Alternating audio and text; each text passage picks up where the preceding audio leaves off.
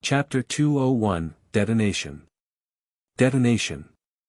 As much as I would like to enter, I would like to first know why I am seeing offensive and restraint runes inside the spell formation. Not even one isolation energy rune is in the formation. Blue light flashed in Leilyn's eyes as he stopped in front of the formation and looked at the Magus within the black fog. To think that you would still find out after all. The Magus in the dark fog smiled wryly, and his voice turned much gentler. It belonged to that of a young woman. Leilyn actually recognized this voice. It can't be helped since I've never really swindled anyone before. The woman forced a laugh and dispelled the black fog that concealed her. The fog dispersed, revealing an ordinary female face. Though she wasn't that pretty, her eyes were extremely gentle and there seemed to be ripples within them, making her unforgettable. On her chest was a large necklace of gems and pearls strung together, each sparkling with every color under the sun. Jenna. It's you. Leilyn immediately recognized the identity of this Magus. This young lady was the first Magus that he had befriended in the Nightless City, and Leilyn's impression of her at the time was not bad.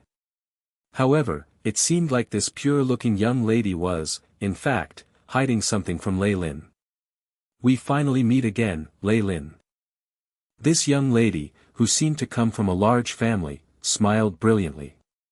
Let's not talk about the things of the past. Shouldn't you first explain the traps laid inside this spell formation? Leilyn pointed at the spell formation with a solemn expression. He had been traveling in secret, and even though he had been on alert, he had been followed by this young woman in disguise and did not realize it at all.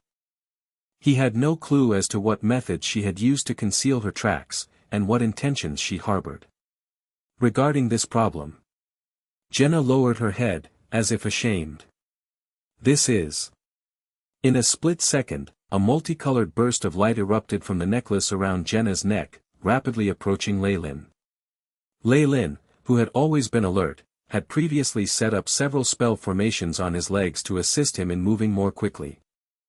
They were quickly activated, and his body turned into several black shadows, that instantly disappeared. Rumble. Rainbow rays of light enveloped the ground and formed a rune on the floor. Under the light, all plants, and even the soil began to wither. Gotcha. At this scene, a smile appeared on Jenna's face. Leilyn, who was in the middle of moving, was shocked. At that moment, a dim spell formation suddenly appeared, and lit up under his feet. Countless white pillars of light rose, forming a cage that locked Leilyn up within. Did she plan ahead and set this up beforehand? No. It's something more powerful than that. Inside the cage, Leilyn shook his robes, and several fireballs crashed into the cage, the black flames burning fiercely. However, these pillars of white light were extremely sturdy. The latent fireball could only cause the light pillars to tremble. It seemed like much more power was needed to break this spell formation. A person who was able to lay such a spell formation was not a simple character. Leilyn carefully looked at this female Magus, suddenly feeling that he had underestimated her. No matter if it was that obvious spell formation trap that was laid as a bait to attract Leilyn's attention, or grasping the right opportunity and making an instantaneous decision to strike, it was not something any ordinary light Magus could do. This particular prediction of where Leilyn was going to land made Leilyn even more afraid. If it was the power of divination, low-leveled magicians were helpless against it. Why? Leilyn, who was trapped in the white-pillared cage, asked. He'd only seen Jenna a few times before he entered the city.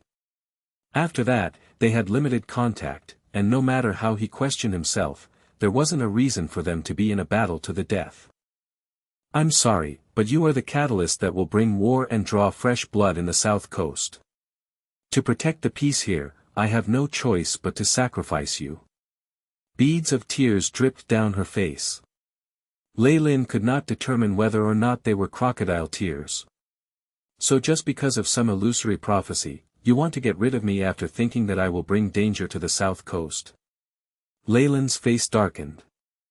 No matter who it was, after being confronted with such a ridiculous situation, they would also be driven mad. Leilyn had thought of many situations earlier, Was it revenge? For the benefits of an opposing faction? However, he had never even thought of such a possibility being her motive. However, since it had already been confirmed, what Jenna had cast before was a type of prophecy spell. You don't need to struggle anymore. This is a cage that I prepared especially for you using fragments of the future that I obtained. Not only is it made entirely out of light elemental particles, I've also included innumerable high-level spells that are fire-resistant. Even with your most powerful attack, it's impossible to break out of there. Jenna suddenly closed her eyes and then quickly opened them. Her pupils were white. For the sake of world peace, please leave this place. Jenna said indifferently, her originally common face unexpectedly radiating a holy feel. As the words left her mouth, the white pillared cage trapping Leilyn began to close in. Countless white threads of light separated from the pillars and enveloped the interior of the cage. These white threads were like thin silk produced by silkworms, wrapping themselves around Leilyn's body as if they wanted to wrap him in a large cocoon. Hee hee. Leilyn paid no heed to the threads surrounding his body and suddenly began to chuckle. What are you laughing about? If you have any last wishes, you can tell me. By my reputation as the Guardian family, I promise I'll help you achieve it. Both of Jenna's arms were placed on her chest, and she made a strange gesture with her hands. No need for it. Looking at your hypocrisy makes me want to puke. A nauseating feeling surged up from within Leilyn's chest. Back in his previous world, he was already strongly disgusted by things such as world guardians, protectors of the peace, and the like. In the name of righteousness, these groups would sacrifice a person for the sake of the greater good. After having seen such a scene in the world he now lived in, an intense killing intent, something that he had never felt before, stirred within him. There will be a day where the world will understand our methods, and world peace will reign forever. Jenna did not mind Leilyn's words and instead replied with a maxim. She then pointed at the cage. Purify. TSSSSS, the white rays of light enveloped the entire cage, and Leilyn suddenly felt as if he had been placed in a furnace. He had a strange feeling that he was going to be melted down. He specialized in dark elemental particles, which were the direct opposite of light elemental particles. He had no idea where Jenna had gotten this spell formation, but its might was incredibly formidable and even Leilyn wasn't able to endure the pain it caused. I still have something to say. Despite the huge pressure on his body, streams of black smoke coiled around Leilyn's body, which was resisting the corrosion of the white light. This scene made Leilyn look quite pitiful. Sinner. Speak your last words. Jenna advanced slowly. Leilyn's lips moved slightly. What? Have the light elemental particles already corroded him to this extent? Jenna got even closer and pressed her ear to the side of the white pillared cage. You slut. You think that this world is operated by your family? In a moment, Leilyn's body was covered by fine black scales, and his eyes had an amber vertical pupil resting within. Leilyn bellowed, hoop of imprisonment. Detonate. Boom. In an instant, a brilliant silver light exploded from Leilyn's arm.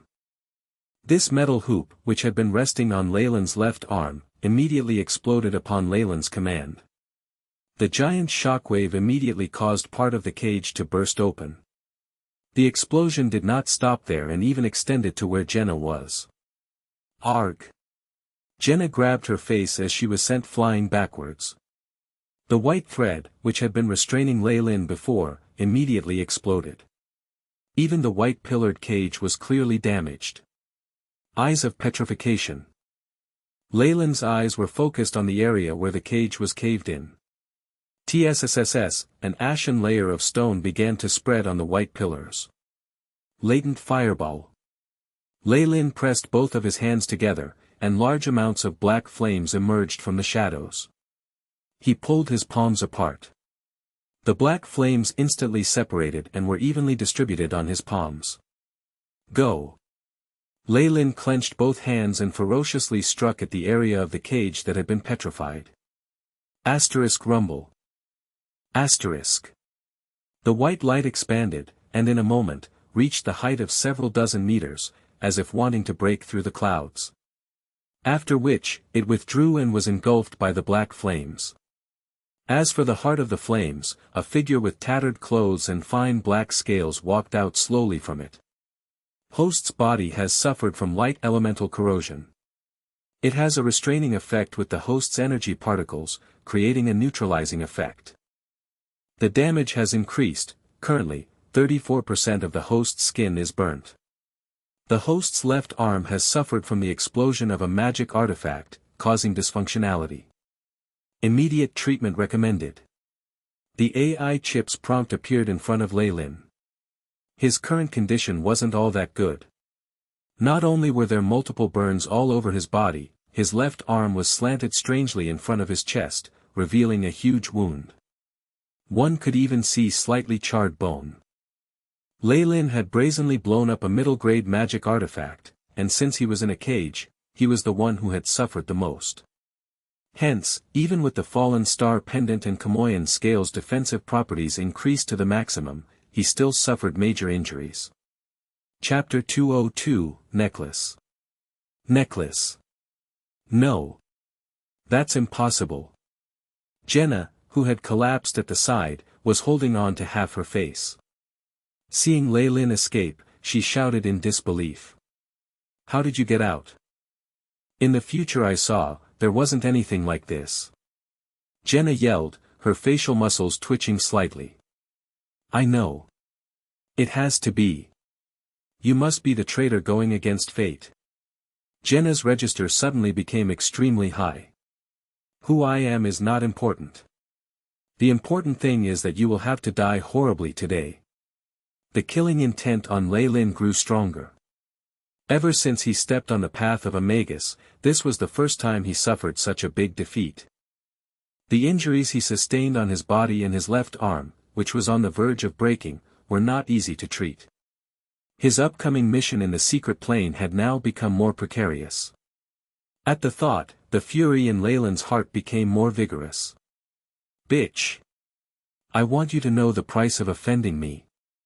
Leilyn roared, and used his right arm, the only one that was still in good condition, to viciously claw at Jenna. Streams of rope-like black smoke emerged from the ground, followed the ground, and climbed towards Jenna. Guard! Jenny grasped the large, thick necklace around her neck. A red gem brightened and a huge lava fireball generated in front of Jenna, rushing towards the black smoke. Boom! A huge energy wave was emitted, the scalding molten lava scattering in all directions, creating large black holes in the ground. Even if you have all the spells prepared in that necklace today, it won't be able to save you. Leilyn's eyes glinted coldly.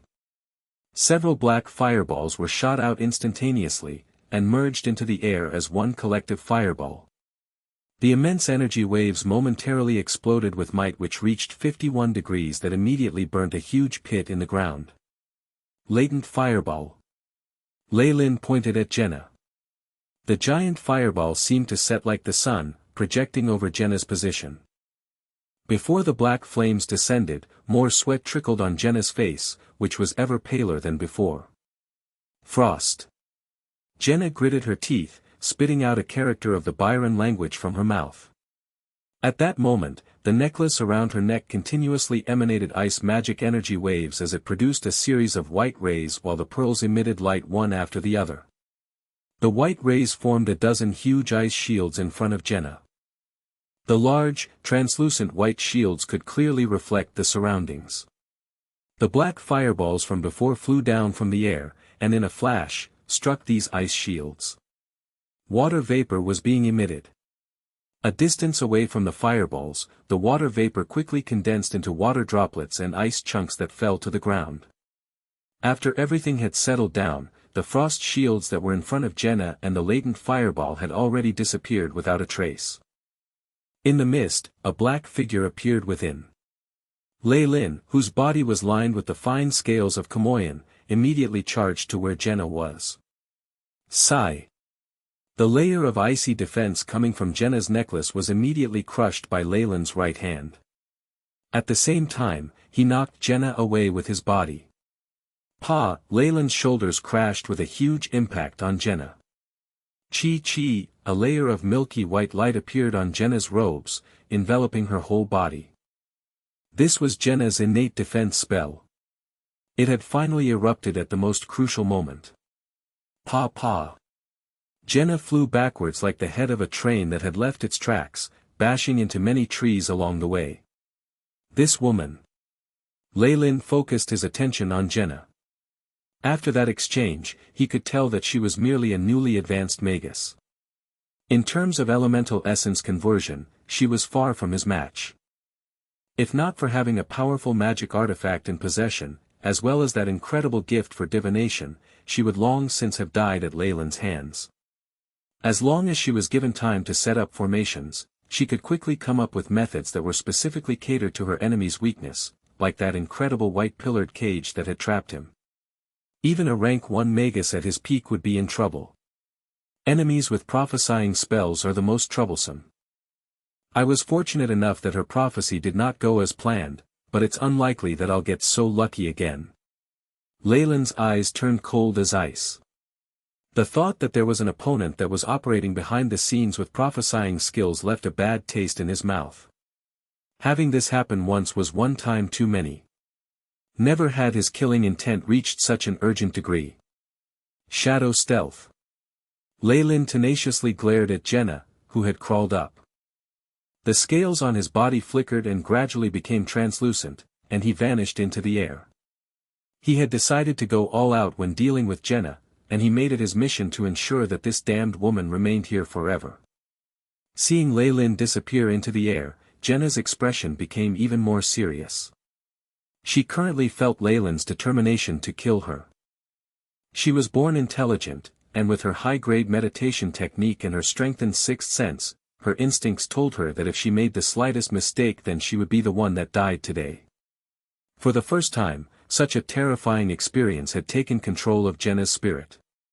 Deep down in her heart, her willpower, which could not be shaken, had slowly given in. For the first time, Jenna felt that it was a very bad decision to come out here alone to assassinate Leilyn. This fear and regret were like a poisonous snake which was continuously gnawing at her already weak mental fortitude. At this moment, a pink heart-shaped gem exploded inside Jenna's necklace. Jenna seemed perplexed at first, but very soon her will was strengthened.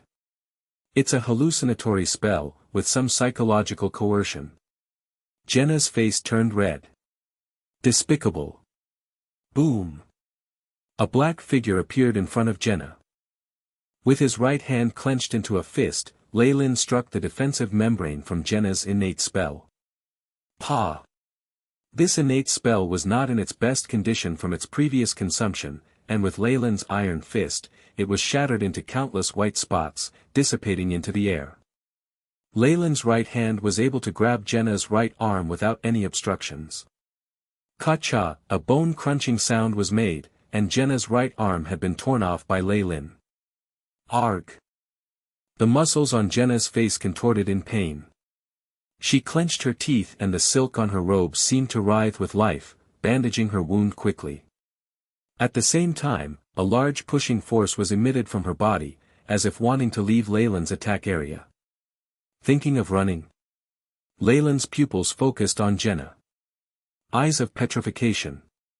Instantly, a mysterious light emitted from Leilyn's amber eyes as he targeted Jenna. Petrification magic. Jenna made a sound of bewilderment. Petrification magic was something that had long since been extinct in the Magus world. Now, this was a spell that only creatures with ancient bloodlines had as an ability. Next, creaking sounds emitted from Jenna's body, as if her muscles had become stiff. A layer of stone began to spread from Jenna's face. Asterisk Ka-cha. Ka-cha, asterisk. In front of Leilyn, Jenna turned into an ashen stone sculpture. Asterisk ding. Asterisk. When the gray-white color had completely enveloped her, a light vibration came from the bulky necklace.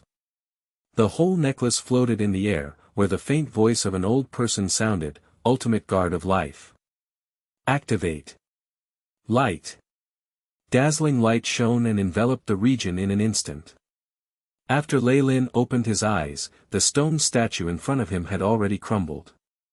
Jenna who was within had disappeared, leaving behind only a pile of petrified skin. After casting this final spell, that bulky necklace lost all of its powers.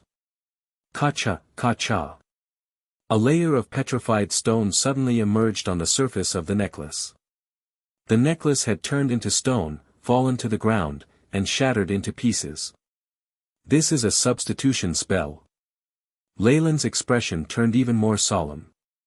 This necklace contained so much power and even concealed a final body substitution spell. An extremely large organization must be behind Jenna. After realizing this situation, the killing intent in Leilyn's heart grew even stronger. You won't be able to run from me. Leilyn inhaled deeply, where blue light appeared in his eyes immediately and scanned the surroundings. Several dozen seconds later, Leilyn's brows furrowed and hurried towards a certain direction. I have to hurry and leave. Jenna grabbed at the stub of her torn arm and rapidly traversed through the woods. The family heirloom necklace was destroyed, yet I wasn't able to get rid of him. Jenna was very dejected. The necklace from before was an heirloom, and for it to be destroyed while it was in her possession was a huge blow to her. Damned heretic! Traitor of fate! There will come a day that I will punish you. Jenna pledged inwardly. Found it. Something that sounded like the devil's voice rang in her ear, and a vicious hot air brushed against her. Jenna quickly pounced to the side. Asterisk boom. Asterisk. A huge explosion sounded at the place she had been at, sections of the ground and plants flying everywhere. Meanwhile, Jenna suddenly smelt something very sweet and immediately after, her entire body became numb and she collapsed to the ground, unable to move. This is the end. Leilyn walked to Jenna, who had breathed in large amounts of chloroform, and raised his right arm expressionlessly. You can't kill me. Do you know who I am? Jenna struggled, stuttering out her thoughts. Without waiting for Leilyn to ask, she quickly answered, I am the successor of the Guardian family. I'm on good terms with the Light Magi domain and various large organizations. The moment you kill me, I don't care who you are. With his right hand armed with black flames, he clawed downwards. Chapter 203, Curse. Curse. Boom. A green hurricane rapidly advanced towards Jenna and formed a green shield that protected her. Leilyn's flaming right hand collided with the shield, producing a tremendous noise. Uncle Manhwa. She produced a wide smile.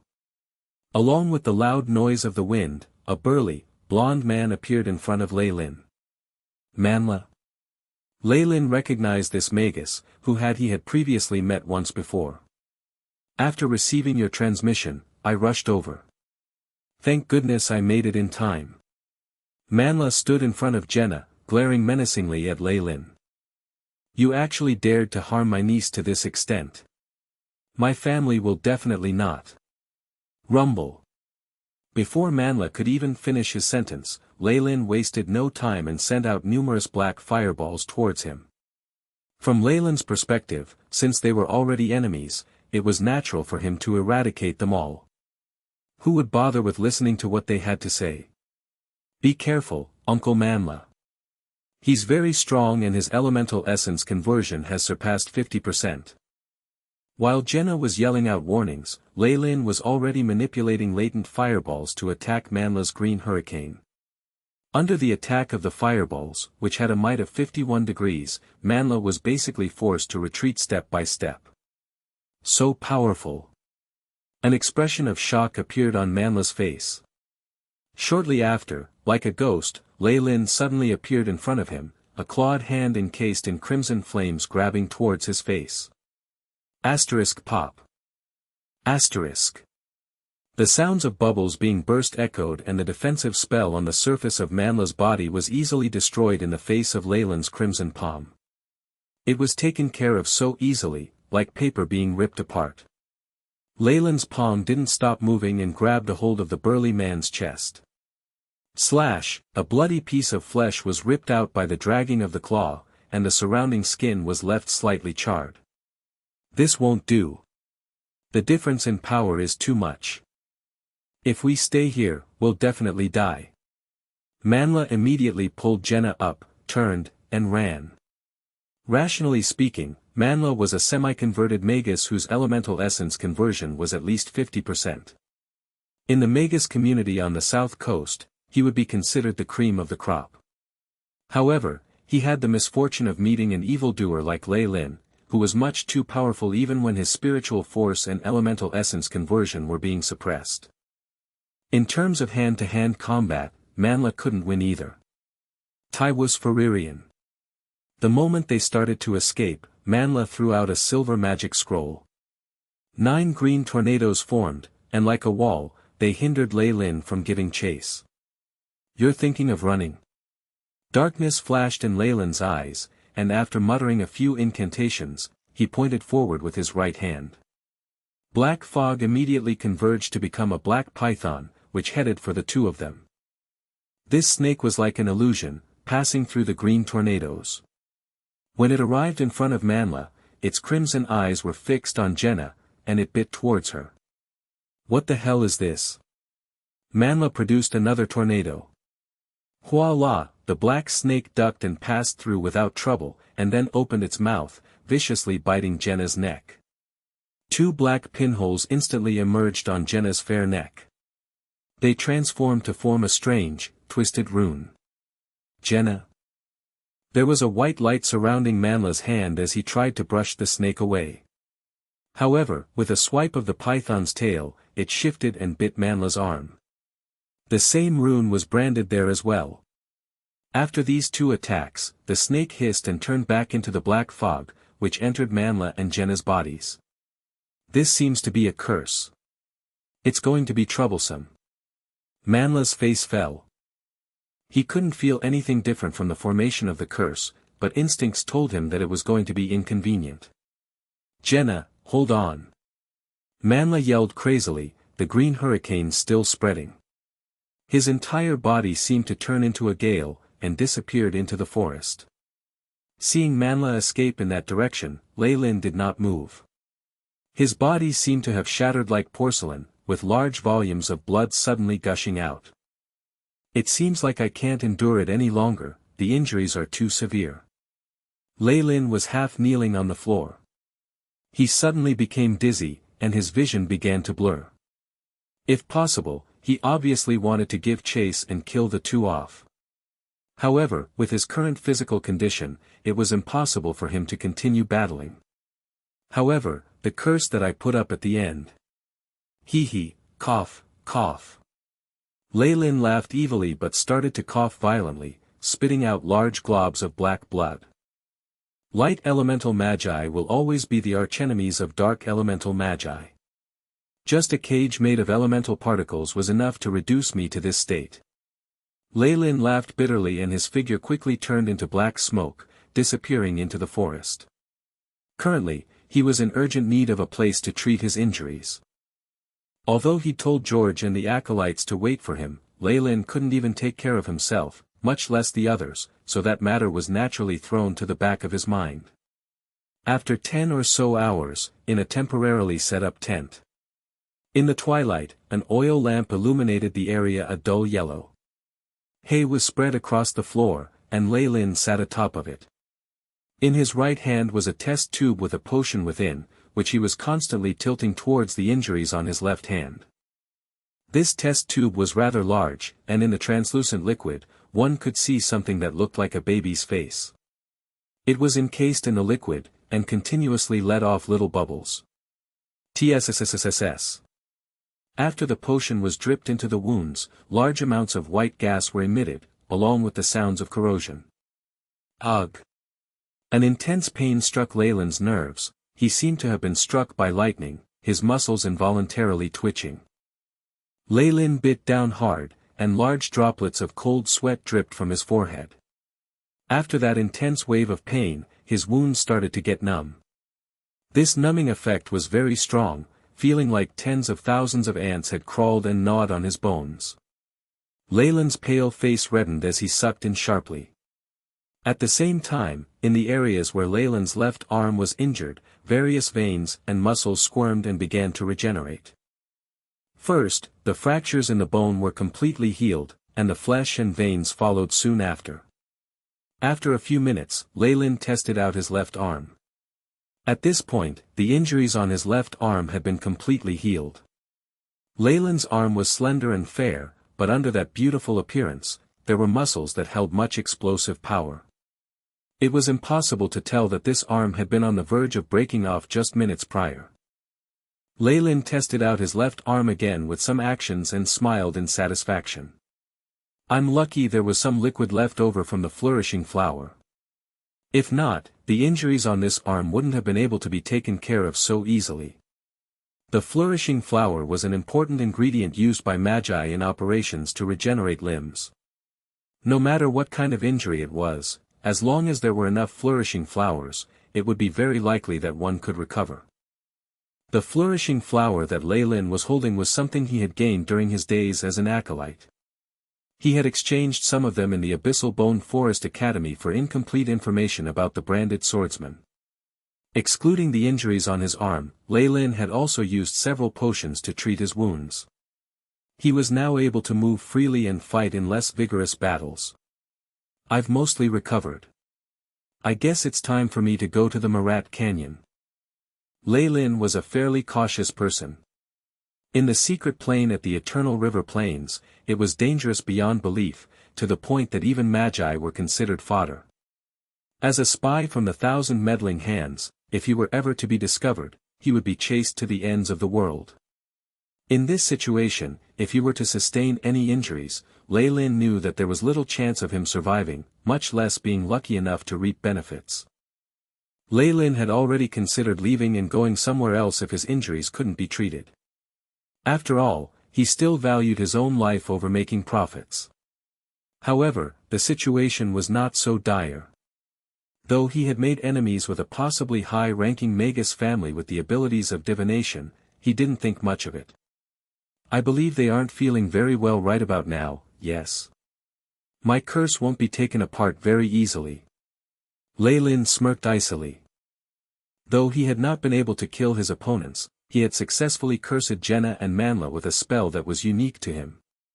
The formation of this curse originated from a curse in the great Magus Surholm's Book of Giant Serpent. Leilyn had started the foundations of that curse and had made the appropriate changes to it. After adding in every method he could think of, the curse was so different from the original that even the great Magus Surholm would be unable to undo it. Like a password, it was complicated and difficult to make sense of.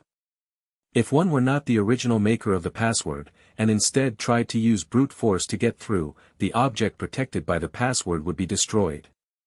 Jenna and Manhwa seemed to have high standings within their family, and most likely wouldn't be given up on so easily.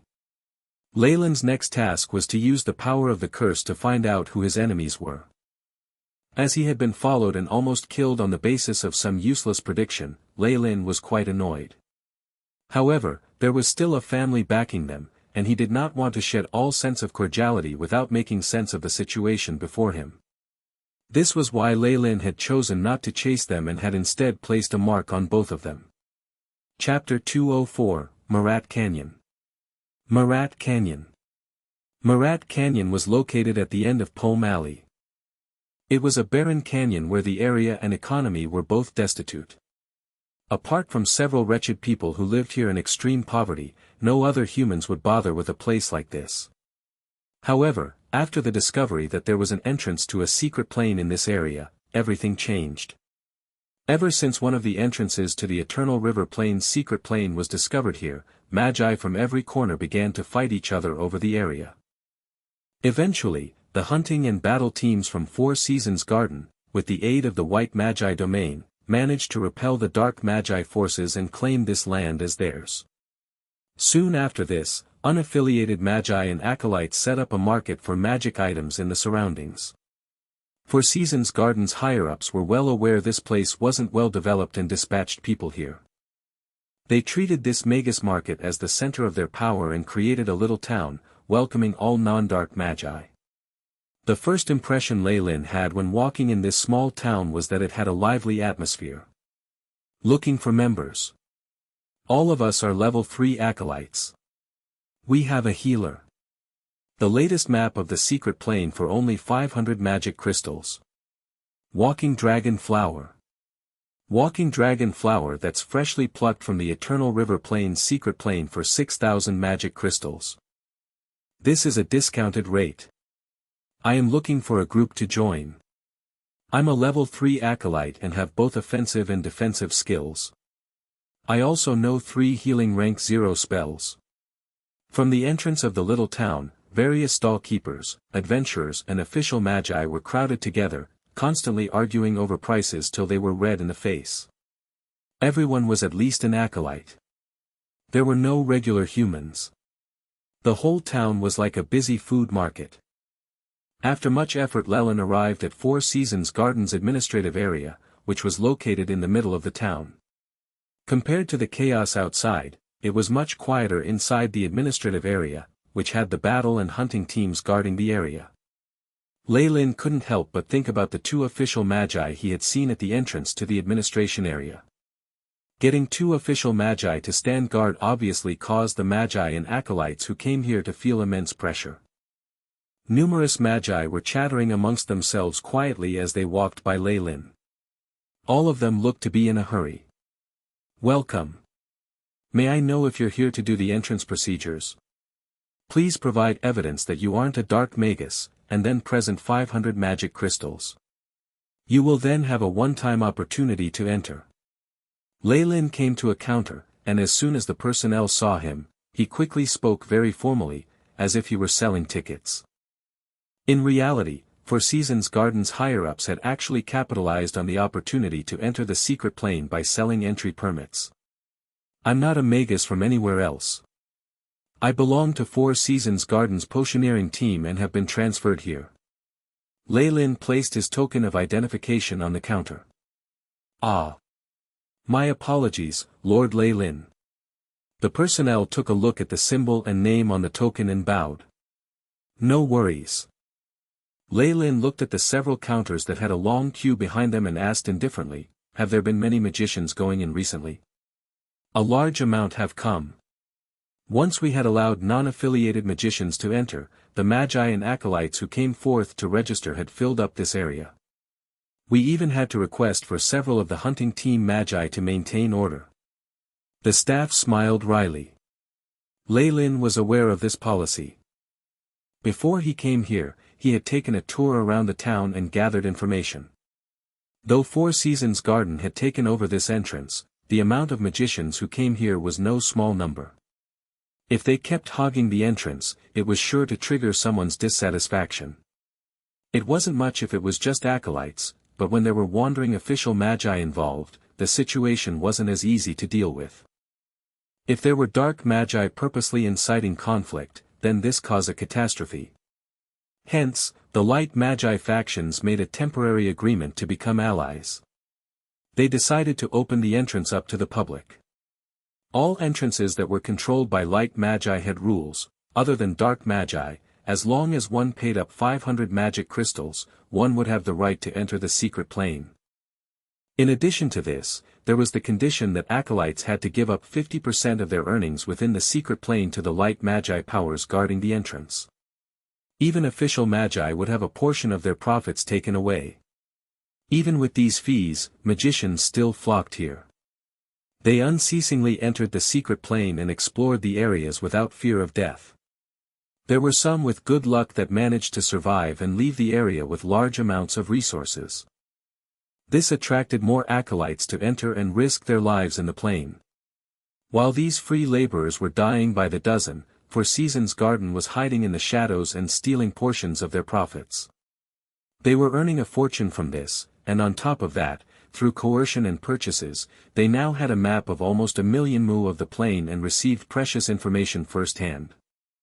To large light magi organizations like the Four Seasons Garden, the resources that were currently inside the secret plane was just a small reward. What they really hankered after was the continuous production of resources that the secret plane could provide. Hence, with the resources as the bait, large organizations such as the Four Seasons Garden were able to attract many magicians with no affiliation to risk their lives and enter the secret plane for the resources. In exchange, they would be able to obtain more information regarding the topography and ecosystem within the secret plane. As for the unaffiliated magicians, even if they were aware of the manipulations and hidden agendas behind the entrance fees, as long as they walked the path of a Magus they had no choice but to enter this profitable scheme that the White Magi had established.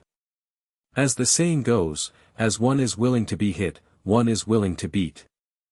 Even Leilyn had no choice but to approve the deviousness of this shrewd plan.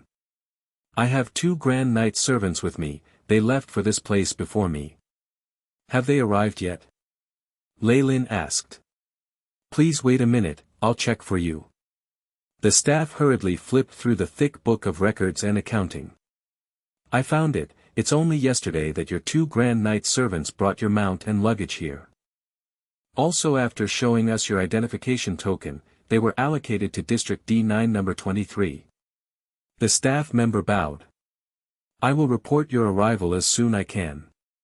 Regarding your task allocation, someone else will contact and inform you in detail. N. Great. Leilyn nodded his head. After leaving a secret imprint with the staff as a proof of his arrival, he left the great hall through the back door. Behind the administration area was rows of orderly wooden houses. These houses were modeled simply, and the edges were rather rough. They looked as if their construction had been rushed. Within these wooden houses, one could occasionally see a few magi and acolytes wearing Four Seasons garden accessories. In the middle of these buildings, a huge platinum gate that was tens of meters tall was standing tall proudly like a mountain. It stood tall there like an ancient existence. On the gate were numerous runes connected together. They seemed to be alive and kept wriggling on the gate frame.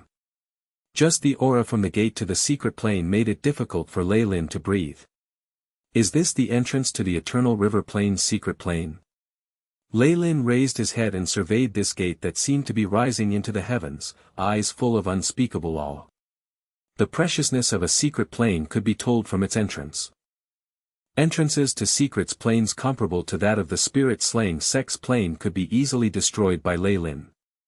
The Gargamel that was as strong as a rank 2 Magus even had the terrifying power to break out of such planes. However, if it were here, that Gargamel might not be able to even create a crack in the gate to the Eternal River Plain's secret plane. With an area of more than 10 million mu, its internal structure and defenses had to be unimaginably strong. Even if rank 2 or 3 magi were to battle fiercely, the secret plane would be unaffected. Leilyn guessed that even a rank 4 Morning Star Magus would have a hard time trying to destroy this platinum gate. Such a secret plane could be said to be a continental treasure.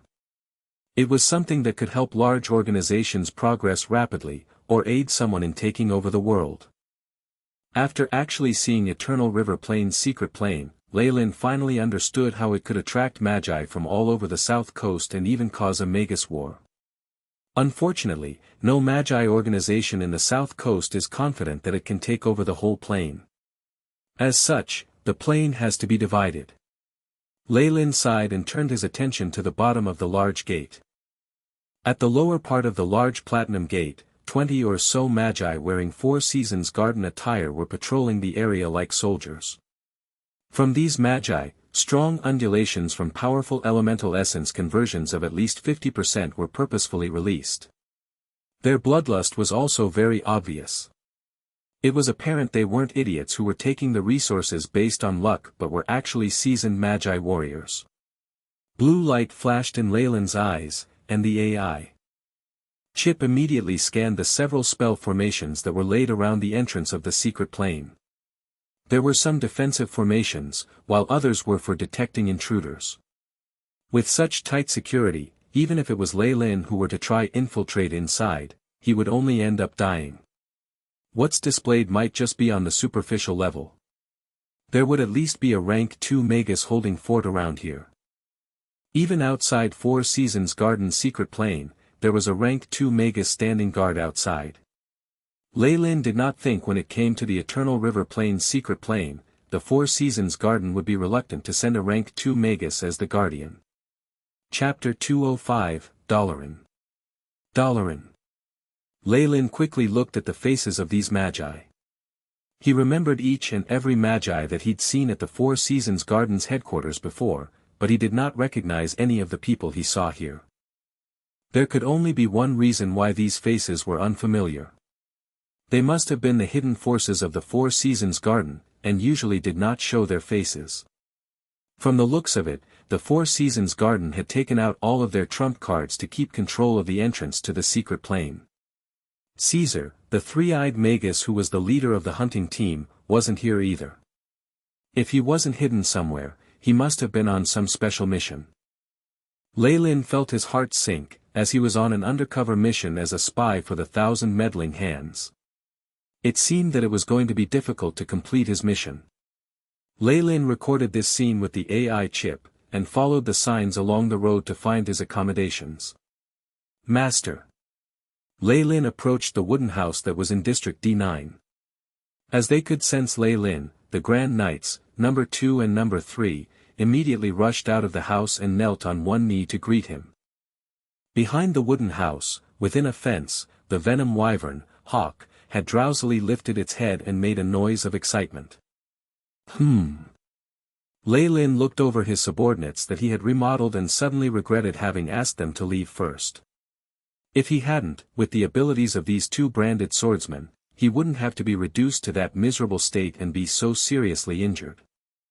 It's important that I find an opportunity and test out the battle abilities and power of the branded swordsman.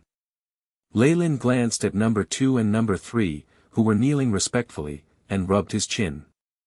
The Four Seasons Garden worked very quickly, and during the evening, a worker in something similar to a suit knocked on the door of Leilyn's house.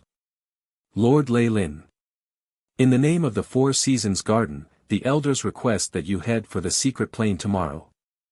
You will be taking over Zone 13. This person was also an official Magus. He spoke very slowly, with clear pronunciation. After reading, he passed a piece of parchment that had been stamped to Leilyn. Leilyn raised his arms and took it. The transfer order was on a stack of rather thick, dull yellow pieces of paper that gave a very firm feeling.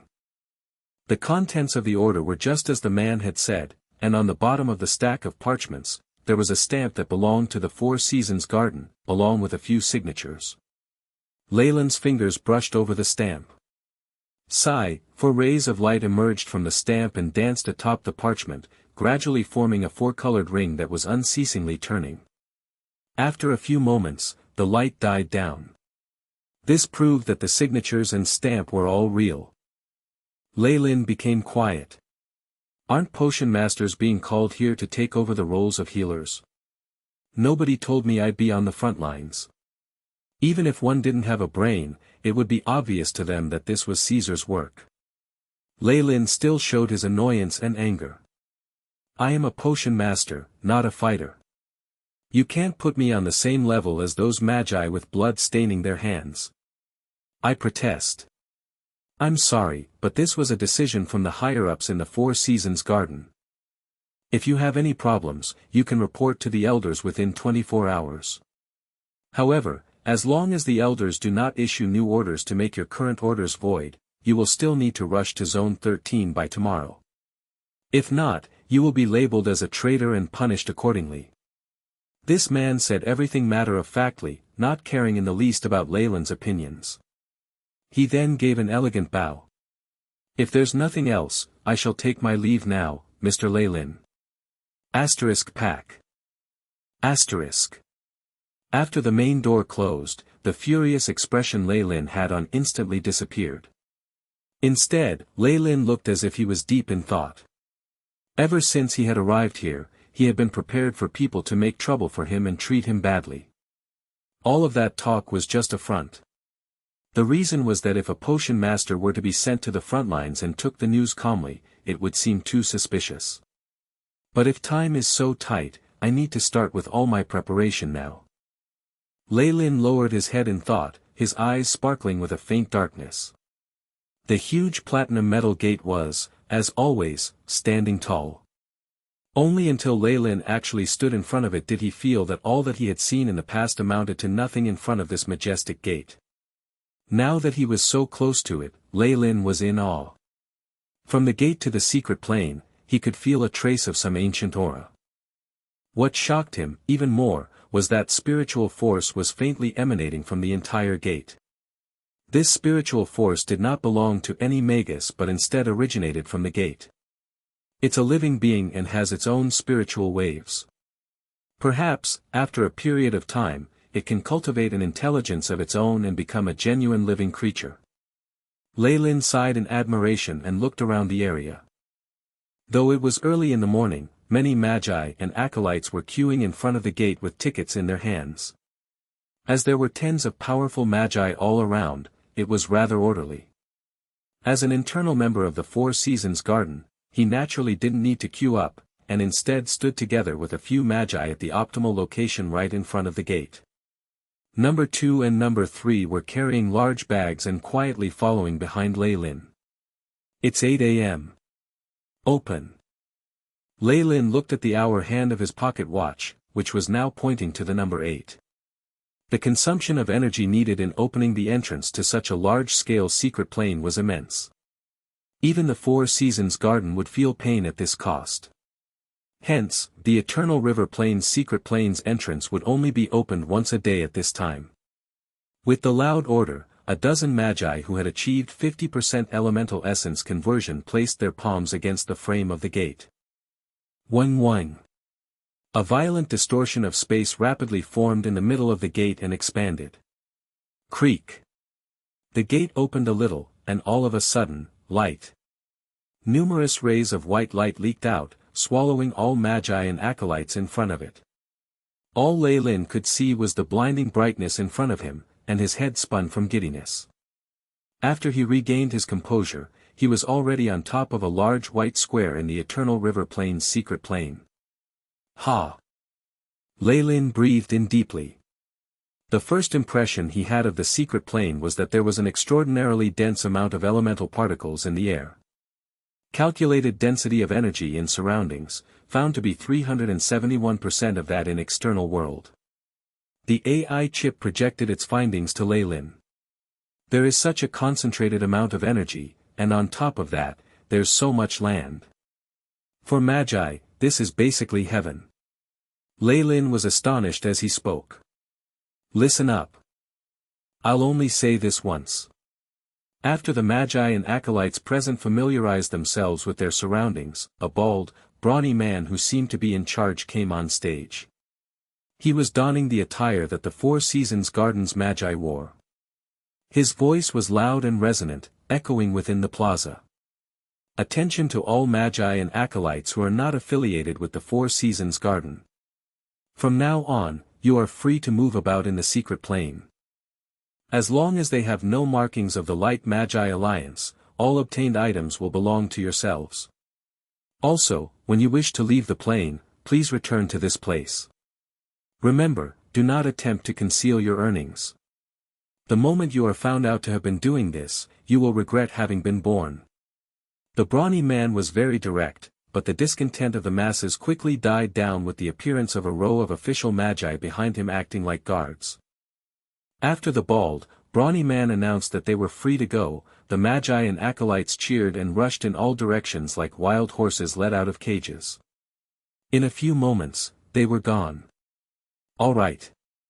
You are Magi from the Four Seasons Garden, yes? Come with me. The brawny man turned his attention to Leilyn's side, and his tone and facial expression became much friendlier.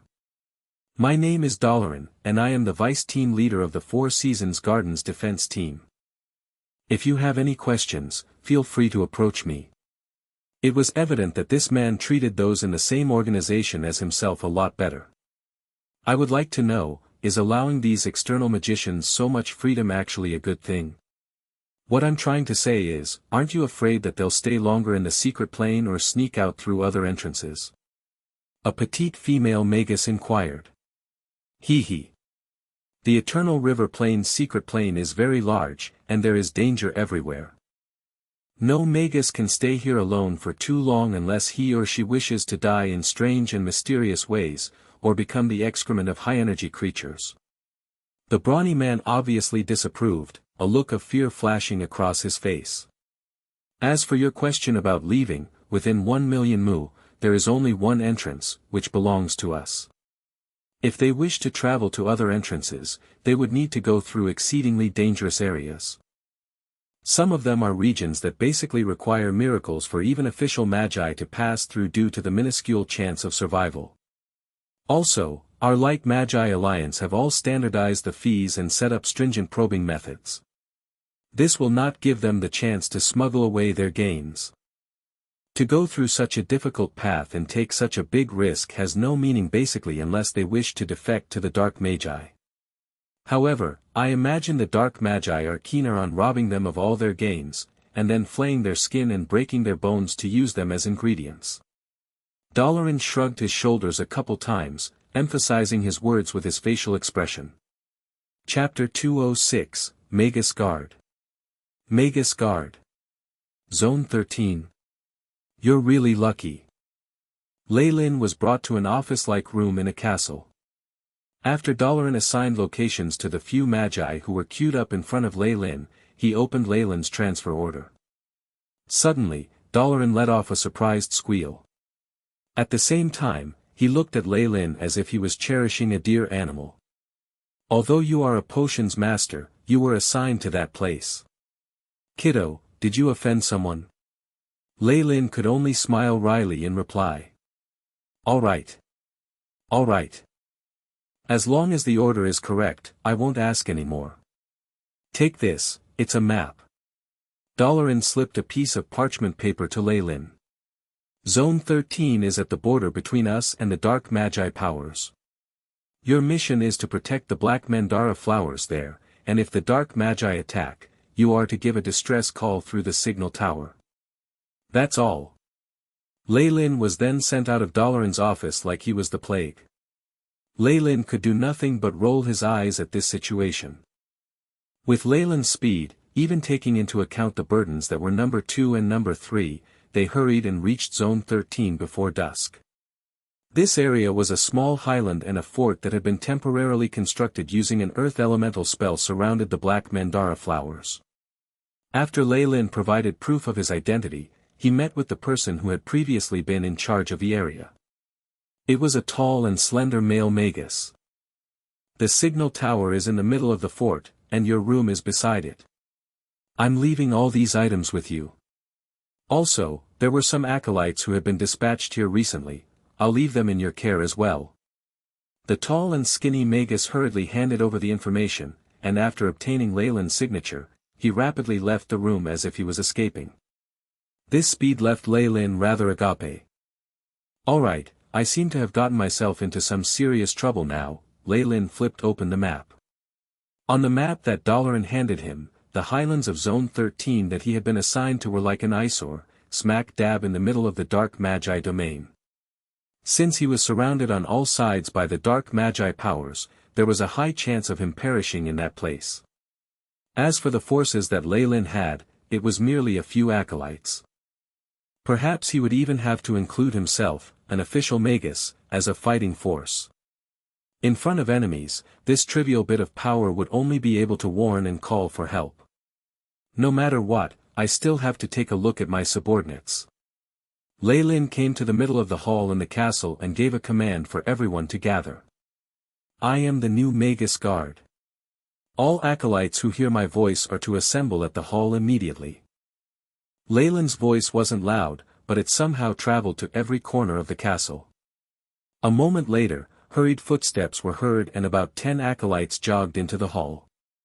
These acolytes' attires were messy. Though they all donned the grey robes that signified that they were acolytes, the symbol of their academy and decorative motifs were all different, indicating they were the inferior acolytes that had been left behind by various academies. The acolytes gave off energy waves that showed they were around level 2 or 3. Upon seeing Leilyn, they all bowed in greeting, though they looked quite bewildered. Leilyn patted his head. That Magus from before had left too eagerly and hadn't even bothered handing over his role to Leilyn in front of everyone in the fort. However, it was a fact that the slender Magus had transferred his symbol of authority to him. Leilyn withdrew a black scepter from his sleeves. Following which, various colored defensive runes formed a spell formation within the large hall. The scepter that he was holding on to was the device to control the defensive spell formations within the castle and was showed that he was the Magus leader. After seeing the black scepter, the acolytes present understood the reason for his presence. "We greet the Lord Magus Guard. I'm Leilyn. You. Tell me now, is everyone present?" Leilyn pointed at an old geezer acolyte. Reporting to my lord. Apart for a few acolytes who have been delayed, the acolytes in this castle are all here. The old geezer cowered as he reported to Leilyn. Just at this moment, several acolytes appeared at the entrance of the large hall with fear evident on their faces.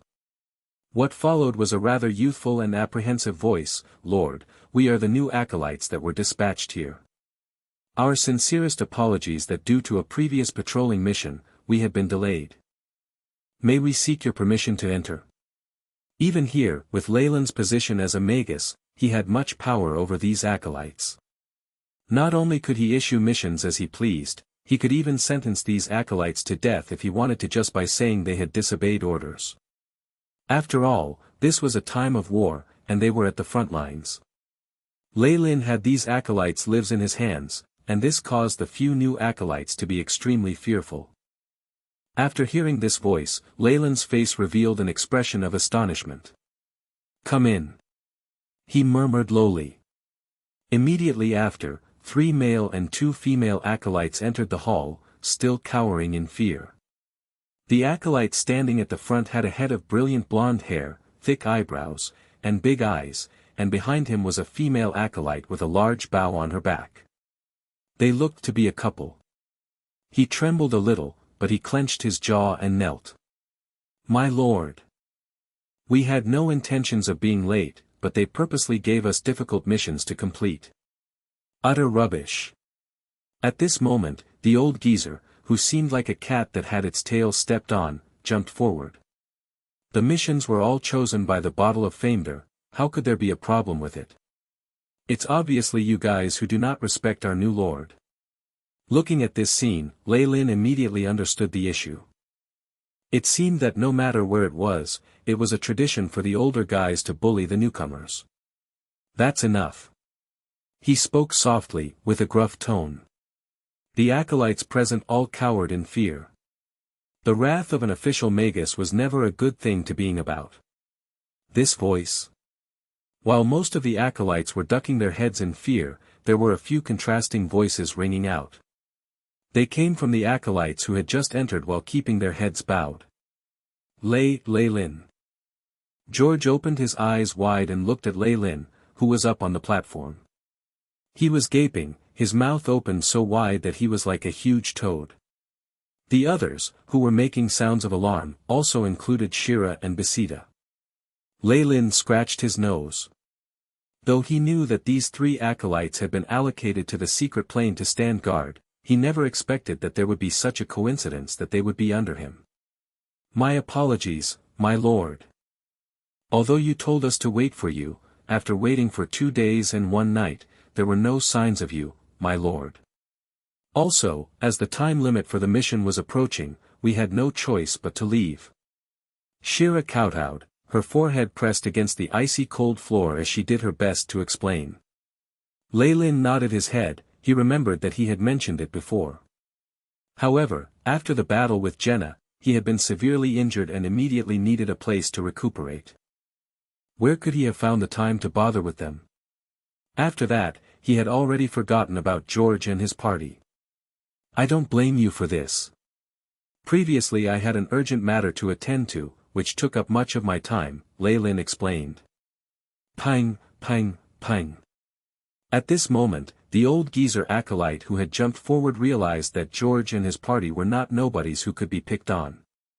On the contrary, they were backed by an official Magus. He felt as if his soul was wrenched out of his body. Quickly kneeling on the floor, he kowtowed until fresh blood appeared on his forehead. Lo! Lord! Please forgive me. The old geezer felt exceptional fear.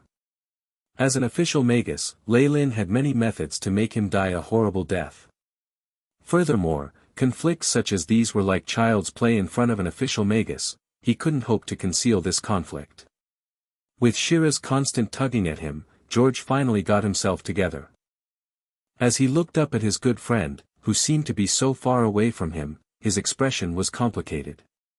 They were once good friends, but Leilyn had surpassed George by such a huge margin that the old man, who was usually hard to deal with, was kowtowing and begging his pardon. This was a complex feeling that was difficult to make sense of in a short period of time. George's head was spinning. Although Shira had told him about Leilyn after he woke up, seeing the truth of Leilyn's real identity for himself was much different from just hearing about it from others. However, George was well aware that he could not maintain the relationship he had with Leilyn in the past. It would only be possible if he advanced and became an official Magus, and Leilyn did not increase his power and stayed at his current position. But how was that possible? George looked at the dashing young man with jet black hair.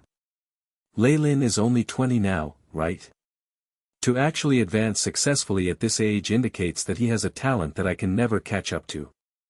In comparison to George and Shira, Besida, who was at the side, was stunned, and her expression was even more complicated. Emotions such as shock, regret, and fear, along with some other emotions she could not make sense of, cycled through her face. That's enough. Leilyn waved his hand with an indifferent direction, motioning for the old geezer to stop his kowtowing. I don't care for your matters. However, from today onwards, such petty conflicts must end. If anyone continues with it, causing our forces to dwindle and letting the enemy gain an advantage, I will draw the culprit's spirit from his or her body, and torture it for 100 years. Are we all clear on this? Leilyn knew deep down that such bullying traditions could not be avoided. Under normal circumstances, if it was not for the fact that he knew George and his group, he would not have given a hoot about the issue. However, with Leilyn here now, not only would these acolytes stop bullying George and his party, they would even do their best to curry favor with them. As a result, he did not have much to say. Chapter 207, Harvesting. Harvesting. Alright, if there's nothing else, you are dismissed. Leilyn looked at George, who appeared to have something to say but kept stopping himself, and then at Besida and the others who kept silent. He could feel his enthusiasm waning. Ever since he advanced to become an official Magus, he seemed to be in a different world compared to his original social circles. Even though his old acquaintances were right in front of him, they felt incredibly unfamiliar, as if hundreds of thousands of years had passed. Understood. The acolytes under him bowed and quickly retreated. Even George and Besida left the hall cautiously after bowing. Besida, who was the last to leave, gave Leilyn an incomprehensible look and quickly withdrew. In the dark hours of the night, after completing one round of Kamoyan's pupil meditation technique, Leilyn was lying in bed resting. Suddenly, he opened his eyes. Immediately after, a soft knocking came from outside. Come in. The door's not locked. Leilyn got up and spoke indifferently. The door creaked open, and a human figure dressed in a gray cloak walked in. Besida. What can I do for you? Leilyn glanced at this girl with silvery white hair, his eyes giving off a mischievous aura. Lord Leilyn, please forgive Besida for her previous offenses. Besida's voice was mild and gentle as she spoke softly. Following which, she removed the cloak that she was wearing and revealed a stark naked body that was underneath it. Besida's body had matured from the time he had last seen her. Her body was extremely voluptuous and with exquisite snow-white skin, it seemed as if water would gush forward when the skin was pinched. Besida looked at Leilyn as she slowly knelt down. In her ruby-red eyes, there seemed to be a fawning look earnestly seeking forgiveness. One might wonder about the feeling of having a beautiful and stunning girl kneeling in front of you, stark naked, for your forgiveness, in the wee hours of the night. Right now Leilyn had experienced it for himself. However, his expression was serene, as if Besita's seductive and delicate body was but a broken skeleton in his eyes. Leilyn looked over this intelligent, but also shrewd girl. You are smart, but at times, you're too smart for your own good. He raised his right hand and caressed Besita's face, and then trailed it down to her breasts. You're trying to seduce me.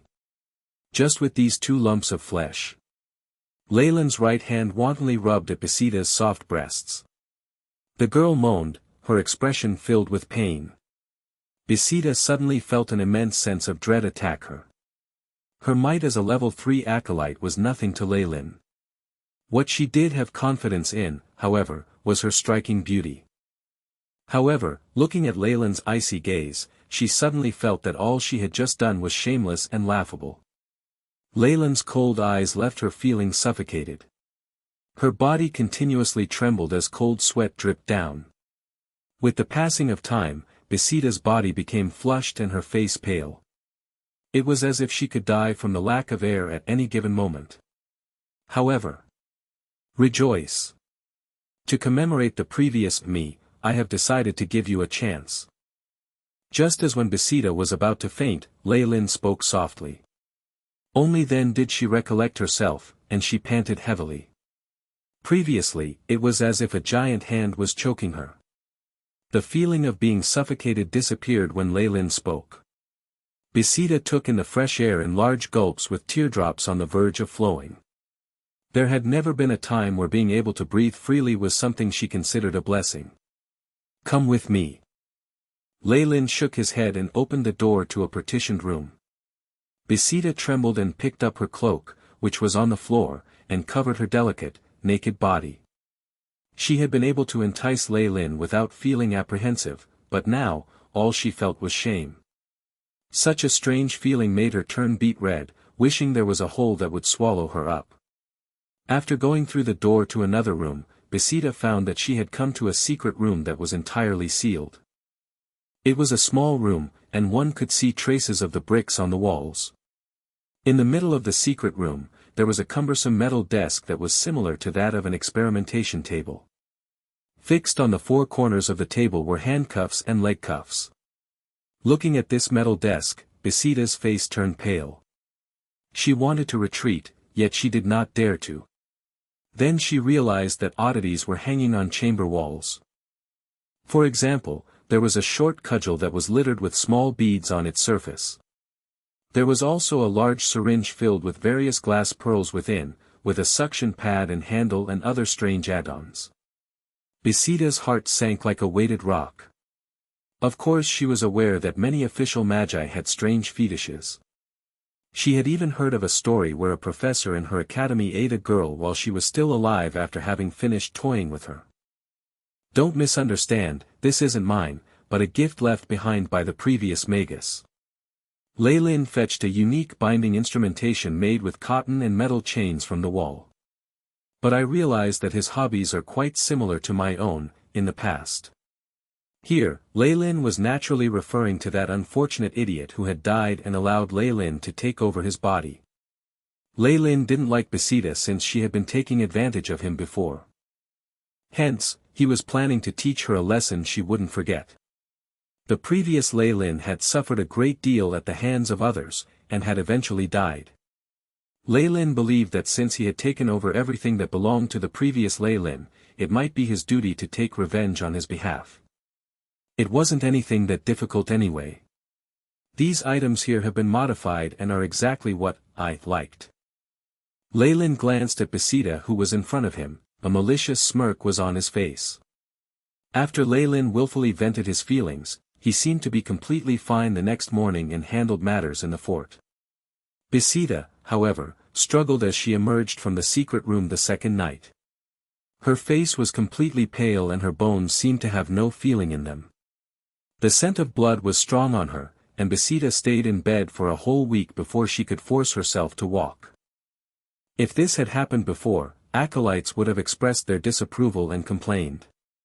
But now, even if Besita were to be absent for 7 days, they could only tolerate her behavior. After all, not every acolyte could have relations with an official Magus, right? She suffered repercussions after that incident, and every time she looked at Leilyn, both her legs would involuntarily shake as if she had seen a devil. Of course, Leilyn didn't care about that. Once he had used all the methods that he had gleaned from the previous Leilyn's memories on Besida, he never approached her again. The reason for what he did to her wasn't because of some perverted desire or hobby. He simply wanted to punish her and take revenge for the original Leilyn Farlier. Hence, after heartily venting his anger, all matters regarding Besida had been forgotten. Leilyn was currently patrolling the sea of black mandara flowers. These black flowers had petals that were the size of a palm. Atop were blue spots that were like stars, and in the night they would even give off milky white rays of light. The black mandara flower was a subdivision of the mandara flower. Their petals were an extremely precious resource for acolytes and even official magi who specialized in negative energy. In the external world, a black mandara flower petal could sell for a staggering price of over 1,000 magic crystals. And here, what Leilyn had in front of him was a whole sea of these flowers. The resources in the Eternal River Plain's secret plane are so bountiful that it makes one's hair stand erect. Leilyn exclaimed even though it was not the first time he had seen them. A pity that above this sea of black mandara flowers there was a surveillance spell. Before he decided to turn his back on the light magi, he had to temporarily restrain any notions of seizing the flowers for himself. In addition to the surveillance spell, there were intricate probing spell formations at every entrance to the secret plane. The question of how to secretly transport these resources out was a very troublesome problem. Now he could understand why the Four Seasons Garden wanted to erect a fort in this area. Occupying a strategic location was just one aspect, but Four Seasons Garden could also not give up this huge sea of flowers. Although the Eternal River Plain's secret plane was extremely vast and had bountiful resources, this sea of black mandara flowers was extremely valuable even amongst the other resources in here. If not for this terrible location, the Four Seasons Garden may have most likely sent a large army to defend this area. Lord! Our task every day is to try harvest as many of these black mandara flowers and transport them away before the enemy arrives. Beside the sea of flowers, an acolyte trailed behind Leilyn and explained the concrete details. Enya rings bless us. As those damned dark magi discovered several large-scale resource areas, skirmishes arose as a result. We will most likely be facing a large amount of dark magi forces. There are still some dark magi and acolytes who try to break through the defenses every once in a while to steal the resources. Furthermore, we also have to guard against certain light magi. This acolyte smiled wryly. I understand. Anyway, our mission is to harvest all these flowers as soon as we can and fend off wandering magi and acolytes. If we are in a situation of distress, we have to send a signal. Is that right? Leilyn asked indifferently. Yes, that's about it. The acolyte's smile turned even more bitter. Such a tactic was plainly inviting Leilyn and his party to dance at the edges of a sword and use their lives in exchange for resources. I got it. Leilyn spoke solemnly after a moment of silence. Chapter 208, Conflict with Seal. Conflict with Seal. Leilyn looked over the immeasurable number of black flowers in the distance as he calculated their progress. As long as all these black mandara flowers were harvested, the headquarters wouldn't have any reason to prevent him and the others from leaving. All the acolytes that Leilyn had previously met were currently in the sea of flowers, carrying simple containers made from green vines. Their hands were covered with rings of dark energy particles as they plucked the black mandara flowers with great care. This progress is too slow. With this kind of harvesting speed, Leilyn estimated that it would take at least another month before this field of flowers would be completely harvested. The opposing dark magi would never give them so much time. I must find a way to speed up the process. Leilyn squatted on the ground. With his hands covered by the dark light of a magic spell, he touched the petals of the black mandara flowers, a light flashing in his blue eyes. Asterisk ding ling ling. Asterisk. Suddenly, a series of shrill sounds, like those of a small bell, rang. Buzz buzz, a barrier of white light was emitted to tightly surround the field of black Madara flowers. The defensive spell formation has been activated. There's an intruder. An acolyte started to yell, "Everyone, beware." Whoosh, suddenly, a dark silhouette darted out from the high grass surrounding the field of flowers. Asterisk crack. Crack, asterisk. Two huge white skulls emerged from the hands of the black silhouette. The skulls didn't have bodies attached to them, and floated in the air spookily. Inside each of the skull's eye sockets was a red ball of continuously burning flames. These huge skulls opened their jaws, revealing fine, sharp, white teeth as they bit into the white light barrier. Asterisk boom. Boom. Boom, asterisk. The white light of the barrier was blinking constantly, as if it would break at any moment. "Oh!" the black silhouette exclaimed in surprise, seemingly unsatisfied with his own performance. Following which, a black aura consisting of energy particles appeared around his body. Suddenly, the black energy aura emitted a serene light, which turned into two streaks of light as they hit the skulls. Asterisk crack. Crack. Crack, asterisk. The red fire within the skull's eye sockets suddenly expanded, and the structure of the skulls expanded considerably. Cracks even appeared on the surface of the skull. It seemed that the energies inside were expanding too rapidly and the skulls were on the verge of bursting. Following this transformation, the offensive power of these two skulls increased. The white light barrier kept shrinking, and in the end, it finally broke in front of the crestfallen acolytes. A semi-converted elemental Magus? We are finished. A more experienced acolyte collapsed to the ground with an expression filled with despair. Fear not. Lord Leilyn is also an official Magus. George held the small hand of the trembling Sharera. What would you know? The previous acolyte, who had collapsed to the ground, yelled in despair, "Our side only has this newly advanced and outcast Magus. On the other hand, our opponent is a powerhouse who has been an official Magus for dozens of years. Being a semi-converted elemental Magus, all his spells are stronger by at least half. At this stage, he is simply invincible as compared to those newly advanced magi." Believing that his end was nearing, this acolyte didn't care anymore. He even started to be disrespectful towards Leilyn. Hee. A very interesting explanation, but quite accurate nonetheless. The black silhouette walked unhurriedly towards the flower field, and revealed himself to Leilyn and the rest. He was a young green-haired Magus. He was dressed in a strange black robe, which had a few green skulls and chains embroidered on it. He's from Kurut Academy, which is known for its methods of torture and use of the spirits of the dead. Leilyn's eyes flashed as he recognized this Magus in front of them.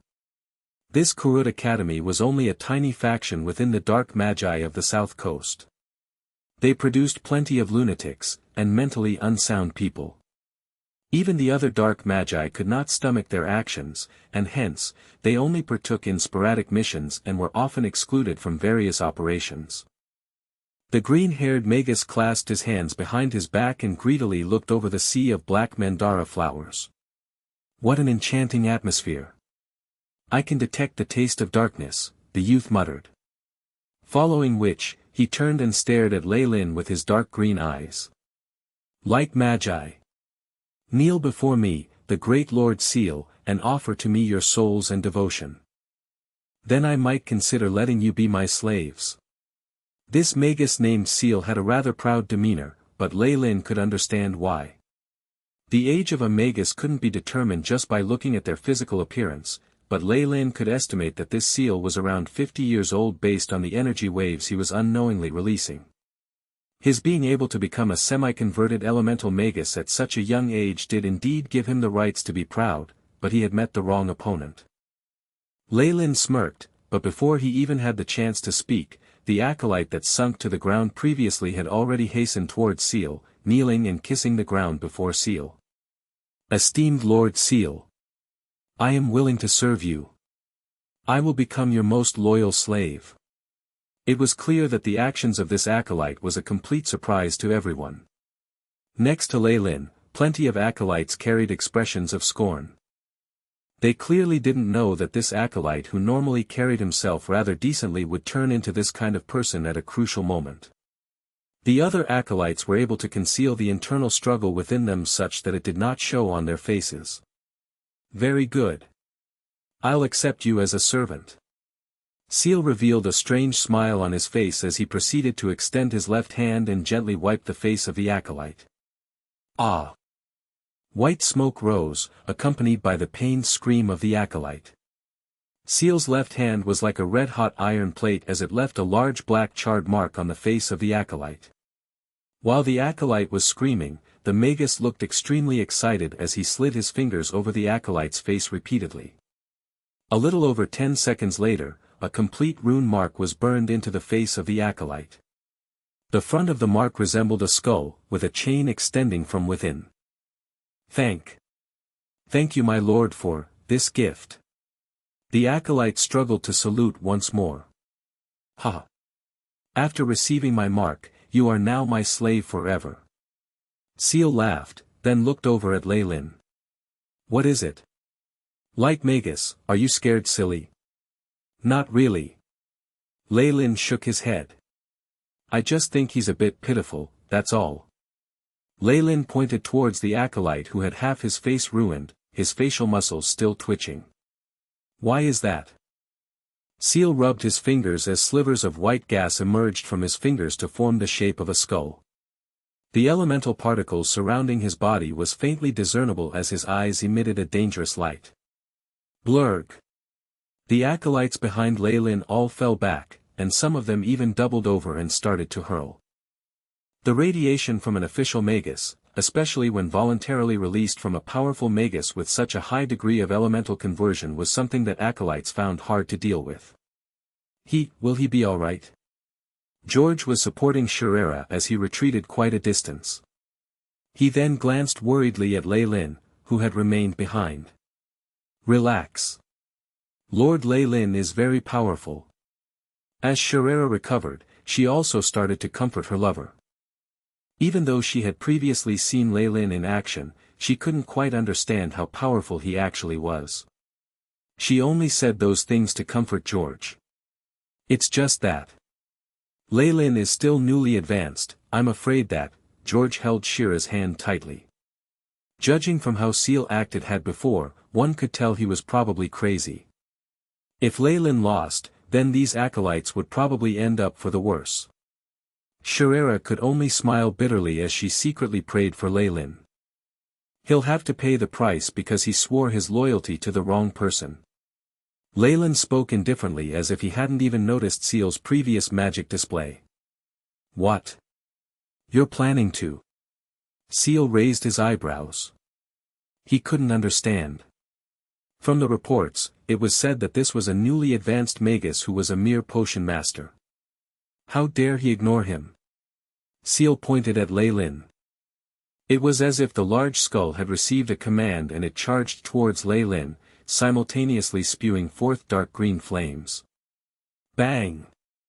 Leilyn steeled himself for the attack with a nonchalant expression and charged forth. Is he crazy? Before Seal could finish his sentence, Leilyn uttered a single-syllabled word. Immediately a dark red light erupted forth from within Leilyn's body. The falling star pendant's defense activated immediately and formed a dark red barrier around Leilyn.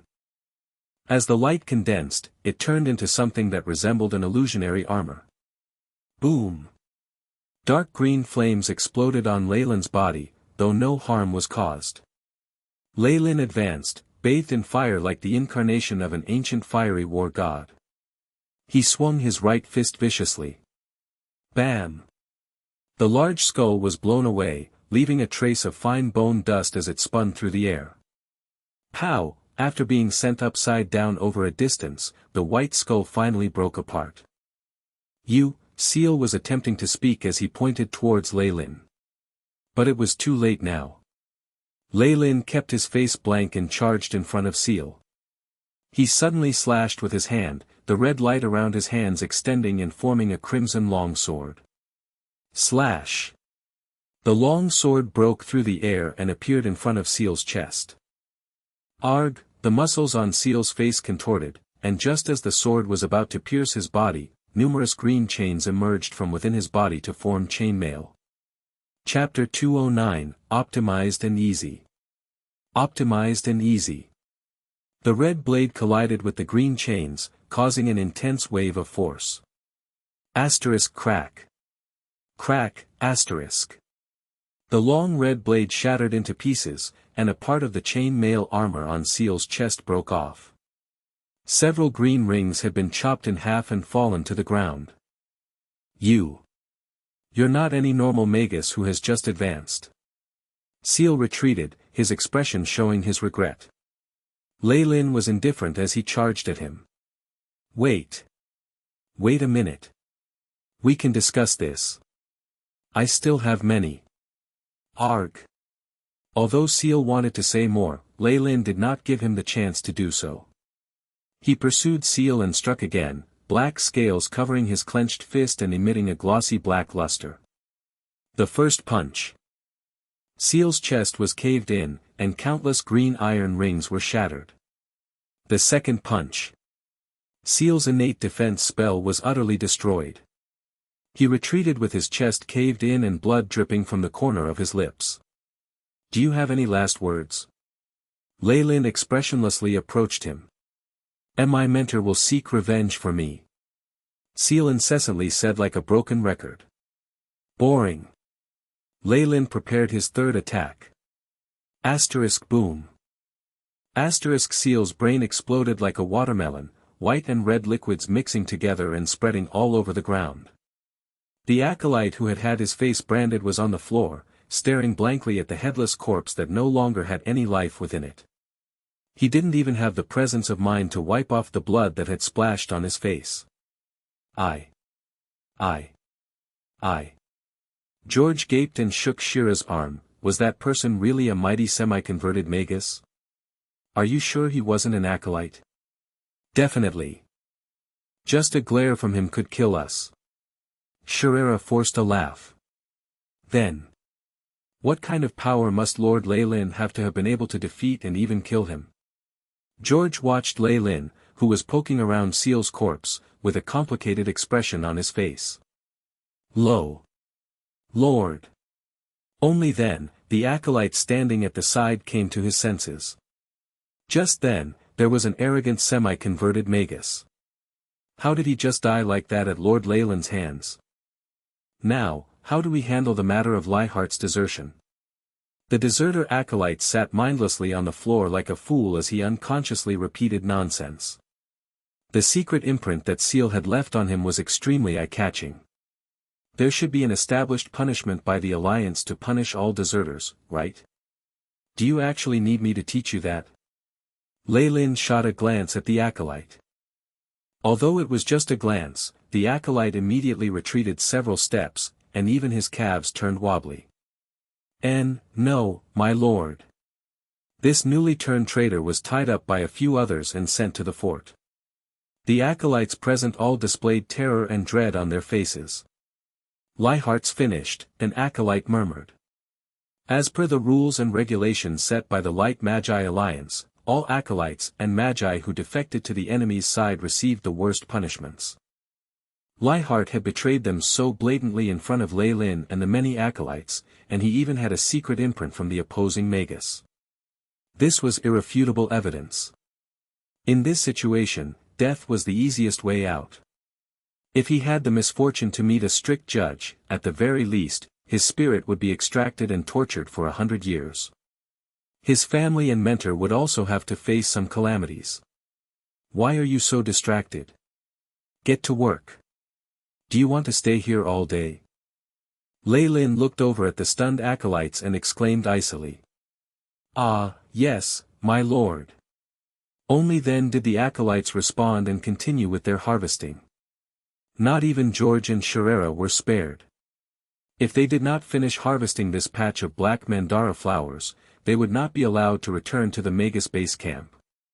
No matter how powerful Leilyn was, he would eventually be pressured by the dark Magus forces.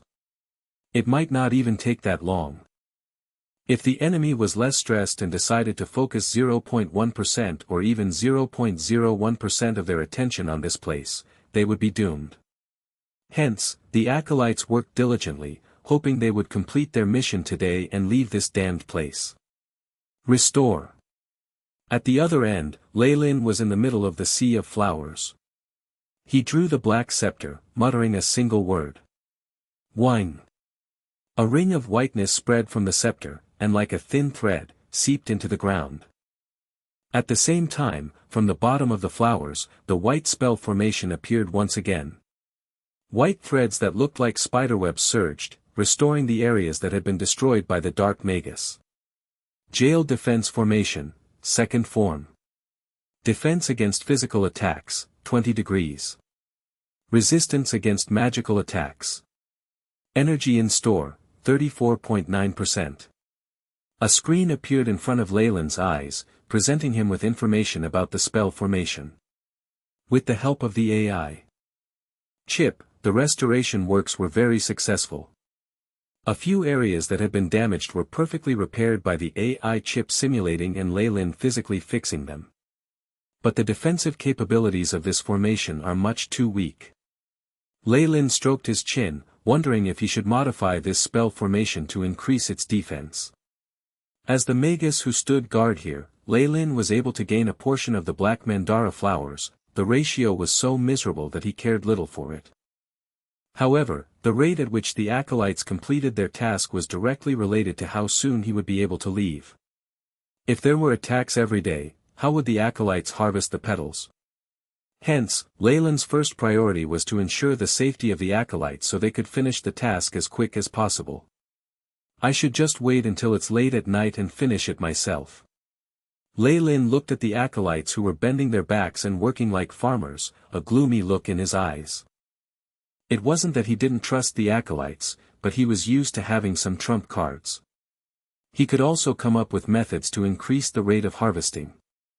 As long as he increased the rate at which the AI chip operated, and prioritized this task, it would take but a few days. It was highly possible that by that time, the acolytes would be able to work quicker. In the blink of an eye, about half a month had passed. In Eternal River Plain's secret plane, the round disk in the sky began to descend, leaving a shadow on the ground. The Magi organization that had constructed this secret plane had used some sort of spell and structured it so that there was a sun, moon, and different seasons.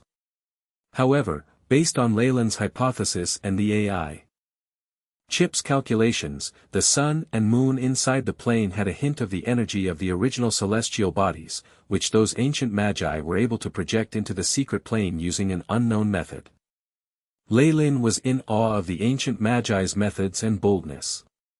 In Tel Jose City, the humans had made use of the volcano to allow increased production in its vicinity through the use of a spell, and just this had left Leilyn agape. However, compared to the ancient Magi who could take the stars, embrace the moon, cause storms with one wave of their hands, and cast rain with another wave of their hands, Leilyn had to bow down in inferiority. Not only is Lord Leilyn a mighty Magus, he actually specializes in the study of plants.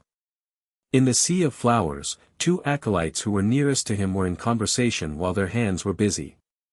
That's a given, after all, he is an official Magus.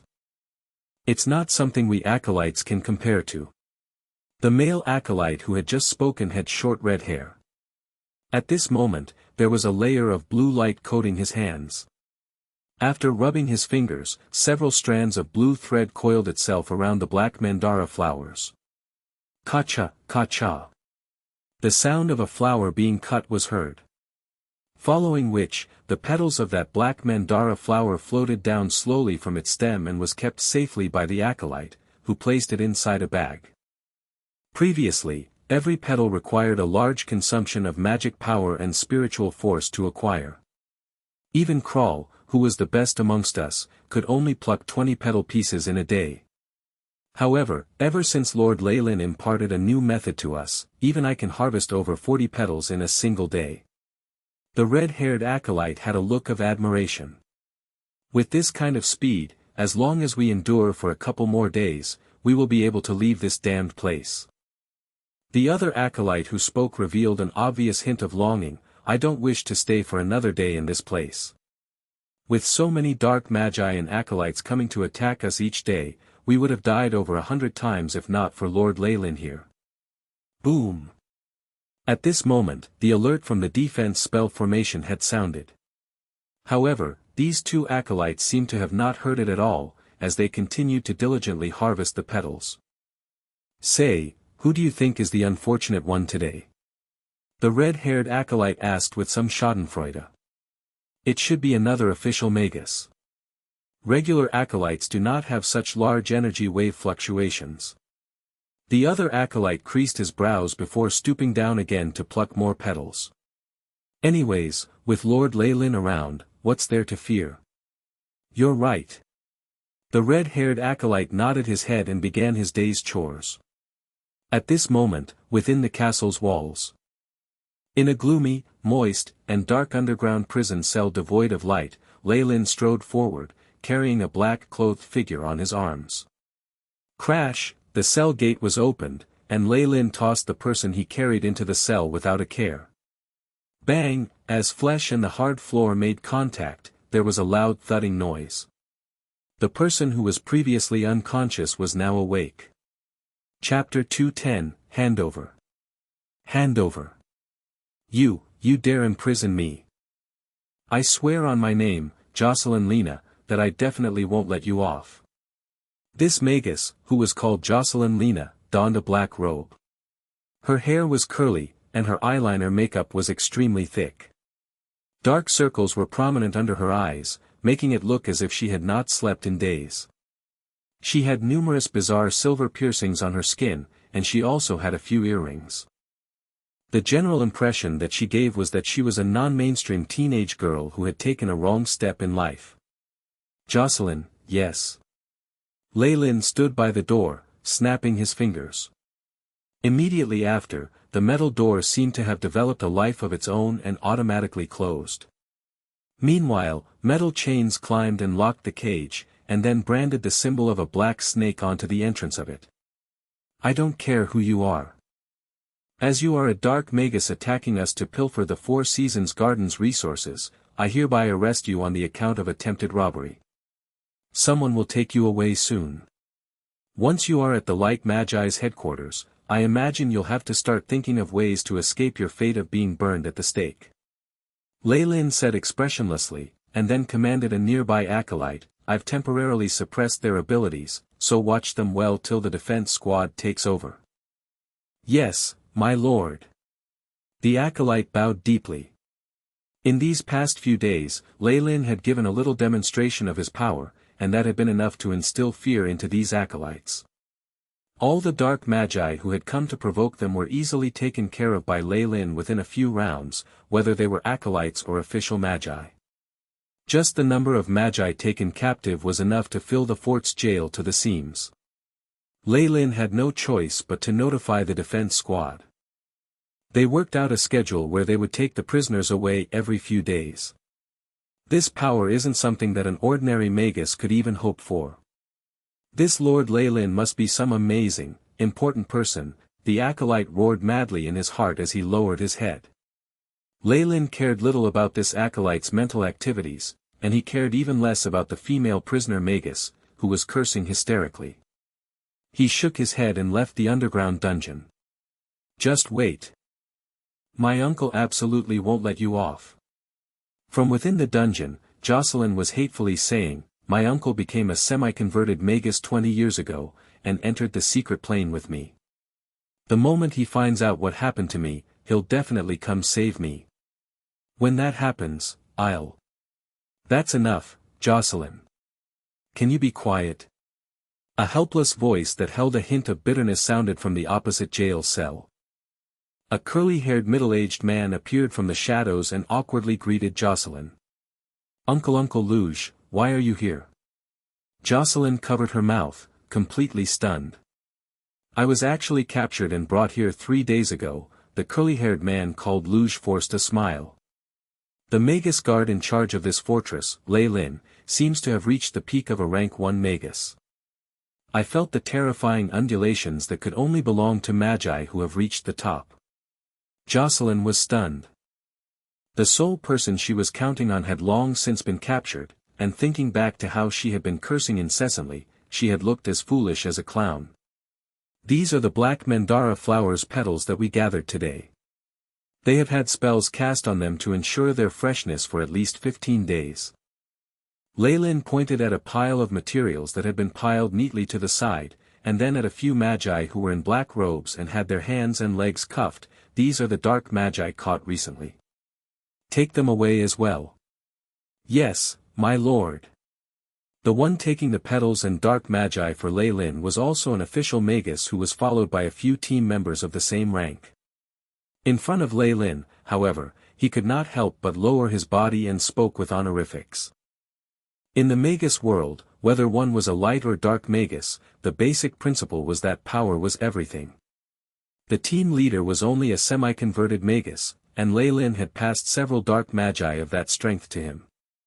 In battle, taking an official Magus captive was obviously much more difficult than simply defeating or killing them.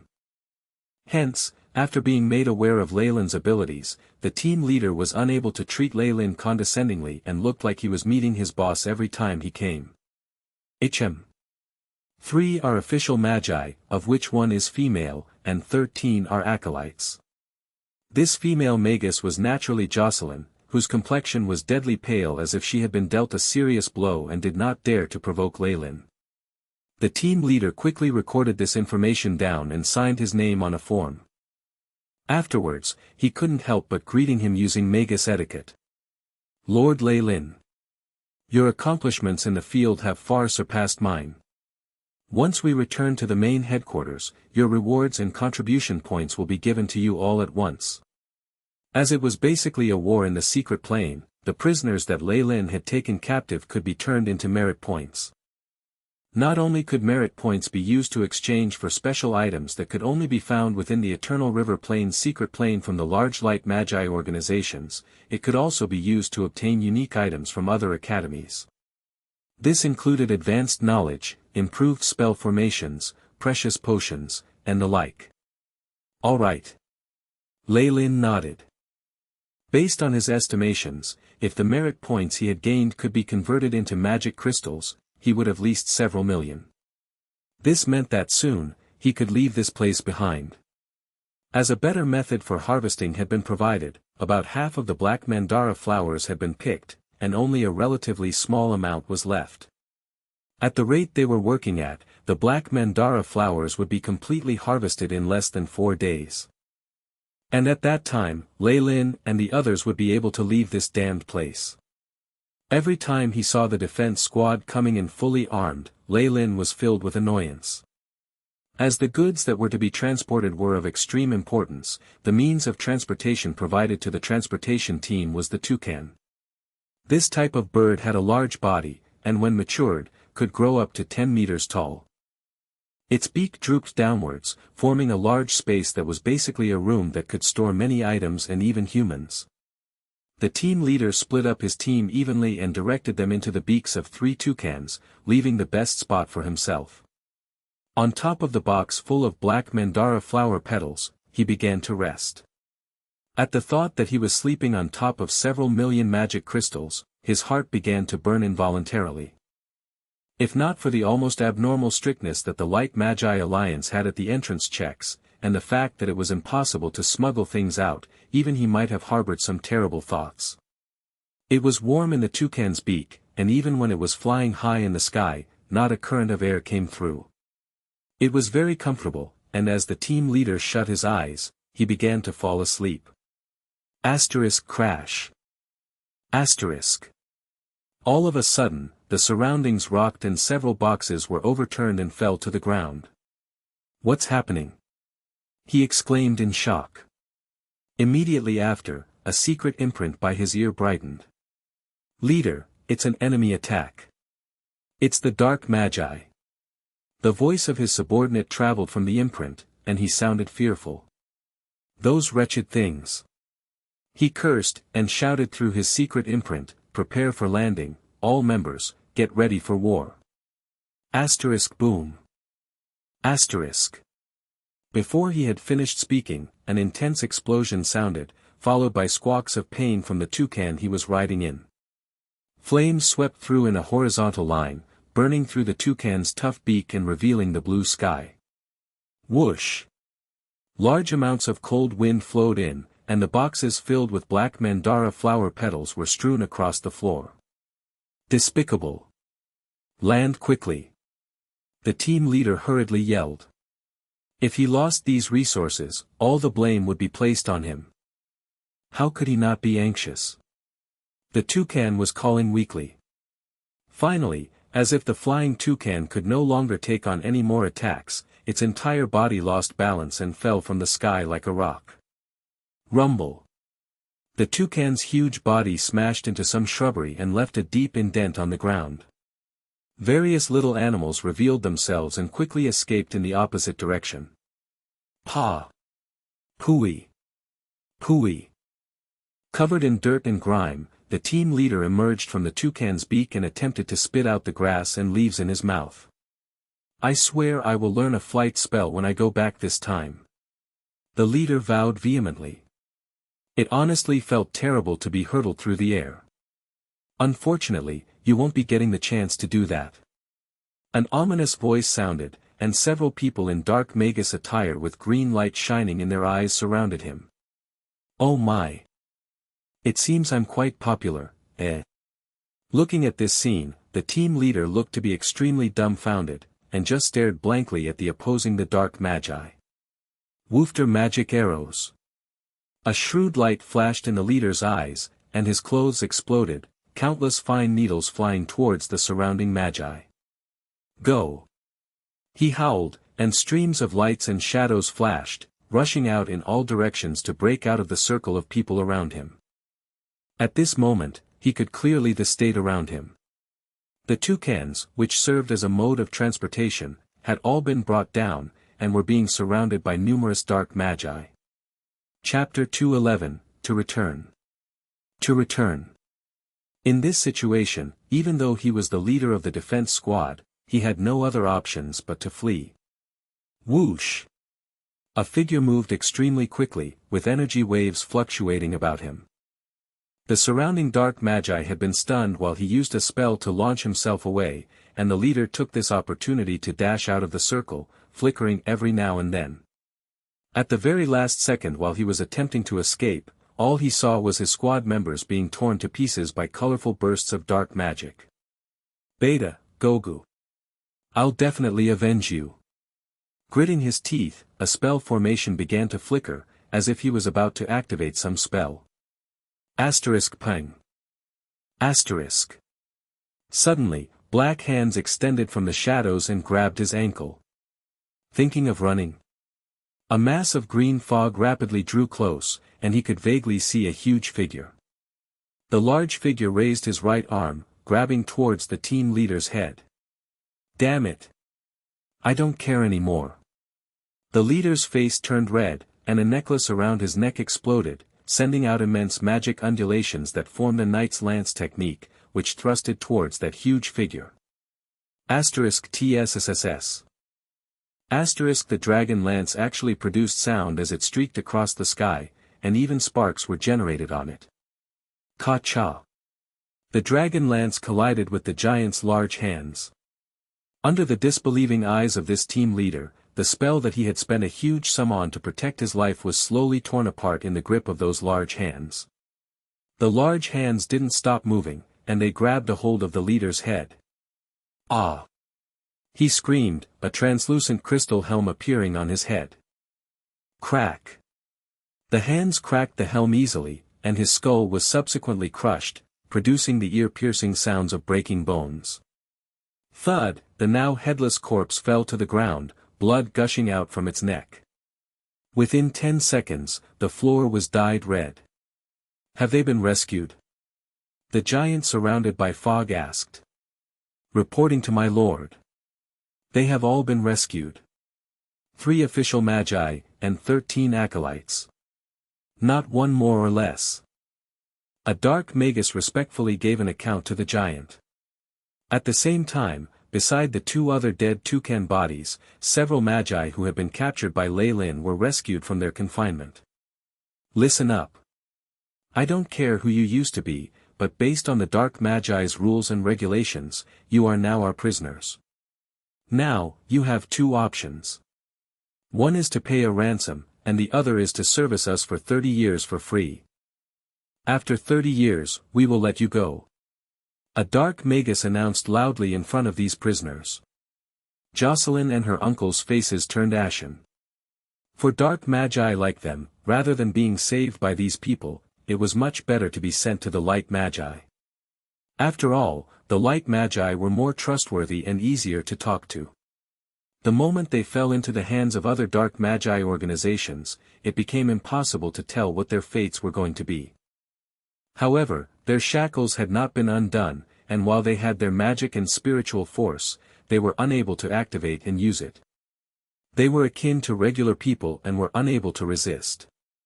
In front of the giant surrounded by green fog, a faint black gas condensed, forming a cloaked black figure. How is it? The numbers are right. What about my rewards? Don't worry, we won't count you out. The giant tossed a black pouch to him. The figure caught it and looked at it closely before keeping it, looking satisfied. But what's the point of catching them, and then offering us this information for us to save them? What are your plans? The giant asked. The cloaked person pulled off his cloak, revealing a crimson, masked face. This was naturally Blood Rogue, Leilyn's disguise. The organization before him was the Thousand Meddling Hands, the Dark Magi organization that Leilyn had joined not too long ago. It's obviously so I'll get 2 portions of rewards. One from the Light Magi, and another from you. After all, at the Light Magi's end, after these prisoners are handed over, it matters little to me whether they live or die. If they dare to dock my merit points because of this, I'll inform the elders. Leilyn grinned, pointing at the prisoners who were unwillingly signing contracts. There's something you get out of this as well, isn't there? I doubt you'll let these magi go so easily. Haha, the giant nodded in agreement, not looking the least bit sorry.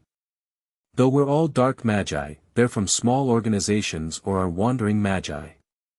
For us, they are unpredictable elements. No matter how many of them die, nobody really cares. Also, I want 40% of the black mandara flower petals from this batch. That is a part of the rules. Leilyn spoke up. Capturing dark magi and getting Giant to act the part of a good-hearted Samaritan and save them was just a part of the plan. Leilyn's main objective was still to gather resources. After all, how could Leilyn not be the least bit interested after seeing such a huge amount of resources slip by under his watch? Of course. These are the Thousand Meddling Hands rules. For those who provide information and news, they can obtain 40% of profit. Giant nodded. Do you want the flowers or magic crystals? Without waiting for Leilyn to state what he wanted, he continued, if you want ingredients, you can just take 2 boxes of the black mandara flower petals right now. If you want magic crystals, we'll need to sell them first. I can't guarantee the price, but it definitely won't be lower than 80% of the market price. In addition, I'll be taking 10% of your total profits. Magic crystals. I'm in urgent need of magic crystals now, and I want payment in advance. If you can pay me right now, you can take 10%. Leilyn thought about it for a while. Black mandara flowers were basically useless to him right now, and the spell marks on them were a little troublesome as well. The ancient teleportation spell formation that he had discovered previously required a large amount of magic crystal essence to activate.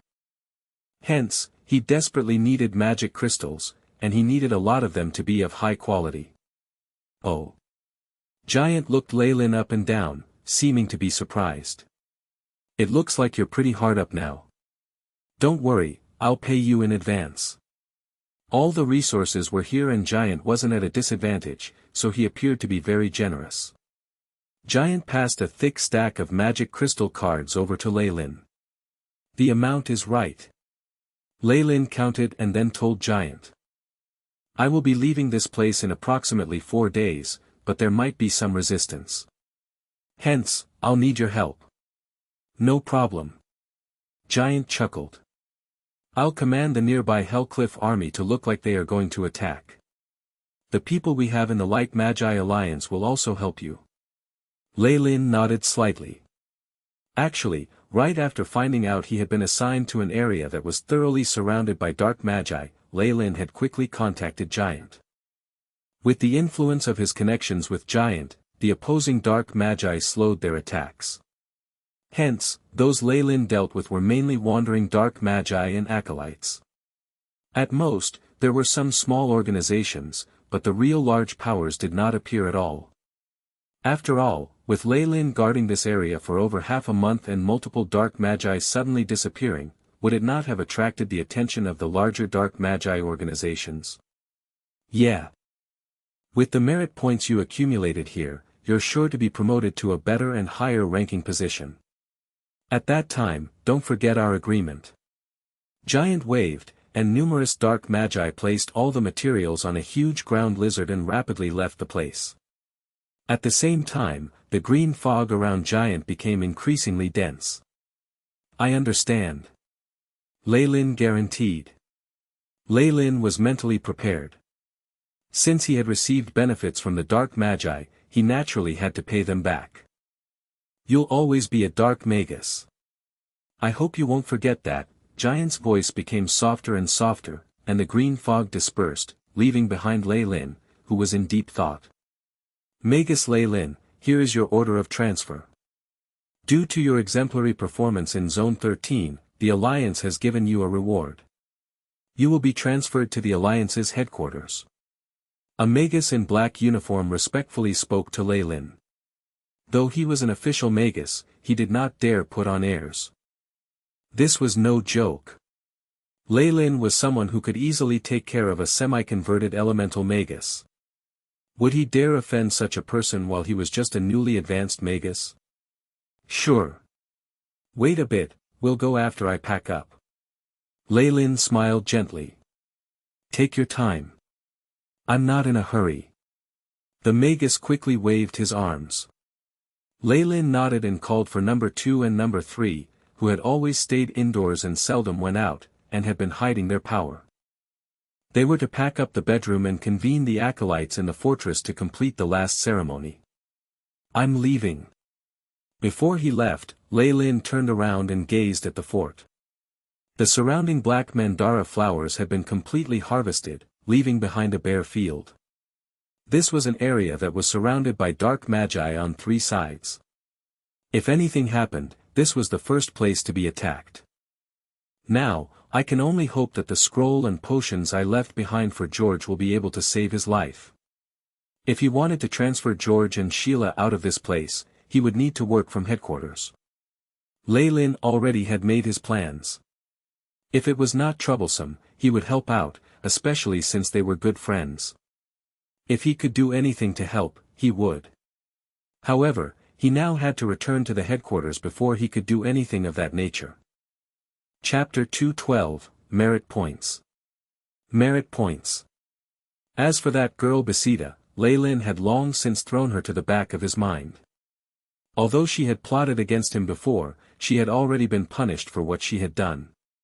Now that their debts had been settled, whether this girl would end up alive or dead would depend on her luck. What did that have to do with Leilyn himself? In the Four Seasons Gardens entrance to the secret plane. Buildings were densely crowded around a large platinum door that had been erected at the entrance to the secret plane. There were 2 rows of magi and acolytes queuing up near the entrance to the secret plane. Before them was an exchange area set up for their merit points. The Four Seasons Garden would take a portion of their loot as a commission, leaving the rest for the magicians to keep. However, while that may have been the case, they still preferred to exchange their items into merit points for resources that better fit them, or even magic crystals for their convenience. All of these things could be exchanged for here.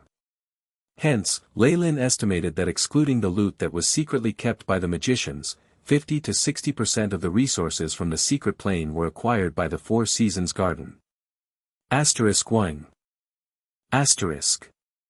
At this moment, a bright red light appeared in front of the platinum door. The beam of red light seemed to have an intelligence of its own, directly shining upon a Magus who seemed to be flustered. "Take him away." A Magus guard came forward and waved his arm. Two people wearing metal armor with runes embedded onto them held the poor fellow on both sides. "Ah! No!" the Magus called out in despair. At this moment, two fireballs the size of fists had already been tossed at the two armored men. Boom! The flames swept the area, a heat wave continuously radiated outwards, causing the surroundings magicians to duck. After the flame dissipated, the two armored figures were still standing there unscratched. Even the surfaces of their armor had no blemishes. Attacking an enforcer, one more count to his crime. "Take him away." The Magus guard's expression was cold. With his command, the two armored figures walked forward and suppressed the resisting Magus. What a pity. That Magus definitely tried to smuggle something out and even thought of deceiving them. A Magus standing beside Leilyn lamented. Leilyn nodded his head. He knew that any resources from the Eternal River Plane's secret plane would have a special aura which would disappear once it was brought to the outside world. Although that would not change any of the resource's properties, the light magi used it to make a sensory spell formation. If any magicians were to smuggle resources out, this spell formation would immediately detect the aura of the magician. Hence, the Four Seasons Garden and other light magi organizations had devised a spell formation for that. Until now, not one had been able to successfully smuggle anything out. Leilyn knew of those spell formations, so in the previous operation, he did not wish to have the black mandara flowers as his reward, but instead wanted magic crystals. Welcome. Welcome, Magus Leilyn. Passing through various buildings, Leilyn came to the zone where the enforcers worked. This time, Leilyn personally welcomed him. His attitude was very good this time, and it looked as there was a hint of apology in his tone as well. The previous time Leilyn had come, Leilyn had assumed that Leilyn was just a Magus who was discriminated against. He had been assigned to a place like Zone 13 and it seemed unlikely that he would live past a few days, quickly becoming a corpse in the wilderness. Hence, his attitude had been fearful, and he had acted like he was chasing away a nuisance that would bring about the plague.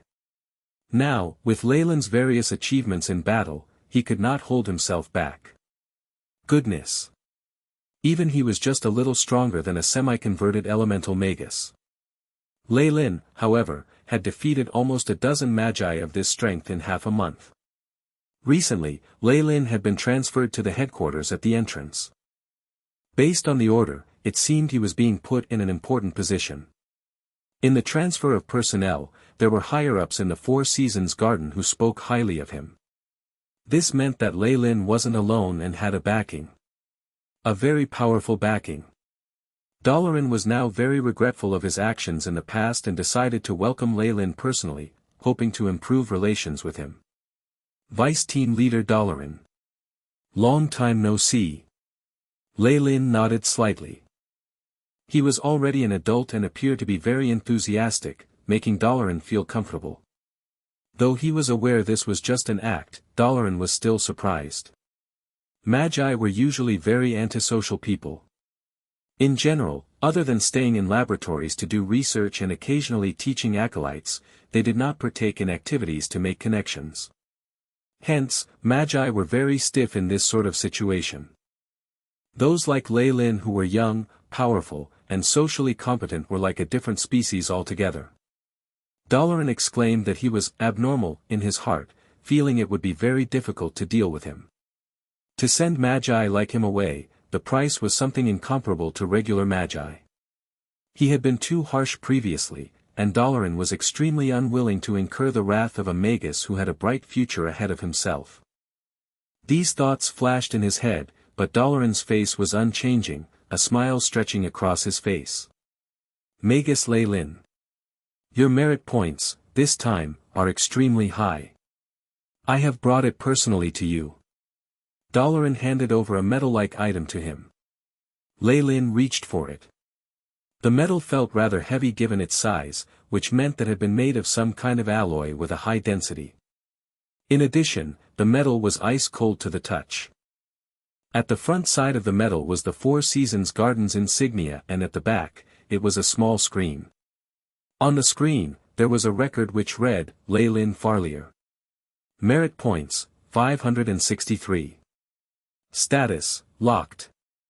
This metal has recorded the aura of your spiritual force. Apart from you, nobody else can use it. If you want to use the merit points, you have to unlock it first. Leilyn explained the workings of the metal. Oh. Upon hearing that, Leilyn inserted some spiritual force into the metal. Kachuk, at the same time, the sound of a lock opening was heard, and the entire metal began to ripple with light. This light was a thin layer of dark green. Though it was bright, it was not piercingly so, and it engulfed the metal within. A short moment later, after the light dispersed, the words on the screen on the metal changed. The name and merit points were the same as before, but on the column in the back, a red locked had turned into a green unlocked. It's really convenient. Leilyn was somewhat surprised. In the Magus world, everyone's spiritual force was unique, and could be used as an individual's password. Hence, such a locking mechanism was very advanced. It was not inferior to even the retina scanning of his previous world, but it was even more convenient. Leilyn, you haven't been to our exchange center yet, huh? The items available are plentiful. You, who has that many merit points, make me a little envious. Leilyn said. Really? Then I must really go and have a look. Leilyn smiled. Leilyn naturally did not say that on an impulse. It seemed that he was trying to make amends for his hostility before, and it seemed that he meant to do it through the exchange center. After all, he had been in the organization for many years. He knew that even if it was exchanging for resources in times of war, there were still some good items that could not be exchanged for merit points. There were bound to be requirements of rank and identity. Furthermore, there were different benefits offered based on who was redeeming the merit points. Obviously, this vice leader of the Magus guards had a rank much higher than Leilyn's. Of course. We'll go now. Leilyn put a huge smile on his face, though in actuality, his heart was throbbing in pain. Even he, with a somewhat decent rank, had a limit to how much of the monthly allocation he could use. Once that limit was passed, he had to pay the full price in merit points. Looking at Leilyn's attitude, it looked like today he would have to apologize through a large compensation in merit points. Since the words were already out, Leilyn had little choice but to bring Leilyn to Four Seasons Gardens Merit Exchange Center. The exchange center was a huge white building, which had a roof that pointed up in a conical fashion. The curve was beautiful, and surrounding it, there was a divine light from the defensive spell formation around it, which caused people to stop in their tracks to admire it. With Leilyn as a guide, Leilyn successfully entered this place without any obstructions. After passing through a pure white passage, Leilyn brought Leilyn to a hall that was similar to the trading center in the Four Seasons Garden. The exchange of merit points issued by the Four Seasons Garden is allowed in the entire Light Magi Alliance. Here, you can see precious resources that are not limited to only our academy, such as high-level knowledge and some exotic items. Leilyn continued on, but Leilyn was already dazzled by the large screen that was basically a menu. Compared to the exchange center of the Four Seasons Garden, the amount and rarity of the resources were obviously of a higher level. The crystallized elemental energy particles that could only be purchased in limited amounts in the Nightless City were sold in bulk here. One could buy as much as they wanted. There were also various precious potions that were useful to Magi in breaking through the spiritual force bottleneck. They were in plain view, causing many Magi to halt their steps. Here, all internal members who are vice team leaders or have higher positions have a special privilege, and are able to exchanges for items with 10% off the price. Leilyn waved, seeming to be very generous. He went forward to a counter and knocked on the glass window. Put everything he wants on my account, under my quota. Do you understand? Leilyn followed behind, then I'm not going to hold back. Chapter 213, New Appointment. New Appointment. Leilyn had seen Leilyn's merit point card and knew that Leilyn only had 500 or 600 points there. Even if Leilyn were to use them all up, it was still within his spending limit, which was why he was acting rich and very generous. I understand, my lord. All the personnel here seemed to know Leilyn. After receiving a blood-red crystal card from Leilyn, one of the employees smiled at Leilyn, my lord. As Lord Leilyn has used his authority, all items on the screen will be sold to you at a price of 10% off. Good. Leilyn nodded. Give me 3 portions of fantasy flowers. This type of flower was an essential ingredient in brewing ancient potions. Leilyn had thought they were extinct on the south coast, but to his surprise, he had actually found it here. All right. Each is 50 merit points. The worker took Leilyn's card and swiped it on a card reader. Asterisk beep. Asterisk a clear sound came from the metal. Immediately after the number on the screen behind changed from 563 to 428. After confirming that the transaction had gone through, he quickly passed 3 crystals the size of a fist to Leilyn. Within the crystal, the phantom of a little white flower could clearly be seen. This little flower was very pretty with its translucent petals and roots. One could almost see the veins in the flower. At the bright yellow heart of the flower, several faint yellow stamens delicately revealed themselves. Sealed within the crystal, it appeared to be floating just like in a dream. A fantasy flower. As he took the 3 crystals, Leilyn murmured under his breath. The moment precious plant ingredients like these are exposed to the air, they will quickly dissipate. Hence, crystallization has been used to preserve them. The way to undo this magic is to. The worker quickly informed him of the important procedures. Leilyn nodded and kept these words in mind. He carefully put the items away, pointed at a line of text on the screen, and said, I've always admired Master Tywin's potioneering diary. I want that.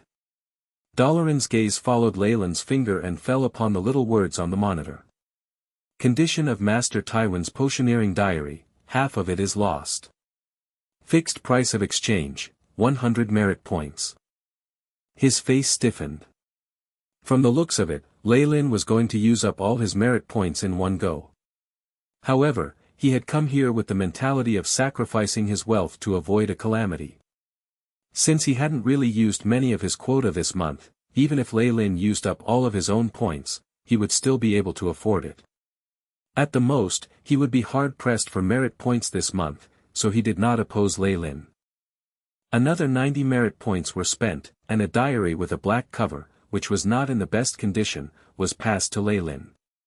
He could not contain the happiness brimming about his face. I also want that ancient potion formula, as well as. Leilyn openly pointed out the precious resources and high-level knowledge he wanted. There were some items that he had searched high and low for to no avail, and there was information that only light magi academies were privy to, and could not be bought easily. Now, however, they had all appeared on the table of items he could exchange his merit points for. Minutes later, the numbers on Leilyn's merit card had rapidly decreased until they had reached 0. Even if they had been working there for a long time, it was rare for the people working here to see a customer spending so much in one go. Leilyn could feel his heart aching.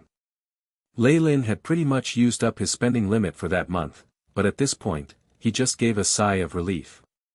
Ha! You've spent so much in one go. I'm afraid you might be breaking some sort of record here. At that instant, he was stunned. All he saw was a bright smile on Leilyn's face as he produced an identification token, passing it to the person at the counter.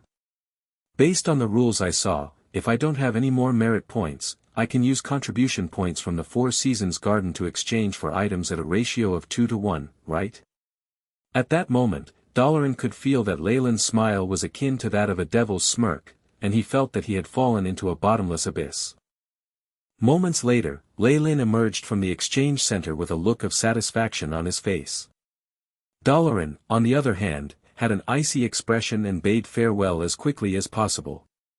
The amount that Leilyn had spent at the exchange center had far surpassed his limit. He even had to pay a portion with his own money. It was no wonder that Leilyn did not look to be in a good mood. However, he seemed to be considering something and hesitated to turn against Leilyn. Yet another pitiful person constrained by rules and regulations. Leilyn glanced at the figure of Leilyn as he left. The lifespans of official magi were quite long.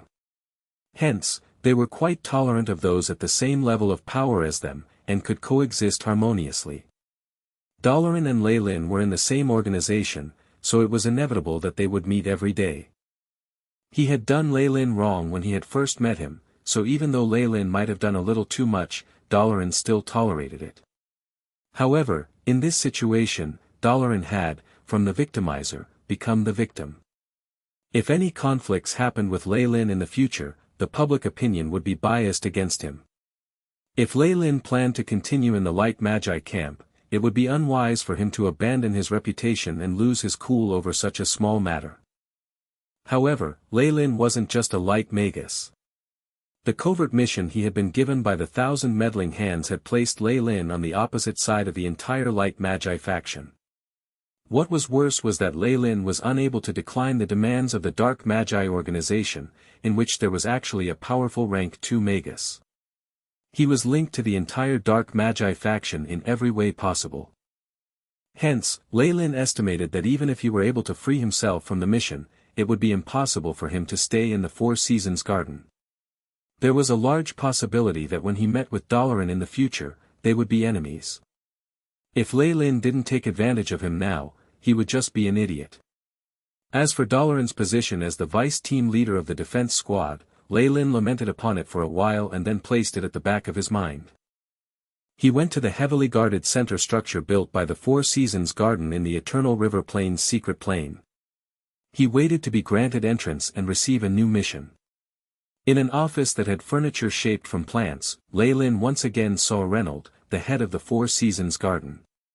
Lord Reynald. Leilyn bowed, the spiritual force concealment method he had obtained from the Old Witch operating at full speed. Behind Reynald's gold-rimmed glasses were a pair of pupils brimming with wisdom. They were fixated on Leilyn, occasionally flashing with distrust. Magus Leilyn. Your accomplishments at Zone 13 have been noted by us elders. After some time, Reynald did not notice anything suspicious from his observations, so he eventually began speaking in a light tone. We all agree that being a Magus guard is a total waste of your talent. You should be promoted to a more suitable role that can allow you to fully exhibit your abilities. Leilyn looked respectful, but he was inwardly rolling his eyes. What more suitable role? Wasn't it just a random decision made by the elders? However, Leilyn obviously did not dare voice his opinions or show his thoughts on his face. In contrast, a faint blush appeared on his face as he slightly ducked his head. I thank the elders for their trust in me. I'll work hard at my new position. Very good. Reynald nodded, signing the document that appointed Leilyn to his new role. Leilyn Farlier. I hereby appoint you the vice team leader of the hunting team, and you will be the direct subordinate of Caesar. Retrieve your mission from him. The hunting team. Caesar. Leilyn immediately thought of the three-eyed Magus. It seemed that his ties with Magus Caesar were not easily cut off. What's wrong? Do you have any objections? Reynald stared at Leilyn in interest as if trying to prod something out from his expression. A faint undulation of spiritual force dithered about Leilyn, trying to find out his true emotions. Unfortunately, with the scanning of the AI chip, this trace of spiritual force was easily discovered. It's nothing. I'm just a little surprised. After all, I am a mere potion master and a Magus guard. I know next to nothing about the inner workings of the hunting team. Leilyn spoke indifferently, burying his feelings in the depths of his heart. That's not a problem. Caesar will train you well. Reynald was full of smiles as if he was unaware of what had transpired between Caesar and Leilyn. All right. I'll consult Lord Caesar. Leilyn stayed silent for a while and then went forward to take his new document of appointment. After Leilyn left, Reynolds tapped his cane on the floor. Asterisk thud. Thud. Asterisk. The dull knocking sounds resounded about the office, and immediately, the bookcase at the side of the office split open. Countless vines spread out in two directions, revealing a pitch-black passageway. A Magus wearing a black robe adorned with blood-red flowers emerged from the passage. The most striking thing about this Magus was that he had 3 eyes. "Caesar, that little guy is going to be under you. Look after him," Reynolds told Caesar. "Naturally." Caesar nodded, breaking out in a bloodthirsty smirk. "I am extremely interested in how he was able to increase his strength in such a short period of time." Caesar's expression became serious. "It seems that the inheritance he obtained was anything but simple." Reynolds shook his head. "I examined him carefully just now. Leilyn's elemental essence conversion is at around 50%. Coupled with the record of him using his contribution points to exchange for crystallized elemental particles, I can only assume that he must have forcefully increased his strength. To be able to achieve such a battle record must mean that he obtained some powerful magic artifact or secret technique in the ruins." Chapter 214, Demonstration of Power. Demonstration of Power. Even so, it must be some amazing item. How about it? Do you want me to get it from him? Caesar still hadn't given up on his intentions. This time, however, Reynolds was abnormally silent. Caesar obviously knew that the reason why they had not done anything to Leilyn as of yet was because they believed whatever Leilyn had gained in the ruins wasn't anything precious. Hence, they could take their time, and did not have to do anything too unsightly. After all, they were like magi. There had to be a certain level of trust between them and their peers. Now, however, no matter how much Leilyn tried to conceal his might, his battle achievements were a fact that could not be disregarded. Also, the aura and energy waves that Leilyn gave off was causing Reynolds to become suspicious. No matter what powerful magic artifact or technique Leilyn may have obtained from the ruins, it could end up being an unpredictable factor that could change the tide of a battle. Hence, Reynolds was a little interested. There was nothing that couldn't be done in this world. Not acting against Leilyn previously was a matter of cost and benefit, it hadn't been worth it to provoke Leilyn. But now, the situation was different. "You can give it a try, but don't go too far." Reynolds held onto a glazed porcelain cup, contentedly sipping a mouthful of a steaming hot liquid as he spoke. "I understand." Caesar nodded, his figure disappearing into the darkness. At another place, Leilyn was following the signs on the road, and eventually came to the area where the hunting team worked. Once he arrived, he could see that there were very few acolytes and magi. The stench of blood was thick in the air, causing everyone to feel pressure, as if there was a large rock pressed onto their hearts. This has, quite an uncomfortable atmosphere. Leilyn looked up at the sky, which even seemed to be gloomy, and furrowed his brows. At this area, one could occasionally see members of the hunting team. These members all donned black Magus robes which were adorned with blood-red flowers. They intimidated everyone.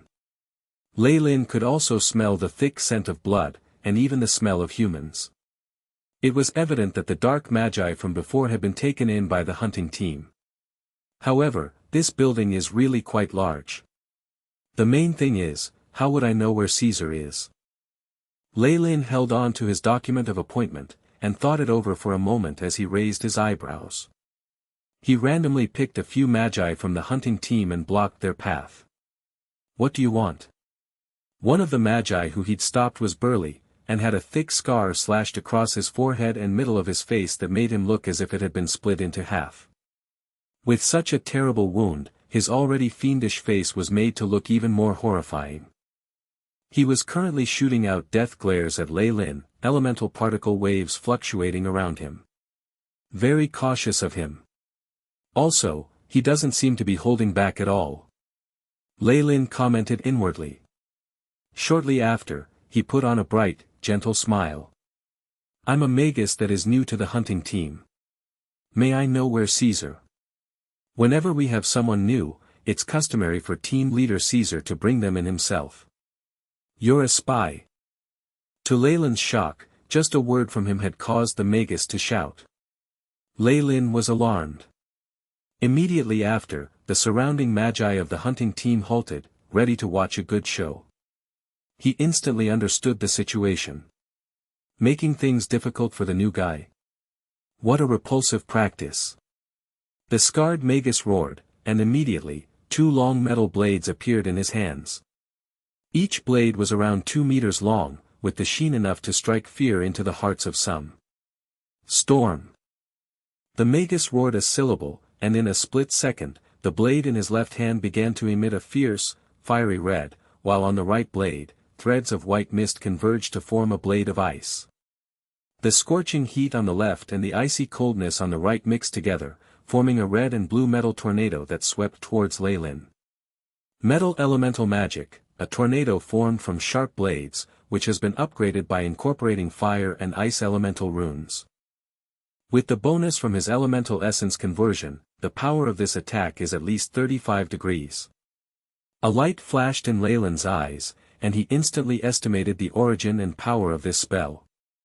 The average newly advanced Magus would be killed in seconds if they were unfortunate enough to meet this sort of attack. This is just crazy. Instantly after, Leilyn smiled, as if he had gotten something he had wanted. Hee. And here I was, afraid that I wouldn't be able to establish my superiority. Though it wasn't good to attack the moment he came here, Leilyn wasn't just any regular member, but the vice-team leader of the hunting team. Also, his opponent had been the one to initiate the first move, so even if he were to complain to Reynolds, Leilyn was not afraid. To be honest, it would make him even happier if this incident would cause him to lose his position. All of these considerations flashed past in an instant, with only a second passing in real time. In this amount of time, the metal tornado attack of the scarred Magus was already in front of Leilyn. The violent wind pressure that accompanied the tornado turned into wind blades that had a strength comparable to regular weapons, instantly crumbling the walls on both sides of the passage. *//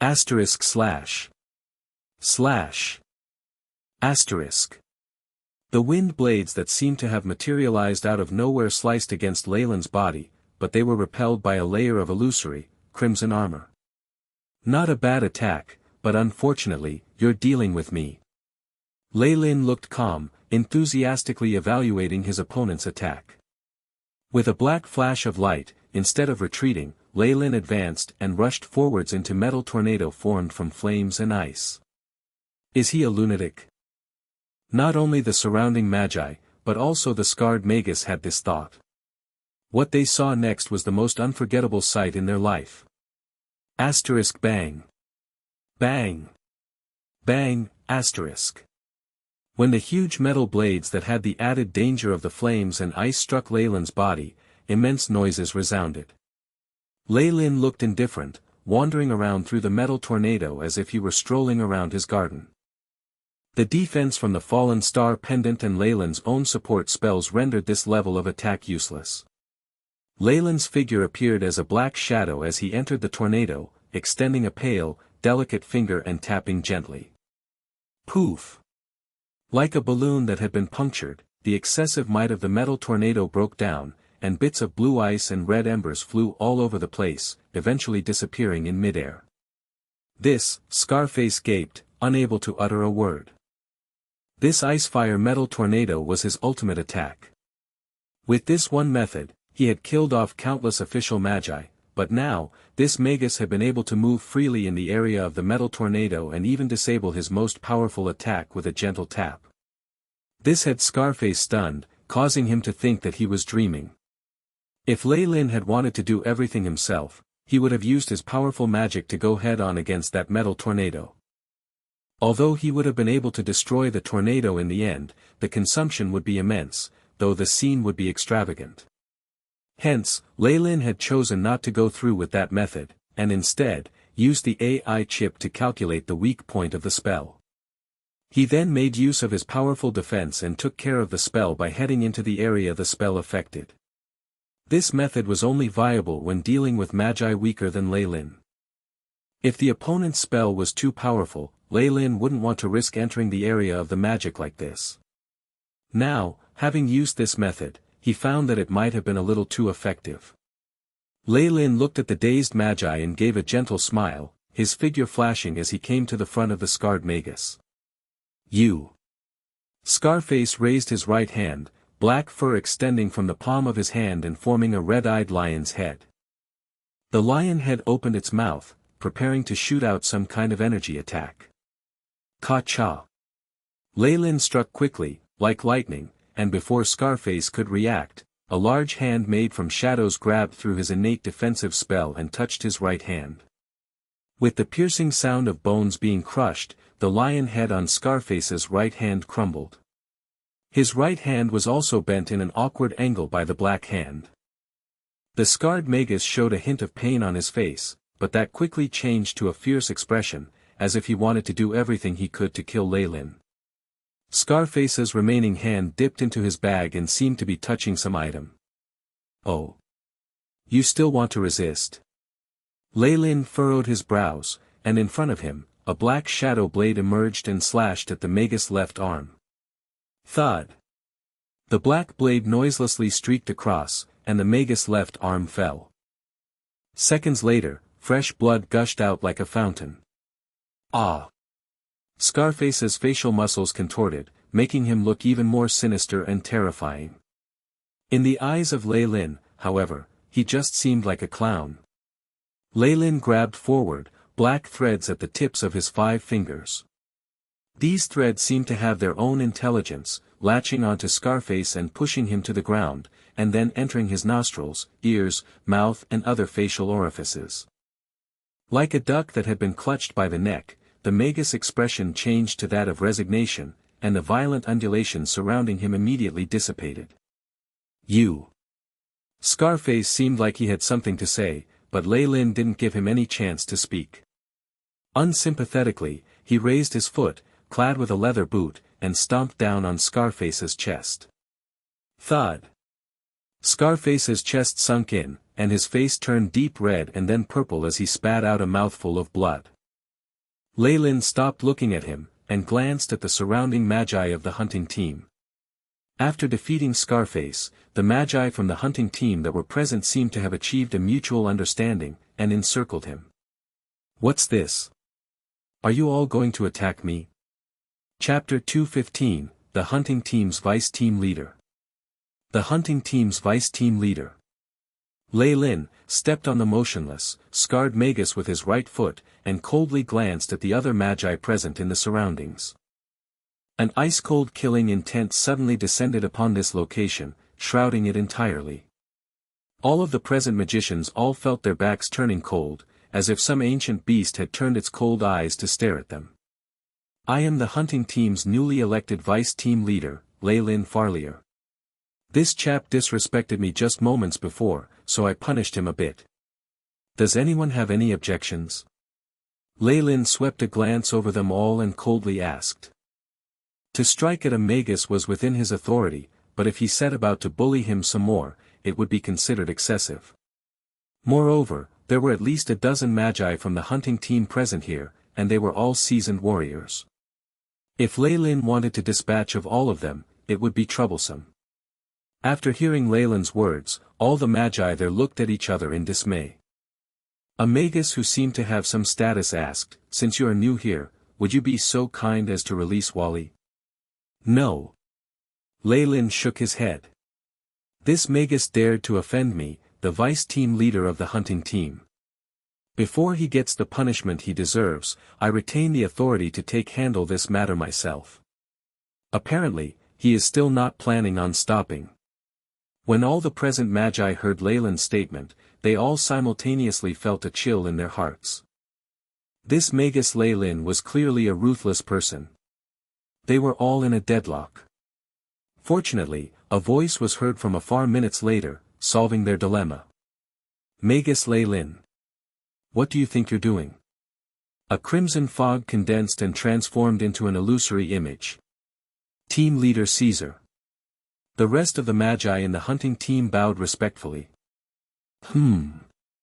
Caesar casually nodded and then proceeded to focus his attention on Leilyn. Leilyn. What happened here? I want you to give me an explanation. Can't you tell, Lord Caesar? Leilyn exerted some force with his right foot, and Scarface, who was under it, immediately lost consciousness. Not only did this Magus offend me, he actually did it in this area and used dangerous spells. I only utilized my authority as the vice team leader and stopped him. Leilyn continued rather mockingly, if you don't believe me, we can go and take a look at the spell monitor. Leilyn could have been wrong, but after hearing Leilyn's explanation, the fog which had congealed into a human figure seemed to ripple, as if it was so angered by him that it dissipated. Good. Very good. Caesar nodded condescendingly and looked towards the magi present. Wally offended a Magus of higher power than him and attempted to use spells in a public area. I sentence him to imprisonment for 3 months within the Dark Tower. Also, I will rescind his share of this year's resources. With this, are you satisfied, Vice Team Leader Leilyn? Caesar asked, specifically stressing the last few words, and seeming to be implying something. But of course. I am very satisfied. Smiling, Leilyn withdrew his right foot, and facing Caesar, he humbly saluted. This outcome was already better than he expected, and he was aware that he should know when to stop and not go too far in this situation. By the way. You, come with me. Caesar pointed at Leilyn. In front of the admiration and fearful gazes of the hunting team, Leilyn shrugged his shoulders and slowly exited the field. Only the scarred Magus Wally was left lying on the ground. He's actually this strong. After Leilyn left the field, the remaining magi made some noises of incredulity. Though he is strong, he dared to contradict our team leader. He. Another Magus grinned, reveling in Leilyn's apparent misfortune. Their team leader, Caesar, was no good person. Not only was he the team leader of their hunting team, he also had, in his arsenal, many methods of torture that could cause any official Magus to have a nervous breakdown. Leilyn. I remember him, he is Zone 13's Leilyn. At that moment, one of the Magi finally realized Leilyn's identity. The person who killed 9 dark Magi and captured 8 more. Right, that person seemed to be called Leilyn and was sent here by headquarters. It can't be that much of a coincidence, can it? A Magus of the hunting team with exceptionally oily skin joined in the conversation, a wry smile on his face. Having attacked and even captured many enemy Magi, some of whom were semi-converted Magi, Leilyn had earned quite a reputation. It was only now that these Magi knew who they had provoked. No wonder. If that was Leilyn, he has the right to be so arrogant. An older middle-aged man looked in the direction that Leilyn had left, a complex expression on his face. They were just ordinary members of the hunting team, with their average strength being that of a semi-converted elemental Magus, and multiple Magi who had this level of power had been killed by Leilyn. The one thing they collectively agreed on was that power determined one's status in the world. At the beginning, they had not known who Leilyn was and thought Leilyn had been provoking them. On hindsight, they decided this was the actions of an expert who knew what he was doing. The Magi in the hunting team later saw Leilyn once more at the banquet that was held the same evening. This time, no one dared to be so stupid as to go forward and pick a fight with him. Leilyn sat on the right side of the long table, calmly sizing up all the Magi present at the banquet. The number of people in the hunting team was less than those in the potioneering team, but still, there were about 50 people here. Each of these Magi emitted powerful energy waves. Almost all of the Magi here had reached the threshold of semi-elemental conversion. They could be called the cream of the crop amongst official Magi. Everybody. At the head of the table, Caesar cleared his throat. Immediately, there was complete and utter silence, and all the Magi stood up in deference, waiting for Caesar's command. Before we begin the feast, allow me to introduce to you to a new member. Caesar's face was brimming with a radiant smile. This is Magus Leilyn. He will join our hunting team and assume the post of vice team leader. Everyone, please welcome him. In the wake of Caesar's introduction, Leilyn also got up and bowed multiple times to address everyone. Vice Team Leader Leilyn. Those magi who have seen Leilyn display his might did not dare to do anything else other than bowing so low that they almost achieved a perfect 90-degree angle. Very good. Caesar observed this scene, and nodded in satisfaction. He then continued, all of you have experienced Magus Leilyn's strength. Therefore, I declare that Vice Team Leader Leilyn will hold the position of Commander of Hunting Zone 3. Wait a minute. A voice sounded out, interrupting Caesar's speech. Caesar frowned, but upon seeing the source of this voice, his expression eased up. Vice Team Leader Leilyn, do you have any objections? Of course I have one. Leilyn looked gloomy and seemed put out. Hunting Zone 3. As per my knowledge, that seems to be under the Abyssal Bone Forest's territory. Within the Eternal River Plain's secret plane, apart from areas dominated by either light or dark magi organizations, there were places that armies had taken over, as well as some unoccupied areas. These regions were located at the borders between the two factions of light and dark magi. Some lay in desolate areas, while others were in accessible locations. Since both sides were still unprepared, engaging with their main forces was a waste of resources. Hence, there had been an unspoken agreement that wandering magi from either domain were allowed to battle there. It didn't matter what these places were previously named. These few areas, which were under the Four-Season Garden's control, all belonged to the hunting team, and were further divided into different zones. Yes. The main enemy in Zone 3 is the Abyssal Bone Forest Academy. Do you have any problems with that? Suddenly, Caesar slapped his forehead and exclaimed, oh, I forgot. I read about your background, Magus Leilyn. You were once an acolyte under the Abyssal Bone Forest Academy, right? Is there something you forgot to tell us? Humph. When joining the Four Seasons Garden, Leilyn had been very open with his background. Besides reaping some gains from Dylan Garden, there wasn't anything interesting about his past. However, the feeling of having someone else having a hold on him caused him to be ill at ease. When I joined the Four Seasons Garden, I had clearly cut off my relationship with the Abyssal Bone Forest Academy. Does Team Leader still doubt my words? Leilyn firmly replied. Very good. Caesar clapped his hands smilingly. So, prove it to me. Bring me the head of a Magus from the Abyssal Bone Forest Academy, and prove your loyalty to the Four Seasons Garden. And if I say no? In that case, pardon me, but I will arrest you on the grounds of going against orders. The smile on Caesar's face turned cold, and his third eye on his forehead blinked open. Buzz. A strong and bloodthirsty spiritual force that was like a fine interwoven web covered the entire room in a split second. Leilyn had a solemn expression as he used his right hand to lightly press on his temple. Spiritual force that was filled with an unfathomable depth and darkness descended upon the field as well. Kacha. Kacha, asterisk. Instantly, the air seemed like it was being torn apart, and the sounds of shattering were emitted. Whoosh. An intense storm broke out in the room, and it felt like a tornado with a magnitude of 10 had appeared out of nowhere, scattering the food on the dining tables all over the place.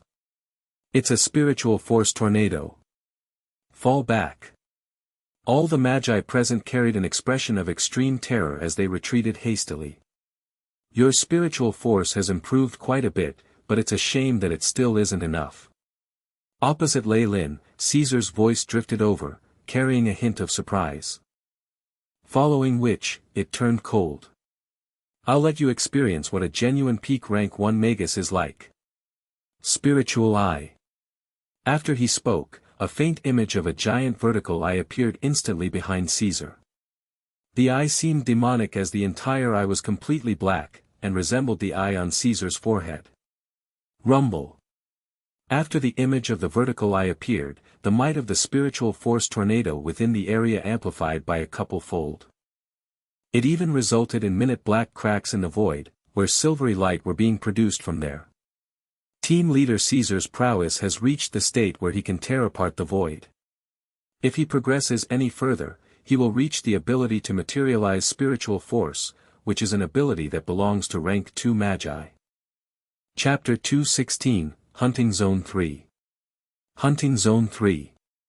Seeing that Caesar's spiritual storm had almost torn space apart, the members of the hunting team that were present let out incredulous exclamations.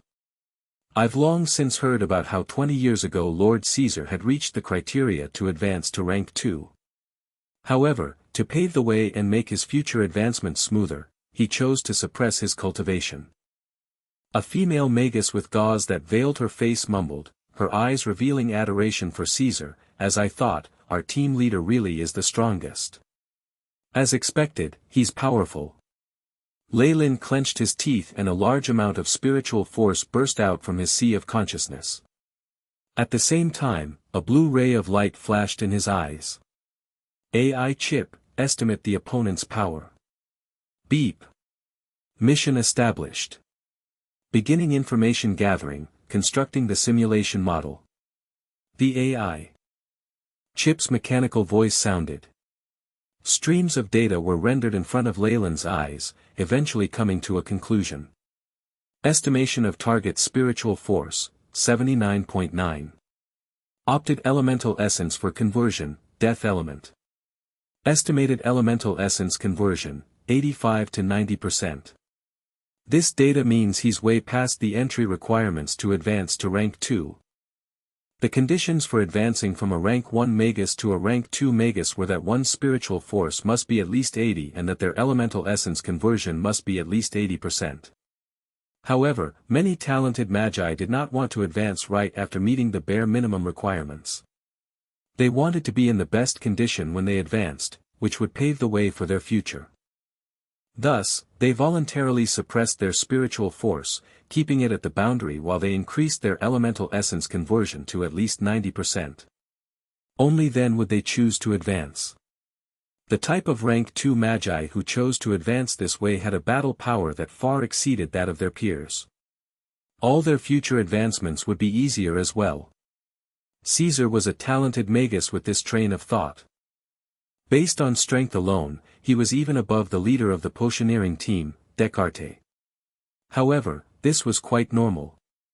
Descartes was the leader of the potioneering team, and instead of battle power, he was more focused on being knowledgeable in potioneering. Caesar, on the other hand, was in charge of the Four Seasons Gardens hunting team, and was thus definitely much stronger than his peers. Leilyn suddenly had a thought and immediately took a look at his stats. Leilyn Farlier. Rank 1 Warlock. Bloodline, Giant Kamoyan Serpent.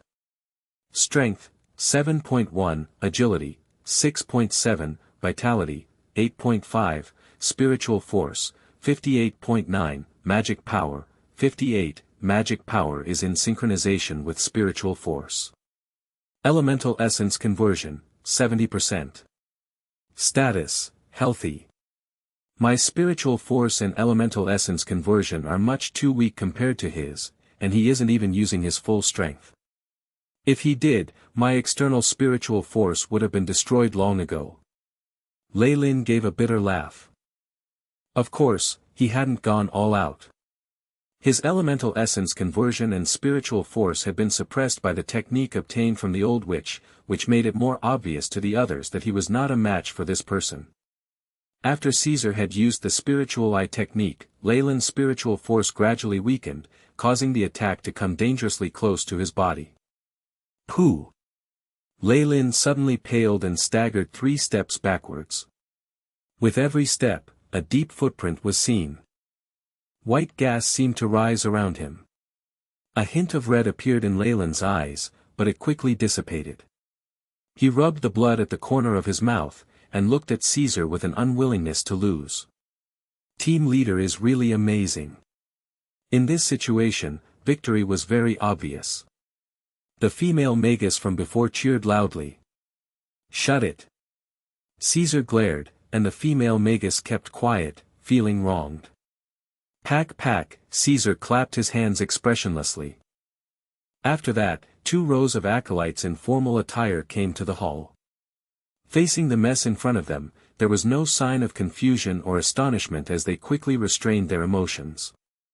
Multicolored rays from magic spells lit up the area, and the level 3 acolytes even used rank 0 magic spells to speed up the rate of cleaning up. Minutes later, the hall looked as good as new. Even the long table had been replaced, and all types of steaming and tempting delicacies were once more displayed on the table. So, what's your answer, Magus Leilyn? Caesar watched Leilyn, who looked gloomy. Since that is what team leader wants, I have no choice but to obey.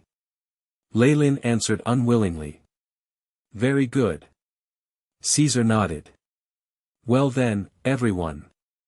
Let us raise our glasses to Leilyn's future contributions. Asterisk clink. Asterisk numerous wine glasses touched together, producing bright, pleasant sounds. My lord. The area that we are in charge of, Hunting Zone 3, spans from the Green Highlands there to the region of dried-up marshes. Here, the Eternal River Plain's secret plane does not yield much, save for a type of fantasy spring water, which is in high demand by magi from both sides. An old magus from the hunting team with traces of white hair brought Leilyn around, patrolling the area. The areas the hunting team were in charge of greatly differed from areas which had been officially conquered. They were at the border where many opposing powers were, and it was hardly strange to see enemy magi around. Thus, these few hunting areas were those where the most fights occurred within the secret plane. Every day, there were many acolytes and even official magi who died at the hands of the enemy, turning into mere merit points on the enemy's part. Abyssal Bone Forest Academy's acolytes. It's really been a long time since I last saw them. Leilyn was on high ground as he mumbled, gazing into the distance. At that moment, his past life within Abyssal Bone Forest Academy along with each and every person there seemed to be fresh memories. Anyway, Professor Croft is only a potion master, so it's unlikely he will be sent to the battlefield. If he's offended someone recently, that would be another story altogether. Leilyn thought for a while. The only people he would meet on the battlefield were the official magi from Abyssal Bone Forest Academy. Out of the professors in the academy, he was only familiar with a few such as Morat and Croft. Even if he killed a few of the others, he wouldn't have a guilty conscience since he didn't know them anyway. He even had hopes of running into some of the people from the Lilitell family. He clearly carried a grudge from being chased by them previously. Vice Team Leader. We have tarried here for more than 15 minutes. This is the boundary, and if we continue onwards, it's possible that the enemy's scouts will detect our energy waves and besiege us. The patrolling magician who was guiding Leilyn bowed and reminded him. In Hunting Zone 3, the vice leader Leilyn was deserving of the title of being a local tyrant. After all, he had sufficient strength, was the highest ranking person that was from Four Seasons Garden, and he was the boss of these hunting team members. This was very terrifying. If Leilyn found any Magus and Eyesore, it was entirely within his right to send them to their deaths by commanding them to enter the enemy's territory.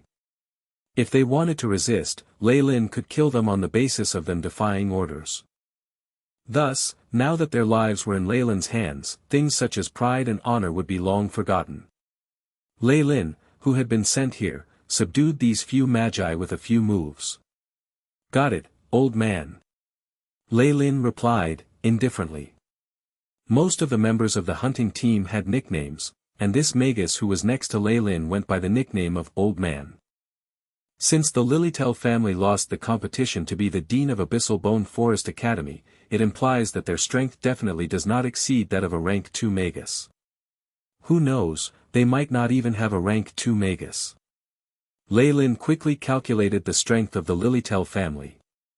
The grandfather of Bossine, whom I killed back then, was a powerful elder in the Lilitell family at the peak of rank 1. He was probably a little weaker than Caesar and had about the same level of strength as Descartes. Leilyn's blue eyes flashed as he silently commanded, AI chip. Using the data gathered previously about Caesar, set up a simulation model and calculate my chances of winning in a fight against Caesar. Beep. Mission established. Beginning data transfer, simulating a human form.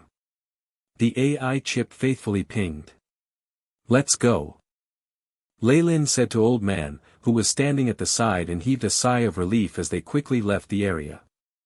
As he moved, streams of data flickered in front of Leilyn rapidly. With Leilyn's mental power, it was very easy to multitask. Moments later, the AI chip came up with the results. Battle results: number 2 and 3 will detonate themselves and die. Host and Caesar will die together. Probability, 89.7%. What's happening? Show me specific images. Leilyn was shocked. The conditions that he set included what he would do if he went all out, setting up traps and adding in surprise attacks from number 2 and 3, who were branded swordsmen. Even with these conditions, the outcome was not in his favor, which was entirely beyond his expectations. Whine. A faint blue screen, similar to a three-dimensional display, appeared before Leilyn's eyes and showed an image. In the scene, Leilyn managed to launch a surprise attack when Caesar was distracted, dealing great damage to his opponent. Caesar then turned back in surprise and anger, and fought Leilyn. Two figures flickered across the screen. What shocked Leilyn was how strong Caesar's body was. As they fought desperately for a few minutes, Caesar used his secret technique once again and healed most of his injuries. At this moment, Leilyn had also revealed his hidden cards, number 2 and 3. Number 2 and 3 roared and the brands on their bodies lit up, drowning Caesar in violent flames that shot out of their long swords. The third eye on Caesar's forehead blinked open, exposing a black, defensive ray of light that completely suppressed the two branded swordsmen's attack. From that eye, there also seemed to be a white light that had high offensive power against one's spirit. At the end, Leilyn was left with no choice but to order number 2 and number 3 to detonate themselves, thereby destroying Caesar's third eye. However, Caesar laughed crazily and split his body into two other figures. The three bodies stood at different areas, dragging Leilyn with them as they exploded simultaneously. Chapter 217, Black Smog. Black Smog. 3 spirits in one body. I never expected to see Magi still practicing this ancient technique, and actually succeed. Leilyn's expression showed his shock. However, from the simulation from the AI chip, Leilyn now had a better idea of the level of his strength. Currently, Leilyn could be said to be at the peak of rank 1, where dealing with a semi-converted Magus was as easy as chopping vegetables. However, if he were to compare himself to genius Magi, such as Caesar, who had already met the requirements to advance, he was still weaker. Fortunately, Magi like Caesar weren't common on the south coast. His mortal enemy, the elder of the Lilytel family, was a little weaker than Caesar. With Leilyn's current skills, if he were to fight him one-on-one without any tricks, he was not a match for Caesar. This was to be expected though, since it had not been too long since Leilyn had become an official Magus. Most Magi would still be new and inexperienced. It was already an achievement for Leilyn to possess this level of strength. As long as I endure for a while more and wait until my spiritual force and elemental essence conversion reach the ultimate degree that can be achieved by a rank 1 Magus. Then, with the added bonus from my warlock bloodline, I will definitely be able to defeat and maybe even kill him. Leilyn calculated inwardly, his eyes flashing with dark light. This sight caused the old geezer beside him to tremble in trepidation. Asterisk boom. Boom, asterisk. A severe seismic wave came from the ground. A crack appeared, and a gush of tempting, fragrant and milky white spring water burst out from the ground. The mysterious aroma pervaded the air, and the plants in the area rapidly grew, seeming to have received some nourishment. Squeak squeak, an earthen yellow mole scuttled from the grass and it opened its intelligent eyes wide, observing its surroundings. It dashed to the side of the water, and began to drink in huge gulps. Asterisk boom. Boom. Asterisk. Heavy footsteps sounded and gradually increased in number, announcing a horde of animals. There were regular animals such as wolves, cheetahs, and pythons, but they were nothing compared to the number of strange, bizarre-looking creatures that were there as well. There were some whose upper half was human, while the other half consisted of the legs of a spider, and there were others that were as huge as mountains. More than all of these creatures, however, the thing that caused the most fear was the black smog at the heart of the wave. This black smog spanned across a large area, and there were multiple tendrils of smoke at the edges that kept extending outwards like tentacles. Regardless of whether they were tigers, cheetahs, half-spiders, or double-headed snakes, all animals that got close would be silently consumed by the smog. After it passed through, all that was left was a pile of white bones. Even though there was a temptingly strong life force energy radiating from the milky white spring water, the animals all made the same decision to stay far away from the black smog. There was a deliberate amount of space left between the animals and the black smog. They came to the side of the spring and competed desperately to have the chance to drink the spring water. Just the black smog alone had taken up a lot of space. The sounds of furious roaring and the tearing apart of meat sounded out. A bloody battle for the chance to drink the water started at the mouth of the spring. Of course, these bizarre animals headed in the opposite direction of the black smog, and the mole from earlier had long since disappeared. More than a few kilometers away, a group of magi wearing the uniform of the Abyssal Bone Forest Academy were advancing. In the middle was a Magus who had countless plants that seemed like tentacles hanging all over his body and embedded straight into the ground. All of a sudden, a Magus halted his footsteps and began to grin. "What's up, Blake? Did you discover anything?" The leader of the team questioned the scouting Magus called Blake. "Yes. In that direction, about 7 kilometers away, I sensed dense life force energy waves, and I could feel the energy veins pulsing through the earth. It was at the mouth of a newly formed fantasy spring. There are also multiple weak traces of life, which probably belong to the animals nearby that were attracted there." Blake spoke with conviction, pointing in the direction of the spring. "Good. Let's get there, lest those darn bastards drink up the entire spring." The Magus leader was extremely pleased. Discovering the fantasy spring was a substantial contribution. But, Blake was obviously hesitant. Within all those traces of life, there seems to be a large fellow. Who cares? Do you mean it can resist with 5 official magi joining hands to attack? One of the members in the group immediately exclaimed, "Then what are we waiting for?" The entire group immediately set off in the direction Blake had pointed out, and Blake could only smile wryly, knowing that nobody would listen to what he had to say. Also, just as his teammate had said, there was nothing that could stop them. Unless they met a Magus from the Four Seasons Garden. Once the Magi group reached the mouth of the fantasy spring, they saw many animals scrambling for the spring water. No. How dare these lowly, wretched bastards drink my fantasy spring water?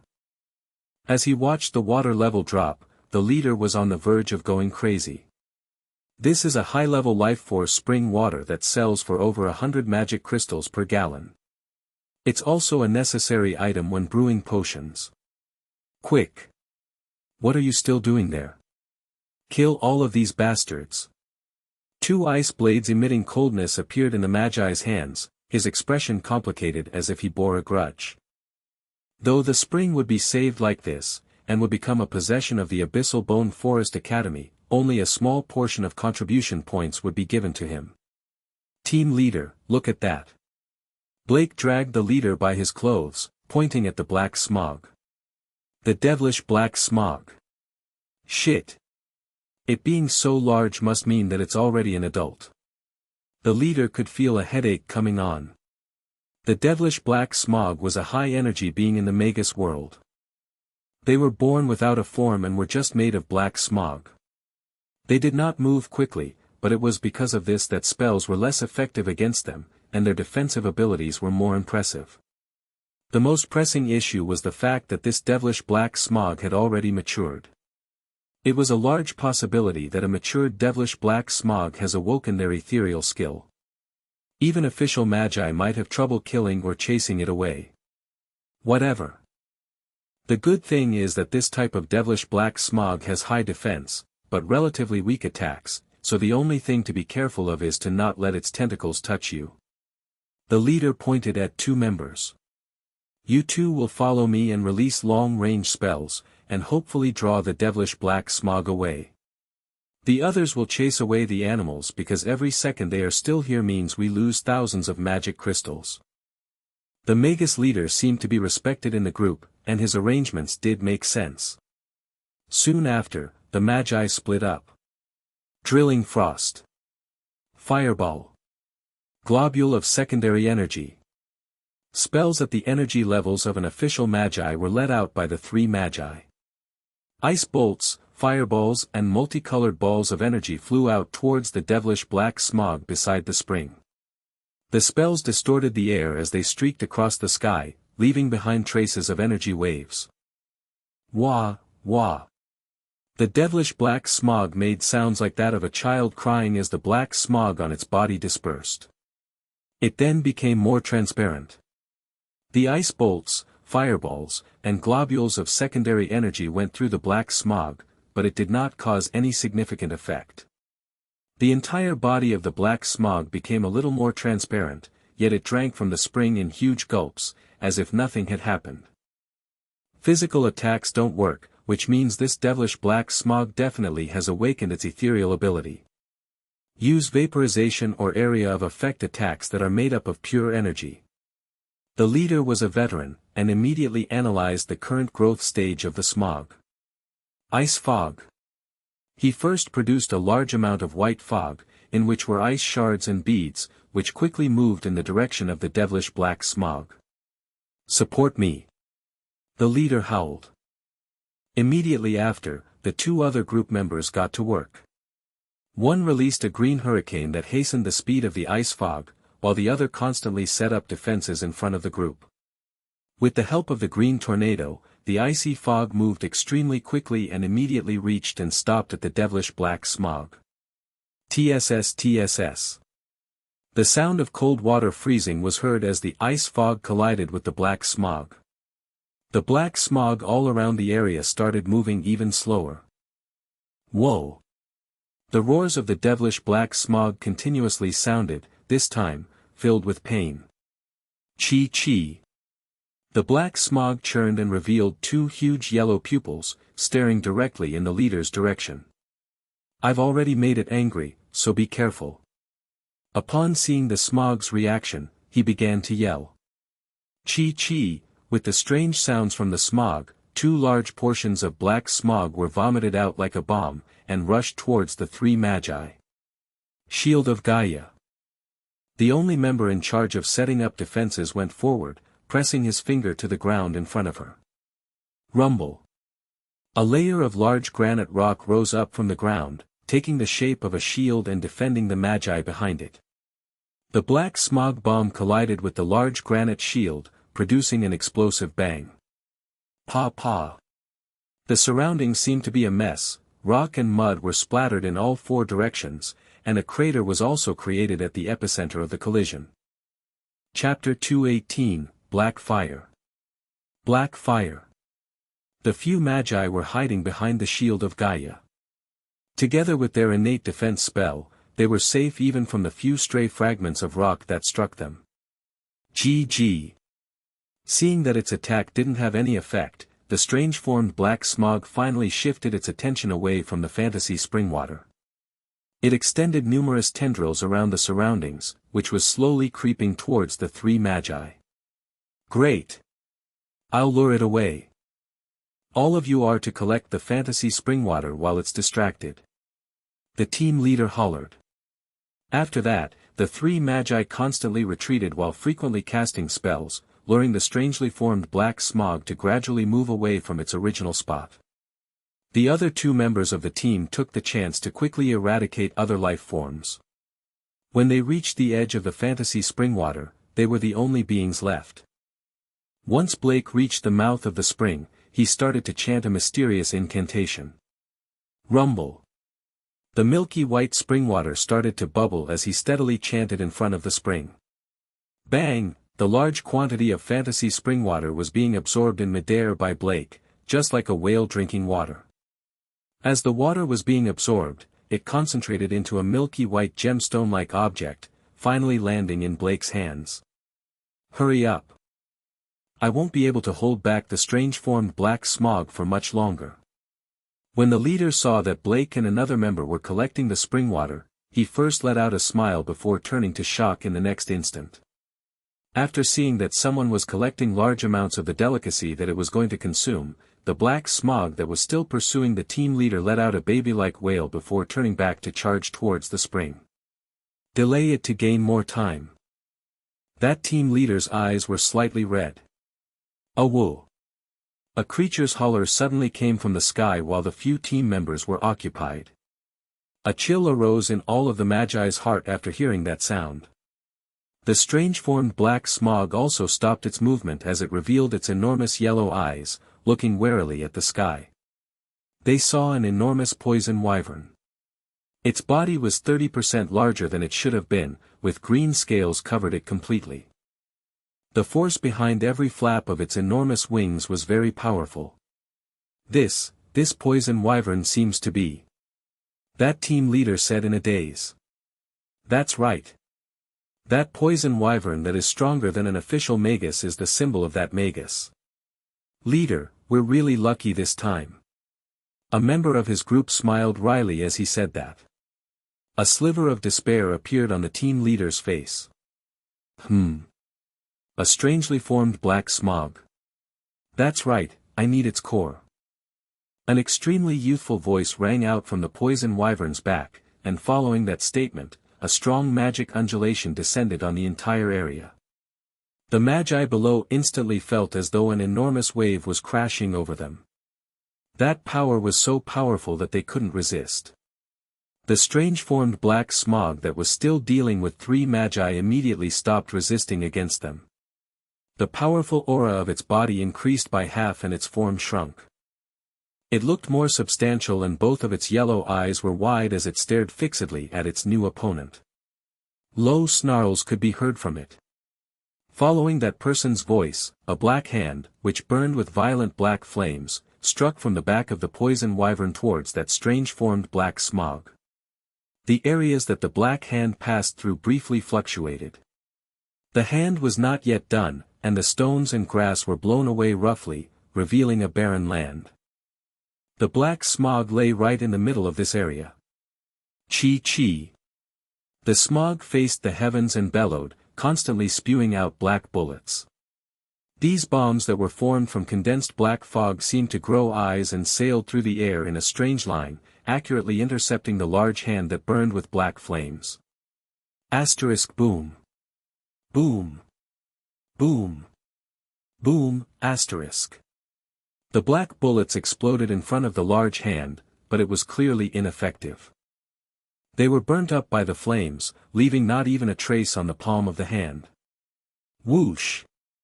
The attack from the black smog was unable to slow down the fiery large hand. Under the astonished gazes of the surrounding members, the black flaming hand grabbed onto the body of the black smog. Wah wah! The raging black flames covered the body of the black smog in an instant, the smog gradually becoming fainter under the flames. It eventually burnt into white steam and completely evaporated. The black smog's figure became increasingly smaller, and within a few seconds, it was half its original size. It cried out painfully, its tentacles involuntarily twitching and even rolling on the ground, but this did nothing to deter the large hand. The flames persisted and continued to burn away the strange body of the black smog. Another 10 minutes passed, and the entire black smog was completely destroyed by the black flames, leaving behind something that looked like a black pearl. This black pearl was completely smooth, containing what seemed to be a miniature version of the black smog, constantly changing its shape. Asterisk thud. Thud, asterisk.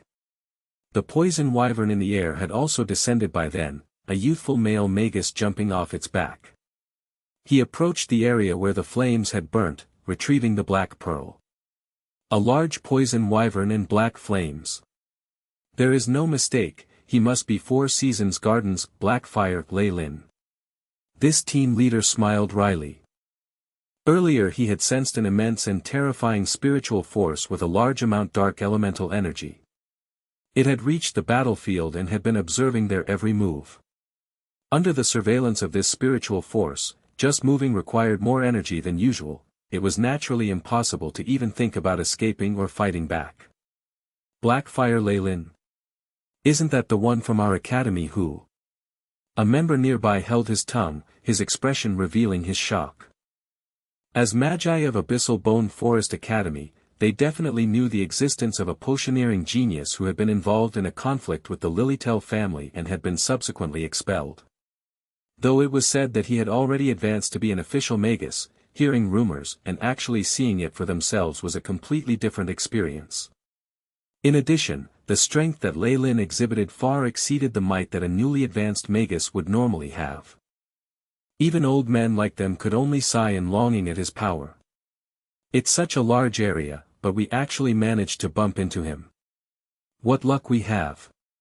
This Magus team leader shook his hand and quickly stood in front of his teammates. Go. I'll stall for time. Leader. Team leader. Several members of the team were reluctant to obey. Blake disregarded his words and went forward, standing shoulder to shoulder by the team leader. If you're going to stay behind, then I should be the one doing so. I'm the scout in this group, and it was my fault that we did not discover the enemy. However, with Blake's strength, discovering Leilyn was basically impossible. Furthermore, Blake's detection skills only applied to enemies on the ground. For those who were in the air, it was completely useless. Leader. The other members seemed to be on good terms with their team leader and hesitated, with another staying behind as well. The other two glanced at each other, erupting with wind elemental particles around them and moving over 10 meters in the blink of an eye. They wildly charged forward, seemingly uncaring of their lives. Why does it feel like I'm the huge villain here? Opposite them, Leilyn stroked his chin and had the sudden urge to laugh. It was quite unexpected that Magi from the Abyssal Bone Forest Academy could be so united in a life-or-death situation like this. However, even the Dark Magi had a few friends they were willing to risk their lives for. Had the team members not trusted each other, then their small team would have perished on its first mission and would not have lasted till this point. Magi from Abyssal Bone Forest Academy. Upon seeing their strangely familiar black robes, he turned somewhat emotional. Just a few years ago he had been a lowly acolyte who had to be extremely respectful the moment he saw robes that a Magus wore. But now, whether these official Magi lived or died was in Leilyn's hands. It felt quite strange to face the reversal like this. Do you want to stop resisting, or should I make my move? Leilyn asked indifferently. The moment those words were uttered, the situation could no longer be changed. We're going to go all out. Go. The team leader showed his firm stance as he yelled. Ka-cha, there were suddenly two more long ice blades in his hands mercilessly slashing towards Leilyn. Tentacles also formed under Blake's feet, squirming and extending till they shaped into a large hammer. The hammer was lifted high and ruthlessly slammed towards Leilyn. The last Magus used a few support spells on his comrades and set up a large rock shield in front of them. Quite a compatible combination. It's a pity that it's useless. Leilyn evaluated, seeming to be making no move. From his figure, innumerable shadow tentacles suddenly emerged. These shadow feelers seemed to be like plant roots, spreading all over in large quantities till they practically blotted the sky. The world suddenly became dark and gloomy. Shadow domain. Leilyn whispered, and his body became a black figure, dissipating into the air. Asterisk boom. Boom, asterisk. The ice blades and huge hammer struck the floor, leaving behind two huge holes with traces of green smoke emitting around them. Take care of our defense. The team leader roared. It's too late. Within the shadows, I am everywhere. Black light flashed, and Leilyn's figure appeared behind the rock shield. Chapter 219, Total Captivity. Total Captivity. As he watched the enemy Magus in charge of defense, Leilyn raised his right hand and tapped. Whine. Countless black figures emerged from the shadows, overlapping with each other as they continuously multiplied. With the accumulation of the shadows, a small light appeared in front of his finger that formed a small-scale vortex that seemed to be able to suck one's spirit in. In front of Leilyn, a layer of greenish-gray iron covering instantly appeared on that Magus skin. This was Iron Skin, an innate earth element solidification spell that rank 1 magi liked to use. Ripple. Leilyn's finger seemed to be moving extremely slowly, though in actuality it was approaching very quickly. As he tapped the Magus Iron Skin, the sound of rippling water could be heard. In front of Leilyn's finger, the Magus Iron Skin peeled off bit by bit like snakeskin. A look of incredulity appeared on the Magus face, and after having been quickly tapped on the forehead by Leilyn, his eyes rolled back and he fainted. Laura. The team leader was furious. Shortly afterwards, a scroll appeared in his hands and Blake, who was to one side of the leader, produced a small shield the size of a palm. Immense energy waves were emitted from these two items, indicating that they were ready to be activated at any moment. You two can attack me together. Facing this sight, Leilyn simply smiled and clawed with both hands. TSSS. Black streams of air were emitted from his fingers, and each of the 10 black streams was like little snakes as they surrounded these two magi. Where the two magi had previously stood, 2 black cocoons could now be seen. From these cocoons, the occasional snake-like hisses could be heard. Seconds later, the black mist dissipated, leaving behind 2 magi that had fainted on the floor. There was a layer of vague imprints that were like black snakes wandering back and forth across their faces. Pack. After taking care of these 3 magi, Leilyn willed the shadow vines obstructing the sky to withdraw back into his shadow. I feel it now. With the constant stimulation from my bloodline, my control over the darkness is becoming increasingly stronger. The darkness in Leilyn's pupils became deeper, and he appeared to be intoxicated while deep in thought as he mumbled to himself. After handling these 3 magi prisoners, Leilyn waited another few minutes. Zoom. 2 unidentifiable human figures were flying across the ground, dashing towards Leilyn rapidly. Even Leilyn was only able to see after images. Asterisk thud. Asterisk. The 2 black figures were carrying something on their shoulders and came to Leilyn, throwing the things on their backs onto the floor. Master. Number 2 and Number 3 knelt on one leg, greeting him. In accordance with your orders, we have caught all of them. None have escaped. The 2 magi that had escaped just now were currently lying on the ground. Several injuries that were so deep that bone could be seen on the bodies of the magi. They were extremely pale, which was a result of extreme blood loss. It was not difficult to imagine that these wounds were the result of a fierce battle. Good. You did well. Leilyn expressed his approval towards his subordinates. These 2 magi were newly advanced, and thus the weakest amongst the magi. Numbers 2 and 3 were able to defeat them because of the immense power of branded swordsmen, a subdivision of the ancient magi. Perhaps, this was the obvious result of the large consumption of potential and vitality from Number 2 and Number 3. To obtain power, Leilyn had no choice but to speed things up and carry out many taboo methods on their bodies. This allowed them to break through their limits and become branded swordsmen in a short period of time. Because of this, their vitality was being consumed at a faster rate. Based on the AI chip's calculations, they only had 2 more months to live. Bring them along. Let's go. Leilyn heaved a sigh of relief as he pointed at the 5 Abyssal Bone Forest Academy magi lying on the ground. He still had many questions that could only be answered by these people. In addition, it was no simple task to obtain official magi slaves and guinea pigs. Leilyn still had many ideas and conjectures regarding branded swordsmen, and he needed to test it on these magi. After all, in ancient times, branded swordsmen were a subdivision of the official magi, not knights. Hence, with grand knights as guinea pigs, Leilyn still felt he was lacking something even with the help of the AI chip. In the end, all he produced was Numbers 2 and 3, who were incomplete versions of the branded swordsmen.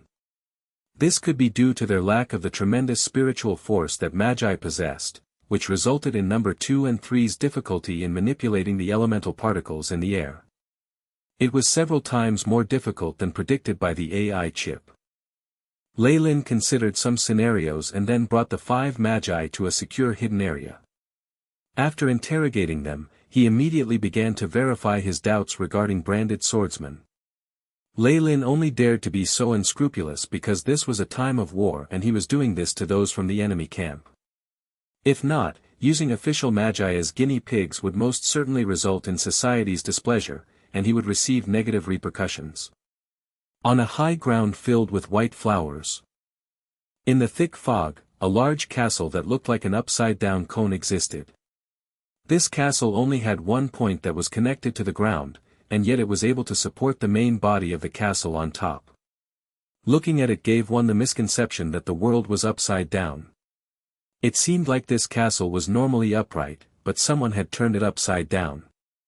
In the walkway paved with white marble, an old woman with a head of silver hair was carrying an oil lamp, ambling slowly. Ka-cha, a metal door with blue electric current sparking on the surface was pushed forward. TSSSS, large amounts of icy white gas began to condense as they came into contact with the outside. It filled the walkway behind her with a layer of white frost. The old lady walked in the house, which was practically a world of ice and snow. It was below 0 degrees, and if one were a regular human, it would be impossible for them to stay here for more than a few seconds. In the heart of the house, tendrils of white vapor constantly emanated from 2 ice coffins.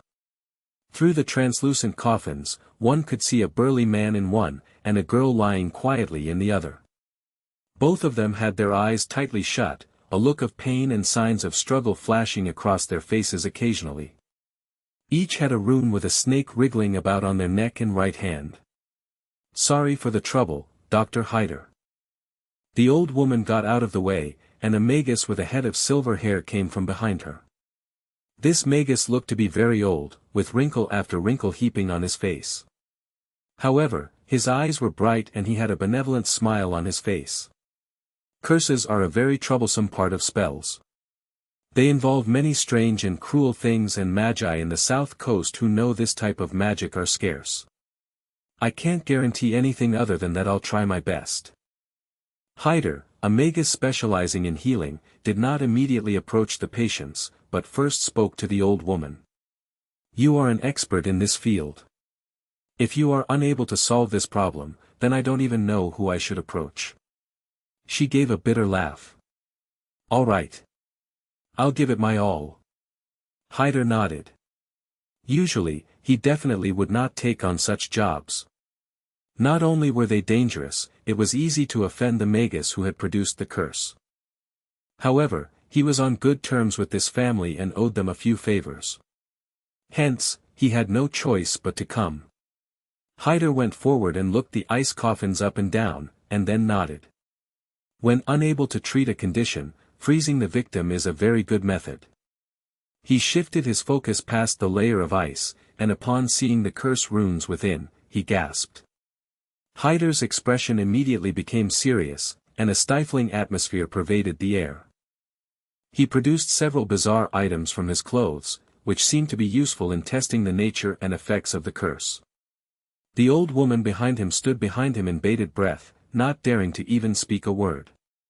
A good while later, Hyder put down the stethoscope in his hands and rubbed off the cold sweat on his forehead.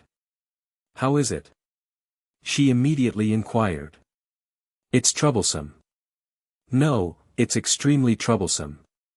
Hyder looked abnormally solemn. "From this rune I felt an ancient aura. It's possible that this was a curse passed on from ancient times, and there are basically no other models of it to be found on the south coast. Furthermore, this technique is very complicated, and without large amounts of experimentation, trying to treat it at this point will only result in the curse going berserk in the body. The end result is something none of us want to see." Now, after seeing how demanding and crafty this curse was, even Hyder regretted his decision. Was it worth it to repay a favor and, in turn, offend a terrifying dark Magus? An ancient curse, HSS, the old lady gasped. As a family with a long history, she naturally understood the difficulty in dealing with this curse. Forcefully breaking the curse would only result in death, unless the Magus who had set the curse decided to stop pursuing the matter. Are there no other methods? With a hopeful glint in her eyes, she stared at Hyder. It would be best to make a trade with the Magus who set the curse. Other than that, I would need large amounts of guinea pigs and practical tests to find a way and break the curse. Hyder slanted his head in thought for a moment, before speaking. Also, there is a time limit for the curse. Based on my test, there is at most 1 more month before it will completely erupt. Hyder dropped another bomb on her. Upon hearing this, the old lady trembled and then she breathed in deeply, a resolute look on her face. It doesn't matter what happens to Manhwa, but nothing can happen to Jenna. That is my final threshold. Chapter 220, Acolyte. Acolyte. Huh. Hyder looked at the old woman, a little confused. What I'm trying to say is, rather than guinea pigs, the results would be better if you could do tests on a Magus who has also been cursed. Am I wrong? The old woman looked cold and indifferent as if she was a block of ice. Theoretically speaking, that's true, and it would be even better if it's an official Magus, Hyder unconsciously muttered to himself, and suddenly came to a realization. You're thinking of using Manhwa. Hyder could not hide his shock at her words. Though this lady's family had a long history, official magi were few and far between. There were not more than 5 of them. This act would sacrifice 1/5 of their power. If that's what fate dictates, then so be it. The old woman looked to be in a trance as she gazed at Jenna, who was in a deep sleep within the ice coffin. She is the seer and nothing can be allowed to happen to her. The seer? No wonder. Hyder repeated after her. He had also heard about the family's strange ability to foresee the future. Kill him. The traitor that goes against fate. At this moment, Jenna suddenly opened her eyes, revealing the whites of her eyes as she spoke expressionlessly. Those who offend the seer will have their spirits cast into a bottomless hellhole with black flames, and receive endless torture. He, all of a sudden, Jenna's expression changed, and she began to laugh crazily. Next, the whites of her eyes disappeared, and a look of suffering appeared. She looked to be on the verge of tearing as she stared in the direction of the old woman. Grandmother. This expression quickly dissipated, and the color of her face changed. Several images appeared, forming different faces. HSSS, as if stimulated, the black snake runes on her pale neck began to extend. Lines of black veins instantly crawled all over Jenna's face. This is bad. Hyder immediately went forward, pouring a bottle of blue liquid into her mouth. Kacha. Kacha, on the surface of Jenna's body, countless shards of blue ice appeared, causing her body to freeze. Sleep. Hyder spoke slowly, the expression in his eyes was hard to make out and was somewhat intimidating. Blue threads from his fingers went deep into her body. After a long period of time, Jenna finally went back to sleep, and the snake curse returned to its original shape, though it looked a little bigger than before. A fractured spirit. Or no, is this the fusion of spirits? How pitiful. After all that work, Hyder began to look at Jenna with pity in his eyes. As a healing Magus who was friendly with this family, he knew about the divination ability they possessed. This strange ability came from an incomplete high-grade meditation technique. All who cultivated in this meditation technique would automatically gain the ability to receive premonitions of the future to some extent. As they progressed and cultivated further, they would even be able to observe fragments of the future. Unfortunately, this incomplete high-grade meditation technique had stringent limitations, and only the female members of Jenna's family were able to cultivate in it. In addition, within each generation, only one member would succeed in it and gain the power to predict the future. These people were called the seers. If that was all, the situation would be manageable. However, with the passing down of this technique, a more scary phenomenon appeared. The spirits of the seer through the years were somehow preserved, and they would possess the body of the current seer. Hence, with the accumulation of more and more spirits, the seer's mind would become mentally unstable, and she would become schizophrenic. Hyder had previously accepted the task of producing potions that could stabilize the mental state or spirit of the seer. The current Jenna looked like a single person, but within her body resided the spirits of the past seer. With the increase of spirits within her body, Jenna's mental health and rationality became frail, and there came a point where she did not even know what she was doing. The spirits of the seers from previous generations would even occasionally take over her body. As a result, she would do some strange things that were unthinkable to the regular person. Hyder was very much aware that after gaining this ability, Jenna's family had become a little neurotic. Not only did they say that pretty much everything they did was in the name of the protector, and were unwilling to accept any criticism, but they were also used to saying nonsense like, following what fate had in store for them. As this continued to happen, several families that had previously been on good terms with them distanced themselves. After all, Magi were a bunch of rational and free people. Nobody wanted to be with someone who would constantly criticize their actions. What had once been a large clan inevitably fell. Just looking for some external help was difficult, and they could only find a soul-healing Magus, Hyder. "How is she?" the old woman inquired worriedly, though she pointedly ignored Manhwa at the side. Hyder sighed, feeling pity for Manhwa. "Though I was able to temporarily suppress the outbreak of the curse, Miss Jenna's unstable mental condition means that the outbreak can recur at any time." Hyder gave the old woman a long, meaningful look.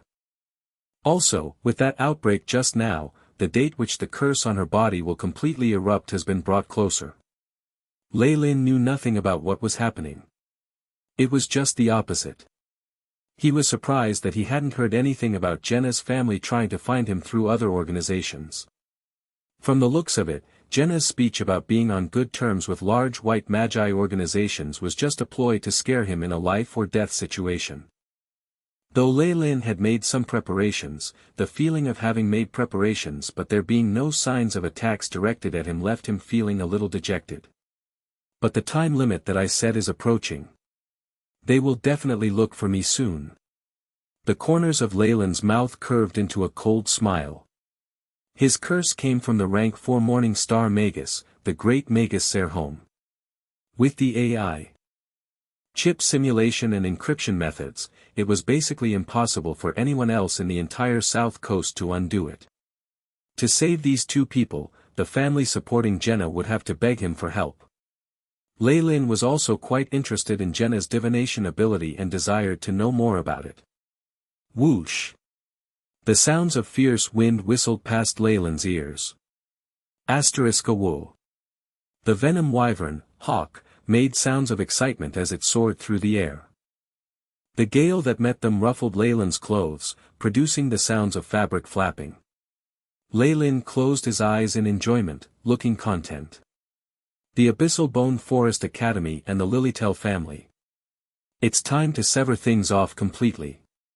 Thinking back to the information he had gained from those few Magi, a merciless glint appeared in Leilyn's eyes. He was quite knowledgeable in the field of spirits and had learned about methods in torturing spirits. Leilyn even had the ability to use certain combinations of potions to search the souls of newly advanced Magi. Under the endless torture methods that Leilyn had employed, the 5 Magi that Leilyn had taken prisoner quickly relinquished all that they knew. From their very lips, Leilyn was able to obtain a very detailed distribution chart of the Abyssal Bone Forest's forces in Hunting Zone 3. What aroused Leilyn's interest was a stronghold that was headed by the Lilytell family. In the beginning, in order to obtain the Kamoyan's pupil technique, he had killed off Basine. This had offended an elder of the Lilytell family, so Leilyn had no choice but escape from the academy. Scenes of his past flashed by Leilyn. This was a dispute that had come about in one's pursuit of power. There was no right or wrong, but since he had garnered animosity from them, Leilyn was prepared to eliminate this liability. Though Giant had promised to mediate, one could only trust himself. The best enemy was a dead one. That elder from the Lilytell family who specialized in metal had reached the apex of a rank 1 Magus. If Leilyn were to make his move now, it would be a bit difficult. However, he would be able to cut off his opponent's wings and weaken his family. It would be even better if that elder himself was around. Leilyn was certain that he would be able to withdraw safely, and that he would be able to collect large amounts of data and command the AI chip to simulate the best way to kill him. The venom wyvern soared through the air at a frightening speed, causing animals and acolytes alike to only see a black blur. We've entered enemy territory. This is where most of the enemy Magus activity is. Leilyn suddenly having an idea. He produced large amounts of grey clouds from within his sleeves, concealing both him and the venom wyvern. With the spread of the grey clouds, the large figure of the venom wyvern actually became the same color as the blue sky. Even the immense life and heat waves from it vanished. On a valley floor, an obese-looking acolyte in grey robes was being chased by a group of wild wolves. Faster. Just a little bit faster, and I'll reach one of the strongholds of the academy. The acolyte ran, cheering herself on while tightly grasping a unique red ore. A woo. A wild wolf howled, surrounding itself with a ring of green particles. Its speed immediately increased fivefold, turning into a black line as it headed straight for the acolyte. With green light shooting from its eyes, the wolf opened its mouth to reveal sharp teeth that reeked of blood, and snapped at the acolyte's hand. Bite it. This acolyte resolutely surrendered the left hand that the wolf was aiming for. Gotcha! The pathetic defense of the acolyte's robes was pierced through. Immediately after, the wolf fiercely bit onto the acolyte's left arm, and a muffled sound similar to something biting on leather was heard. Ha! The acolyte swung her left arm. The wild wolf was swung away as she exerted her enormous strength. At the next moment, however, multiple wild wolves caught up to her. Chapter 221, Saving a Damsel in Distress. Saving a damsel in distress. Seeing herself surrounded by wild wolves, the acolyte made a decision. She fiercely swung her right arm backwards. Ka-cha, her palm split open, revealing multiple white teeth, and looked like another mouth. Asterisk thump. Thump. Thump, asterisk. From the mouth on her right arm, several lumps of putrid green liquid shot out. Awoo. The liquid balls hit the bodies of the wild wolves, producing large amounts of white smoke. They corroded at a very fast pace, revealing the striking red flesh and white bones of the wild wolves. The wolves' attack became sluggish, and making use of this chance, the acolyte quickly recited a few incantations and added a spell that would increase her speed. Eventually, before the group of wolves caught up to her, this acolyte quickly burst into a layer of mist. After entering the mist, she heaved a huge sigh of relief. She looked around her. Around her were several official magi and acolytes in the robes unique to Abyssal Bone Forest Academy moving about. Stop there, acolyte. The password and your token. Countless black owls surrounded the acolyte, creating a huge human figure that spoke. Supreme Abyssal Bones. The acolyte muttered lowly, and then produced a black stamp, placing it before the giant. Correct. The giant spoke, dispersing into many owls that flew away. This acolyte then took out a map and compared it with her surroundings. I never thought I would go so far inside. This is a danger zone marked with 3 bones. Without the strength of an official magus, it's best to leave as soon as possible. Oh my! Such a disgusting smell. Let me guess who's here. At this point, the acolyte was stopped by a few acolytes who were preparing to leave. The acolyte in charge was wearing robes that indicated his status and made with exquisite materials. There was a silver necklace around his neck that gave off immense energy waves, which obviously made it a magic artifact. Is there even the need to guess? This smell is just as stinky as the sewers. Besides our swine Nissa, who else could it be? The other acolytes immediately burst into laughter. The acolyte who had spoken walked in front of her and lifted her hood. Under the hood was an exceptionally ugly face. The top of the head was bald, and between several of the teeth were gaps. There was also a snout, and a constant stink surrounded this person. The acolyte who had entered the stronghold was actually from the same place as Leilyn, and she was his old classmate, Nissa. Lord Lilitel. Nissa bowed respectfully, though her expression was stiff. Due to her appearance, she had been discriminated against and bullied, but most of the acolytes did not think their actions were too excessive.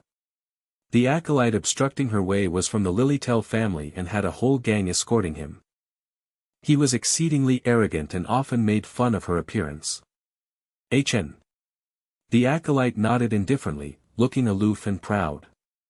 Swine Nissa, this is not a place you should be in. Don't let your bad smell alarm the various Lord Magi here. They are our forefathers. The acolyte who had the word Lilitel in his name covered his nostrils, looking at her in disdain. I'll leave now, Nissa hastily retreated. However, as she was leaving, she accidentally tripped and revealed the red ore in her hand. HM. Wait. That acolyte immediately stopped her. What's that in your hand? What is it? Take it out. No. No, it's nothing. Nissa kept drawing back and tried her best to hide it, but the panic in her eyes could not be hidden so easily. Bitch. The acolyte cursed, and suddenly made his move. His entire right hand abruptly became bigger, the flesh bulged bit by bit, and the blue veins were prominent. Thud, a punch landed on Nissa's face, and her entire body was sent flying. While she was in midair, a red ore fell to the ground, whirling around like a spinning top. A Markov crystal? And it's actually red? The acolyte of the Lilitel family stared hard at the red ore, joy and greed flashing in his expression. That's mine. Seeing the greed in the acolyte's face, Nissa's heart sank. However, this ore was extremely important to her since she would need it to advance, so she drummed up her courage and spoke up. Darned bitch. Even the skin on her face is so thick. The acolyte who had punched her swung his arm. This crystal was my gains from yesterday. You despicable thief, wretched thief, not only did you steal it, you even dared to claim that it's yours. The acolyte waved his arm. Go. Grab her and send her to the Academy's enforcement team to be punished. The few acolytes behind him encircled her, their intentions clear. Nissa kept stepping backwards, yellow pus flowing from her eyes. A few acolyte bystanders remained unperturbed as they watched, and even some of the Magi looked on in the same fashion. That acolyte was from the Lilitel family. They were one of the 3 big families in Abyssal Bone Forest Academy. Many of the people in that family held important positions in the academy. Offending them was akin to offending the school. In addition, the Magi in charge of the stronghold were all people from the Lilitel family. Even if somebody else wanted to help her, there was nothing that could be done. Besides, Magi were a bunch of practical beings, and this was even more so for dark Magi. Why would they especially go against the Lilitel family for somebody like Nissa, an ugly freak like her? Hence, all they could do was to give a heavy sigh and continue with their work, as if they had seen nothing. Hee hee. You've been an eyesore for far too long. Just seeing your back spoils my appetite. One of the acolytes around her snickered as he grabbed forward with his right hand. A black claw suddenly appeared, scratching towards Nissa's face. I want to smash this disgusting face to bits. The acolyte roared, as if at this very moment, a sense of righteousness had possessed him. No. Nissa blocked her face with her hands. Bang! The black claw scratched at her arm, but only a layer of skin broke. As the product of a failed experiment of an official Magus, Nissa had gained a resistance to spells that ordinary acolytes did not have. Her strength had also increased, though she had no clue if this was good or bad. Damn it! The acolytes around her were fuming red as if they had been humiliated. They looked at each other and suddenly attacked as a group. Fireballs. Ice bolts. Hurricanes. All of these were thrown towards her head.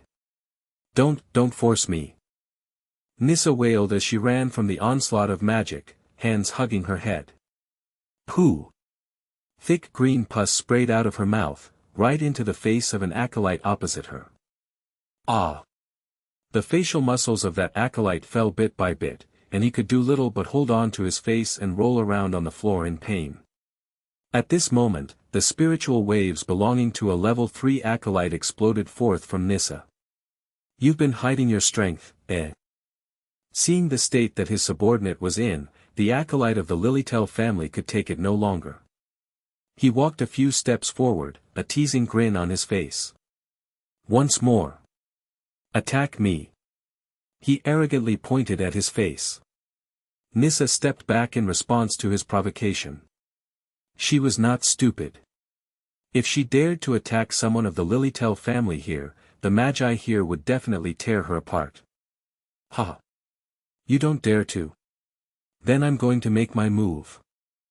The acolyte laughed maniacally as he pointed a finger at Nissa. Bind. From the silver necklace around his neck, countless silver threads were produced. Layer by layer they extended like a spider web and caught Nissa inside. Shwa shwa. Silver threads inwardly gathered, binding her inside. TSSS, even with the modifications to Nissa's skin, yellow pus flowed under the tight binding of the silver threads. A look of pain appeared on her face. Let's do this together. Kill that bitch. Feeling that his reputation had been sullied, this acolyte of the Lilytel family had begun to disregard the rules of the academy, wanting all schoolmates who were present to kill her. After all, he was a part of the Lilytel family. Even if he did something wrong, the worst punishment he would get was confinement. His family members would definitely rescue him, so what was there to fear? Seeing herself on the verge of being encircled once more by acolytes with the light from spells flashing in their hands, she could only hang her head sadly. Am I going to die here today? Though it's a type of release, dying in such a manner really doesn't sit well with me, Nissa thought to herself. Boom! The sound of immense waves from magic resounded. Nissa squeezed her eyes shut, but feeling no pain in her head, she raised her head in astonishment. Her jaw dropped in amazement. She could see a huge venom wyvern hovering around in the sky, above the stronghold's wards. A black, flaming hand scooped downwards, fierce black flames immediately tearing apart a huge hole in the ward. Enemy attack. The owls from before appeared once more, turning into the shape of a giant. Shoo! A young man wearing black robes waved his arm disdainfully. A huge black fireball fell like a comet. Asterisk boom. Asterisk. Innumerable feathers flew, and the giant made from the owls immediately dispersed after a brief contact with the flames. Owl after owl was burnt to ashes, falling from the sky. Chapter 222, Appearance. Appearance. Rain of fire. From atop the venom wyvern's back Leilyn's gentle voice was heard. Shortly after, yet another huge black fireball emerged out of nowhere on top of the stronghold, and boom. The fireball exploded, dispersing into black fire droplets that looked like rain, spreading across the entire area. Sigh. An acolyte who had been surrounding Nissa had brief contact with a fire droplet that brushed by his shoulder, and before he could even make a sound, he had been reduced to a pile of white ash. Run! The acolyte from the Lilytel family's voice wavered, his fear apparent. Asterisk shwa shwa shwa. Asterisk the acolytes that had been surrounding Nissa looked as if they had seen a ghost, evading the fire droplets in the air, terrified. TSS, a black spark fell on the silver threads that bound Nissa. In that instant, this magic artifact was warped out of shape by the black flames and eventually melted into a silver-white liquid that dripped to the ground. Under the onslaught of black fire droplets, large numbers of acolytes were turned to ash without any chance to resist. The surrounding buildings began to burn furiously, and under the attack of the rain of fire, everything instantly turned into a sea of fire. It's Leilyn. Nissa whispered, but at that moment, she saw a black fire droplet flying towards her. Leilyn looked around mid-air and suddenly noticed a very familiar figure from the corner of his eyes. It's Nissa! Leilyn exclaimed, and under his manipulation, the black fire droplet deviated, brushing past the edges of Nissa's hair. Who dares to attack the territory of the Abyssal Bone Forest Academy? Several black human figures dashed out. One of them rapidly chanted a few incantations, and a dome-emitting green rays appeared in the sky, blocking the attack of the black fire droplets. Asterisk drip. Drip. Drip, asterisk. Countless black fire droplets splashed onto the dome and began to burn. The Magus who cast the protection spell immediately cried out in alarm. The might of this black fire is immense. My spiritual force is being rapidly consumed. Who will help me? Me. A Magus nearby immediately chanted a few words, and a layer of blue ice extended across the layer of protection. Green, blue, and black rays of light mixed together soared into the sky and descended, forming a huge tornado. After the tornado descended, the two magi looked pale, and it was evident that they had suffered massively. However, at this point, nobody bothered with them. Black flames that are astoundingly strong. That venom wyvern as well. You must be Black Fire, Leilyn. A Magus who seemed to be the leader recognized Leilyn. What? It's him. Leilyn. That genius who betrayed us. All of a sudden, clamors of disbelief broke out from the survivors. You must be Magi from the Lilytel family, right? Leilyn clasped his hands behind his back. Don't deny it. Even from this distance, I can smell that putrid stench of your bloodline on your bodies. So what? A silver-haired Magus stood. You actually dared to kill the sole grandson of our elder. I've already sent him a signal, so just wait here and prepare to be punished. You've told him. Good. That's great. Leilyn's reaction obviously surprised the silver-haired Magus. Leilyn continued, since you've already alerted him, there's no point in keeping any of you alive. Hearing Leilyn's words, the Magi present felt a chill in their hearts, a sense of foreboding became apparent. Shadow Domain. Countless tentacles extended from the shadow under Leilyn's feet, spreading across the horizon and completely blocking all the sunlight in the area. Be careful. The Magus leader nearby could only screech, before a black light flashed and a crimson palm went through his chest, digging out a bright red heart that still pumped furiously. Under the assault of the crimson palm, the innate defense spells of these Magi were torn apart like paper. He killed the leader. One of the Magi present looked at Leilyn as if they were looking at the devil incarnate, and yelled in despair before running in the opposite direction. Lum, come back. The surrounding Magi shouted, but it was too late. Within the shadows, Leilyn seemed to be a grain of dust that had fused with the gentle wind and floated to Lum's back. A crimson palm went for his head. Rumble. A layer of crimson flames began to burn furiously on Lum, and turned the official Magus into ashes. Regular rank 1 Magi were as weak as children in front of Leilyn. They were easily taken care of. Zoom. Leilyn suddenly sensed something and gazed into the distance. From far away, a silver ray of light was like a sharp sword, heading here in a straight line. The main character is here. Leilyn grinned, arms rising as he clenched his fists. The darkness that had engulfed the entire region was withdrawn into Leilyn's palm, turning into a sphere of darkness which hovered in the air. Strong energy waves swept the area, a violent storm surging and bringing up an entire layer of the ground. Halt! The silver-white ray shouted from afar.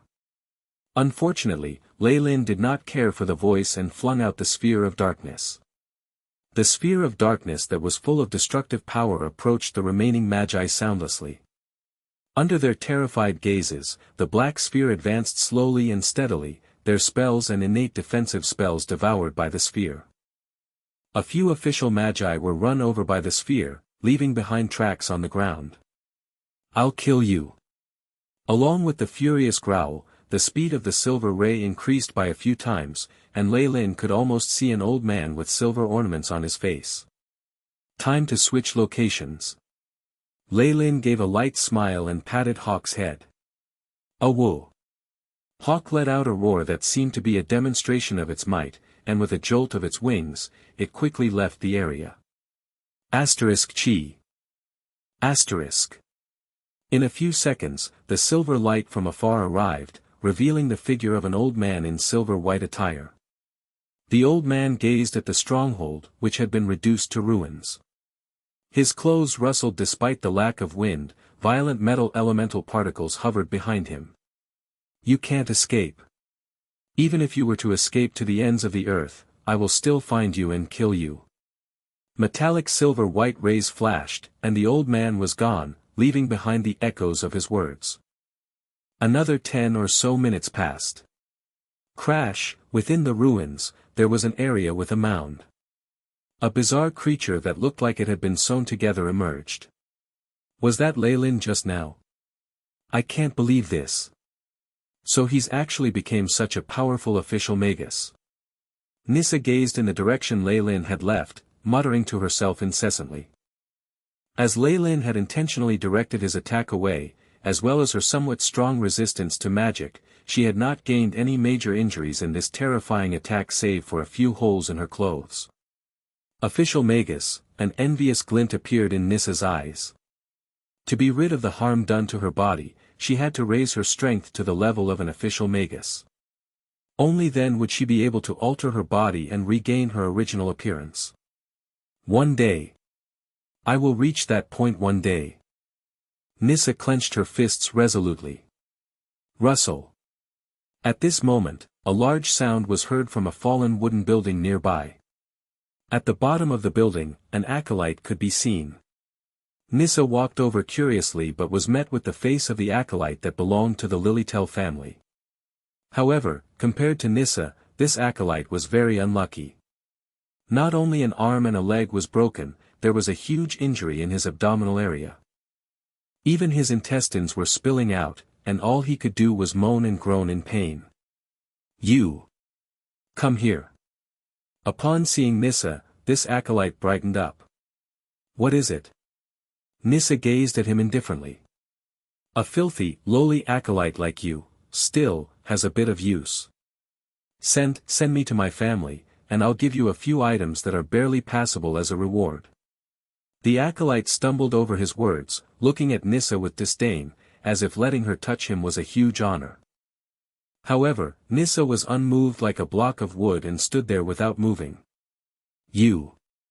The acolyte was flushed red with anger as he pointed at Nissa, wanting to say something. Pack! With his movement, a red ore fell from his lap, spinning on the ground. Upon seeing the ore, Nissa's eyes looked dangerous. You! What do you think you're doing? The acolyte that had been arrogant beyond belief suddenly felt a hint of danger, a fearful expression flashed past before he tried to sit upright. Are you trying to attack me? You have to think this. Bang! Before the acolyte could finish his words, a green corrosive ball landed on his head, eating through most of his head in the next second. Gazing upon his corpse, Nissa went forward and retrieved that red ore. I merely followed your earlier instructions and focused my attack on your face, young Master Lilitel. Nissa had a strange expression on her face. It seemed to be dread, but at the same time, she looked as if a weight had been lifted off her shoulders. Leilyn stood in the heart of a spacious land filled with broken stones while appearing to be waiting for someone. The Venom Wyvern Hawk was useless in this level of battle and had been ordered to return. All of a sudden, Leilyn raised his head as if he had sensed something. Chapter 223, Liquid Metal.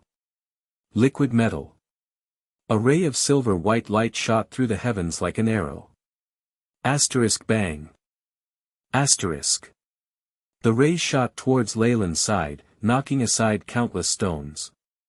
After the light rays dissipated, an old man in silver-white attire was revealed. This old geezer had a nose that was bent the way an eagle's beak was, and he had a few metallic ornaments dangling from his face. A pair of intelligent, tenacious eyes were fixed on Leilyn.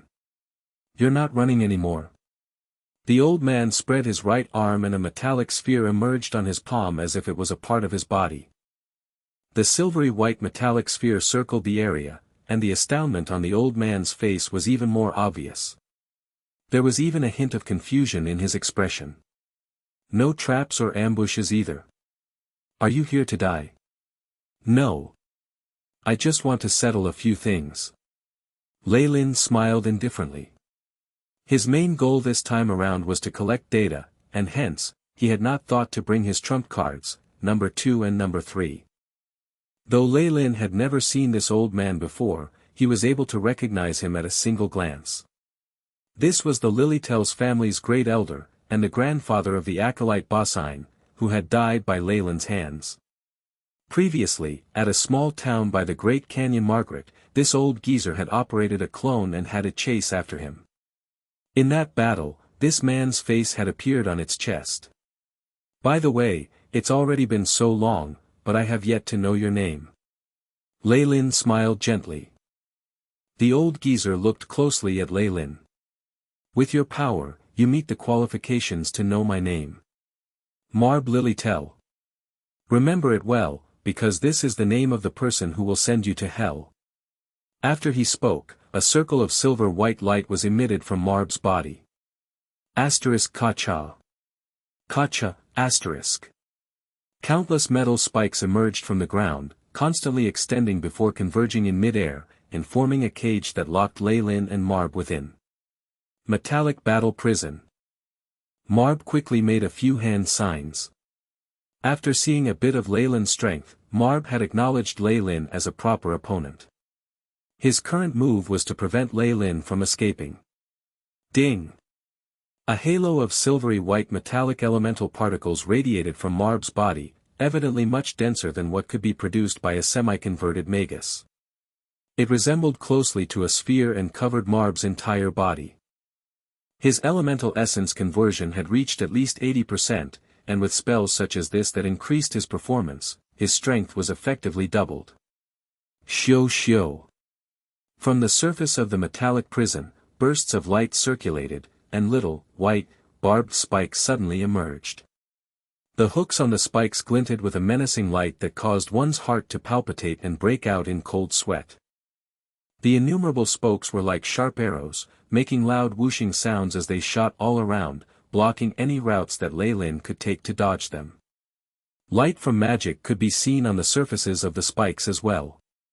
This was obviously a support spell that had been added to keep the spokes sharp and strong. With this degree of attack, a regular newly advanced Magus would be turned into a porcupine. However, Leilyn made no attempt to dodge. Rumble. From his body, a ring of black flames suddenly emerged. The flames were like a liquid, covering his entire body and giving him a layer of black armor. An immense wave of hot air spread through the prison, and even Marb, who was far away, could not help but furrow his brows. Pu. As the silver-white spikes approached the flames, they flickered and appeared to be melting. By the time they actually met with Leilyn's latent flames, the silver-white spikes made little sounds and were melted into small silvery-white metallic balls. Clatter. The sounds of pearls dropping were heard, and as these metallic balls struck the dark red protective layer behind the flames, they produced clear sounds and promptly lost all kinetic energy, before falling to the ground and rolling in all directions. At the sight of this, Marb's expression became serious, and there was even a hint of vigilance on his face. Your rate of improvement far exceeded my expectations. I'm now slightly regretful. Back then, I should have dispatched a few more clones and eliminated you. Leilyn's strength had been tested by Marb's clone back then. Though he was quite strong, Leilyn merely had the strength of a semi-converted Magus. If not for the fact that Marb had sent out merely a single clone, and Leilyn's spells had been too mysterious and astonishing, Marb believed that Leilyn would not have been able to escape. Now, however, the strength that his opponent now displayed was close to that of a peak rank 1 Magus. What was more terrifying was that it had only been 2 to 3 years since he had last seen Leilyn. A rank 1 Magus would typically still be considered newly advanced at that point. He definitely should not be allowed to live any longer. If not, our Lilitel family will have ourselves a terrifyingly powerful enemy. Marb came up with this conclusion. Having made this decision, his desire for Leilyn's blood became more intense, and his two eyes turned into a silvery white color as if they were made of silver. Liquid metal. Marb muttered under his breath. Immediately after, rows of complicated metal elemental runes lit up on several places on his body, and a ring of silver light was emitted from within his clothes. A layer of silvery white liquid metal suddenly oozed out of the pores of his body, quickly covering his skin and transforming him into solid, reflective, silvery white, metallic human figure.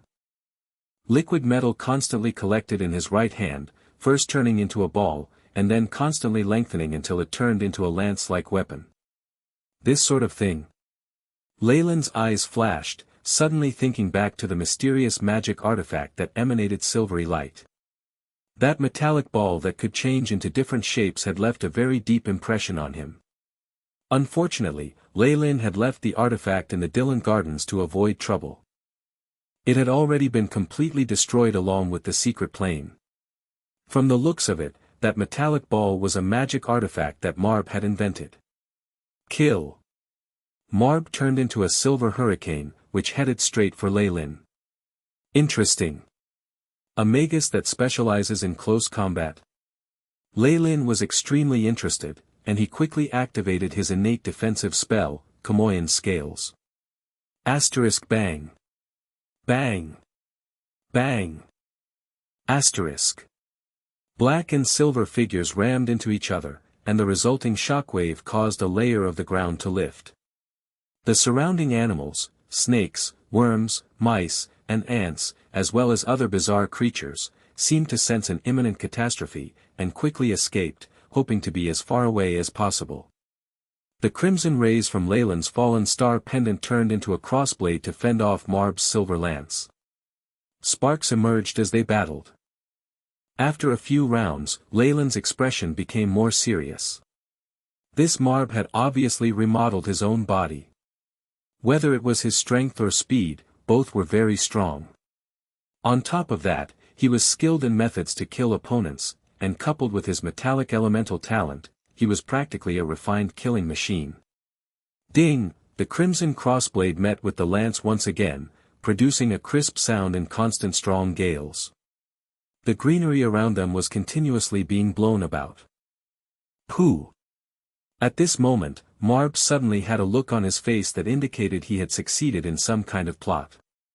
The sharp, pointed end of the silver-white lance instantly became flexible, and like a snake twisting its body, it bent and thrust, piercing towards Leilyn's body. TSS, Leilyn's winced a little as several black scales chipped off. Battle mode. Seeing that his attack had been effective, Marb looked even more crazed as he yelled. Next, dense needles emerged on his silvery white body, and his weapon also underwent some changes. Broadsword. Crossblade. Battleaxe. Maul. All kinds of weapons appeared in Marb's hands. On the surface of the blades, there were also strong energy waves that indicated the use of magic. It was definitely enough to pierce through Leilyn's defense and cause tremendous damage. In terms of close combat, even with the aid of the AI chip, I'm not at an advantage. Leilyn pondered. Shio. Asterisk. Countless tendrils of shadow encircled Marb and tightened. At the same time, Leilyn hastily retreated and raised his arm, several black fireballs appearing above his palm. Latent fireball. The black fireballs fused and increased in size, and then flew towards Marb.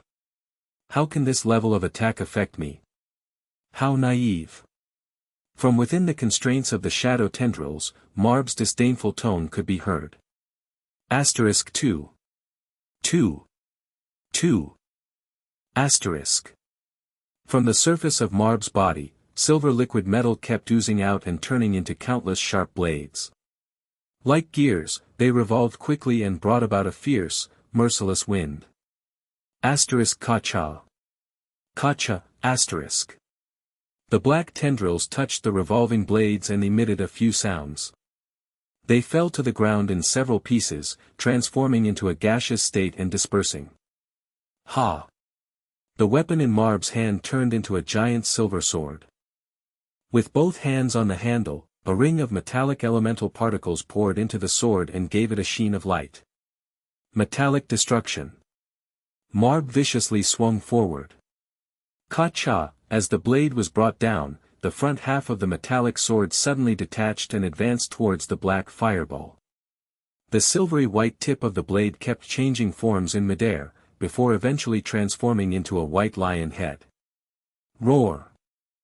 The lion head opened its mouth wide and produced an earth-shattering howl as it faced the latent fireball. Ka-cha.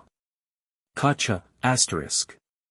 The surroundings around them seemed to be frozen in place, and even the air ceased to circulate. Chapter 224, Metal and Gravity. Metal and Gravity. Rumble. The world seemed to stop at this second. A few seconds later, the surroundings returned to normal. The situation just now was as if a movie was being screened, but had suddenly malfunctioned. Next, a strong energy storm spread out in all directions. In the center of the energy storm, black flames and silvery white rays of light constantly battled, engulfing each other. Creak. At the boundaries of the battle, where Marb had set up the metallic prison, the cage constantly creaked in protest of their intense fight. Minutes later, the frightening energy storm dissipated. Marb did not have a single injury on him, and even his hair was untouched. He stared straight in Leilyn's direction, grabbing at him with a single hand. "Lad. Come here."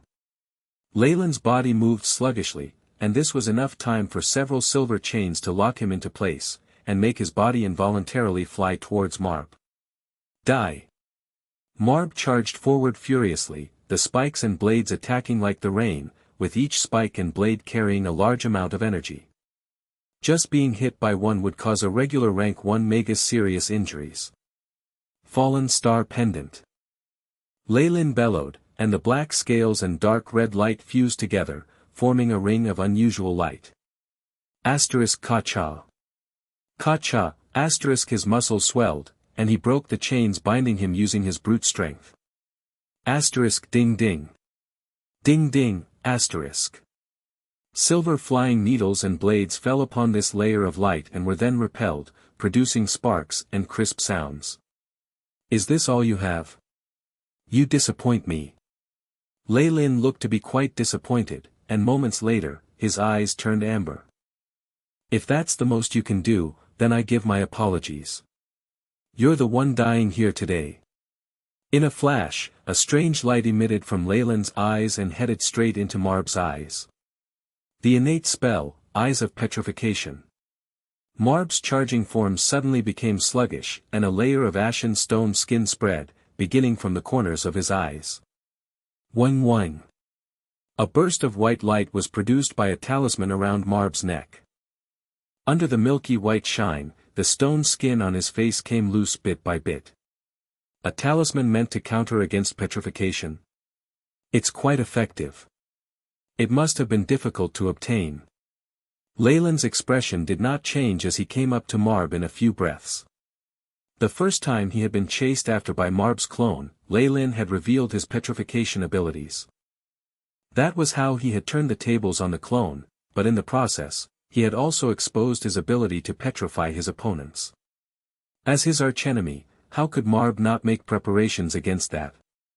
However, even in ancient times, petrification was a lesser-known spell.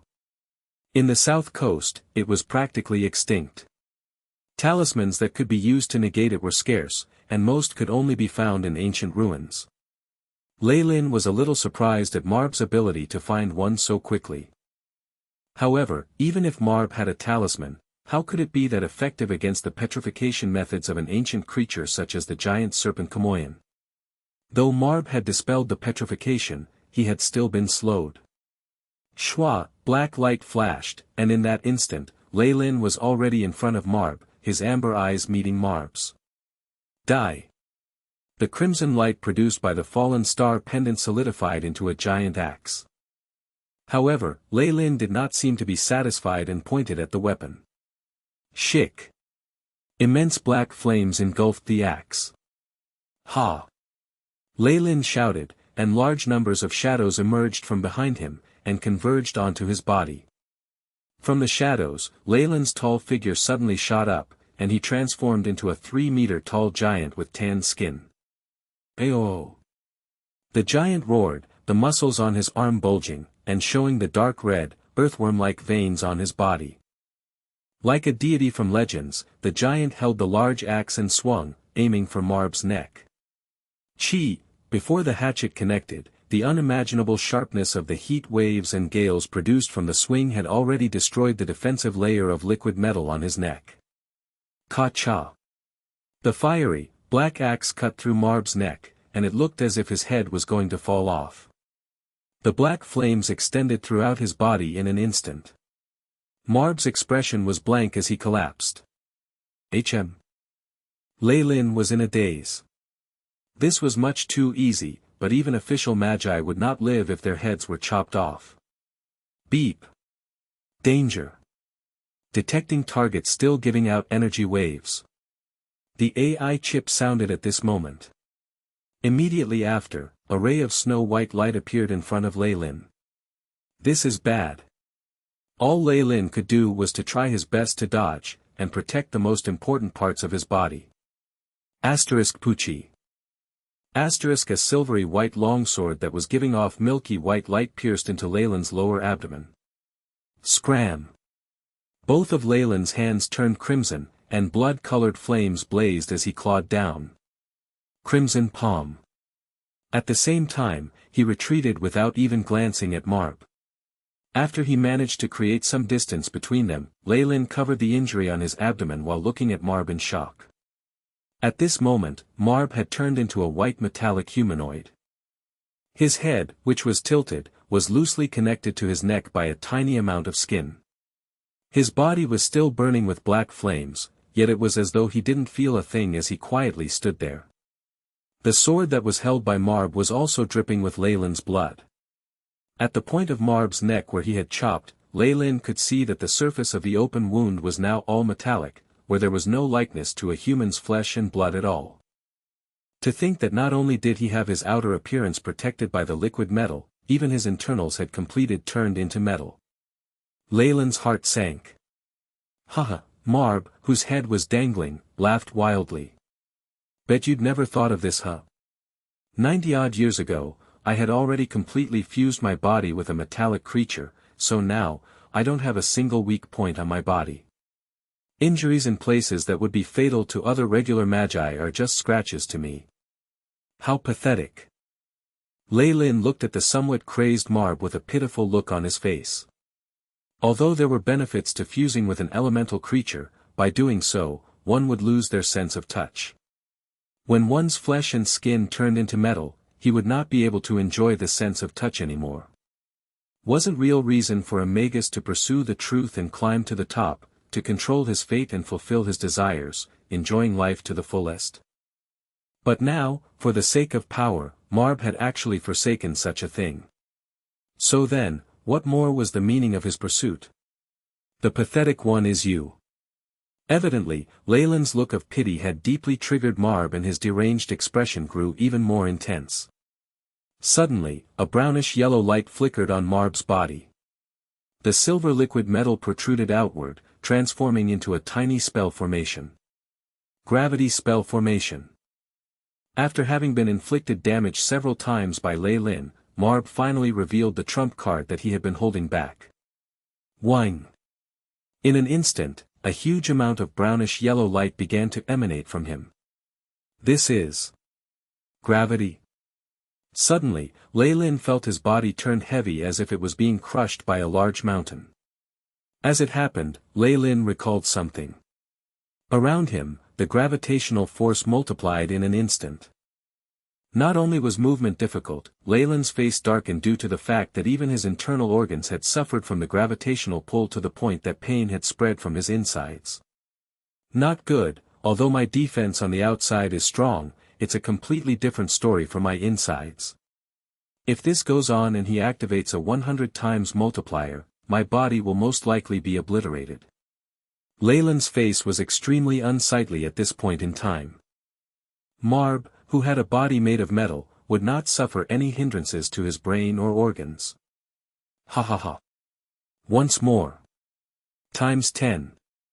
Marb shouted, and the brownish-yellow light flashed even brighter. Leilyn's feet sank, and the injury to his abdomen, which had undergone hemostasis, started to bleed profusely again due to the gravitational pull. Ha ha ha. Come on. Marb dashed right in front of Leilyn and brandished his sword, yet Leilyn could only feebly raise his right hand to deflect the blow. Asterisk bang. Asterisk. The scales on his arm were crushed and shattered, and Leilyn was sent flying backwards like a cannonball. Not enough. Still not enough. Times 20. Marb pierced the ground with both of his hands. In an instant, Leilyn felt as if the gravitational force had increased once more.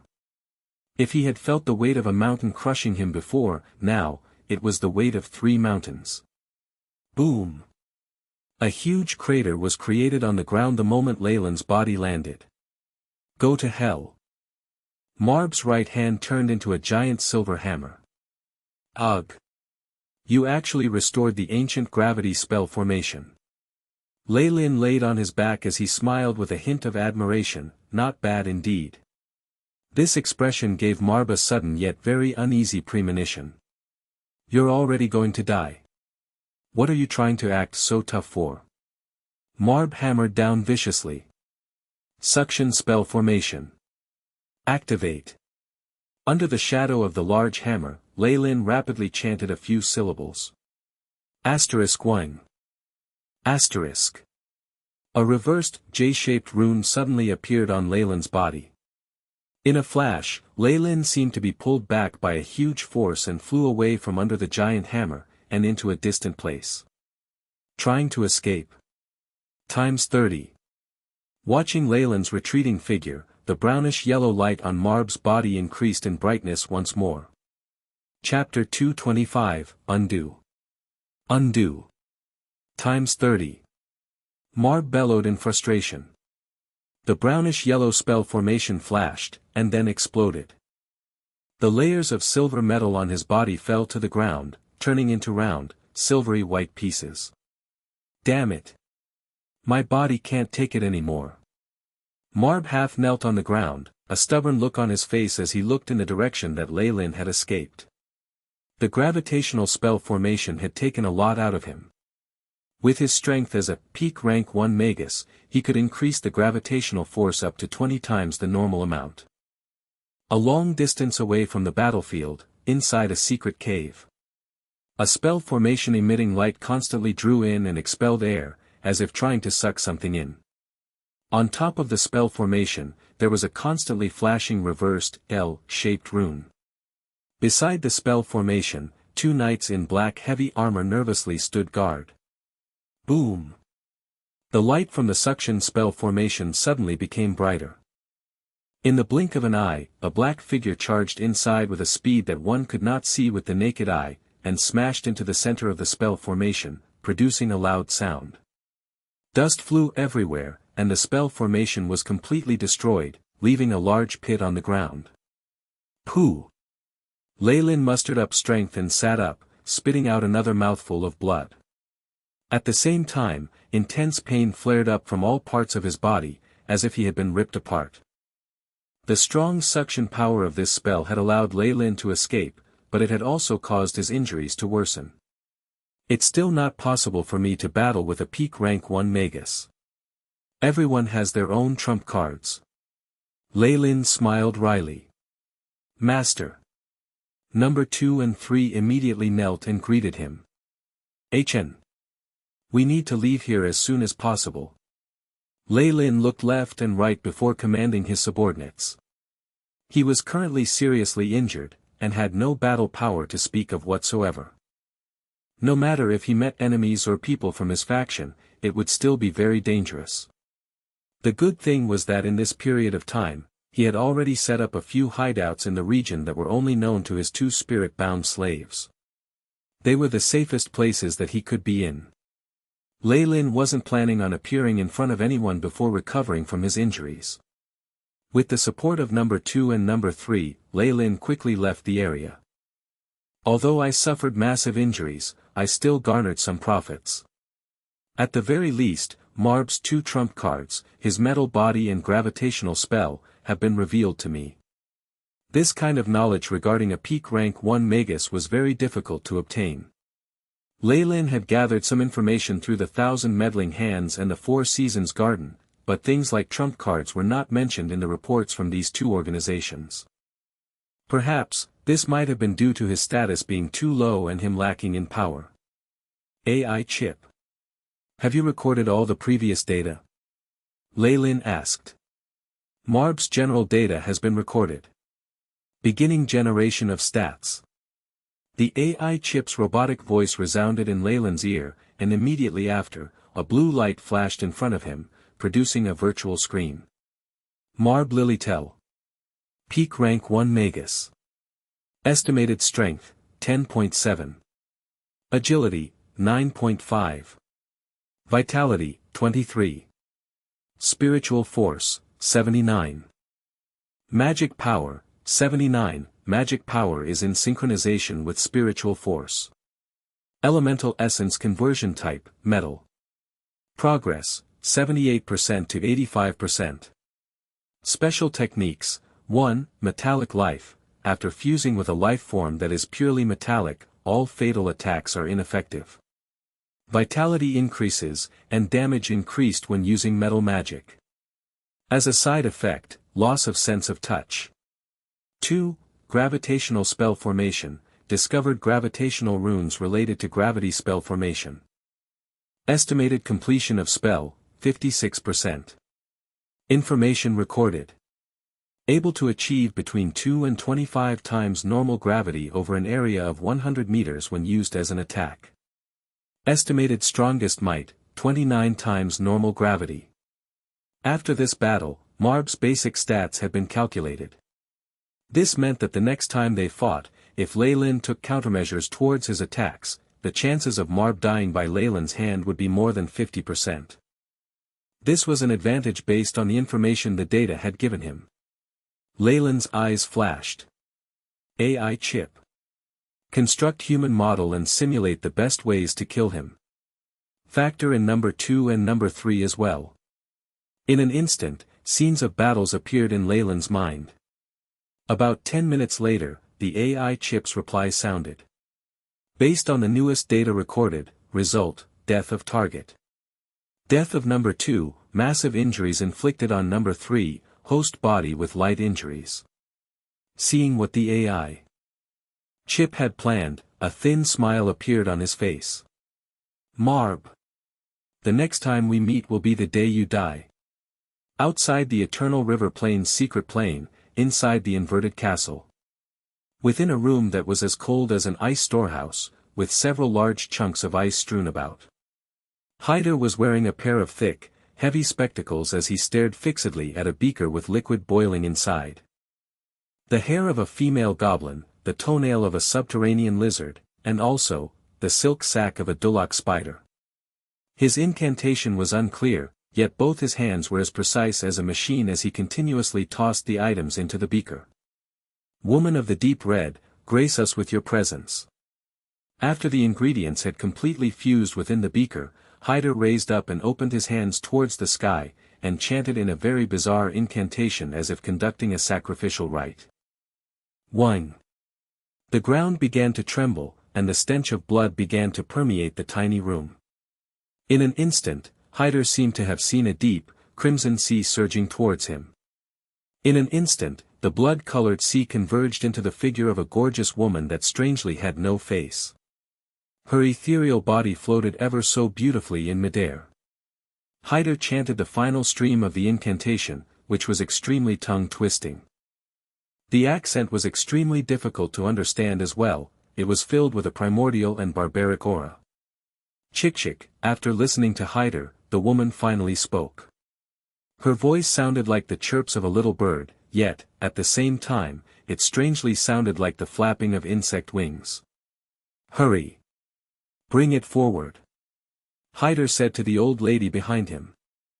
The old lady clapped her hands, and 2 black-robed servants entered with a dozen feeble, trembling humans who had their heads covered by a black sack. Chick chick.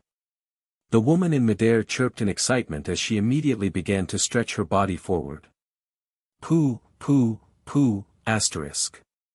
Countless large wounds split open on the bodies of these captives, from which blood gushed out like a fountain. As if seeing the plague, the two servants quickly retreated. Asterisk gluck. Asterisk. The blood formed a tiny tendril of steam as it floated through the air towards the woman.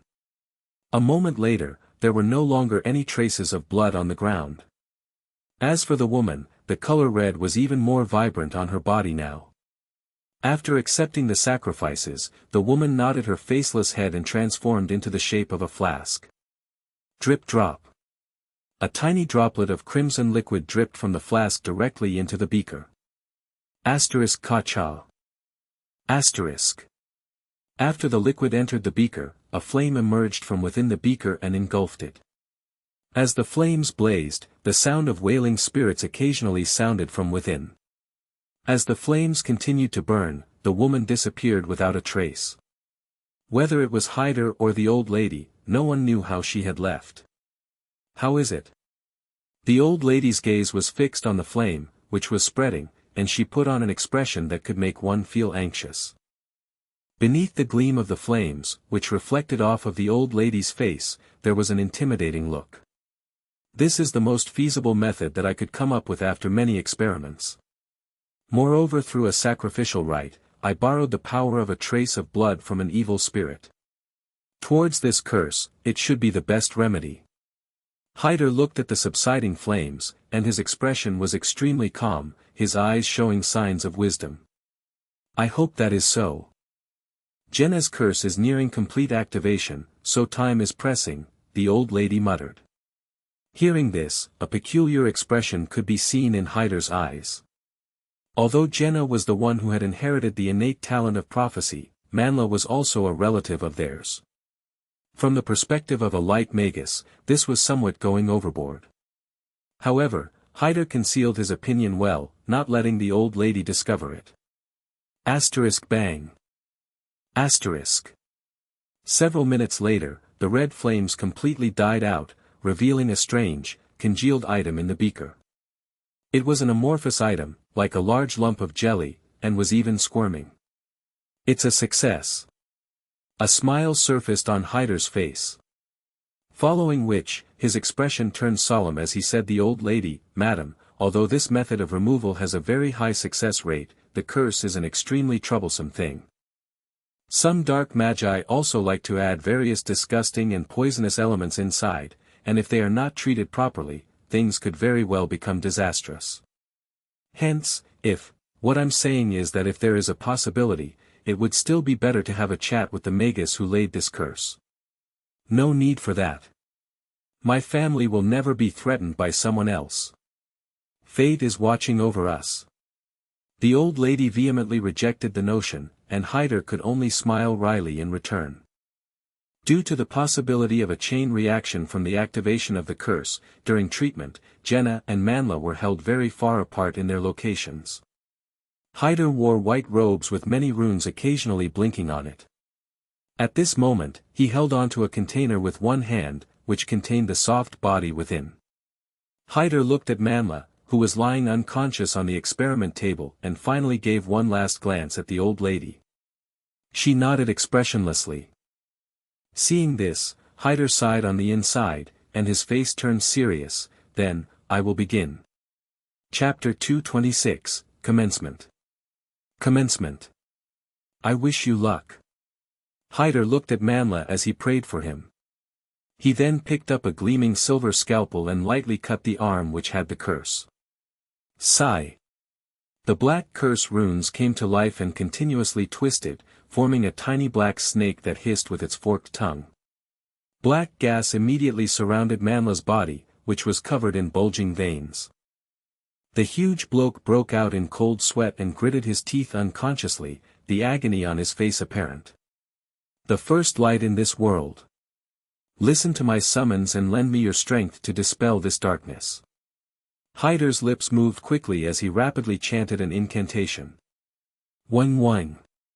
In the surroundings of the operating table, countless rays of light suddenly appeared and flew above Manhwa as they converged into a rune. Unadulterated, without a trace of any impurities. It was as if the light that first set upon this world had appeared inside the rune. This milky white light shone on Manhwa's body. Chi, Manhwa's body suddenly arched as he clenched his fists. At the same time, a seemingly endless amount of black gas was emitted from the pores throughout his body. All of this gas was very quickly purified by the light. Hyder looked at the black lines on Manhwa's body as sweat rolled down the side of his cheek. His immense spiritual force had now turned into an extremely concentrated and tiny one which continuously scanned Manhwa's body and took note of its current state. He also had to guide the light in the cleansing process. This was a task that required extreme precision. If he made a single mistake, the curse on Manhwa's body would fully activate. It was very evident that this put a huge strain on Hyder. In only a dozen minutes, this old geezer began to pant heavily as his energy began to drop. However, it was at a time like this that the stability of Hyder's hands was even more pronounced. Just like a robot, his movements were fluid and without the slightest mistake. Finally, under the pressing attack from the light rays, the cursed runes made of darkness were continuously pushed back until they retreated back into the original wound. The light rays formed a halo outside the wound and confined it to a small surface area on the flesh. Hyder exhaled deeply as he wiped the sweat off his forehead. I have already confined the curse to one area. Right now, this extraction process is the most crucial. Hyder held the container which contained the jelly-like body as if it was some sort of precious treasure. Following which, he placed the container close to where the wound on Manhwa's arm was. Come forth, my darling. A strange expression now appeared on Manhwa's face as he spoke in a tone that could induce dizziness. Sigh. The runes on Manhwa's arm writhed and once again turned into the shape of a tiny black snake. It spat its tongue and, as if it had discovered something, it turned and faced the jelly-like body. Chi, after seeing the small snake, the jelly-like creature, which seemed to have no consciousness, began to shrink its body. However, this movement attracted the tiny snake and it slithered towards the jelly-like body. Seeing the small snake closing in, Hyder held on to his breath, as if afraid that his breathing would scare the snake away. The black snake hesitantly circled the area where the wound was in. It then turned around and slithered away without a second thought. Just when the old madam thought that it was a failure, the tiny black snake which had turned around coiled its body and darted right into the wound as fast as lightning, jumping on top of the jelly-like creature. It swallowed the jelly-like body down in a gulp and began to retreat rapidly. You want to run? Hyder had the last laugh as he grabbed a pair of tweezers with his right hand and reached forward. The tweezers traveled in a beautiful arc through the air and landed right in front of the tiny black snake and blocked it. Following which, the tweezers clamped together and held on to the middle of the snake's body. Hiss, the snake hissed as it writhed its body continuously. Hyder's face was extremely solemn as he knew how much of a calamity would be created if the abomination in his hands were to escape. Bringing forward a vulcanized test tube that was covered in runes with his left hand, he tossed the black snake within and plugged the hole. The runes flashed and sealed the test tube tightly. Only after looking at this scene did Hyder allow himself a sigh of relief. Mr. Hyder, is it a success? The old lady stepped forward and was extremely excited as she saw that the cursed runes on Manhwa's arm had completely vanished. Of course. It is done, I have not disgraced my art. Hyder smiled in an aloof manner. He had no confidence prior to his attempts to remove this curse. However, in the period of his experiments, this curse had allowed him to greatly improve his potioneering and healing skills. Great! As I was saying, how can we bow down to that dark Magus? Fate is forever on our side. A light of reverence appeared on the old lady's face, as if the sun had shone on her. Hyder, who could not withstand this light, closed his eyes and retreated a few steps. Pa! At this moment, a very crisp clap sounded from Manhwa's body and a mysterious black gas once again appeared. What is happening? The old witch was now like a duck which had its neck grasped, her voice hoarse as she asked. Damn it, a second curse. It's actually a model composed of a combination of curses. Regret and shame now flashed across Hyder's face. At the same time, a huge amount of black gas formed into many tiny black snakes as the dense smog engulfed Manhwa within. Chick chick, from within the black smog, a harrowing sound could be heard. Seconds later, the black smog dispersed and revealed a blackened skeleton which sat quietly before the experiment table. This turn of events was extremely quick and even Hyder had no time to react.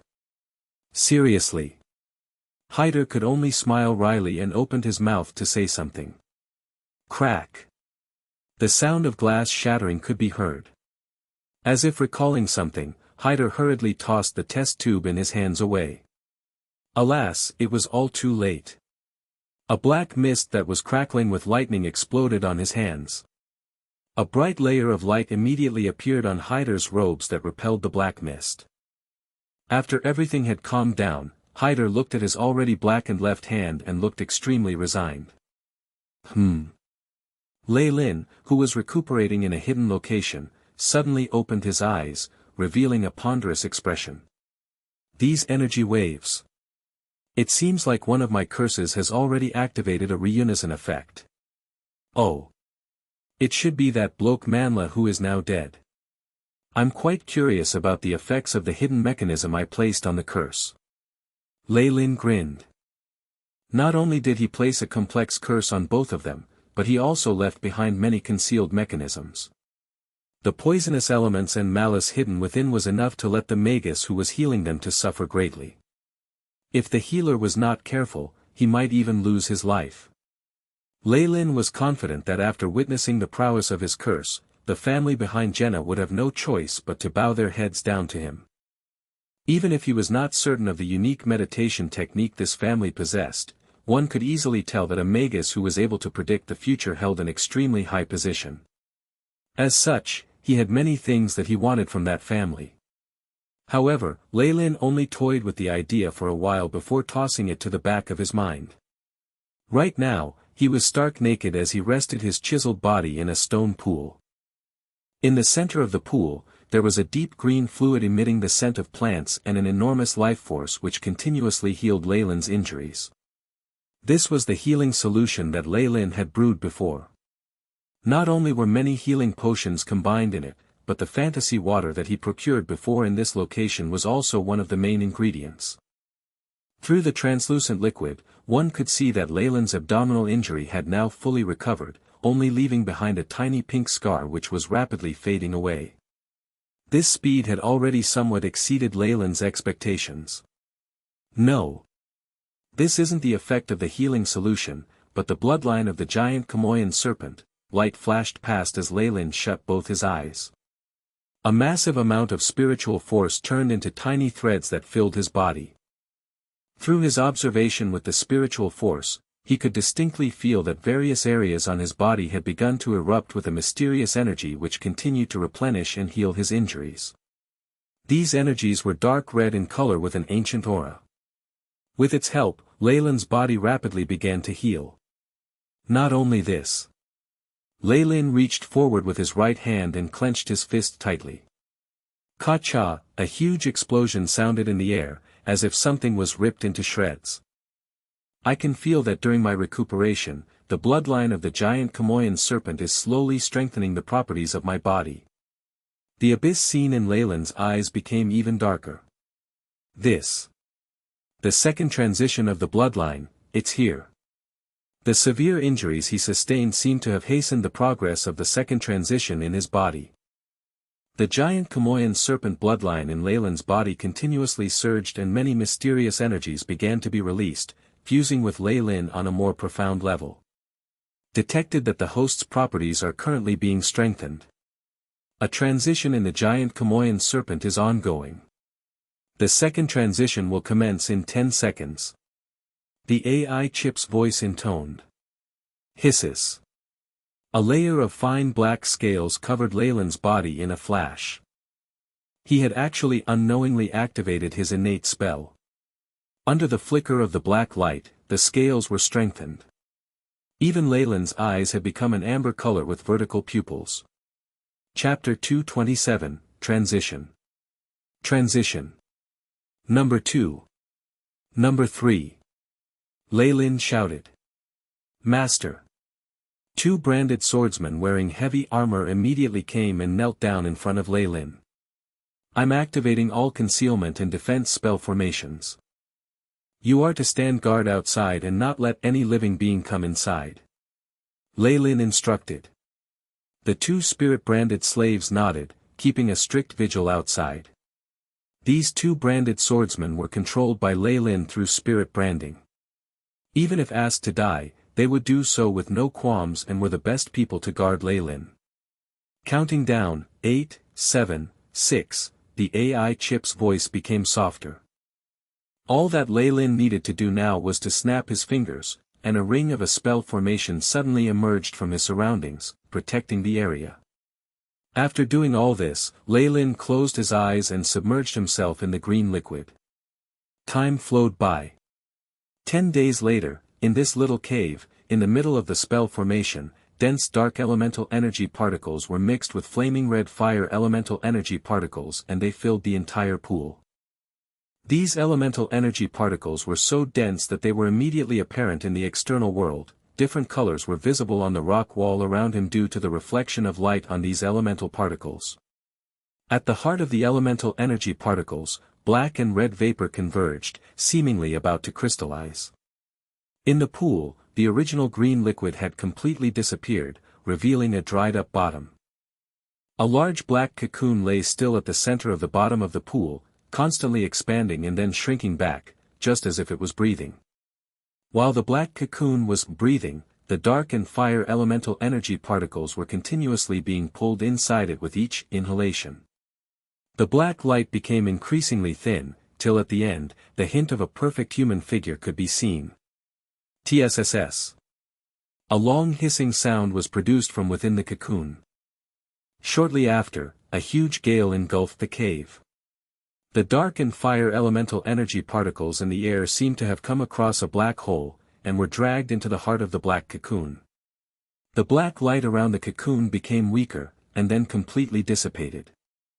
Leilyn blinked his eyes open. The moment he had completely awakened, he could feel as if there was a layer of something sticky on his body, and it was very uncomfortable. He lifted his right arm, and a layer of skin that was the color of his skin peeled off like withered tree bark. What's this? Is this like imitating the molting of the snake species? Leilyn was a little speechless and quickly tore off the dead skin. Kacha. Kacha, asterisk. He efficiently removed the layer of dead skin covering his body. On the layer of the dead skin, there were even scaly resemblances similar to that of a snake's skin. Leilyn placed the skin aside and reassessed his body. Currently, there were no signs of injuries on his body. All his wounds had recovered, and his mental state was brimming with vitality. In general, his condition was great and better than before. Leilyn stared at his hands. His palms were now even whiter and exquisite, and the pores seemed to have disappeared. It was like the skin of a newborn baby. However, Leilyn could clearly sense that a hidden and monstrous power was flowing through his arms. Ba dump. Ba dump. Asterisk. His heart was pounding strongly, circulating blood and other nutritious substances all around his body. While his heart beat, Leilyn could almost feel his body becoming stronger bit by bit. Though this was very slight, with the passing of time, the strength held in his body would be terrifying. My body's vitality has already become so powerful, but what about my spiritual force? Leilyn closed his eyes and began to feel the elemental energy particles in his sea of consciousness. In the sea of consciousness, the red rays were even more prominent, and the silvery white threads of spiritual force were spiraling, seemingly very steady. The total amount of spiritual force actually increased so much. Leilyn transferred a bit of the silver spiritual force to the external world. While maneuvering the spiritual force, he could feel himself extremely comfortable with this process. His body had adapted to the rapid increase in his spiritual force, and Leilyn also knew that after this miraculous transformation, his spiritual force was slightly able to solidify. Within rank 1 Magi, the quality of his spiritual force was definitely one of the best. After he had made a thread of silver spiritual force probe out of his body, an astonishing scene appeared. Blackness. Numerous black lights appeared in the sky like fireflies, rushing towards Leilyn's spiritual force and clinging onto it. Leilyn had never felt so comfortable in his life. Even without the use of the AI chip, Leilyn knew that the level of his elemental essence conversion had already reached a very high amount. I was wrong. I got it all wrong. Leilyn was dazed for a second, and then laughed wryly. The giant Chamoyan serpent was originally the child of the shadows, and the elemental essence conversion is just child's play for it. Rather than exploring the strength of my bloodline, I persistently tried to use crystallized dark elemental energy particles to break through the bottleneck. How stupid. Fortunately, it was not too late. Using crystallized elemental energy particles only delayed Leilyn's second bloodline transition. Once he got more familiar with his body, Leilyn commanded silently, AI chip. List the recent changes in my condition. Schwa schwa, rows of blue words emerged in front of Leilyn. Beep. Detected rapid liveliness in host's bloodline, the Curley's coefficient is 44, 46, 56, 78, 89, 101. The liveliness has reached the threshold and the giant Chamoyan serpent bloodline's second transition begins. Beep. Host has gone into deep sleep. Commencement of reformation of Chamoyan's bloodline within body. Detected unknown composition in host's body. Permission to dispel substances. Countdown, 5, 4, 3, 2, 1. Beep. No authorization from host, unable to dispel. Entering observation mode. Recording data, beginning of alteration of heart. Rate of completion, 1%, 2%, 15%, 30%, 51%, strengthening of host's bloodline. Innate spell, Chamoyan scales strengthened. Chamoyan scales, forms a layer of defensive scales on host's body, has an instant effect. Physical defense, 35 degrees. Resistance to magic, 40 degrees. Consumption, 1 spiritual force, 1 magic power every 6 hours. Measured large rise in host stats in multiple areas. Collecting data, beep. Collection of data completed, converting into numerical values. Leilyn found his stats being refreshed. Leilyn Farlier. Rank 1 Warlock. Bloodline, Giant Chamoyan Serpent. Strength, 20.1, Agility, 13. 4, Vitality, 25.7, Spiritual Force, 75.9, Magic Power, 75, Magic Power is in synchronization with Spiritual Force. Elemental Essence Conversion, 89%. Status, Heart Remodeling, Progress, 61%. The heart was an important organ that produced the blood of the giant Chamoyan serpent. Through the remodeling of the heart, ancient warlocks obtained vitality and the ability to produce blood as powerful as that of the Chamoyan serpent. With the scanning of the AI chip, Leilyn could clearly see a purplish-red color constantly extending from his heart. Wave after wave of power and blood was transported to all parts of his body. Along with the throbbing of his heart, the last few digits of the numbers that represented his spiritual force, vitality, elemental essence conversion constantly increased. Even before my heart is completely remodeled, the rise in my stats is still increasing. How terrifying! Leilyn mumbled to himself. His current stats were comparable to a peak rank 1 Magus, and in terms of vitality, he exceeded them by a fairly large amount. He could feel a strength that he had never experienced. Pack. Leilyn supported his weight with his hands, and a deep palm print was indented onto the rock at the bottom of the pool. His entire body bounced, and he jumped out of the pool. Ping ping. Under his feet, fine cracks in the rock extended like spider webs. After the increase in my vitality, the density of my body has also increased. I'll need to train again so that I can control the strength I now possess. Seeing the damage he had unwittingly caused, he smiled wryly. He found a random piece of black clothing in his bag and wore it, and then snapped his fingers. Wang wang. The defense spell formation around ceased operation and two black figures arrived like a hurricane. They knelt before Leilyn and said, "Master. In the time I've been asleep, has there been any strange happenings?" Leilyn asked indifferently. Number 2 and Number 3 shared a glance, and Number 2 took the initiative and held out a pendant that looked like a book. "In the time that Master has been asleep, everything has been quiet. The 5 specimens are still unconscious, though Master's secret imprint has been flashing constantly. Without Master's approval, we did not dare answer." "Oh." Leilyn took the pendant and flipped to a page with an imprint with a strange smile on it. Under the smiling face, there were rows of communication requests, but since Leilyn had been in the process of transitioning his bloodline, he naturally did not bother answering them. He tapped on the smiling face, and string of dark elemental energy particles shimmered. TSSS, similar to the static in radios due to bad signals, a noise sounded, and the voice of the old man in Leilyn's team could be heard. "My lord, is that you? Please forgive me. Due to the issue of signals in the secret plane, I can only contact you through the headquarters signal tower." "Cut the nonsense. What do you need?" Leilyn asked. "My lord. In the time you have not been around, our hunting zone 3 was attacked by a peak rank 1 Magus by the name of Marb. He was like a mad dog, and as long as someone appeared in front of him, whether an acolyte or an official Magus, they would be killed. He even announced your name and said that if you did not appear, this situation would continue. Bat and Crow have already died in his hands." Chapter 228, Chase. Chase. Leilyn could hear the hint of fear in the old man's voice. Bat and Crow were both Leilyn's subordinates, and now that both had been killed, it would be hard to deliver this news to Four Seasons Garden.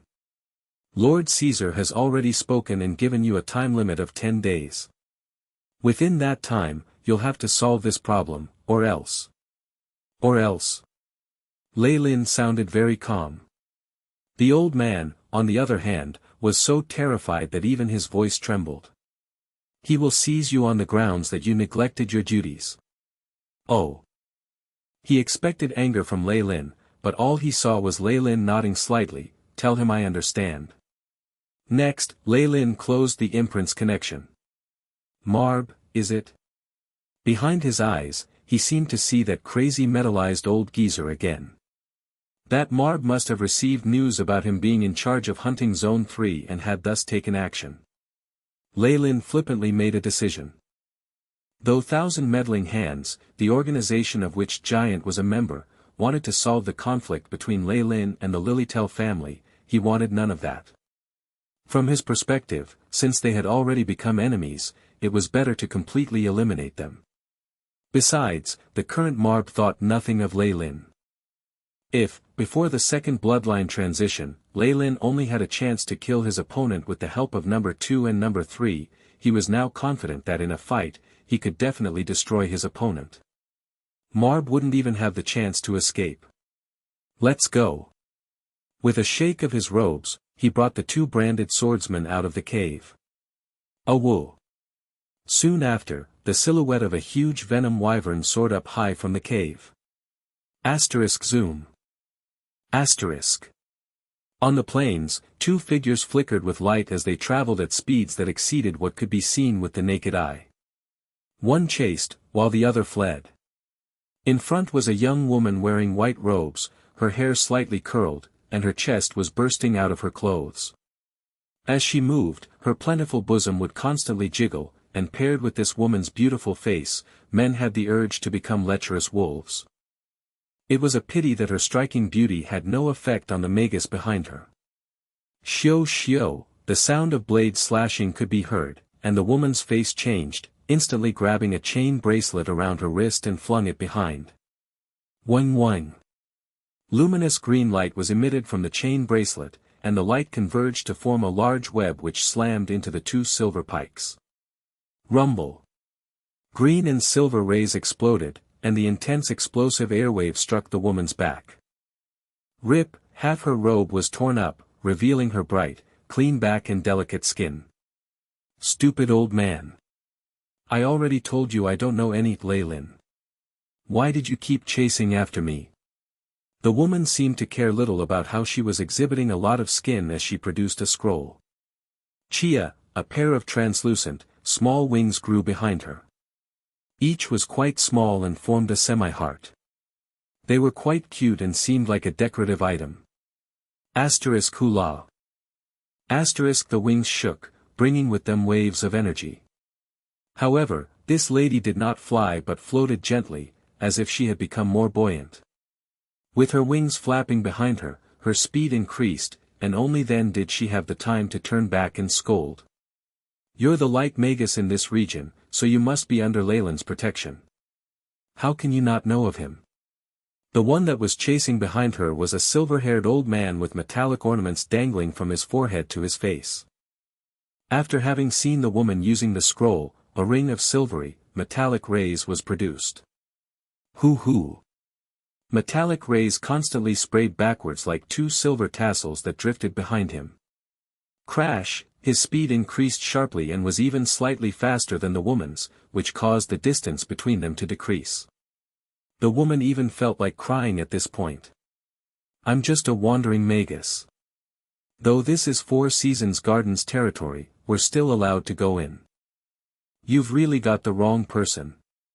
Hearing her explanation, Marb's face did not change and he extended his right arm, a silver-white metallic bomb appearing in his hand.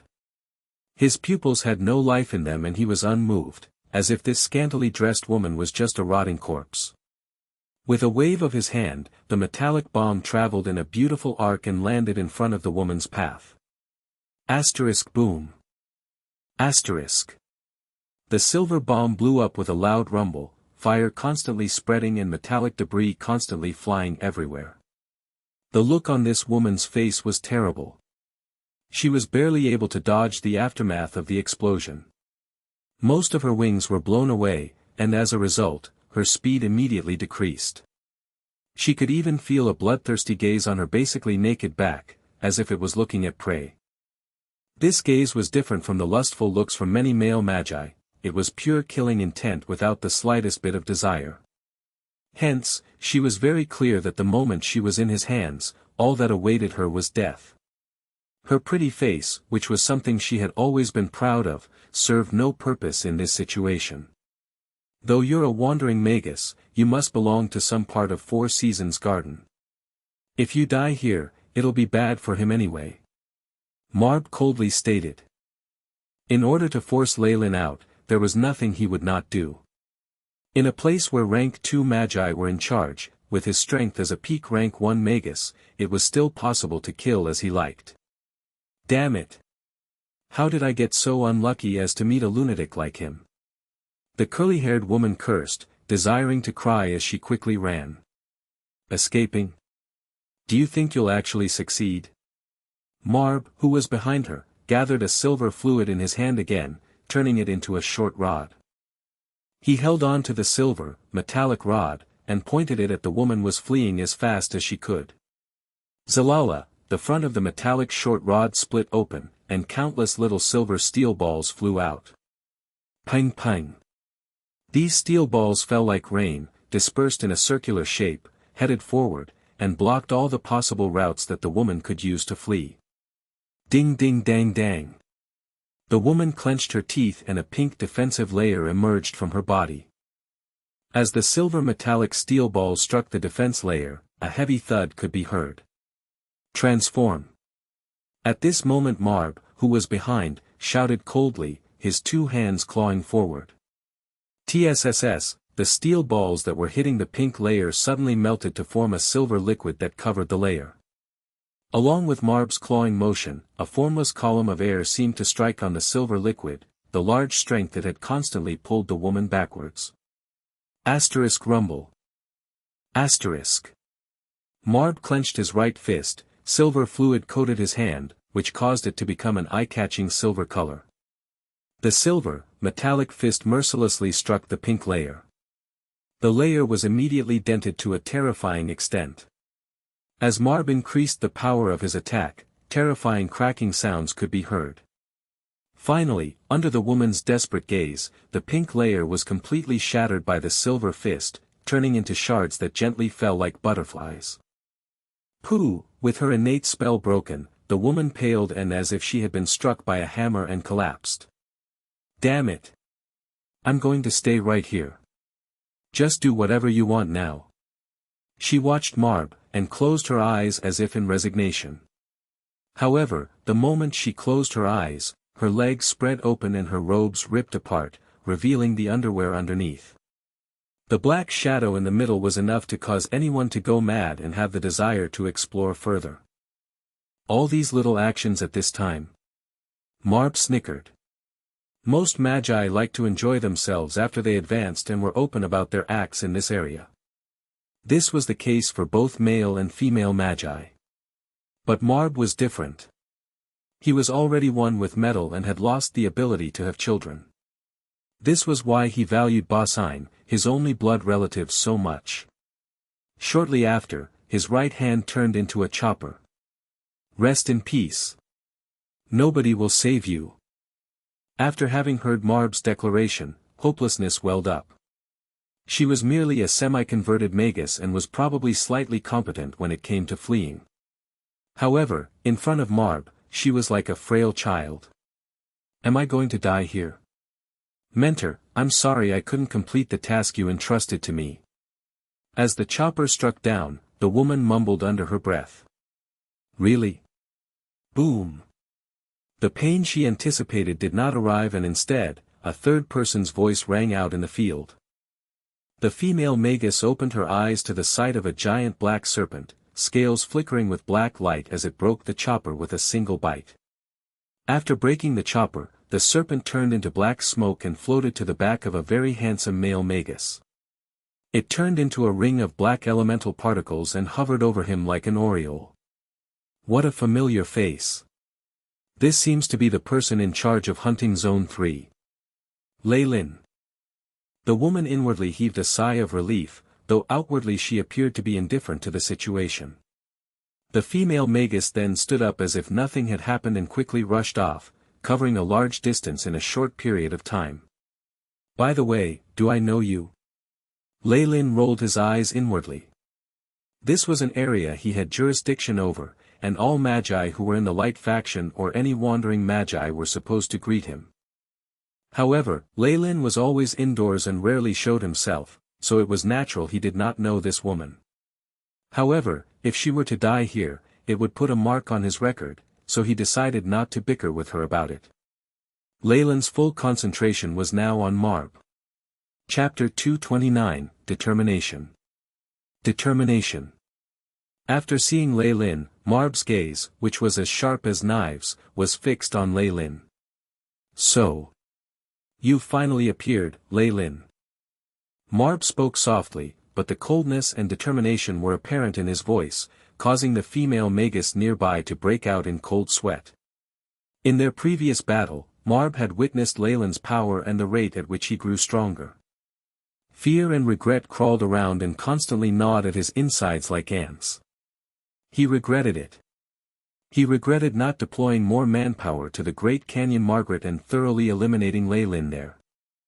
Now, Leilyn had already grown stronger and was quickly becoming the Lilytel family's worst nightmare. In the beginning, he had only just advanced to a rank 1 magus, but now, he was capable of fighting on equal grounds with Marb. In the entire magus history of the South Coast, this was a rate of improvement that only the cream of the crop had. Presently, Marb could still suppress his opponent, but even he himself had no confidence in being able to do so in the future. By that time, Leilyn would definitely destroy the entire Lilytel family. Marb did not want to be one responsible for his family's death. Hence, in this period of time, he was like a madman, looking for traces of Leilyn. He did not even hesitate to anger a rank 2 light magus as he slaughtered a large number of magi in the light magi zone. Finally, he had forced Leilyn to come out.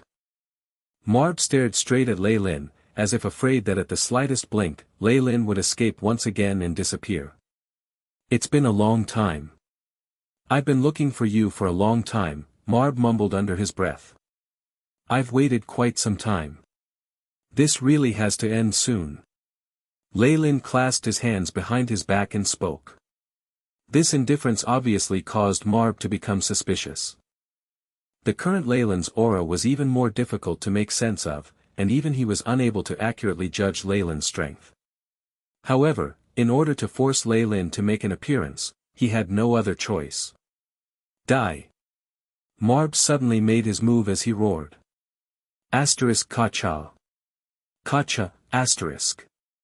In an instant, he turned into pure metal, rays converging in front of his chest and spell formation that emitted brownish-yellow light. Metal transformation. Gravity spell formation. Fully aware that Leilyn was no easy target, Marb used his trump card right away. Wang wang. A ring of brownish-yellow light extended across the entire area. Wave after wave of a tearing force from the core of the earth descended onto the area. Gravity times 20. Marb's eyes turned a pure silver hue as he roared. Rumble, the brownish-yellow color immediately spread, and a tearing force that was 10 times stronger than before exploded from beneath the ground. Kacha. Kacha. Asterisk. The surface of the ground peeled off, and moles, ants, and other tiny animals were immediately ripped apart and turned into blood mist. Lunatics. They're all lunatics. That female Magus was right at the edge of the spell formation, and she instantly lay on the ground, her skin constantly breaking. Blood flowed copiously, and she was quickly dyed crimson. "Are you kidding? How can I die from the aftershocks of a magi battle?" The female Magus gritted her teeth and broke a pendant around her neck. This usually simple task was made much more difficult due to the times 20 gravitational force.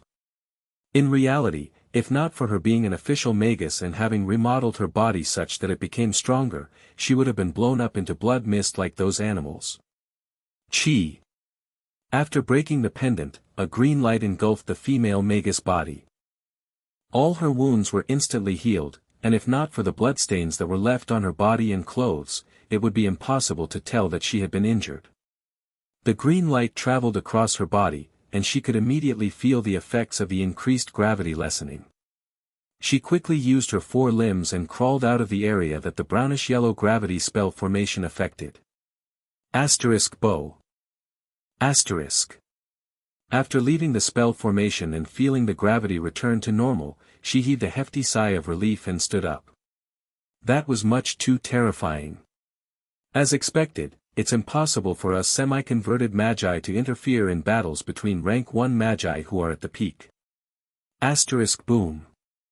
Boom. Boom, At this moment, the sound of metal clashing against metal produced ear-piercing sound waves. As if bitten by a snake, the female Magus took 7 steps back and glanced at the middle of the spell formation. At the center, there were 2 human figures that had slammed into each other. In their surroundings, whether they were large trees or rocks, all were reduced to powder once they were brushed past. This is too dangerous. The female Magus' expression changed, and she immediately fled further until the 2 magi were on the verge of disappearing from her line of sight.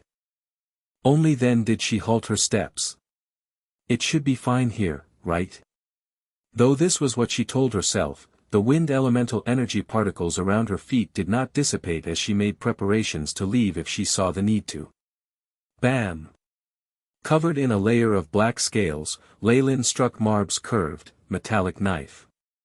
Sparks flew, and the clash produced an ear-piercing sound, causing the area around them to quake. There were even some black cracks around them that slowly extended outwards. Ping-pang, at this moment, the sound of metal breaking sounded from the middle. The 2 figures that had been fiercely fighting quickly retreated. Leilyn swung his arms, and in his hand was the sharp tip of a blade. In the fight just now, Leilyn had actually used brute force and broken one of Marb's blades. At this moment, the tip of the blade was still wriggling about and had transformed into multiple metallic teeth that were biting at Leilyn's palm. Ka-cha. The metallic teeth bit at the scales and produced crisp sounds, but there was not a trace left on Leilyn's hand. When the bloodline transitioning had occurred, Leilyn's innate spell formation, Kamoyan's scales, had also powered up. Its physical defense and resistance to magic had risen by more than 30 degrees. With the added power from Leilyn's magic, Marb's metallic weapons were now unable to hurt Leilyn. How dare you resist? Leilyn furrowed his brows, and immediately after, the muscles on his right arm bulged out. More than 20 degrees of strength were displayed. Whine. Clenching his fist, a miserable shriek of someone at death's door could be heard from the space between Leilyn's fingers. Leilyn then opened his right hand and threw a few bits of metal that had clearly become dented out of shape, and thus become useless, onto the floor. As Leilyn had crushed the metal, Marb had trembled slightly, as if he had been wounded. With a liquid metallic body, Marb's spirit was spread out evenly throughout his body. The moment Leilyn completely destroyed the liquid metal in his hands, a part of Marb's spirit had died as well. You're actually completely fine. This entire area actually has 20 times the usual gravity. Seeing that Leilyn was completely fine, Marb's face was filled with disbelief. Just 10 or so days ago, he had used this spell and caused Leilyn to have no choice but to flee. However, currently, Leilyn was actually so nimble even with the effects of the gravity spell formation. This situation caused Marb, who had recently experienced the pain of losing part of his spirit, to become terrified. Though he was aware of Leilyn's talent, Marb realized that the rate at which he improved was far above his expectations. Gravity. Leilyn looked at the brownish-yellow spell formation and smirked. Within his body, a transparent energy membrane emitted a faint purplish-red color, protecting the most vulnerable organs in his body. This was the defensive ability that the giant Kamoyan serpent's bloodline had brought to him. In addition, even if this membrane was not activated, just his vitality of 25.7 was enough to withstand this level of gravity.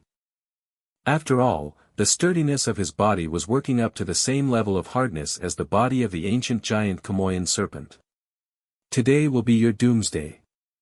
Marb was stern and resolute. 29 times gravity.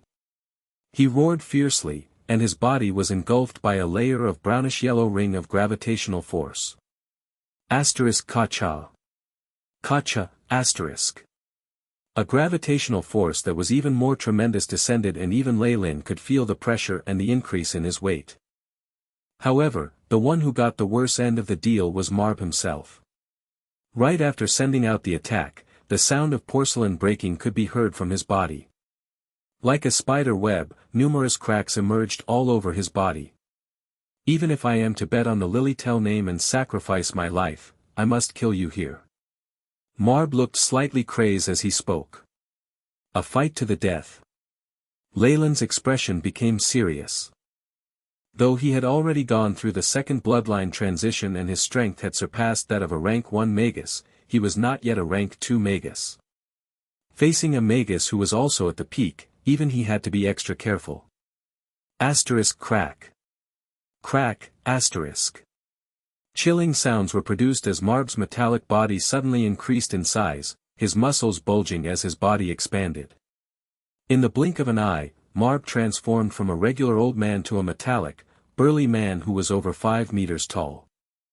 On the surface of his body was a luster that was unique to metal. The cracks were even more massive, and it looked as if his new form might collapse at any moment. Leilyn's eyes flashed as he felt the immense, unstable energy waves of elemental particles from Marb's transformed body. You want to take me down even if it means your own death. Dream on. Leilyn quickly retreated, and at the same time, he chanted a few syllables. Rumble. Countless black fireballs emerged from the shadows on the ground, hovering in the air. The latent fireball, which had already been overwhelmingly powerful, now had an even more terrifying might of 60 degrees with the added bonus from Leilyn's current elemental essence conversion. This was practically the limit of the power that a rank 1 Magus could possess. Under the might of the black fireball, the soil melted and turned into something akin to the crystalline particles of porcelain and glass. Chapter 230, Slain. Slain. Latent fireball. Leilyn raised his right arm and hundreds of small black fireballs fused in front of him, till they were about the size of a human head. The black in the middle was even more intense, giving it a profound air as if it could suck in human spirits. Under the intense flames that were of a high temperature, even the brownish-yellow gravitational rays began to show signs of instability, constantly retracting and extending. Facing the giant in front of him, Leilyn's expression was cold. The latent fireball soared through the sky as if passing through space, and it appeared in front of the metallic giant in an instant. The black fire's high-temperature force field caused the metallic giant to sway slightly, liquid metal constantly melting and dripping onto the ground. In the face of such a terrifying attack, Marb steeled himself and grabbed on to his right arm. Ka-cha. The ear-piercing sound of bones breaking sounded, and Marb himself actually tore off his own arm. The half-complete metallic arm that he tossed away showed signs of melting into the air and then turned into an oval metal ball. It then collided with the black fireball. Rumble. Bright rays of light unceasingly spread out, and at the center, there was a black and silver-white light that was constantly squirming, devouring. Even though Marb had tried to increase the distance between them as best as he could, he was still affected by the energy waves. Ka-cha, the gravity spell formation at his chest immediately cracked. Pack. The brownish-yellow gravity spell formation simply collapsed, and the gravity immediately went back to normal. Boom. Boom. Boom. Boom. Boom. Explosions sounded one after another like beans exploding. Just 10 seconds later, the entire ground had been leveled, and even a large portion of the earth had been blown off. At the center was a gigantic pit that was so deep that one could not see the bottom. After the ash and dust had somewhat dispersed, Leilyn came to the side of the pit. Seeing the black flames that were still burning, he asked aloud, "Dead yet?" Schwa. A silver-white figure immediately cut through the curtain of ash and appeared before Leilyn. Marb. Producing an expression of pure shock, he quickly backed away. Ah. Marb's current condition was very pitiful. Not only had he lost his right arm, even his chest and thigh had injuries that were so deep one could see the bone. This was especially so for the injury above his waist. It looked as if he was on the verge of being broken into two. If this were an ordinary human or even an official Magus, they would find it difficult to survive, let alone go on the offense with such dangerous injuries. But Marb was evidently different. Liquid metal unceasingly flowed and covered several areas, forcefully patching up his body. Upon seeing Leilyn, silver light that seemed to have turned solid shot out of his eyes. Bang! 2 metal bombs behind his back exploded, the force instantly acting on his back. Using this method, he was able to catch up to Leilyn. We shall perish together. Marb pounced forward. While in midair, his entire body dispersed and turned into a silver-white curtain. The metallic curtain seemed to have a life of its own as it bundled Leilyn within, leaving behind his head on the outside. An interesting attack. Is this your final attack? Leilyn watched the silver liquid metal wrapped around him like a cocoon, his expression cool and not the least bit flustered. Gulu. A large amount of liquid metal gathered at Leilyn's shoulder, turning into the face of an old man. For the family.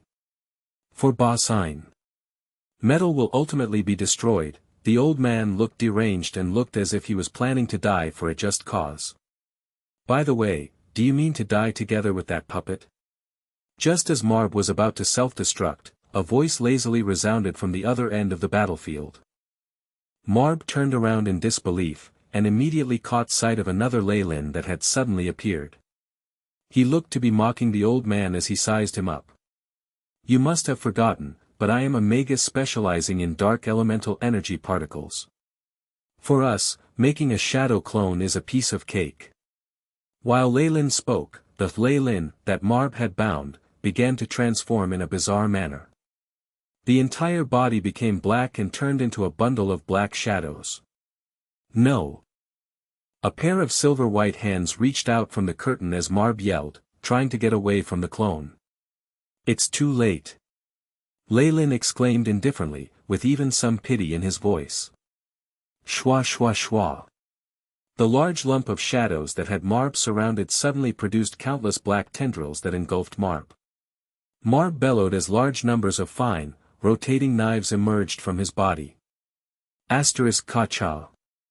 Ka-cha, asterisk sparks flew as the blades and tendrils made contact. However, this time, the durability of the shadow tendrils had increased in might by a large margin, and the silver-white blades eventually got stuck. Some even snapped. Goodbye, Marb. His expression was strange as he watched Marb, who was completely bound by the shadow tendrils. Next, he raised his arm, and then clenched his fist. Boom! Is it over? The female Magus from before had escaped far, far away due to her fear of the aftershocks from the battle. Only after it ended did she dare to return while cowering.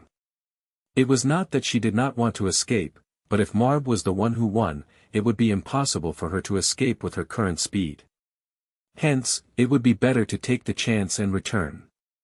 If Leilyn and Marb were able to heavily injure each other, she could render some assistance too. This would ultimately benefit her.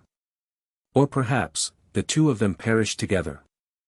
If that's the case, all their possessions will belong to me. Ha ha ha. At the thought of picking up loot from two mighty people, the female Magus began to laugh aloud a little neurotically. My apologies, but you'll have to be disappointed.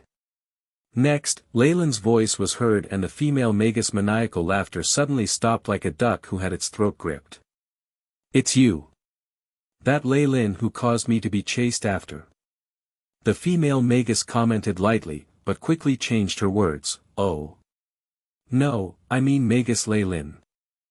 As he watched this female Magus, who seemed to be much too comfortable in this situation, Leilyn shook his head and had no intentions of chatting with her.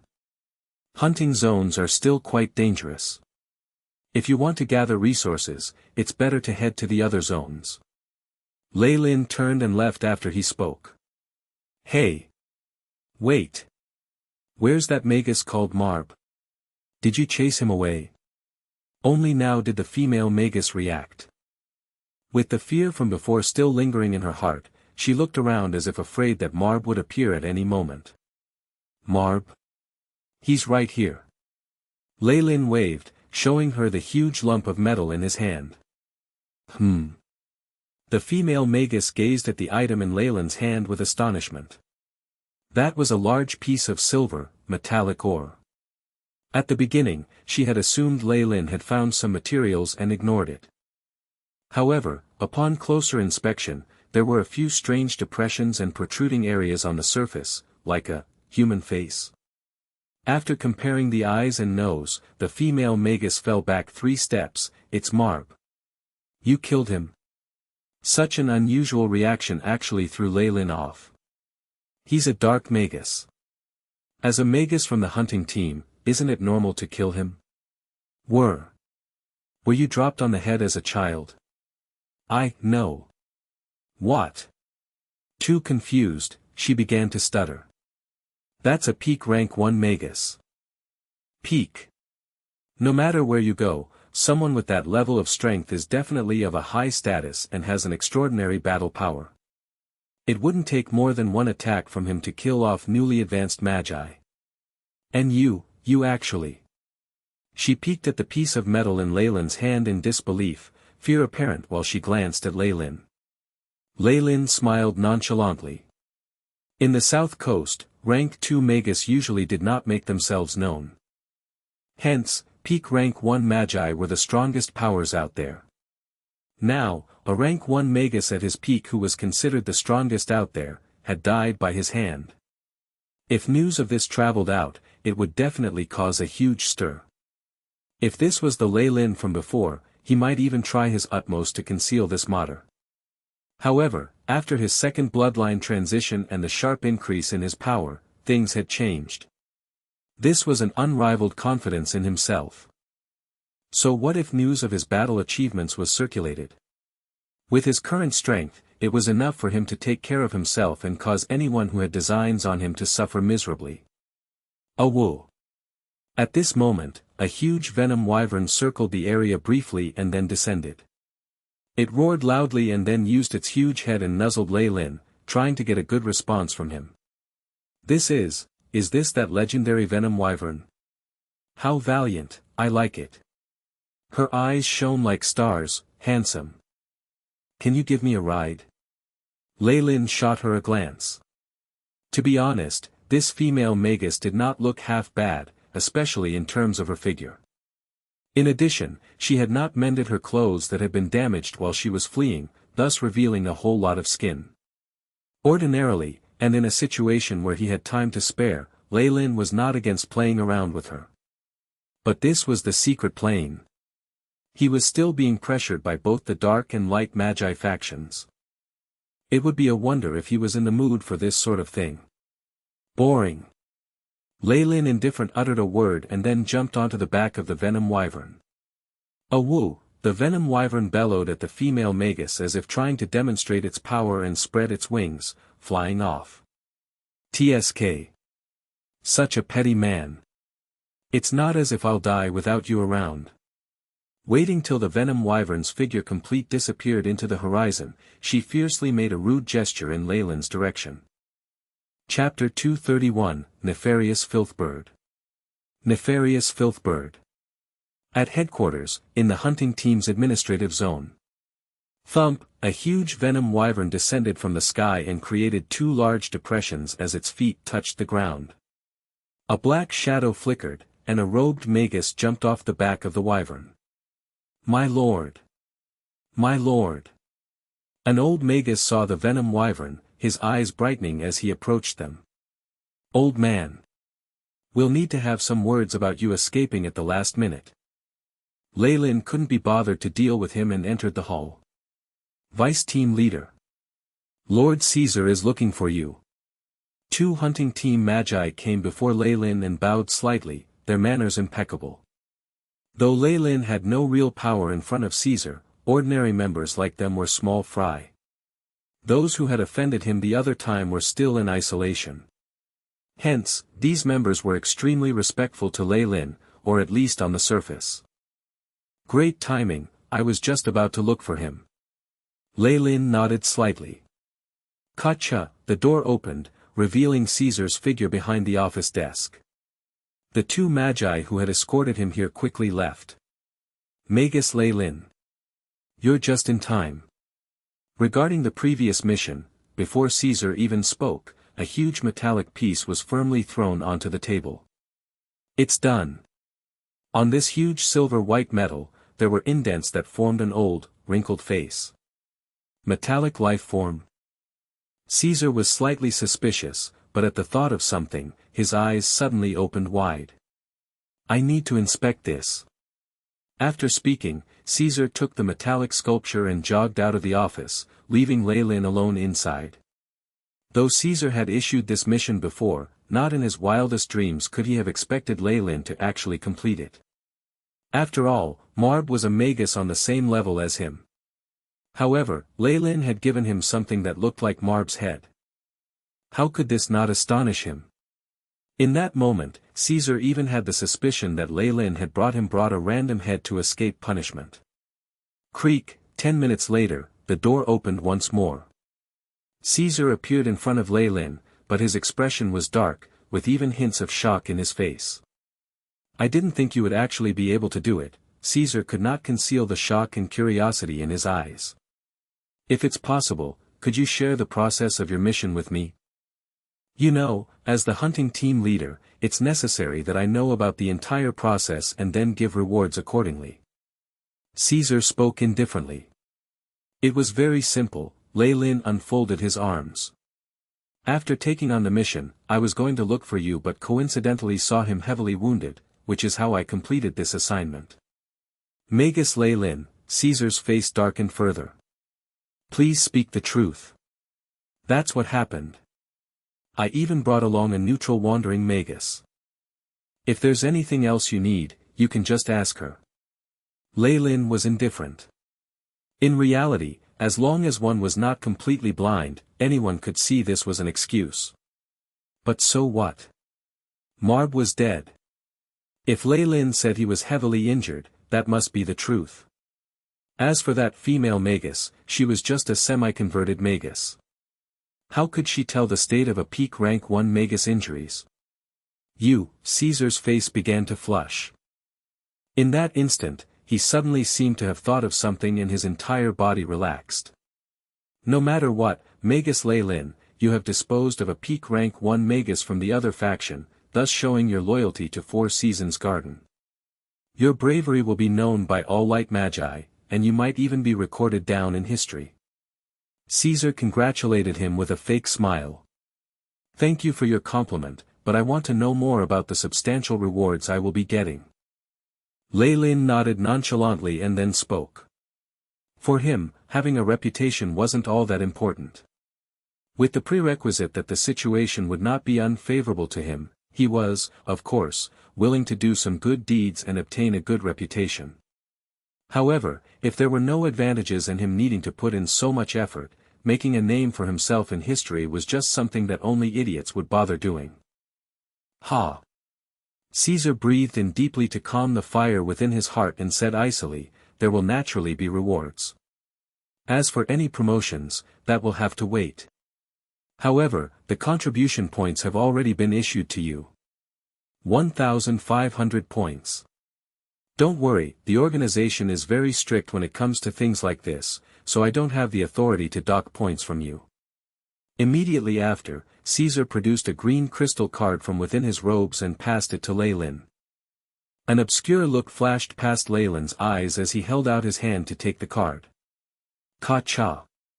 That instant he took the card, a slight explosion happened. Leilyn and Caesar's bodies shook for a second, and they immediately sprang apart. What a terrifying rate of improvement. Magus Leilyn. His expression held a trace of fear as Caesar looked at Leilyn. Before, he still had the confidence that he could suppress Leilyn, but now, after the probing, he found that this Magus who he had looked upon with contempt had already caught up to him and become a mighty peak rank 1 Magus. He might even be stronger than him. Caesar could not be so casual with Leilyn any longer. Leilyn's ranking in his heart had already risen to the same level of opponents who were of equal strength as him. Leilyn only gave a slight smile in response to Caesar's exclamation. He had even concealed a part of the strength of his warlock blood. If not, Caesar might be completely stunned. He took his own contribution point card and swiped the green crystal card above it. Beep, a light flickered and the 0 on Leilyn's own card changed to 1,500. All right. Magus Leilyn, you may return and take a rest while waiting for news from the elders. Caesar spoke slowly.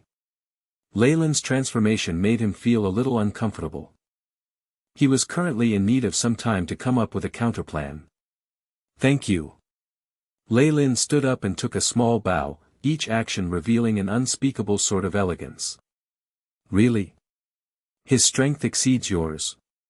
In a room made primarily out of plants, Reynolds placed the white porcelain cup on the table, a hand supporting his forehead and a finger curling his hair. Another hand was unconsciously striking the table, producing the dull, thud sounds. The current Reynolds looked like an old man who was not in the best state of mind, but all those who were familiar with him could tell this was him pondering over something deeply. Caesar stood aside, waiting for the final decision from this elder of the Four Seasons Garden. If that's the case, we'll give him the position of the head of patrolling at the headquarters. Reynolds thought over this for a long time till the steam from his porcelain cup had vanished, before speaking. All right. In response, Caesar merely nodded. Also, I found out that we might have paid too little attention to that guy. If there's time, I think I want to meet him. Reynolds stretched, looking pleased as he glanced at Caesar. Don't you know how rude it is to bother an old man who was planning on taking an afternoon nap? My apologies. I'll take my leave now. Caesar quickly bowed and left, a mysterious grin about his lips. Leilyn Farlier. Behind him, Reynolds mouthed this name. He had naturally taken Leilyn's talent into account.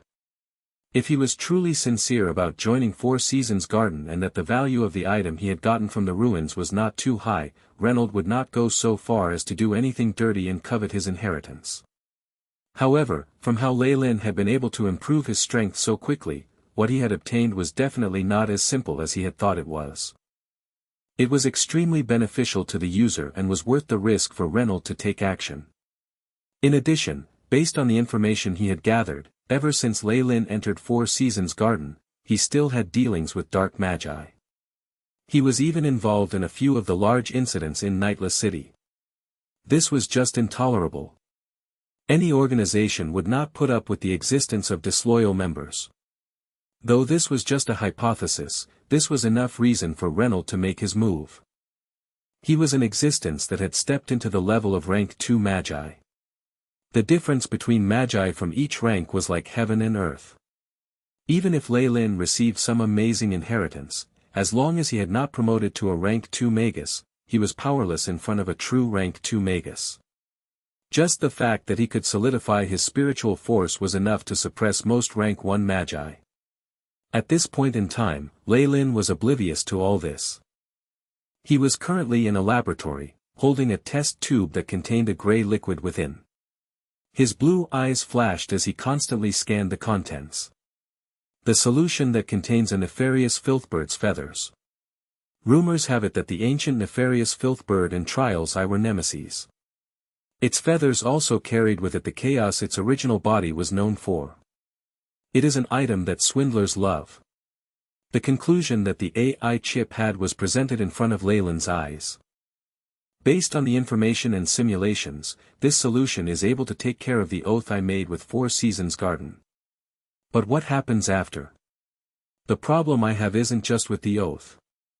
Leilyn mumbled to himself, and looked at his stats once more.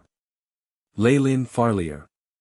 Rank 1 Warlock, Bloodline, Giant Kamoyan Serpent.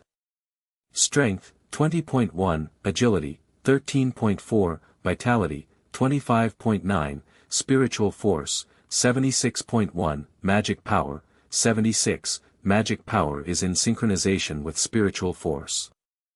Elemental Essence Conversion, 90%. Status, Altering Heart, progress at 69%. The heart is the location where the giant Kamoyan serpent's blood was produced. Through the alteration of the heart, ancient warlocks obtained similar vitality and abilities to produce blood. Chapter 232, Headquarters Patrolling Inspector. Headquarters Patrolling Inspector. A very large increase. Seeing that in his refreshed data, the progress of his strength and spirit and his elemental essence conversion all had a huge change, Leilyn wore a pleased expression on his face. For an official magus, making any progress was exceedingly difficult, even for a magus like Leilyn who had a high-level meditation technique, they would need to accumulate a lot of time. But now, after the second transition of his bloodline, his average data had risen to that of a peak rank 1 magus. And after his heart had been remodeled, it was incessantly stimulating the potential of his body towards a higher evolution. Only in these past few days, his reformation rate had increased by 8% and this had brought about an amplification in his other data. This was absolutely terrifying. If it is like this, then maybe I can. Leilyn quickly calculated in his mind, and after which, his eyes emitted a dangerous beam of light. This beam was very pure and immeasurable. Leilyn's eyes, which were brimming with this beam, felt as if it could even absorb a person's soul. But, a split second later, Leilyn had already hidden this beam deep inside. The solvent of the nefarious filthbird's feathers. Leilyn once again focused his attention on the gray solution, and a blue ray of light from the AI chip flashed occasionally as he scanned the test tube, and a large amount of data was being projected in front of Leilyn's eyes. "The void hallucination flowers," exclaimed Leilyn, as he saw the 3 crystals on the experiment table. Deeply entrenched within these tiny crystals were white flowers that were so transparent they were almost illusory. This flower was the principal ingredient in many ancient potions. These had previously been extinct on the south coast. It was unknown from which secret plane did 4 Seasons Garden discover this flower. Its value was 50 contribution points. Crystal seal, undo. As he reeled off several complicated words, Leilyn pointed his right forefinger at a crystal. Glug! A noise like the ripples on a pond could be heard from the surface of those crystals. The ripple continuously distorted as it extended to the interior of the crystal, when with a asterisk clink. Fizz, asterisk, noises like waves rolling and volatile steam evaporating, the solid crystal continuously vaporized into the air. Finally, what was left behind was a delicate, small, white flower that slowly fell onto the surface of the experiment desk. This exclusive seal removal technique was something that Leilyn had obtained from the contribution hull. If he used other magic spells to forcefully remove the seal, though he would be able to effectively remove the seal, the aftermath would be that the material sealed within the crystal would also have perished. Leilyn scrutinized this ancient and precious ingredient. The void hallucination flower was a very delicate existence, it was the size of a quail egg. Moreover, some veins, like those on a leaf, appeared on the translucent surface of the flower. This void hallucination flower, the moment it was exposed to the air, it fell down and started to melt. This is truly a fragile thing. No wonder that it is now extinct on the entire south coast. Leilyn muttered this as he used a pair of white tweezers, which he had prepared for such a situation, and quickly put the flowers inside a blue borneal beaker. The properties of the void hallucination flower are very surreptitious. By blending it, one can form 43 different kinds of ingredients. Thus, it was a popular major ingredient of many of the ancient potions. Leilyn mumbled, and seeing the continuously dissolving white flower inside the beaker, the corners of his mouth curved into a smile. Patrolling troops at the headquarters. What is the position? Leilyn gaped in amazement at Caesar. After a busy evening within the lab, he had just come out for a well-deserved rest, when he saw the Magus Caesar. Caesar's face was all smiles. The vertical third eye in between his brows, which emitted a furtive radiance, now appeared to be gentle. This was a position personally drafted for you by Chairman Reynolds. Caesar laughed and gave an explanation. You know, during wartime, for Seasons Garden's rule is that the elders have the authority to set up new posts, and this head of the patrol of the headquarters is one which Lord Reynolds has specially endorsed for you, Leilyn. In theory, in the Eternal River Plain's secret plane, regardless of the headquarters, every branch and hunting zone's magicians all will be under your supervision. Is that so? Asked Leilyn, expressing his skepticism. This was clearly a troublesome task, it had no clear-cut authority, and only had supervisory power. It seems that in this post, he could manage everything, yet do nothing at the same time, and also would be able to offend more people. After all the leading magi of every branch and every hunting zone were each powerhouses in their own right, how would they listen to orders given by a central supervisor? It was obvious that this Reynolds had thrown an annoying task towards him. Also, before I came, Lord Reynolds also made a private request. After handing over the appointment letter to Leilyn, Caesar brought up yet another matter. A private request? What is it about? Leilyn looked alert. A rank 2 Magus was not someone his current self could contend against. However, the current him, even if he is unable to defeat his opponent, he still had his means of escape, and therefore, he was not particularly afraid. Lord Reynolds is trying to find some time to talk to you. Of course, this will be private, and is not an order. Seeing that although Leilyn was beginning to get nervous but still managed to appear calm, a flash of amazement appeared in Caesar's eyes which he quickly suppressed. He meant to convey this to Lord Reynolds. A lengthy conversation. Leilyn's heart throbbed. It seemed that his recent chain of high-profile actions finally came to the attention of this rank 2 Magus. However, this was also a part of his plan, thus Leilyn nodded and said, "Certainly. I can meet with Lord Reynolds. It is my honor to do so. That is good. I shall immediately go and make some arrangements. Lord Reynolds was the overall commander for Four Seasons Garden within the Eternal River Plains secret plane. He handled numerous matters every day, and if it were not for Leilyn having performed such a meritorious deed, he would not have had the opportunity to see him. And this time, the meeting was of a private nature. There were many protocols for this. But Leilyn need not pay attention to all this. Caesar could arrange for the time, and when Caesar calls him, he could go to meet Lord Reynolds. Thank you very much.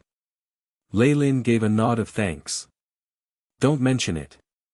It is nothing.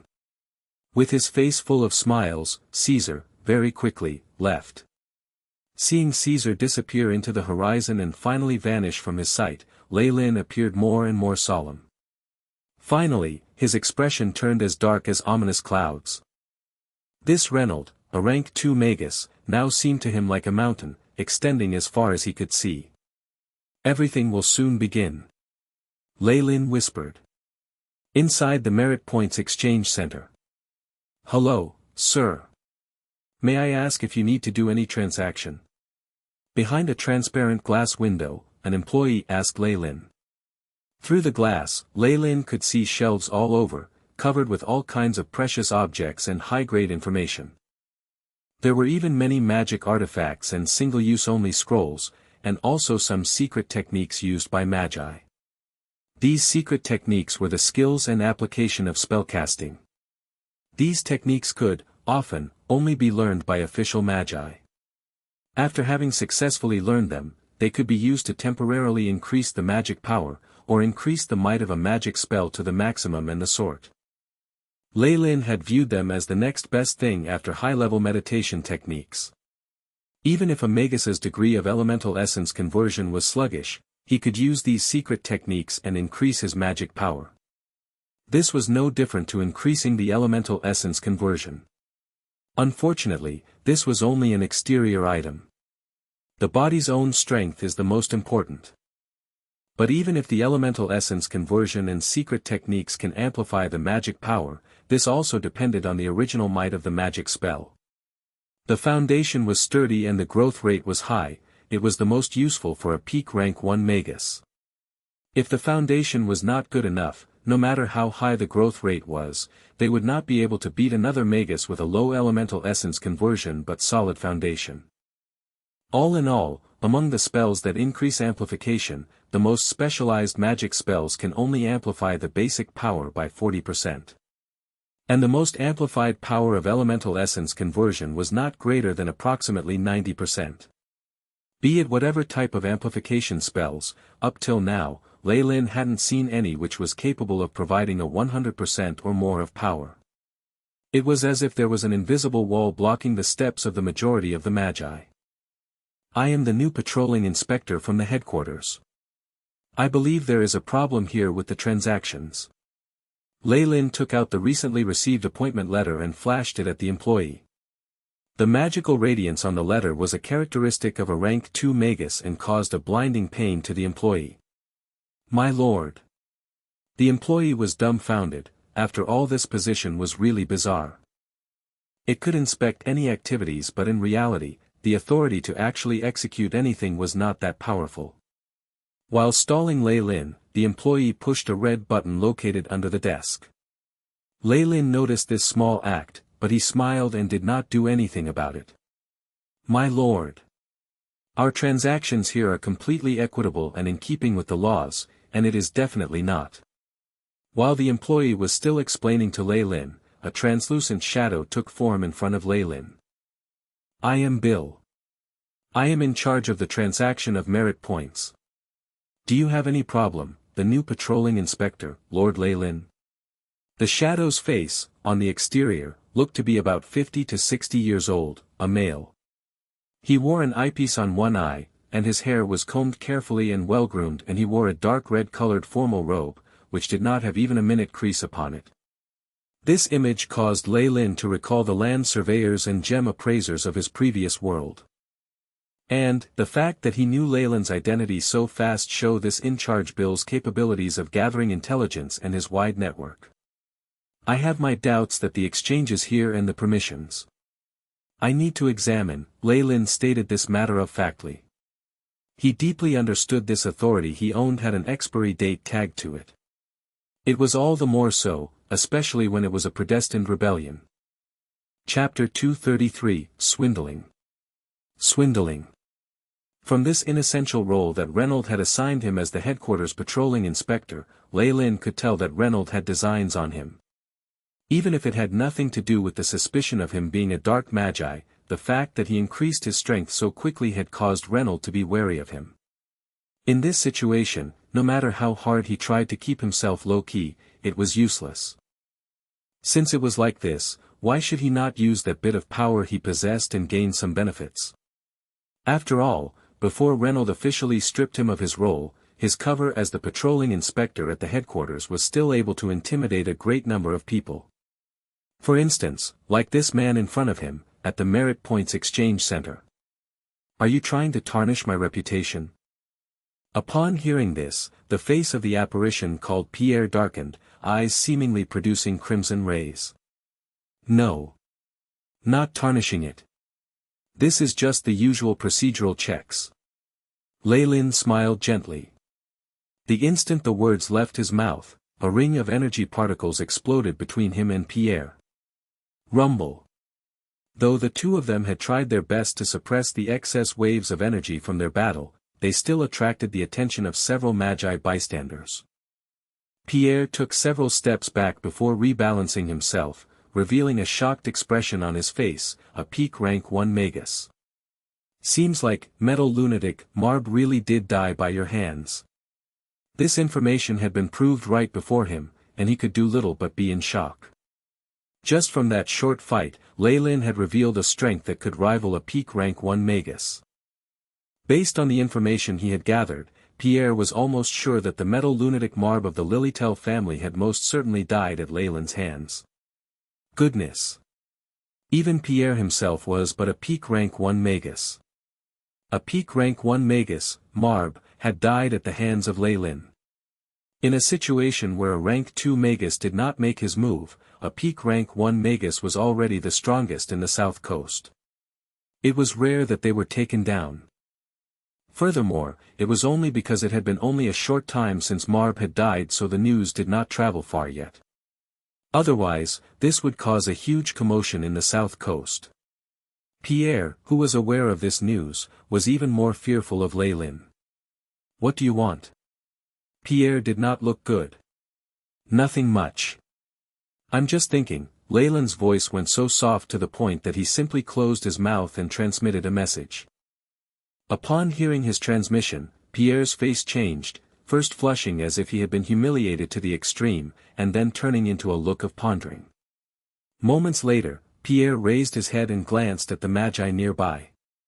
Due to the strange actions by Leilyn and him, they had attracted the attention of many surrounding magi and acolytes. This caused him to come to his final decision. This isn't entirely impossible. Come with me. The apparition called Pierre disappeared, leaving behind red energy particles turning into various signs that showed him the way. Upon seeing this, Leilyn grinned.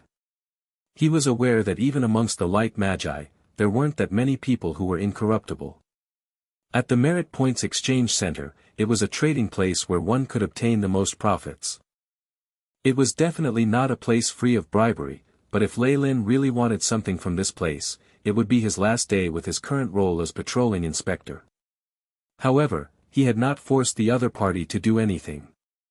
He had merely pointed out a few of his requirements and resulted in the other person making a concession.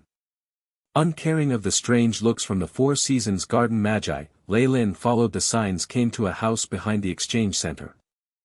In front of the door, a Magus who looked just like the apparition was already in wait. The one who appeared, this time, was a real body, rather than an apparition. You're here. Pierre's face was dark. Of course, regardless of who it was, nobody would be in a good mood if someone came up and tried to take advantage of them. HN. Leilyn briefly nodded his head and did not speak further. Pierre gave Leilyn a meaningful look as if trying to inscribe his appearance to memory. Come with me. Next, without waiting for Leilyn, he simply stalked off. Leilyn rubbed his nose, and with a smile he followed. On the way, various seals and defensive layers were seen everywhere, but with Pierre, who was familiar with this area, it was obviously a smooth sailing. Ka-cha. Pierre produced a black copper key and opened a large door, which was full of runes on the surface. Asterisk rumble. Asterisk in an instant, the sparkles of various treasures and crystal balls, as well as the smells of many precious ingredients filled Leilyn's eyes. In front of him was an impressive, huge storage warehouse. Various precious resources were placed in front of him, so much so that it seemed they were endless. With my authority, I can only open this secondary warehouse to you. Also, I can give you a 40% discount. That is the bottom line. Pierre was resolute. From his wounded expression, it was obvious that these were his limits. Hence, Leilyn did not press on. All right. I won't be too difficult to you. Leilyn spoke without sincerity and walked into the warehouse. The way Leilyn treated this place like it was his own home had Pierre grinding his teeth in annoyance, but he did not dare say anything else. To be honest, there was something here that would result in him being apprehended if it was ever found out. He would be stripped of his position and would even face punishment. Compared to this, letting Leilyn taking advantage of the situation wasn't much. Leilyn walked past piles of potions and ingredients that were worth thousands of merit points, looking rather calm. For him, there were very few items that he coveted. In addition, what he was in urgent need of were methods to increase his battle power. Hence, a few offensive techniques were of more value to him. Leilyn's footsteps did not stop until he came to the side of a wooden frame with an intellectual crystal ball on it. Research, experiments, secret techniques. At the side of the frame, there were all sorts of detailed inscriptions that recorded all sort of intellectual type information and what they included, making it easier for Leilyn to search through. He came in front of the column that had secret techniques. High energy eagle eye. Dog nose transformation. Liver transplantation. Fire elemental negative energy layering spell. All sorts of secret techniques, with some that even Leilyn had not heard of, were displayed before him. He was almost getting dizzy with the sheer amount there was. Excuse me. Can you deactivate the defense formation?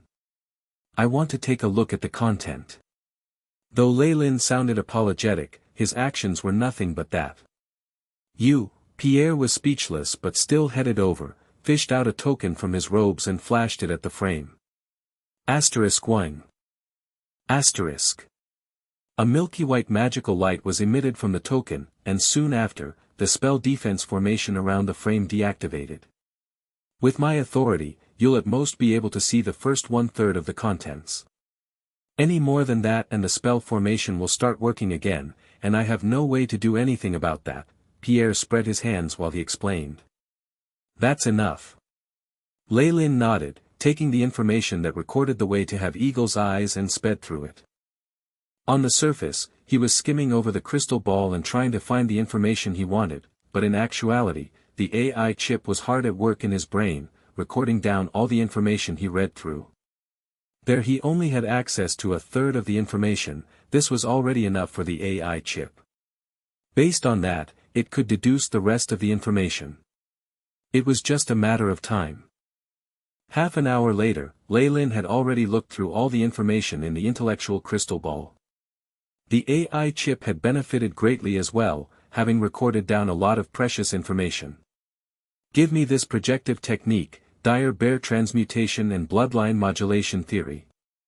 Of course, the AI chip was not able to infer all information in its entirety. Behind the clauses that the AI chip came up with, there was a list of ingredients that could not be deduced. Leilyn looked around and, based on his needs, asked for a few more items. Not counting the miscellaneous items, the total comes to 1,000 merit points. With the discount, it is 600 merit points. With this, he was able to save 400 merit points. Even if the team leader Caesar were to come, Leilyn estimated that he would at most get a discount of 20%. However, he had been able to get a 40% discount on any of the items in this treasure house. And this, that, give me one of all that. Leilyn very quickly spent the 1500 merit points he had just obtained. Hours later, Leilyn left the area under Pierre's gaze as if he had met a calamity. What a great harvest! Leilyn rubbed his sack that was full to the brim and sighed in contentment. If only I could come here once a day. Leilyn was aware that this was just delusional thought. If he did this once more, it would backfire on him and result in a huge counterattack from those who had a vested interest in the items. He was so arrogant, and that was only because he had no intentions of sticking around in Four Seasons Garden. If not, in a light magi organization, this would cause public anger. There were plenty of ways to kill him. After fishing up all the benefits from the Merit Points Exchange Center, there's still somewhere else. Looking at the vast Eternal River Plain's secret plane and the steady stream of magi constantly entering, his lips twitched and he began to give a bright smile. Days later, tales of Leilyn were spread throughout. Metal Terminator. Greedy Dragon. These were his newest nicknames. Metal Terminator referred to his battle achievement of killing off the Metal Lunatic, Marb. It was in this battle that Leilyn had openly killed a peak rank 1 Magus, thus setting the foundation for his reputation as a powerhouse. As for Greedy Dragon, this referred to the series of robbing activities he had done without restraint. Whether it was at the Merit Points Exchange Center, the defense team, garrison, and even a few magi divisions and zones, they had all been places he had pillaged and extorted from shamelessly. To be honest, the greediness of magi truly exceeded his expectations. In all the areas he had checked on, none were upstanding people. No matter how well the accounts had been done, with the terrifying abilities of the AI chip, nothing escaped his eye. Chapter 234, Using the Solvent. Using the Solvent.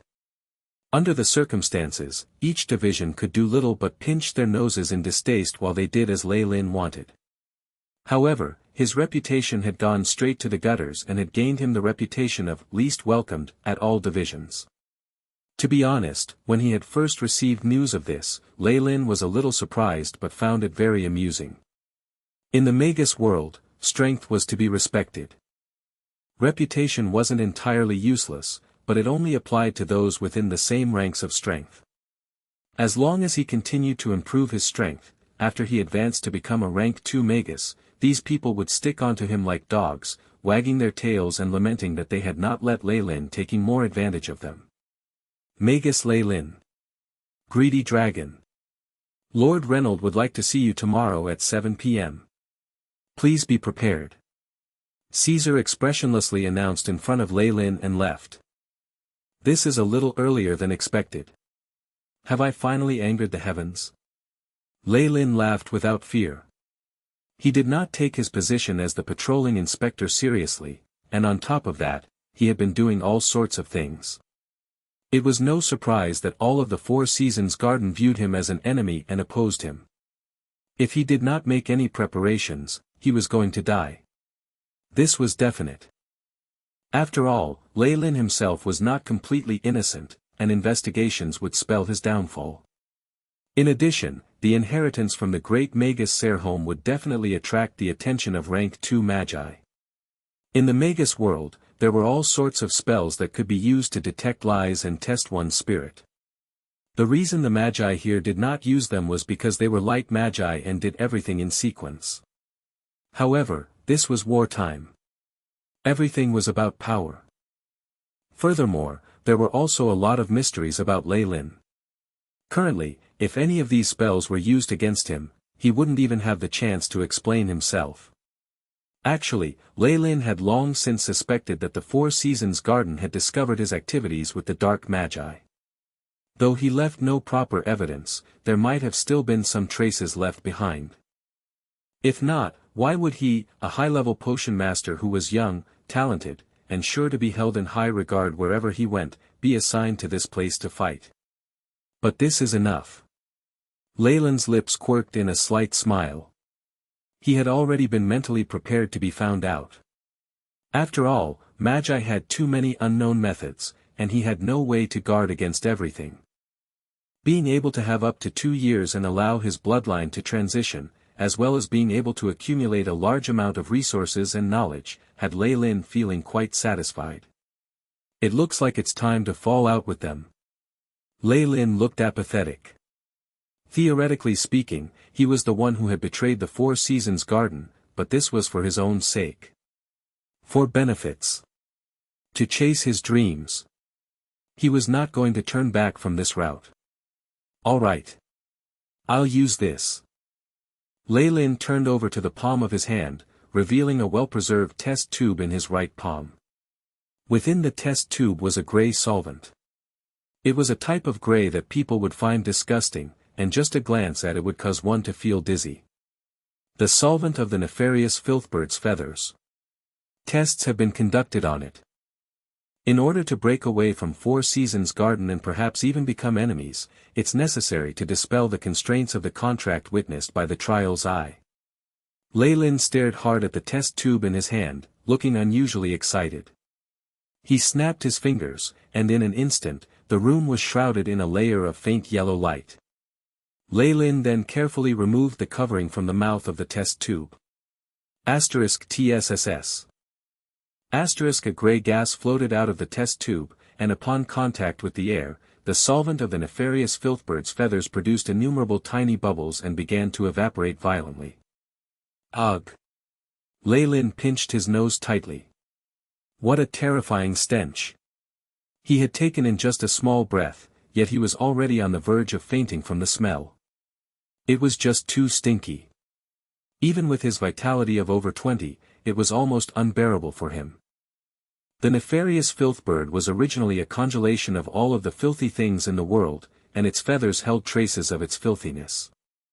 In actuality, the solvent made from the feathers did not get its power from the feathers themselves, but from the projection of the nefarious filthbird's strength onto this part of its body. The ancient nefarious filthbird was an existence that was the archenemy of the trial's eye. Not only had their battles affected the Magus world, it also several other large-scale areas. There were traces of them present everywhere in legends and myths. Filth. Chaos. How did these characteristics come about, and how did they work? A curiosity that could not be concealed appeared in Leilyn's eyes. Whether it was the chaotic characteristic of the nefarious filthbird or the fairness of the trial's eye, they were very much different from the spells in the Magus world. They were more like a type or regulation, which gave Leilyn the strongest urge to find out even more. Magi usually like to research on all types of strange phenomenon and strengths, as well as to try to find ways to make that power theirs. In terms of trying to chase after the truth, Magi were similar to the researchers and scientists in Leilyn's previous world. It's a pity that this sort of thing can only be approached by those who are at least morning star Magi. Whether it was the trial's eye or the filthy bird, both could traverse through the entire world and weave through terrifying beings. Their existence surpassed that of normal beings, and they had entered a level that Leilyn could not hope to even reach for, much less understand. The current Leilyn wasn't even an ant to them, he was probably a little smaller than a speck of dust.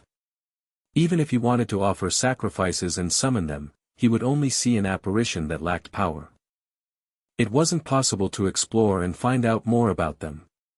Even though Leilyn was a little disappointed, what he felt was, even more, the kindling of fire and a stronger desire within. One day, I'll reach the peak of the Magus world and make people take note of the other great existences, and chase after the truth and eternity they hold. TSSS. After the volatile gray solvent in the test tube finished its reaction, Leilyn's body was engulfed by gray mist. This mist was unbearably smelly, causing Leilyn to feel suffocated. The gray mist seemed to have a life of its own as it climbed onto Leilyn's skin as if trying to find ways to enter his body. Rumble. Leilyn suddenly felt faint, and his expression changed. Pack. As if provoked, several apparitions of the trial's eye appeared on his body. These apparitions were mostly only the size of his thumb, and the biggest was as big as his fist. There were a few mysterious threads connected to it that winded around Leilyn. The power of regulation. Leilyn extended his right hand, trying to touch those threads. Unsurprisingly, his hands went straight through the threads as if they were thin air. These must be the threads from the contract and regulations. The small trial's eye represents the agreement I had with the old witch, while the largest one is the contract I made that was witnessed by the rank 2 Magus, Reynold. The largest trial's eye had the thickest threads and was inseparably close to Leilyn's body. Some part of him gave him the idea that if he went against the contract, these lines would break, and it would end in a result he did not want to even think about. TSSSS. After witnessing the apparitions of the trial's eye, the fluctuations from the grey mist became more intense. Through an unknown channel, a mysterious piece of information was transmitted to Leilyn. One feather solvent can only dissolve one contract. Leilyn nodded, and spoke in the ancient Byron language, I choose this one. He pointed at the largest trial's eye. Not only was the ancient Byron language the basis of spellcasting, it even held a mysterious power that allowed all beings with spirits to be able to understand its intended meaning from its words. Hence, it was a language used throughout the Magus world and in other places. Chi.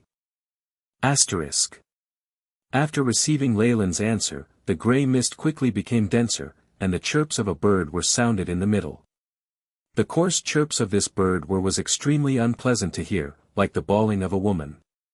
Along with the chirps, the grey mist spread out 2 wings and turned into a faint, large grey bird in the mist. Is this the actual body of the ancient nefarious filth bird? Leilyn carefully took down the filthy bird's appearance. However, with the hindrance of the mist, besides the bird's main appearance, nothing else could be clearly made out. Judgment. Judgment. Judgment. Judgment. At this moment, as if provoked by the nefarious filth bird, the trial's eye image on the surface of Leilyn's body began to vibrate. Small bolts of lightning were produced around the trial's eye, the void crackling around them as sounds of sacrificial hymns sounded out. The trial's eye in the middle immediately expanded several times, powerful undulations overflowing as it tried to break through the void to borrow a bit of power from its original body. Kai.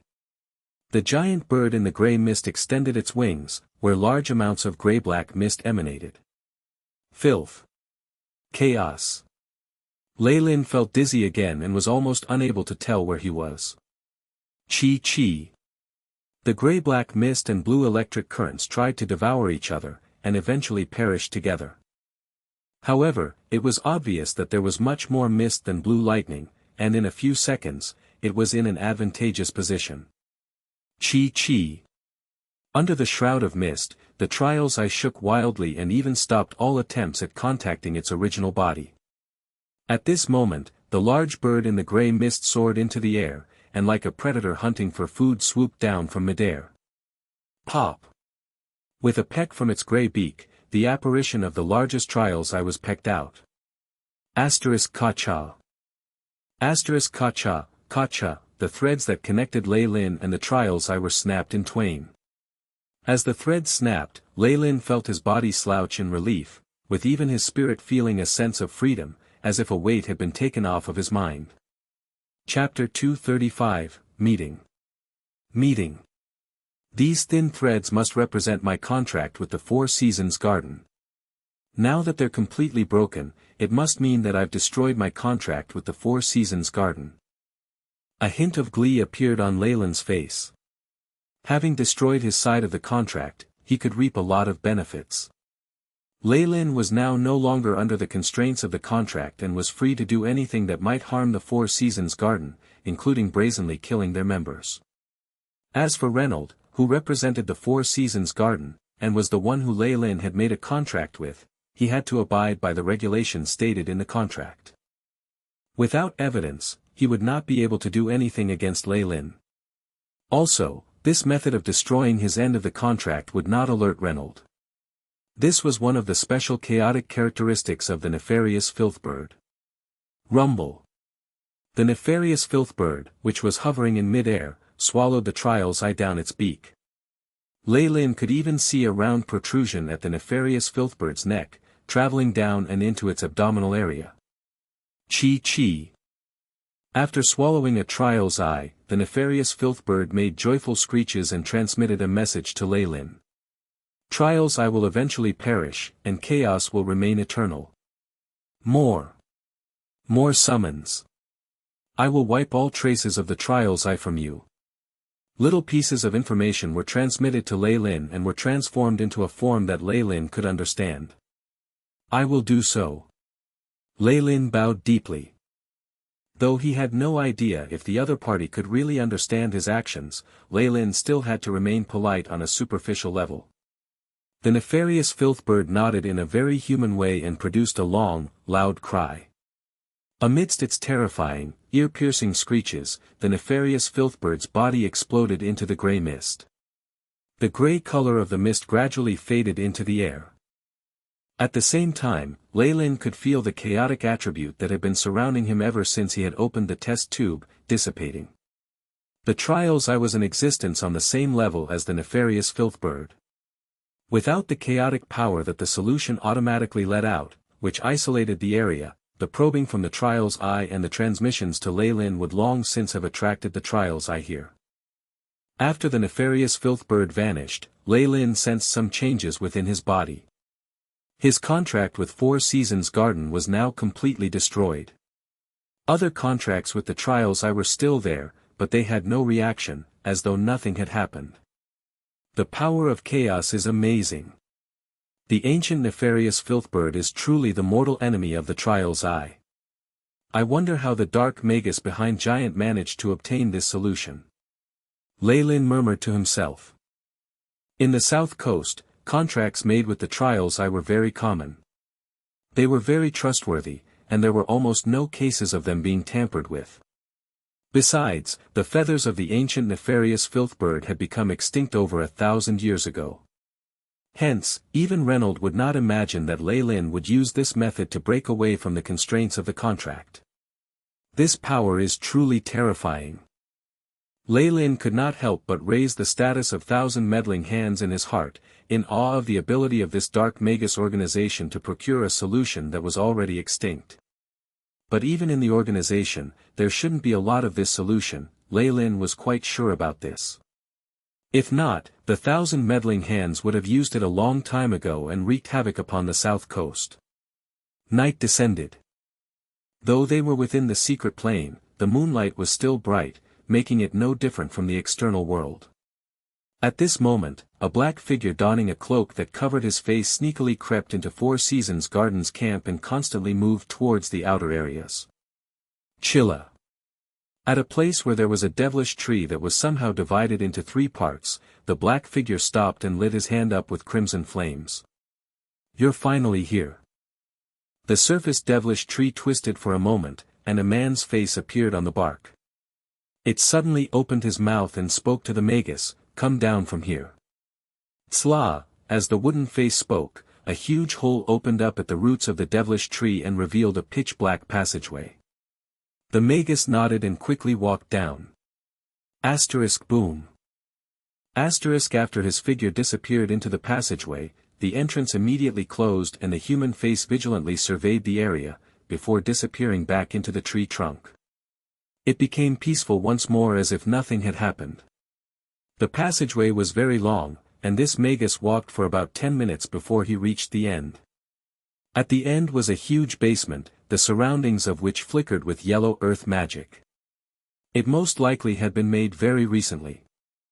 In the spacious basement, there was the vague form of a giant with great amounts of green fog floating around him.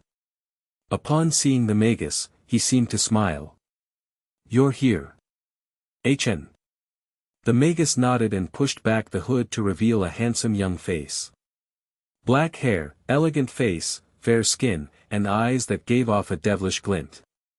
Just by standing there, he was able to give off a strange charm.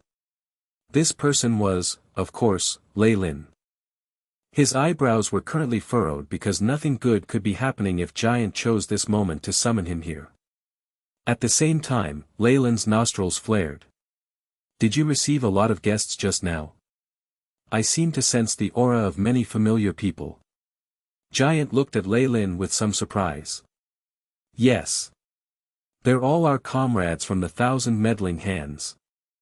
I'd already wiped off all traces of them, but you were actually able to notice. Looks like the rumors out there aren't wrong, and you're already a peak rank 1 Magus. Giant glanced at Leilyn with some apprehension in his eyes. Looks like our leader's initial choice to attract you into entering our organization was a right one. Leilyn only gave a mysterious smile in reply. After the second bloodline transition, he could feel that the quality of his body constantly increasing. Even a few of his organs seemed to have awoken from a deep sleep and obtained many miraculous abilities.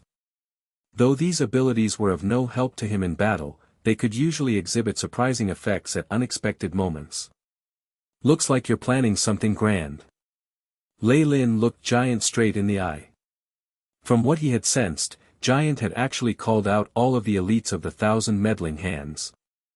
Getting in contact with him was a huge risk, and he had even gotten Leilyn to enter the inner circle of the Four Seasons Garden. It was easy to tell what Giant had planned to do. Hee. That's not my plan, but the idea from the Lord behind me. Giant brought up the rank 2 Dark Magus behind the 1,000 meddling hands once again. So, the feathers of the nefarious filth bird are rather useful, yes? Giant asked. I've used them. Leilyn lifted his brows. If there's anything you want to say, say it. All right. Our target, this time, is the resource warehouse in the Eternal Plane's secret plane that the Four Seasons Garden is in charge of. Giant told him their goal without beating around the bush. This time, not only will our members go all out on this mission, even the Lord behind us will make his move at opportune times. Leilyn's face twitched slightly at this news, but he accepted this peacefully. In the Four Seasons Garden, there was Reynold, who was at least a rank 2 Magus, taking charge.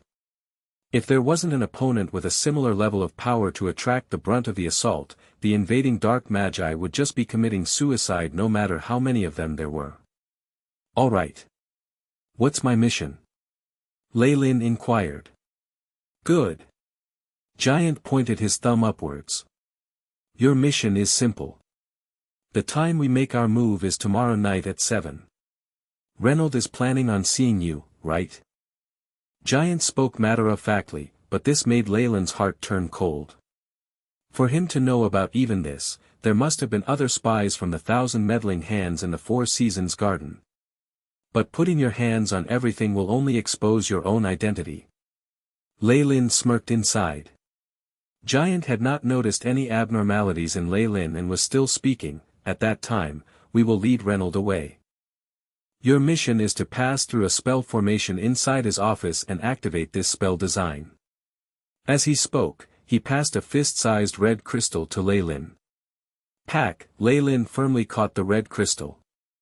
What is this spell design? The interior of the red crystal was laden with tiny runes. When the runes connected together, they looked like a gold liquid constantly flowing inside the crystal. Though the AI chip had never recorded such runes before, Leilyn was sure that this was a spell design specially catered to a specific spell formation or artifact. After all, how could something Reynold had placed in his own office and was personally protecting, be anything simple? It's just a regular spell designed to lift a seal. It was obvious that Giant did not want to explain any further. Leilyn stared at the Giant for a long time, and then spoke. You want me to do something in the area where the Four Seasons Garden has the tightest defense, which is a rank 2 Magus office. Are you trying to get me killed? As he spoke, Leilyn's eyes turned into an amber hue. A powerful spiritual force with a depthless darkness quickly descended upon the area. Bloodlust and terror.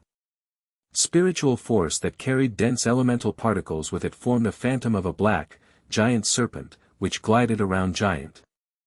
Its eyes were fixated on Giant, as if it was looking for a place for it to sink its teeth into. Such an imposing aura and such bloodlust. How many people has he actually killed? Giant's heart went cold. He himself wasn't any good person and had taken the lives of countless people.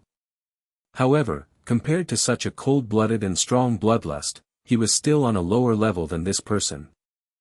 What made Giant even more shocked was that Leilyn's spiritual force had already reached an amount that only peak rank 1 Magi possessed. He might have even surpassed Giant himself. He actually dares to attack here. Gazing into Leilyn's ice-cold pupils, Giant's heart suddenly chilled, feeling as if his opponent knew all of his secrets. Chapter 236, Enchantment.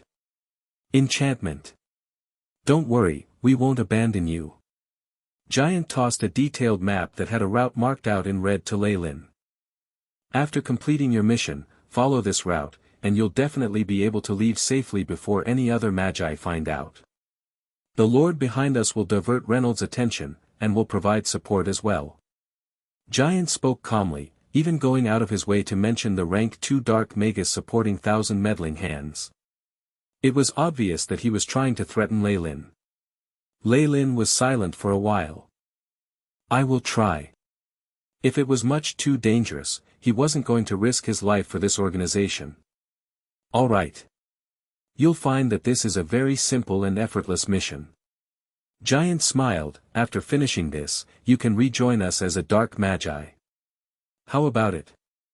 Which academy or organization do you want to join? Just tell me. Leilyn shook his head. He had no such plans yet, and he still did not entirely trust Giant's words.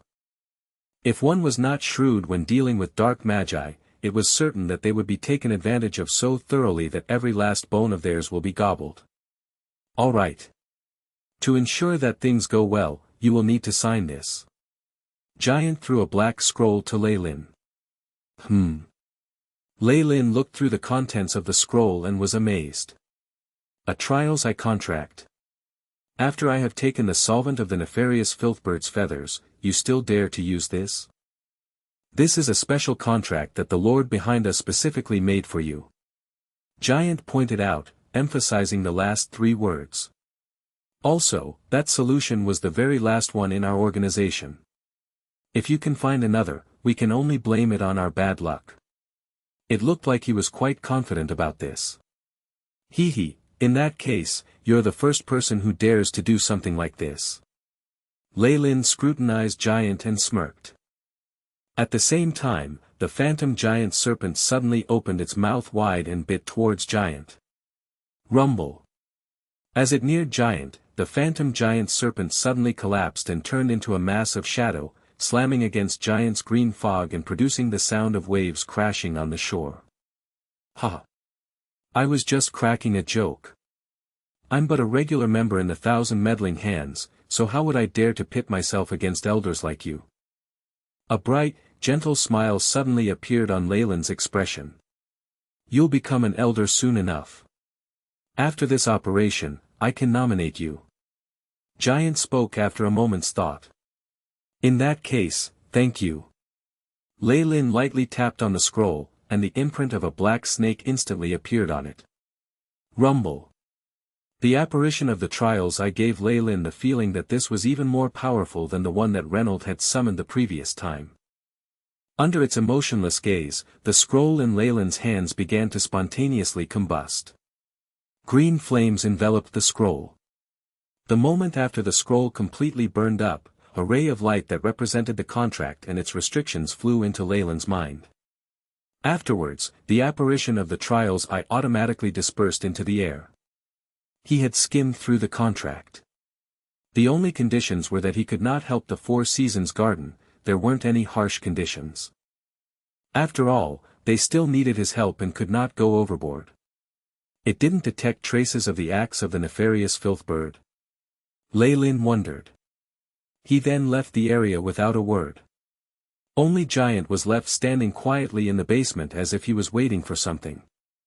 Asterisk boom. Boom. Boom, asterisk.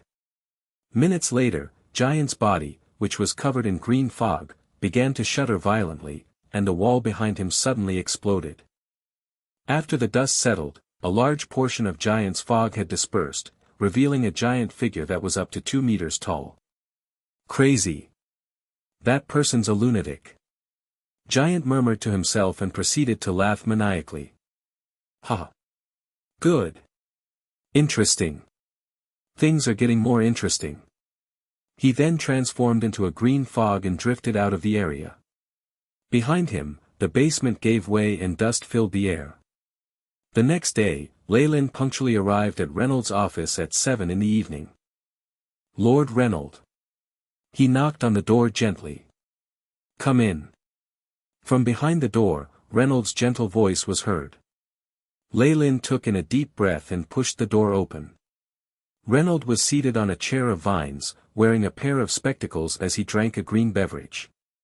Beside him was a little round table and a similar chair. Leilyn, you're here. Take a seat. Reynolds pointed to the chair beside him. Many thanks. Leilyn bowed once more and sat near Reynolds. Here. Try the juice of the jaded darrow flower. We're just having a private conversation now, so don't be too reserved. Reynolds seemed just like a hospitable old man. As if a little embarrassed, Leilyn gave a slight smile and drank from the cup on the table. The refreshing scent of nature pervaded his taste buds and extended throughout his four limbs. Leilyn felt as if warm water was rinsing his body and making him feel rejuvenated. How is it? It tastes pretty good, right? Reynolds asked with anticipation. The collections of an elder like yourself are pretty good. Leilyn praised sincerely. Haha, like a child who had received a compliment, Reynolds laughed aloud brightly. Here, let us have a friendly chat. Leilyn, you seem to be from the Chernobyl Islands, right? I went there once when I was young. Resources are scarce in such a barren land, and it's lacking in magi. Reynolds was a very entertaining speaker, and he began to chat with Leilyn about his past experiences. As they spoke leisurely, time flew by, and in the blink of an eye, an hour had passed. All of a sudden, Leilyn suddenly smelt something very sweet. What is this? It's a type of incense from the wetland gardens. It's said to be useful in replenishing one's spiritual force, and is a favorite of the magi there. Reynolds explained lightly, his voice seemingly less and less discernible. A thread of silver spiritual force slowly extended. Leilyn's expression became slacker and he could feel his eyelids becoming heavier. He eventually fell asleep. Seeing Leilyn in a deep sleep, a smile appeared on Reynolds' face. He took off a ring on Leilyn's hand and inspected it closely. Ring of sobriety? Looks like it has a few other effects that can defend against probings. There are 7 different potions smeared on it as well. Looks like you've prepared well, but it's a pity. Reynolds glanced at Leilyn with a victorious smirk. The juice of the jaded darrow flower, as well as the pollen from the intoxicated dragon petals, are something even a rank 2 Magus might not be able to withstand. What use is a mere ring and potion? These 2 items were a special combination that Reynolds had picked out specifically for Leilyn. Some of them even had to be transported from the secret plane, and he had used up a portion of his allowance as the chairman to obtain the items. This had delayed his plans and allowed Leilyn to have the chance to wreak havoc in the Four Seasons garden. Of course, since he had paid such a huge price, the effects were superb. A peak rank 1 Magus was in existence that even a rank 2 Magus like Reynolds needed to be careful of. Also, these magi also had special methods, and might have had a high resistance against hallucinations and enchantments.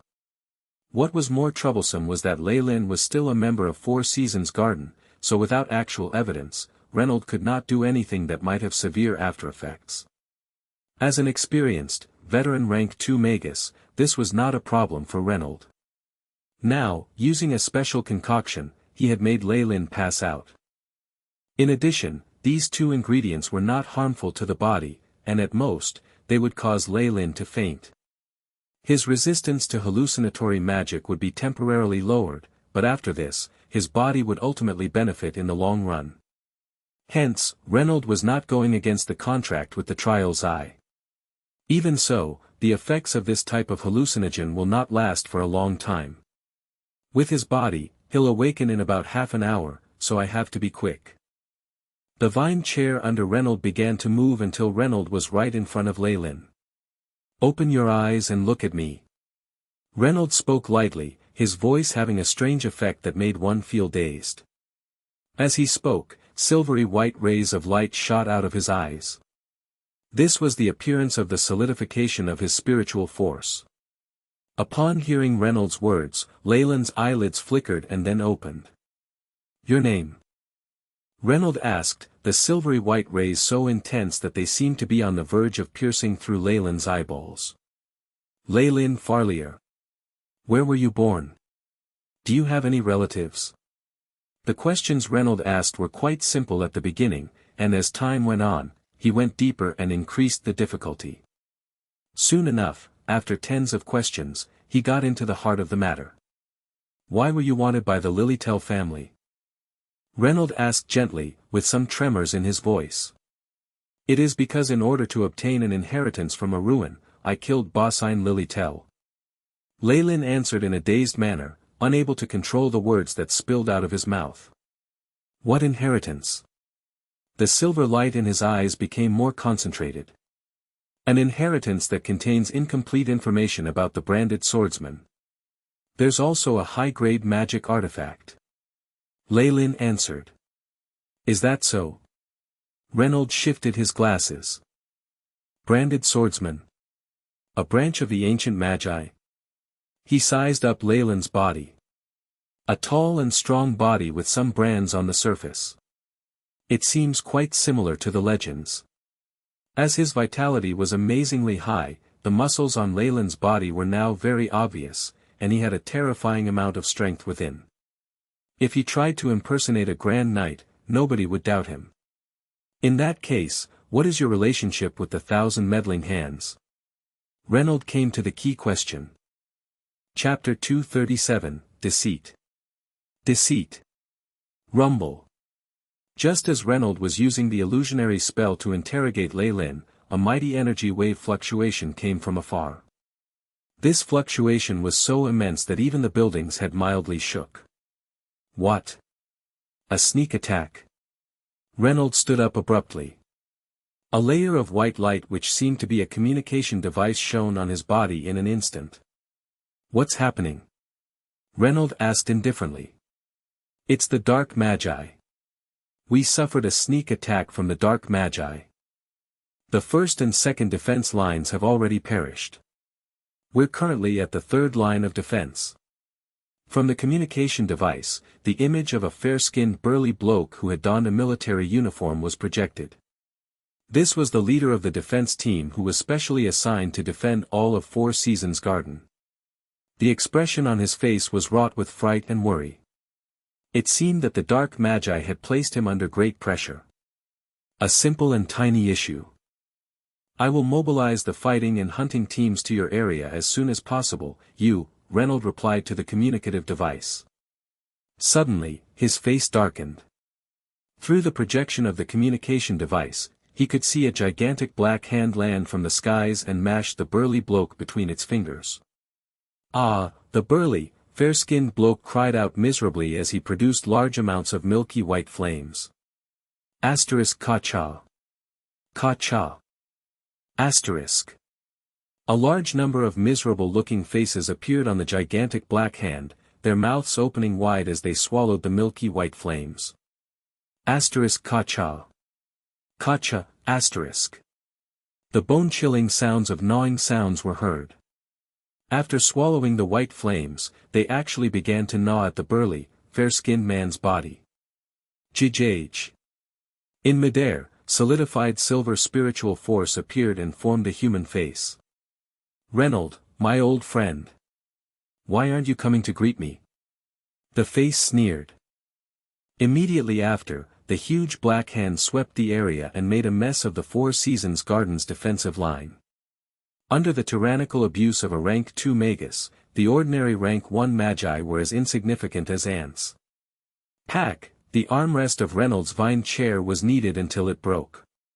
Schwa, in a flash, he turned into a green figure and rushed out. Ka-cha. Ka-cha. After he left, his vine chair squirmed and constantly twisted, gradually turning into something that resembled a human.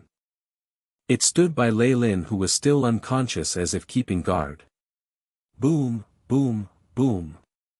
Huge undulations from the magic that were even more immense than before traveled over.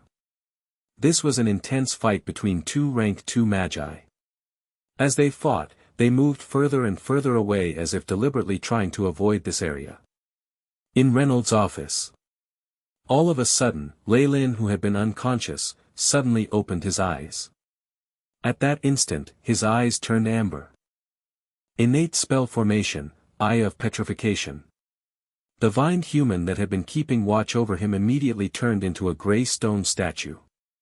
After his second bloodline transition, this spell and Kamoyan scales had evolved. Leilyn surveyed the area and stretched lazily, fixing the ring of sobriety that was on the round table back onto his finger. Though the process was a little unexpected, nothing bad happened. Leilyn's eyes were very clear.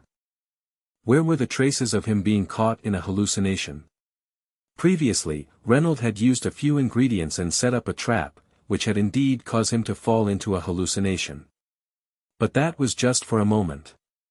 The power of the bloodline of the ancient being, the giant Kamoyan serpent, was flowing in his veins and devouring all external substances. His vitality of over 25 degrees had made it easier for him to quickly come back to his senses. At that time, Leilyn had beat Reynolds at his own game and pretended he was still in a daze, thus lowering Reynolds' guard. With the help of the AI chip, his breathing, his body's situation, and waves of his spiritual energy had been feigned spectacularly, which even deceived Reynolds. All that nonsense about the branded swordsman was obviously just that, lies. With the adjustments made by the AI chip, making up runes was a simple matter. Only now did Leilyn have the time to really look at the rank 2 Magus Reynolds' office. Based on his interests, the office was made of plants. The bookcase and window, as well as the tables, chairs, and even a few strange books were all made of plants. The entire setup was very clever and wasn't very big, giving off a cozy and tiny feeling. Where is the place at which I need to place the spell designed for it to activate? Leilyn mumbled to himself, producing a scarlet crystal from his pocket. The crystal now was emitting a bright red and was boiling hot. Is this some sensing technique? Leilyn touched his chin, using the crystal to discern the direction in which he should be moving. He eventually found out that when he pointed the crystal at Reynolds' desk, it would emit the brightest light and be the hottest, to the point that he felt his hand was being burnt. Following the crystal, he came before Reynolds' desk. This was a large green table with rings on it that indicated the age of a tree. Wang wang. At this moment, the crystal in Leilyn's hand exploded in a ring of light and mysteriously hovered in the air. This is a spell formation that is triggered automatically.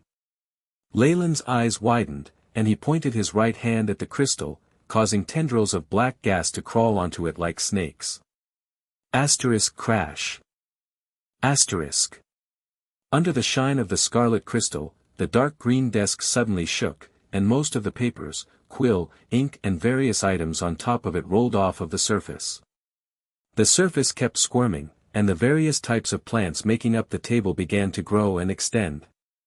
The green desk was split into two, and under these two parts, numerous plants grew and acted like little feet which scurried away. In the place where the desk had been, there was now a huge pit. In the heart of the pit was a huge sealing spell formation that was shining with all sorts of runes that were floating around. On the surface of the spell formation, there were a few gaps. After making some comparisons, Leilyn figured that the spot right at the middle could fit the red crystal. Classified information like this actually got out, and there was even a spell design specially made for this, Leilyn mumbled to himself. All of a sudden, something strange happened. The scarlet crystal that had been hovering in midair suddenly burst out into blood-red flames, zooming like a fire arrow towards the part of the formation that was caved in. In the crystal, there was a requirement that required it to make contact with the spell formation before it was activated. Combined with Giant's obvious attempts at hiding the truth, Leilyn could easily tell that it wouldn't be good if the crystal activated. However, there was no sense of flustering on his expression. Rather, there was a profound look on his face. "I've been waiting for this." He reached forward with his right hand. Snake binding. The little black snakes that had been crawling on the crystal immediately began to squirm and turned into a huge snake ball, securing the red crystal within. Black gas pervaded the area, on the verge of concealing the red light the crystal was emitting. Asterisk wang wang. Asterisk. The red crystal constantly expanded, and Leilyn seemed to hear a sound of unwillingness from within. As expected, there's even a backup plan. It's a pity. Leilyn rapidly chanted incantations and sprinkled some light blue powder into the air. Freezing river. As he finished the last syllable of the incantation, a light blue light surrounded the snake ball. Asterisk TSSSS. Asterisk white threads of mist were produced, and on the surface of the snake ball, the white mist condensed and turned into a layer of thin ice.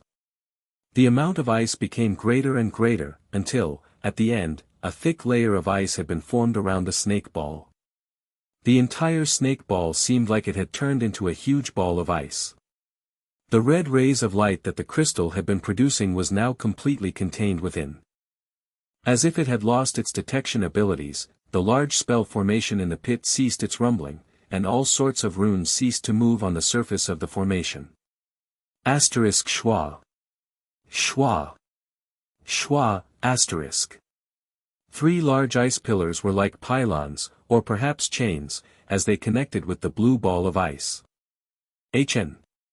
The power of this sealing spell formation is not half bad. Leilyn nodded in satisfaction. This sealing spell formation was something he had gained from blackmailing Pierre at the Four Seasons Garden. It was definitely something worth being kept safely in the warehouse as it was quite effective. It looked like Pierre had not given him inferior items to go against him. Leilyn then shifted his attention to the spell formation that was caved in the middle. AI chip. Compare the runes on the spell design. A blue ray of light brightened in his eyes and shone straight at the spell formation. A huge amount of data flashed past Leilyn's eyes. Countless runes and designs were currently being compared. The red crystal from before was merely a key. The runes used on it were strange, and Leilyn previously had no way to tell its function from the runes. But now, both the key and the keyhole were here. Hence, he was able to make comparisons between the runes on both ends and tell the rough functions of the spell formation in crystal. Seconds later, the AI chip's conclusion appeared before Leilyn. The part that's caved in is a sealing formation, and the crystal's function is to detonate. A cold look emerged on his face as Leilyn read through the first 2 lines. Very good, giant. Just you wait. The AI chip's robotic voice continued to intone. Chapter 238, Scapegoat. Scapegoat. From the energy emitted by the spell formation, analysis shows that the probability of a body of consciousness residing in the spell formation is 78.9%. The AI chip's conclusion was presented before Leilyn. A body of consciousness? Leilyn's eyes sparkled. Can you compare it with the database and find out what sort of body of consciousness it is? Searching. Beep. There is no such information in the database. Comparing with host body's existing memories. The AI chip operated quickly. Seconds later, a new conclusion was shown to Leilyn. The body of consciousness emits an aura that comes from the Eternal River Plane's secret plane. Determined to be a special being from the secret plane itself. Compatibility with large platinum gate of entrance to the secret plane, 67%. Platinum gate. Leilyn's eyes widened, suddenly thinking back to the platinum gate that seemed like an ancient existence, right across from the headquarters. Incomplete spiritual force waves were emitted by the gate. From the looks of it, I'm afraid that the platinum door has already evolved to have its own intelligence. However, it was removed by Magi from Four Seasons Garden and sealed here. Hence, its spiritual force waves gave me such a strange feeling. Leilyn slowly came up with the entire process that led to this result. Though he had no idea why Four Seasons Garden sealed the consciousness of the entrance to the secret plane, there were only a few reasons that Leilyn wasn't going to bother wondering about. What he was more focused on was what would happen to the entrance to the secret plane if its consciousness was destroyed. After all, the red crystal that Giant gave him was no unsealing spell design. Instead, it would control the spell formation as well as the consciousness within, and destroy them together. AI chip. Simulate the consequences of the destruction of the secret plane's body of consciousness. Leilyn spoke quietly, his expression dark and dreadful. Beep. Mission established, beginning to compare with high-level patterns. Importing data, the AI chip intoned loyally. After which, the result was placed before Leilyn. Based on simulated experiments and remnants, if the body of consciousness is damaged, the possibility of the platinum gate being destroyed is 79.8%. Entrance will automatically close and be sealed shut. Another 15.2% chance of the opposite happening. The entrance will then become a public entrance and be open to any living beings. The last 5% possibility has unknown consequences. Leilyn, who was silently reading the conclusion, suddenly understood everything. The most important part in the battle for the Eternal River Plane's secret plane was the acquisition of the entrance. 7 entrances had been discovered, with 4 being controlled by the Light Magi. This control referred not only to the Magi army set up on the outer areas but also to a certain key that could control the opening and closing of the entrance. From the looks of it, these keys referred to each gate's core body of consciousness. If I detonate this area, there's a large probability of Four Seasons Garden's entrance disappearing. The Dark and Light Magi will then hold the same number of entrances and there won't be any disadvantages when trying to take over the secret plane. Leilyn could easily tell the intentions of the Dark Magi. These Magi were planning to destroy the entrance here. Gaining control of the entrance meant obtaining a large amount of land, plentiful resources, as well as a huge number of troops. Most importantly, the speed at which spoils of war were transported would be increased. Light Magi currently held possession of 4 entrances. Whether in terms of the areas with radiation or potential battle power, they exceeded the Dark Magi by a large margin. Hence, the Dark Magi had to think of ways to make up for this handicap. Even if this place was not destroyed, it was still necessary to rob this place from the Light Magi. They would rather have this place become a public domain than let it be controlled by the Light Magi. Shrewd. A very, very clever plan. Leilyn, who had made sense of this whole situation, couldn't help but praise the person who had come up with this operation. However, as the very last chess piece in this game, he was in a very difficult position. If he destroyed the body of consciousness now, the gate to the secret plane would immediately be damaged and perhaps permanently lose its abilities. This may or may not be a good thing. Leilyn, who had completed this task, would be held in high regard by the Dark Magi, but the Light Magi would definitely not let him off so easily. This was a decision that he needed to think through carefully. Just for that little bit of merit, was it actually worth it to offend the entire Light Magi alliance? Is there still a need to consider any further? Leilyn's eyes brightened. From this crystal and the extremely opportune timing, it looks like there's someone in the shadows controlling everything. This person also has to have a high position in Four Seasons Garden, or else it'd be impossible for him to do this much. I'm almost sure of who it is. Once this operation is over, he'll be the one reaping the most benefits. I might even be labeled as a traitor and be chased to death, while he will get the most merits for everything. Leilyn's lips quirked in a cold smile. Since ancient times, a spy's position was the most difficult. Even if they succeeded, if the person who instigated the operation was not willing to tie up loose ends, the spy would be the one who would stand to lose the most. Besides, compared to a lowly spy like him, there was another spy with a higher position, had been in Four Seasons Garden longer, and was an even more loyal choice. If there were conflicts of interest between them, who would 1,000 meddling hands choose? This was a rhetorical question. Besides, the contract he had signed with Giant only specified that he could not help Four Seasons Garden, but the reason he was doing this was for his own benefit.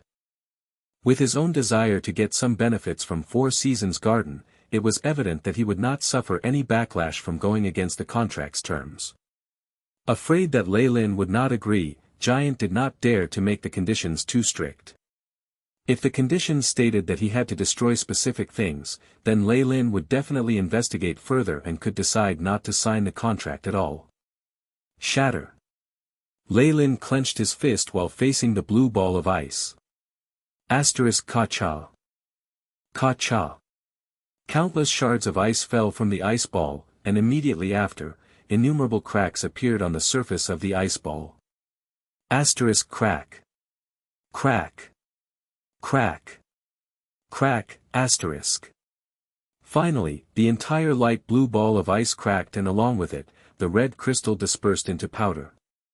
This spell design that would cause the spell formation to implode was destroyed by Leilyn, just like that. Leilyn had thought this through. It was alright to betray Four Seasons Garden.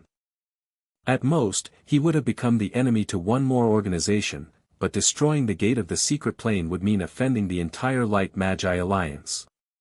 The current Eternal River Plane's secret plane was a huge chunk of flesh that Dark and Light Magi alike were waiting for an opportunity to swallow into their stomachs. The gate to the secret plane did not belong to just Four Seasons Garden, but the entire Light Magi Alliance. Four Seasons Garden was but one of the characters who would look over the entrance. The moment Leilyn destroyed the entrance, all Light Magi forces would lose their advantage in this battle. Since ancient times, destroying a person's livelihood was akin to murdering one's own parents. For Magi, the secret plane was a huge gold mine where one could obtain a limitless amount of top-grade materials. If he pitted himself against the Light Magi like this, he would be chased to the ends of the earth and there would be no end to it. On top of that, all of the Light Magi powers would be working together to exterminate their enemy. The dangers of this operation were way above that of the times previously when he had gathered spirits and plundered brazenly. In the south coast, Light Magi were at the top. If the entire Light Magi faction was against him, it was impossible for Leilyn to stay alive. All he could do was find a deserted place and live a hermit's life. If he had connections in the Dark Magi Alliance, things would still be fine. This operation would be a huge gain on the Dark Magi's side, and based on his huge contribution, he would have a comfortable life with the Dark Magi. It was a pity that Leilyn had entered Thousand Meddling Hands halfway through and was not as trustworthy.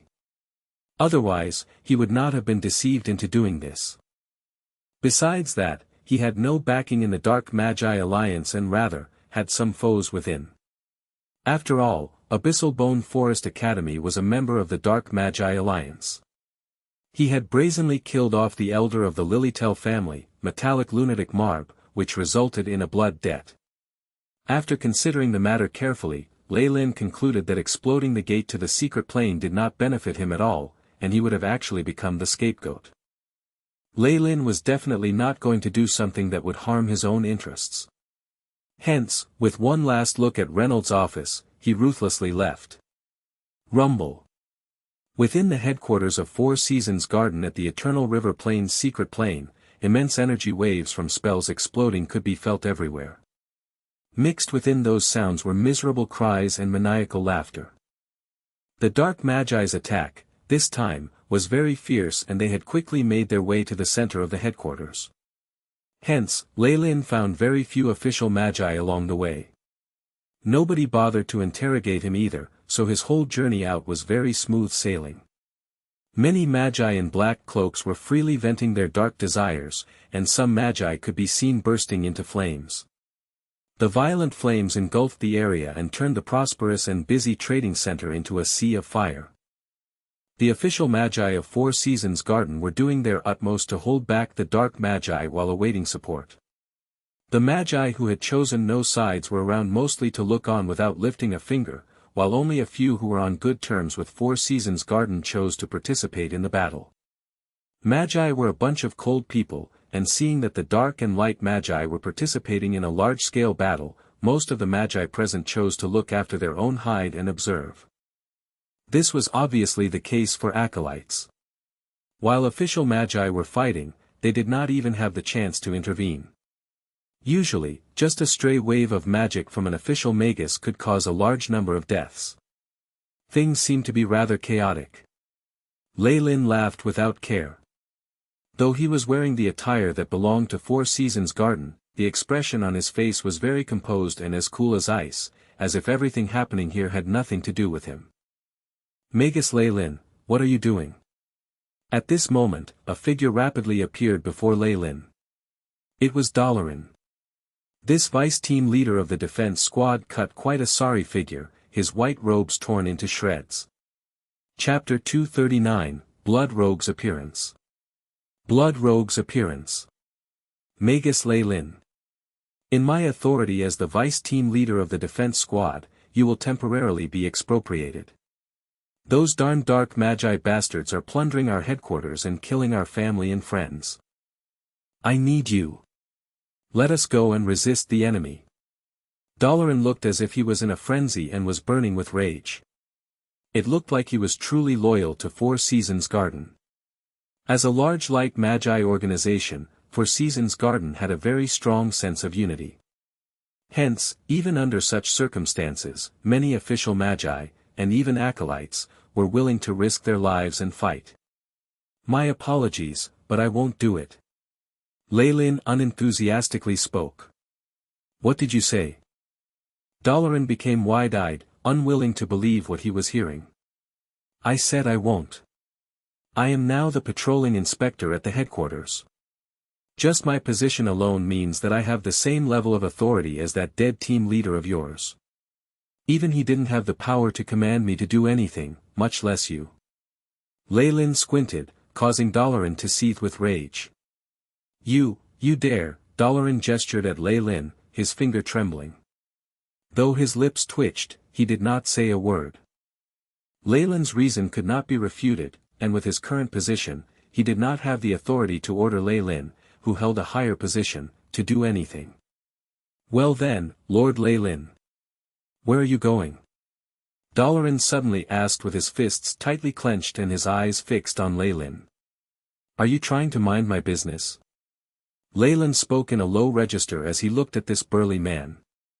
Of course not. It's just that an envoy just came down from the headquarters and is standing guard at Experiment Zone 3. I think you might want to see him. Leilyn lowered his head, though his words showed he had no intents of backing down. An envoy from the headquarters? Leilyn furrowed his brows.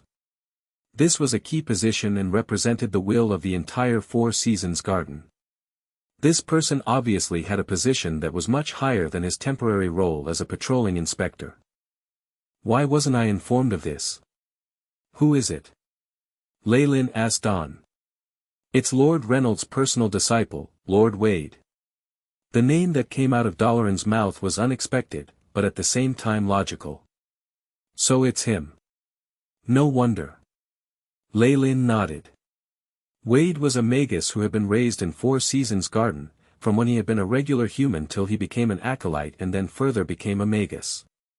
His entire being had a close connection to Four Seasons Garden, and he was definitely loyal. On top of that, the person in charge here was Reynolds, who was also his teacher. In terms of communication and connections, he had a natural advantage. It's going to be troublesome to have an envoy come down at this time, Leilyn's heart lurched. Immediately after, Leilyn stared straight at Leilyn. My lord, think about it. Since it's an envoy from the headquarters and the situation is somewhat dire now, I'll have to meet him. Leilyn said indifferently. Surveying the area, he noted that the dark and light magi were immersed in battle and nobody had the time to pay any attention to him. Also, they were in a corner and there was little chance of them being seen from afar. After having noted this situation, the expression on Leilyn's face became calmer as he tucked his hands into his sleeves. That's good. Ah. What appeared on Leilyn's face was glee, followed by a complicated glint in his eyes, as if some sort of evil plan was brewing in his mind. However, all of this was immediately destroyed by a pair of flaming, crimson palms. These crimson palms had blood-red flames that went through Dalaran's innate defense spell formation like paper and pierced right into his chest. A flash of disbelief passed Dalaran's face before he turned into a pile of ashes under the blood-red flames. Leilyn calmly retracted his hands. He was now the number 1 being who was second only to rank 2 magi. Dalaran was a rank 1 magus who was not even at the peak yet. Leilyn had gone all out and mounted a sneak attack, and hence Dalaran had been killed in a single attack. From within the ashes, a hint of grey light rose and turned into a grey skull that pounced towards Leilyn. Oh! A secret imprint? I never expected Dalaran to have something like this. Blood-red glints flashed by his eyes and 2 crimson rays shot out of his pupils which landed on the imprint in a straight line. Sigh, large amounts of white mist rose, and under the crimson rays, the skull imprint dispersed. It turned into little grey spots that disappeared into the air. This was the same type of imprint that Bosine and Torash, who had both been killed by Leilyn, possessed. This was an imprint that Magi used to mark those they wanted to take revenge on. When Leilyn was still an acolyte, it was exceedingly difficult to remove this type of imprint the moment he made contact with it. It was also easy for Magi to track, which was why he had used the most direct and simplest way to kill those 2 acolytes. But this was now different. Leilyn had advanced to a peak rank 1 magus. The imprint of a regular magus could easily be removed with a little spiritual force. He was only fearful of the secret imprint that rank 2 magi personally set up. A rank 1 magus imprint was not a worry to him. Shadow clone. After doing all this, Leilyn was still not content and pointed at the pile of bone and ashes. A black shadow clone crawled out from the shadows and entered the ashes. The shadow clone that was now mixed with the ashes extended, grew bigger, and became another man who was similar to Dalaran. Their faces and attire were practically the same, though the shadow clone's skin was black. It was weird and rather terrifying. Shape-shifting spell. With a stretch of his hand, milky white light converged in his palm and shot to the clone's body. Under the effects of the shape-shifting spell, the clone's skin instantly turned fair, and even gave some color to its face. It looked just like Dalaran. Go. Show your face to the Magi in 4 Seasons Garden, and then find an opportune time to die in battle. Leilyn instructed. The shadow clone which had turned into Dalaran bowed towards Leilyn and dashed off quickly. Trying to make me cannon fodder by getting me to see the leader at this time. Leilyn glanced at the ground, where Dalaran had once been, a tranquil expression about his face. Whether it's killing dark or light Magi, none of this has any meaning. The real treasure is waiting for me. Time is running out and I don't have time to play around with you. Leilyn's original intention was to take advantage of the chaos and seize some benefits, but Dalaran had schemed for Leilyn to meet the envoy from the headquarters, hence Leilyn had no choice but oblige. This was the complete opposite of Leilyn's intentions. Hence, Dalaran must die. It's about time for Blood Rogue to appear. Leilyn murmured to himself, rays of light appearing in his right arm and turning into a crimson mask. His robes also underwent some changes and turned into a shade of crimson, a stark contrast to the original white, and looked as if it had been stained by fresh blood. His aura also changed, reeking of bloodlust and evil. Just looking at him was enough to cause official Magi to break out in cold sweat. Leilyn's other identity in Thousand Meddling Hands, Blood Rogue, now made its appearance. After having transformed into Blood Rogue, Leilyn identified a direction and rushed in the direction of the Merit Point Exchange Hall. One would be an idiot not to seize benefits when possible. The battle at the Merit Point Exchange Hall was also the most intense, with various spells and energies flying all over the place. Within the rubble, Magi of the defense squad in the white robes of 4 Seasons Garden and Magi in the black robes of Thousand Meddling Hands were now tangled together. All sorts of pieces and fragments of resources were strewn all over the ground. There was even an intellectual crystal ball that had been discarded in a corner within the rubble. From the corner of his eyes, Leilyn discovered a few hidden black figures who emitted energy waves that belonged to acolytes. They must be incredibly reckless to even think of participating in a battle between magi. These figures lay in wait at the sidelines of the battle, their greedy little eyes fixated on the items strewn all over the ground. Even if they were to pay their life for this, there was no guarantee that they would be able to obtain these items in their lifetime. Taking advantage of the chaotic situation, a few of the more daring acolytes actually began to have designs on these items. Rumble. An icy blue ray of light dispersed, and the remaining waves of energy hit one of the acolytes present. This acolyte didn't even have the chance to make a sound before he turned into an ice statue amidst the blue light. Such a miserable scene scared away a large number of acolytes. There were, however, a few lucky acolytes who successfully left the battlefield after retrieving some resources and ingredients. Though the official magi present had discovered their presence, they couldn't be bothered with these existences that were as unremarkable as ants. Making use of the magi's reasoning, these acolytes bet their lives and struggled towards this hint of an opportunity.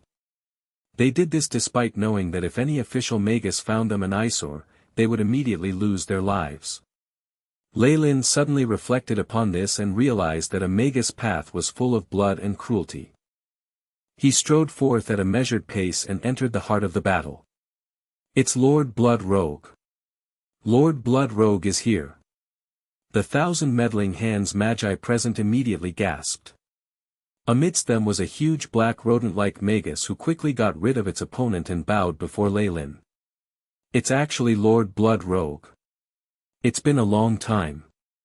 The huge rodent now had green eyes that were the size of longan fruits and looked ready to bootlick any given moment.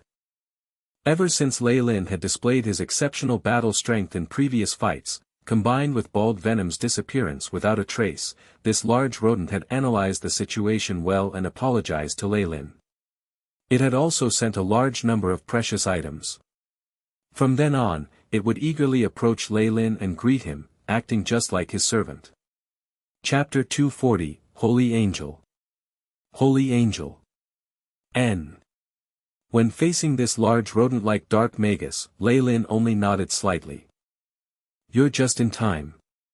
There are some areas that require your natural talent. Stay beside me. Yes, my lord. A glint of glee appeared in the large rodent's eyes, and it quickly stood at a short distance behind Leilyn. It was very clear that in this large-scale war, even for official magi, the probability of death was not low. In order to protect itself, besides trying its hardest to raise its strength, the rodent Magus also had to have strong backers to protect itself. This was a method of survival. Who is that? The opposing Four Seasons Garden Magi asked in suspicion as they naturally could not recognize Leilyn as he was right now. It's Blood Rogue from 1,000 Meddling Hands. It's said that his crimes are insane, and in just the short span of a year, he's already committed 9 major crimes and has been labeled as a notorious criminal on the wanted list. Another old light magi stared hard at Leilyn, eyes revealing an unspeakable fear.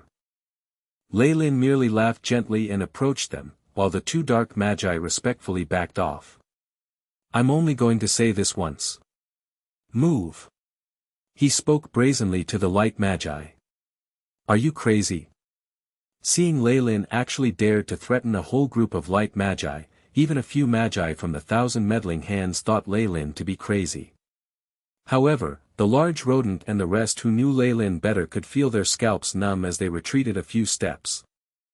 Once Lord Reynold returns, the whole lot of you insane dark magi will, ugh. A light Magus stood out and spoke righteously. However, shortly after, a translucent, black, giant serpent seemed to travel through space and appeared in front of him.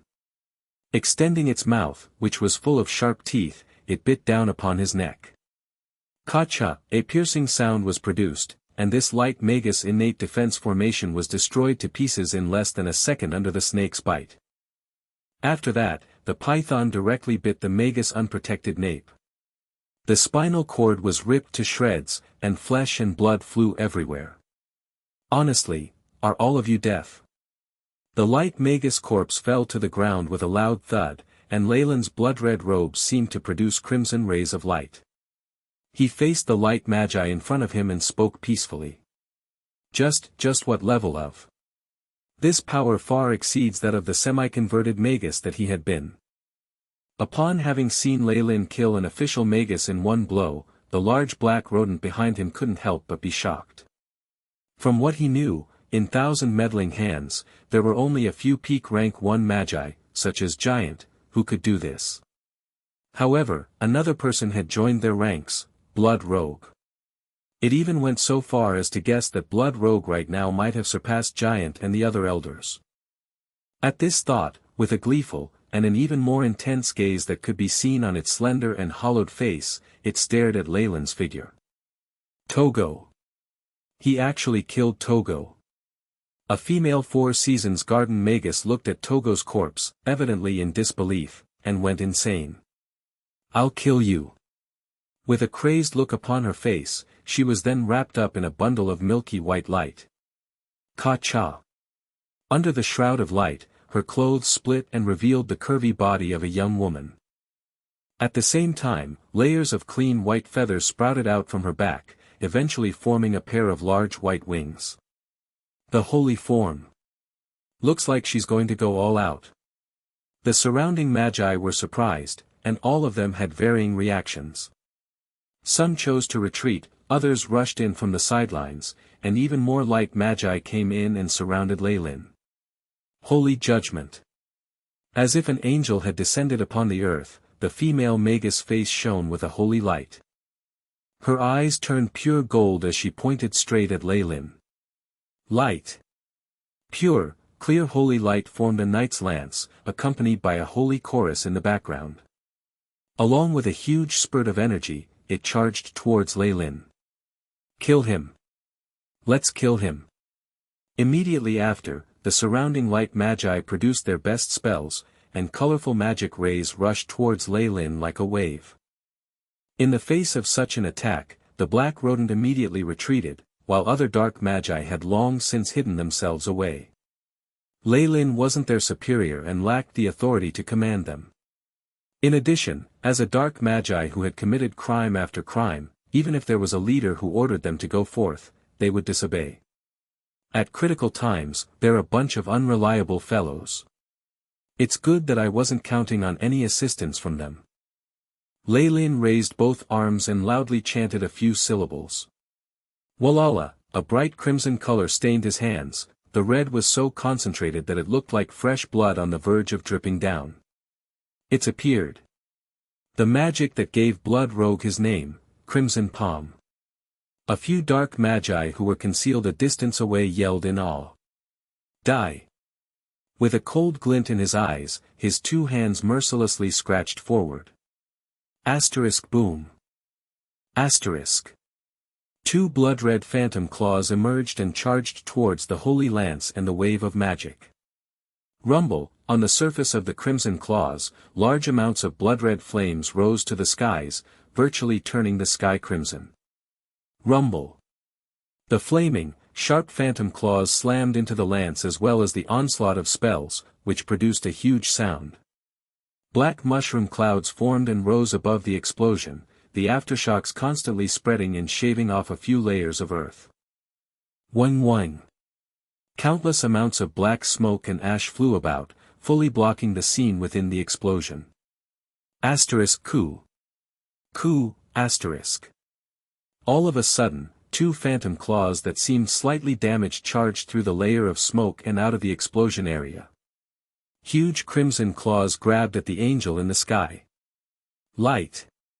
Large amounts of clean holy light transformed into crystal-like armor, automatically equipping itself to the female Magus. She now had on crystal armor and a pair of large white wings, looking as if an ancient goddess of war had descended upon the earth. In contrast, the large crimson claws seemed like the hands of a demonic god from the depths of hell, mercilessly grabbing towards the war goddess. Ka-cha. Large crimson claws crashed into the armor, emitting the sounds of something cracking. Under the disbelieving gazes of the many magi present, the solid crystal armor that seemed to be a product from the heavens was torn into shreds by the crimson claws. They fluttered like butterflies before they turned into little spots of light that disappeared into the air. After which, the crimson claws ruthlessly caught hold of the female Magus. The wings behind her back were forcefully ripped off, where pieces of pure white feathers drifted to the ground as if it was snowing. The huge crimson claws immediately gripped her fiercely. Like a watermelon that had been gripped so tightly that it exploded, the female Magus burst into pieces, blood flowing unceasingly. The liquid was absorbed by the huge claws, which caused its appearance to become more terrifying and evil. Beep.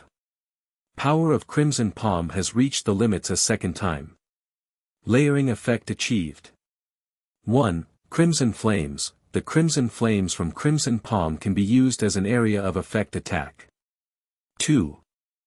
Blood Leech. Every time Crimson Palm is used to kill an opponent, the power that is consumed will automatically be replenished after absorbing the opponent's blood. The AI chip's voice sounded in Leilyn's ear. Oh. Does that mean that every time I kill someone, Crimson Palm has the ability to automatically replenish its power and that the Magus doesn't have to do it himself? Leilyn was astonished. This spell was something he had obtained from the great Magus Serholm's Book of Giant Serpent. It looked like the great Magus Serholm truly was deserving of his rank as a Morning Star Magus. Just a random rank 1 spell had such frightening effects. After having absorbed the female Magus blood, the phantom crimson claws that had begun to turn dull and start to dissipate seemed to have received some powerful nourishment, and suddenly burst with crimson light. The flames that had already died down began to burn furiously upon the claws. Boom! The crimson claw pressed down. A huge palm imprint appeared on the ground, with flames burning around it. The giant claw slapped a few magi from Four Seasons Garden, and due to the crimson flames, they turned to ashes. 1 strike. With just 1 strike, Leilyn had killed countless official magi. If such battle achievements were to be spread, his name would be known throughout the South Coast and even go down in history. Blood Rogue is actually so strong. Has he advanced to a rank 2 Magus already? The dark magi of 1,000 meddling hands were startled by Leilyn's ferocious strike and were also stunned into silence for a long while. Shwa shwa shwa. Upon seeing Leilyn's attack, innumerable light magi completely lost their confidence. Using various types of spells, they transformed into wind or giant birds, amongst other animals, and rapidly left the area. Leilyn merely stood where he was, not bothering to give chase. For him, killing light magi was useless. What was more important was to steal resources. Boom! Yet another large claw was sent out and uncovered a passageway from the rubble. Leilyn went on a wild rampage, like the fiercest animal in ancient times, and based on the memory of the route that Pierre had taken, he destroyed all the traps and spell formations along the way. In just a moment, he came before the huge resource warehouse from before. Under his fierce flames, the huge metal door was melted into a liquid that flowed freely on the ground. With his hands clasped behind his back, he brazenly walked into the large resource warehouse. My lord! After you! The dark magi who had followed Leilyn here did not dare to be indolent even in the face of such a huge room of treasure. Rather, they respectfully allowed him to have the first browse through these spoils of war. Chapter 241, Killing Pierre. Killing Pierre. Leilyn unceremoniously began to search through the large resource warehouse as the smallest and most valuable items all disappearing into his robes. The rodent who was following him took advantage of Leilyn's high position and managed to obtain quite a few valuable items. Once he was satisfied with his loot, Leilyn returned to the doorway and spoke to the rest of the magi who were anxiously waiting. The rest is all yours. Many thanks to Lord Blood Rogue. After the magi present bowed to Leilyn, they cheered as they impatiently dashed into the warehouse, plundering as they liked. What a pity! If I had some magic artifact that could store items in another space dimension, you wouldn't be getting anything from here. Watching the large storage warehouse get ravaged, a feeling of pity overcame him. Even if he couldn't use these things, they could be exchanged for magic crystals and the like. However, time was short and he could not afford to keep many items on his body, so they were able to benefit from this. Rodent. Come here. Leilyn spoke indifferently. My lord, what may I do for you? Upon witnessing Leilyn's battle achievements, this Magus, rodent, was already fully in awe of Leilyn and was even ready to sell its body to him. You specialize in detection, right? I remember the last time while we were surveying the entrance to the secret plane, you were the first one to discover it. Leilyn spoke matter-of-factly, but from the sharp glint in his eyes, it seemed as if he had already seen through Rodent's entire being. It's just an effect from the shape-shifting spell. Rodent's heart chilled as it smiled dryly. Good. Find me the current location of this smell. Leilyn raised his index finger, and tendrils of blackness were emitted and turned into thin little black pythons. They quickly appeared before Rodent and bit onto its nose. Ah, Rodent gave a miserable cry, but the intense pain it had been expecting did not register. Instead, the smell of a Magus had traveled into his mind.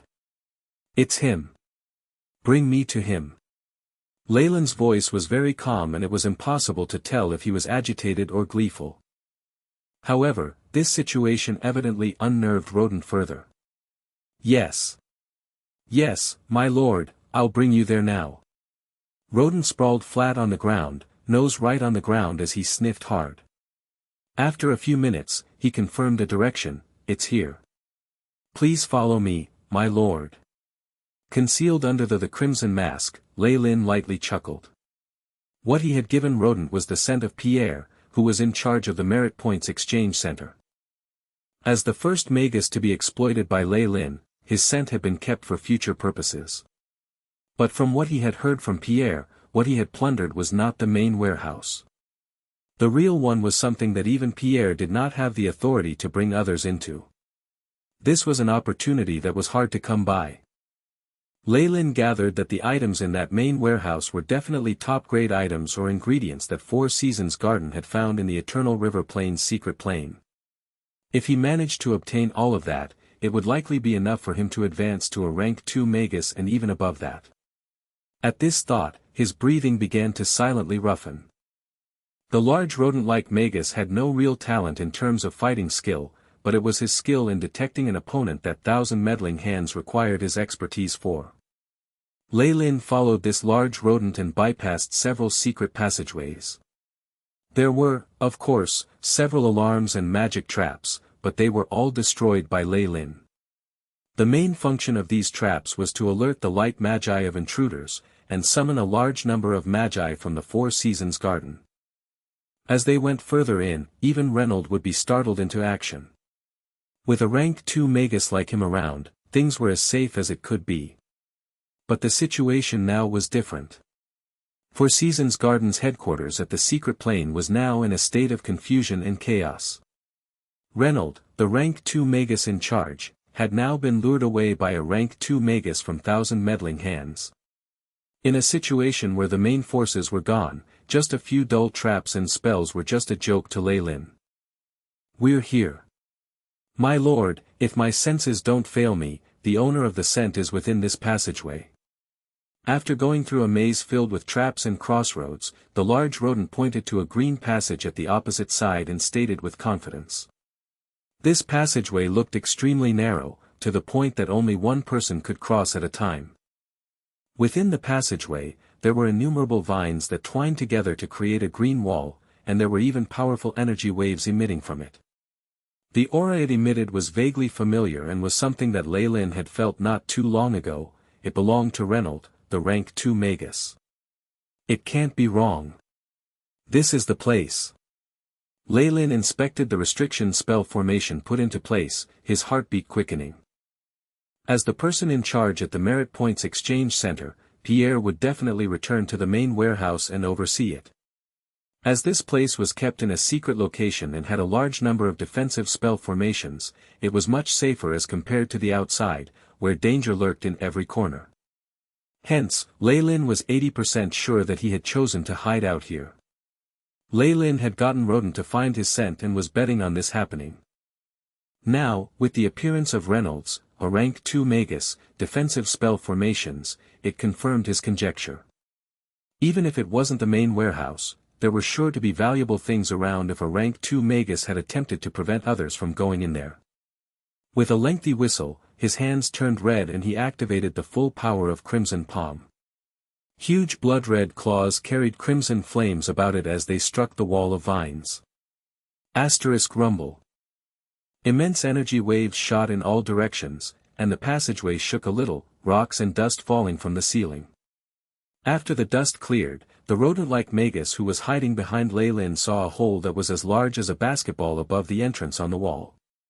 This hole was pitch black inside, with traces of crimson flames burning and extending within.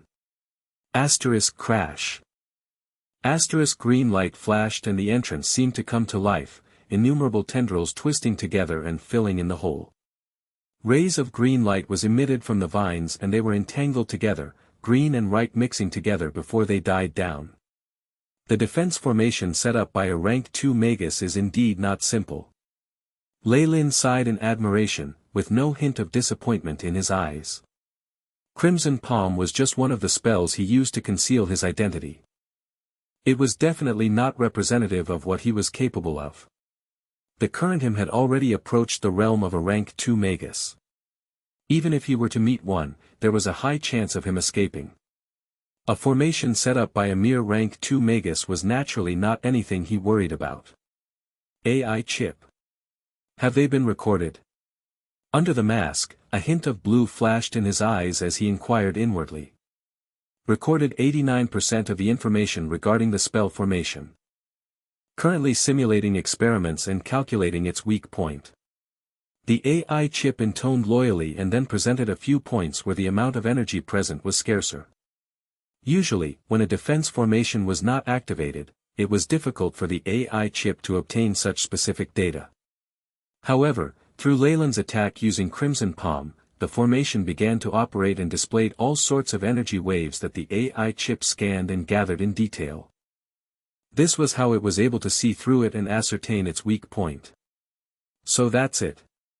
Leilyn peered closely at the diagram pointing out the places where energy signals were weaker, and the crimson rays were produced from his hands once again. Crimson Palm. The giant blood-red claws struck again. Sharp, large flaming apparitions hit the entrance amidst the vines, 3 centimeters below the center of the door. Asterisk bang. Asterisk the entrance began to shake fiercely, and large numbers of vines devoted their energies to repairing the harm caused. Ha! Leilyn's arms did not stop moving as the crimson claws were used again, striking a few areas on the door. Asterisk creak. Creak. Asterisk the door could not bear the abuse and even the veins began to slow in their movements. Now. Blood-red light flashed in his eyes. Asterisk rumble. Asterisk the areas on the door that had been hit began to burn fiercely with crimson flames, forming straight lines and converging. Wang wang.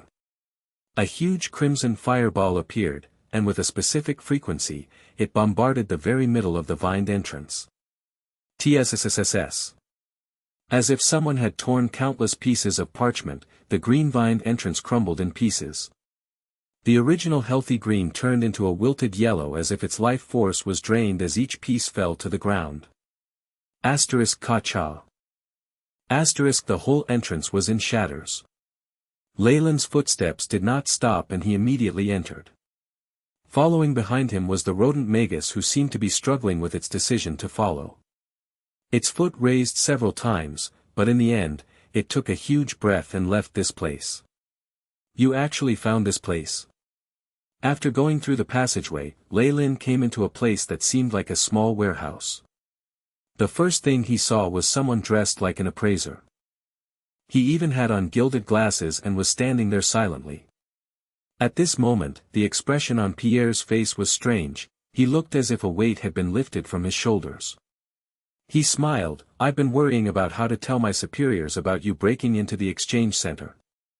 I guess I don't have to worry about that anymore. He then gave Leilyn a profound look. You must be someone I know well, to be able to get here so quickly. Could you tell me your real identity? Leilyn did not seem to have any intentions of letting Pierre die knowing his secrets. Boom, he fiercely took one step forward, and dark energy particles wrapped he and Pierre within like a fog. Thick fog spread, but there was not the slightest sound produced from the inside. Minutes later, Leilyn walked out calmly, and then entered the treasured warehouse that belonged to Four Seasons Garden. Chapter 242, Leather Pouch. Leather Pouch. After Leilyn left, the fog gradually dispersed, leaving behind a grayish-white statue of a Magus. This statue looked exactly the same as Pierre, with a look of astonishment on his face.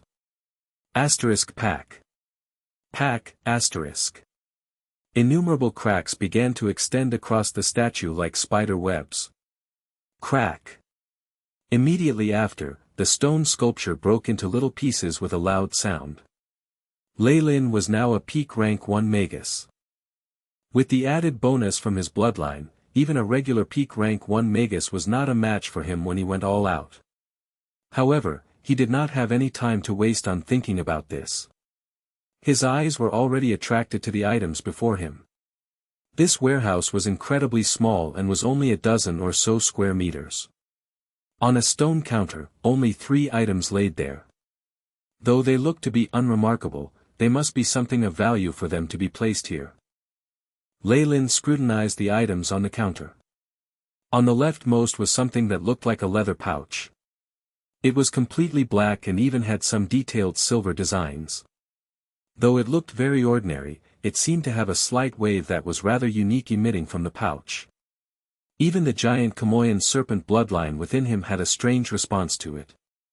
From this feeling, it probably implies that this was made using the material from some kind of ancient creature. Leilyn rubbed his chin, the gears in his brain turning, something made by the hide of some ancient being. It doesn't seem to be any offensive type magic artifact either. Could it be? In that moment, a slight possibility flashed past Leilyn's mind, causing his breathing to become a little rough. AI chip. Scan the decorative designs on the pouch and compare it with pictures of ancient beings. BEP. Mission established, initiating scan.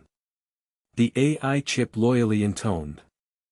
Now, with a specific catalog to refer to, the AI chip immediately found an answer. Results of comparison: ancient creatures, similarity to the skin of void white-eyed snake, 92.6%. Tailless Ouroboros 46.9%. Void raven, 12.3%. As I thought, it's the void white-eyed snake. Glee emerged on Leilyn's face. Even in ancient times, this sort of ancient being was extremely precious. This was due to the void white-eyed snake's innate ability that had to do with space. Hence, its skin was often used to manufacture all kinds of storage items. AI chip.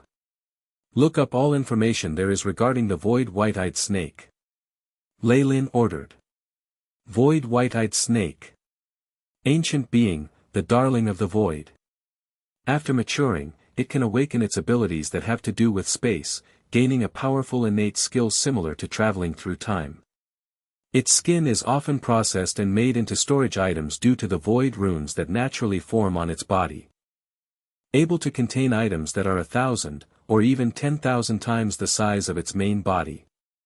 However, due to excessive hunting by ancient magi, it became extinct in the middle of the ancient era. Source: The Illustrated Handbook of Ancient Beings, World Magus History, 37th revision. As I thought, it's the legendary space-type magic artifact. Leilyn's eyes were fixed on the black pouch with a fiery gaze. For a large organization like Four Seasons Garden, this item was not essential and only served to raise its value. However, for a magus like him who was used to traveling alone, it was an indispensable item. If he had had the pouch previously, he definitely would not have left anything behind for the other dark magi and instead, chosen to take everything for himself. Especially in his situation where he was planning to escape at any moment, his agility would increase by a large amount. One could say that of all the items in this treasure trove, if he really needed to make a decision, Leilyn would unhesitatingly choose this one. However, Leilyn could still contain his desires. Suppressing the impulse of making his move immediately, he glanced at the 2 items beside the black pouch. In the middle of the stone counter was a very thick, black volume that looked like a dictionary. At the side, one could see it was tattered. This must be the book that Four Seasons Garden obtained from the Eternal River Plain's secret plane. As this was left behind by the Magus who constructed this secret plane, it must be even more valuable. These were items that only large-scale organizations had a use for. If a Magus like him who worked alone set his hands on this, it would only backfire on him. At the most right, beside the thick volume, there was a black honeycomb that looked somewhat like a charcoal briquette. On the bumpy surface, there were beads of dark green pearls embedded in the holes. It looked rather bizarre. Though the volume is the most precious items out of these three, the pouch is still the highest priority to me. Leilyn solemnly approached the stone counter. All items stored in a Magus warehouse were sure to be guarded by defense spell formations. Not only would they be set up around the item itself would also have a spell formation on it. These spell formations usually had the ability to self-destruct, and the moment the method of approaching it was wrong, the item would be destroyed and cause the thieves to leave with empty hands. However, dark magi like Leilyn were used to these situations and all had talent and skill in unsealing these spell formations. Leilyn, who had been in the other warehouse, had used dark magi's unsealing techniques and successfully obtained a few treasured items. However, the setup of this spell formation was evidently more complicated than that in the other warehouse. This was especially so for these three items, which definitely would have additional spell designs on it. With runes that bound the items to the counter, even Leilyn, who had help from the AI chip, could feel a headache coming on. It's a pity. This is the main warehouse and even that dead man, Pierre's token and his authority is useless here. Leilyn heaved a sigh and, from a small pouch, carefully poured the purple powder into his hands. Whoosh!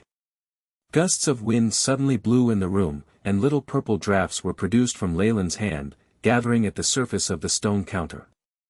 This was an unsealing spell design he had obtained from thousand meddling hands, specially designed to deal with these sort of self-destructing seals.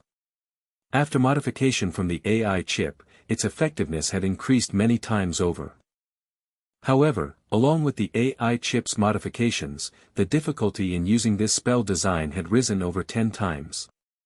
One needed to be very precise and strict, and one could not be even a millisecond too late. In other words, it was a zero-error precision technique.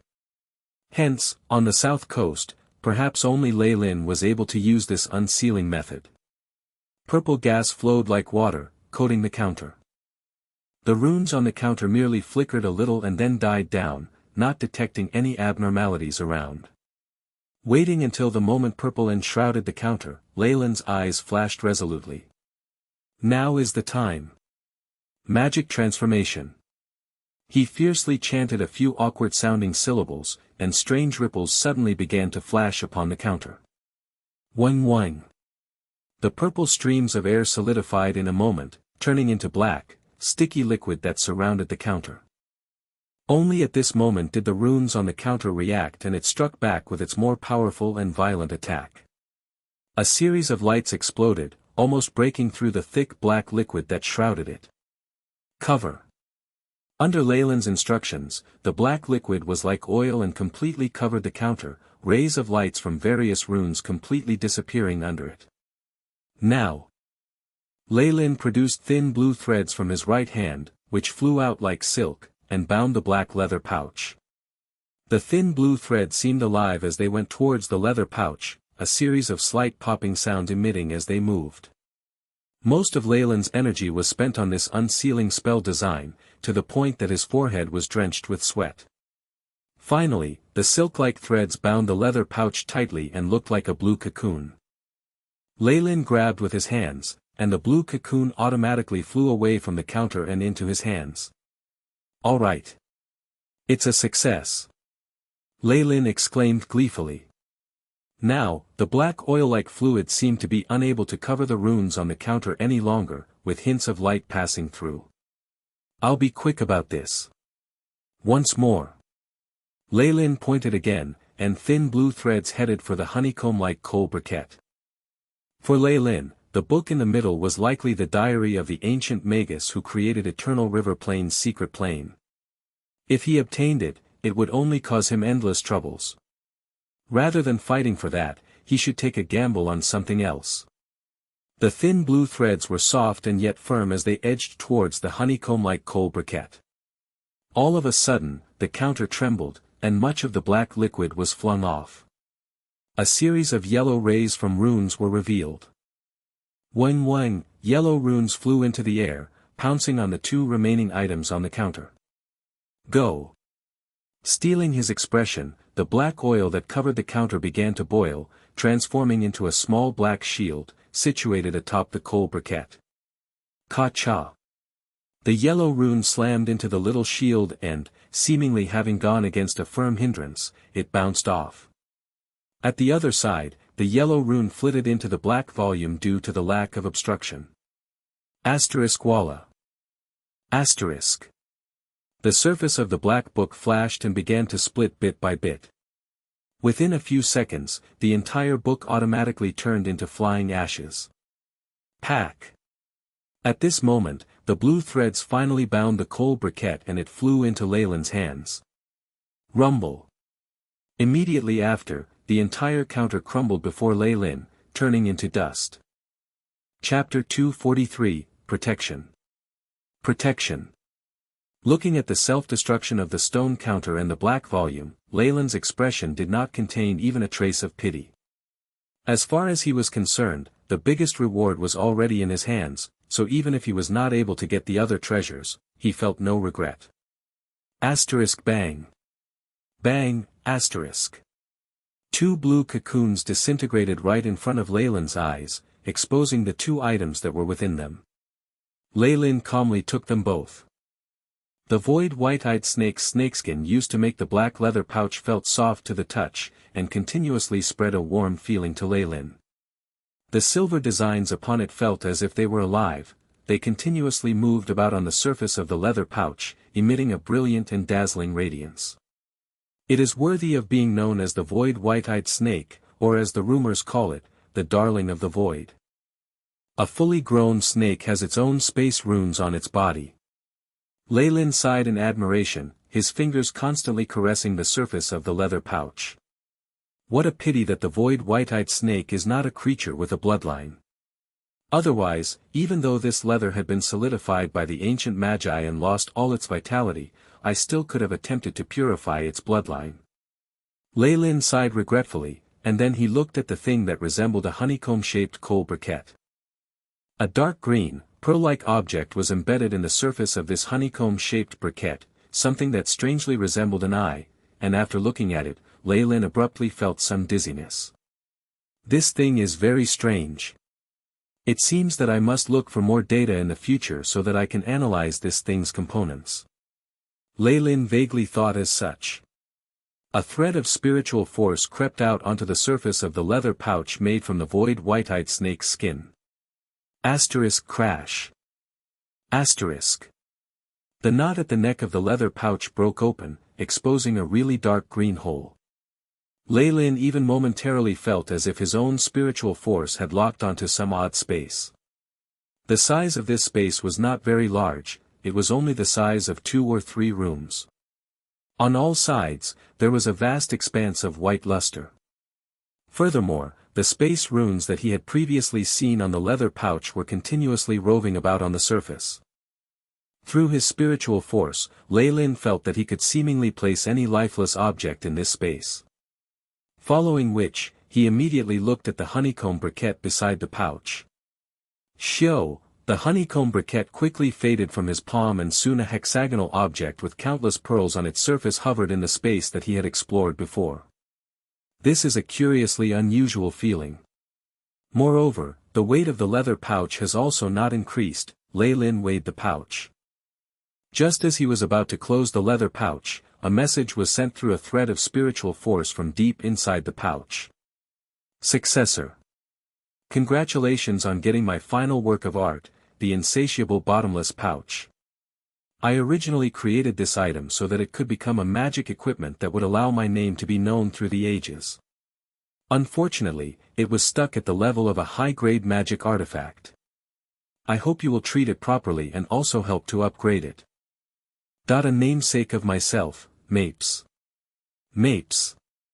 I have not heard of such a name. He must have been a potions master from ancient times. Leilyn also took the full measure of the first high-grade magic artifact that he had taken into his possession. In the South Coast, inferior-grade magic artifacts were used by acolytes and mediocre rank 1 magi. On the other hand, semi-converted elemental magi and peak rank 1 magi all used medium-grade magic artifacts. Only rank 2 magi or those genuinely privileged might have a high-grade magic artifact. As for those magic equipment that were superior to magic artifacts, they were the highly kept secret treasures of every large powerful faction. Even Leilyn hadn't heard of any information pertaining to them. And now, even Leilyn had a high-grade magic artifact. Even though it was not of the offensive type, it provided him with assistance and was of much more worth than an offense-type magic artifact. Leilyn swept a glance over the other goods in the surroundings. Surrounding the black counter, there were several small wooden shelves. Although there were not many items on top of these shelves, and they weren't comparable to those 3 items on the black counter, if they were to be placed outside, they would still be good things that would attract the attention of semi-converted elemental magi or even peak rank 1 magi. Since I am here, these all are mine. Leilyn laughed, and a great amount of black fog turned into small snakes, which then pounced onto the shelves all around him.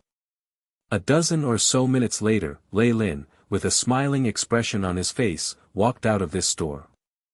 This time around, his harvest was plentiful. Even though some precious items were destroyed due to magic spells, what he had seized amounted to 80% of the hidden treasures. Those several precious materials inside caused a sparkle in Leilyn's eyes. There were even some materials that his currently updated database did not have any records of. Leilyn made a concrete estimate that the value of those materials would amount to at least 10 million magic crystals. These resources are more than enough to help me advance and become a rank 2 Magus, and will also be beneficial to me for a long time. Leilyn felt the black leather pouch that had been tucked away in his bosom, and the grin on his face only intensified. His biggest gain this time was this insatiable bottomless pouch, a storage type, high-grade magic artifact. As far as rank 2 magi were concerned, they could only obtain such an item through good fortune, it could not be sought after. Currently, the leather pouch tucked in Leilyn's bosom had a dusty, weathered surface, making it look like an unremarkable item. The previously seen illusory silvery space runes were now completely concealed. After having received the message of the potions master from inside the pouch, Leilyn could easily control the leather pouch and had modified its exterior form.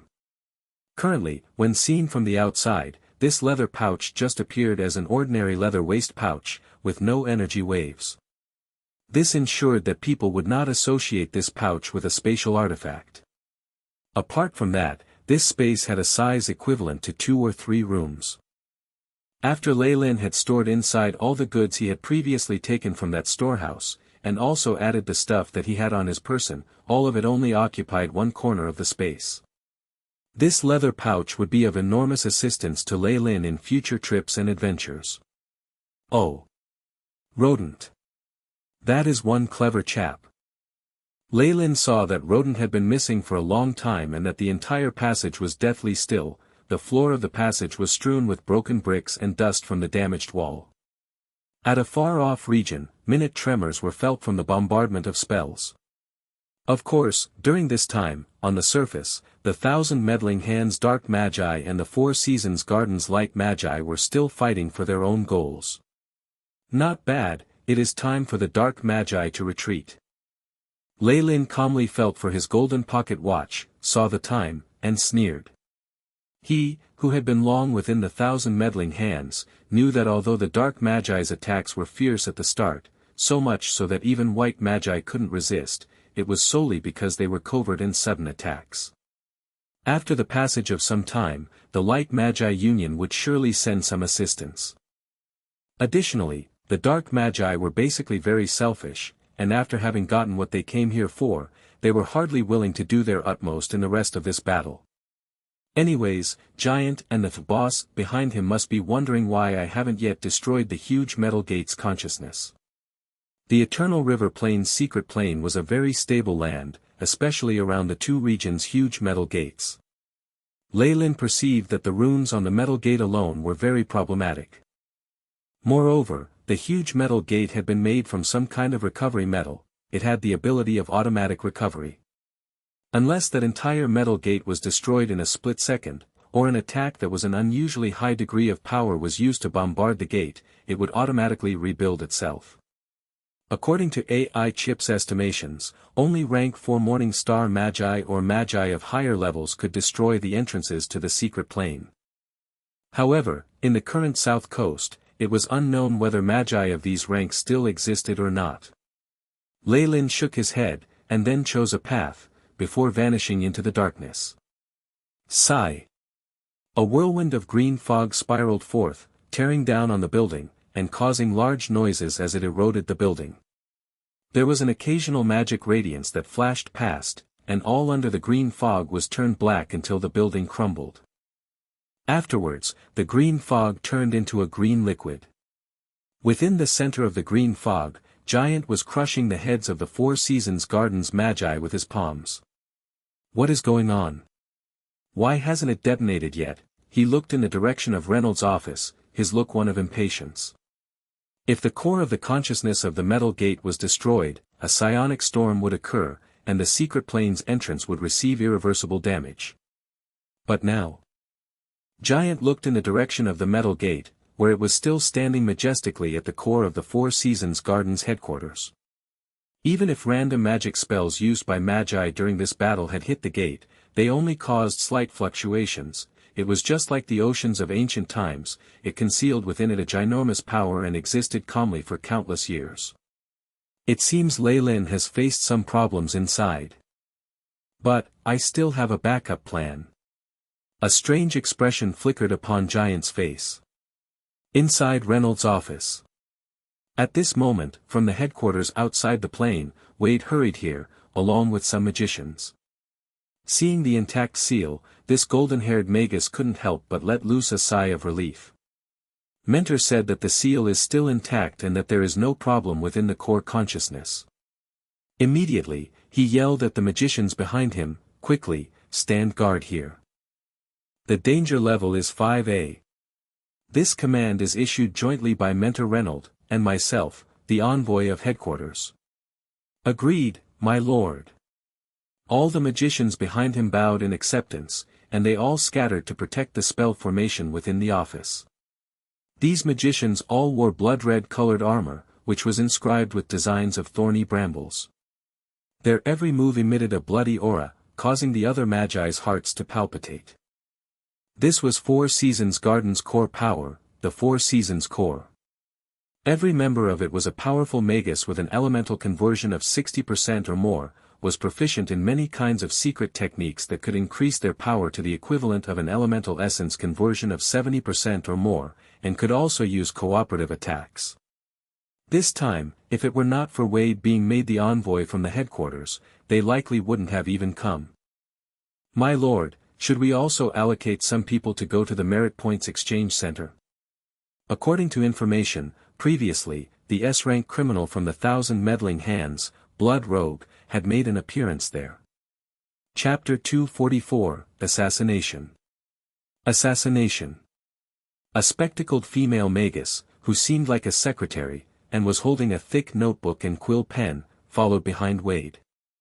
Only at this point did she seem to remember something. This suggestion obviously gave Wade an idea. He glanced at the members of the team he had brought from the Four Seasons Garden, took a look at Reynolds' office, and eventually rejected the proposal, though he looked as if he was struggling with the idea. I can't do that. The things here are more important. Even if it were Mentor Reynolds, he would choose to defend this area as well. Wade gazed out of the window. Through the fixed spying channel, he could see that the Four Seasons Garden was already engulfed in a sea of fire, within which countless dark Magi in black robes were plundering as they liked. Damn it! The leader of the defense squad died in battle, Vice Team Leader Dollarin is nowhere to be found, and the leaders of the hunting and battle teams are busy. If not, I would be able to assign a few of our magi to give support there. My lord, don't worry. Lord Pierre, who's in charge of the Merit Points Exchange Center, is also a peak rank 1 Magus. Blood Rogue won't be able to pass through so easily. Beside Wade, that secretary with an hourglass figure adjusted her glasses, trying to console him. It's too late. Pierre has already died in battle. Our warehouse is going to fall into the hands of those wretched dark magi. Wade slammed his fist onto Reynolds' desk, leaving behind a deep imprint of a fist. Teacher. How great would it be if you were here? All of a sudden, weak thoughts began appearing in Wade's mind. Shortly after, he couldn't help but laugh at his moment of weakness. However, his hands were still trembling within the sleeves of his robes. Due to their superior spiritual force and senses, compared to the regular man, Magi's premonitions were quite accurate. Though they seldom appeared, it was a real possibility that such premonitions would actually come to pass. What? Pierre died in battle? How can that be? He's a peak rank 1 Magus. Could it be that there's another rank 2 dark Magus fighting here? The surrounding magi became restless at the thought. Peak rank 1 magi were, in normal circumstances, the most powerful beings in the South Coast. In a situation where rank 2 Magus did not appear, they were the rulers, goals, and idols of most magi.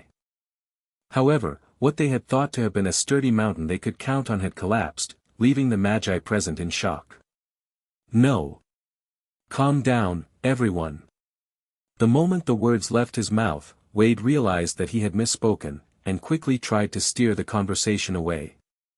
Though the dark magi have a very aggressive approach this time, thus leading to a huge loss in our members and resources, please believe in the Four Seasons Garden. Believe in the elders, and believe in my mentor, the rank 2 Magus, Lord Reynolds. Just hang on for 15 more minutes. The lightning fury from the Light Magi Alliance will arrive, and once that happens, we'll make the dark magi who killed our friends and family pay the price. Each word was dripping with blood, arousing feelings of hatred from the magi present. Faced with a common enemy, the magi calmed down. Upon seeing that the situation had stabilized, Wade could only sigh. The light magi of the Four Seasons Garden were similar to a few scientific researchers that Leilyn had known. For them, their main work was to experiment, not to kill, and when they engaged with dark magi, these official magi performed very poorly. Besides the few small teams that were in charge of battling and defending, most of the other light magi who were in charge of exploring the secret plane and taking care of the plants had died. At this thought, Wade glanced at the teams from the Four Seasons Garden who were clad in crimson armor. They looked extremely calm, not even revealing the slightest change in expression even after hearing the news of Pierre dying in battle, and of all of their resource warehouses being taken over by the enemy. They were still loyally going about their duties. Fortunately, the Four Seasons Garden still has a trump card. With the members of the Four Seasons Corps here, at the very least, the core of the gate to the Eternal River Plain's secret plane will be safe. Wade consoled himself. As long as the core body of consciousness was in their hands, the light magi of the Four Seasons Garden would still be in control of the gate to the secret plane. In that case, even if they suffered a devastating loss, all could eventually be regained. It was with this in mind that after seeing the formidable attack by the Dark Magi in Experiment Zone 3, Wade had chosen to pull back his forces and relocate all his men to this place. Everything was in preparation to defend the core body of consciousness to the death. This type of core body of consciousness could only exist within the Eternal River Plain's secret plane. It could not be too far away from the Platinum Gate, and it was for this reason that a few light magi organizations were stationed nearby to protect it, rather than simply bringing it back to the headquarters for safekeeping. Ka-cha! Ka-cha! All of a sudden, the crisp sound of bones breaking was heard twice. Two magi fell, shock still apparent on their faces, while they still had their eyes on the comrades that they had fought alongside. Matt, Ernie. What are you doing? The surrounding magi quickly retreated, fearfully roaring at the two magi whose hands were dripping with blood. Shwa shwa shwa, what was even faster was Four Seasons Corps, who were in the blood-red armor. They turned into a few red streaks and encircled these two magi. Hee hee. Every time I see you pitiful light magi, I immediately connect you guys to meek little lambs crushed in a lion's mouth. Amidst the sneers and taunting, the bodies of the two light magi underwent a very bizarre change. Pieces of skin floated to the ground like leaves, revealing two foreign figures. One of them was bald, spare a few pitiful strands of hair at the top of his head, while the other was short and obese, with incisors that were unique to mice. These two supposed light magi were actually impersonators. It's them. Thousand Faces and Shadow. They're rank 5A fugitives, and are on the wanted list. Be extremely careful, it's said that they are experts in shape-shifting, and can disguise themselves to resemble multiple different magi within seconds, and without being caught. Out of all the light magi present, someone recognized the two dark magi. Of course, the real Matt and Ernie had long since been killed. As for when this had happened, none of the light magi had any clue at all. Hee hee. The trump card of the Four Seasons Garden, the Four Seasons Corps. I've long since heard of this name. Even while surrounded, the bald Thousand Faces did not seem nervous at all. His tiny eyes calmly scanned the area, and then snickered, "What a pity. I don't seem to see anyone particularly exceptional within your group." In response to such taunts, the members of the Four Seasons Corps gave a single answer. Voila! The armor on their body vibrated, blood-red thorny runes seeming to come to life as they shot into the air, forming thistle-like apparitions. The innumerable apparitions merged together and formed a dense cage, trapping Thousand Faces and Shadow within it. Ha! The only thing you have worth showing off is this thorny cage. Thousand Faces couldn't stop laughing, but from the fine beads of sweat on his forehead, it was evident that he was not as relaxed as he tried to present himself. Shadow, are you done yet? The members of the Four Seasons Corps aren't so easily fooled. With just a slight misstep, you might even die here. Thousand Faces silently transmitted a message to Shadow. Soon. I'm almost there. I need silence. Shadow's answer revealed that his throat was parched, and an obvious sense of urgency. All right. If not for the generous rewards that the organization is giving us, I wouldn't do this sort of thing even if my life was threatened. Shadow finally spoke. Asterisk boom. Asterisk. The huge, dull, red thorny cage kept compressing and shrinking the area within, and countless little thorns appeared, which, like bees, headed straight for the two dark magi within. Asterisk BZZ BZZ. TZZ TZZ, asterisk. The tiny thistle thorns were like flying needles as they relentlessly pricked into the bodies of the two dark magi, producing spots of fresh crimson blood. Strangely enough, their expressions were unchanged, as if their bodies were not their own. Be careful. One of the members of the Four Seasons Corps warned, and the cage that was full of barbed thistles made contact with the two dark magi within. Woo woo. At that instant, the surface of the two magi's bodies turned black, and a ring of fine red tassels exploded out of the duo's bodies. Wade was slightly suspicious about this, and he seemed to remember something, quickly yelling, "Get out of the way." However, it was much too late. The two charred bodies smirked, extending their arms. Boom! The tremendous sound waves from the explosion engulfed the office and were followed by a huge amount of black smoke.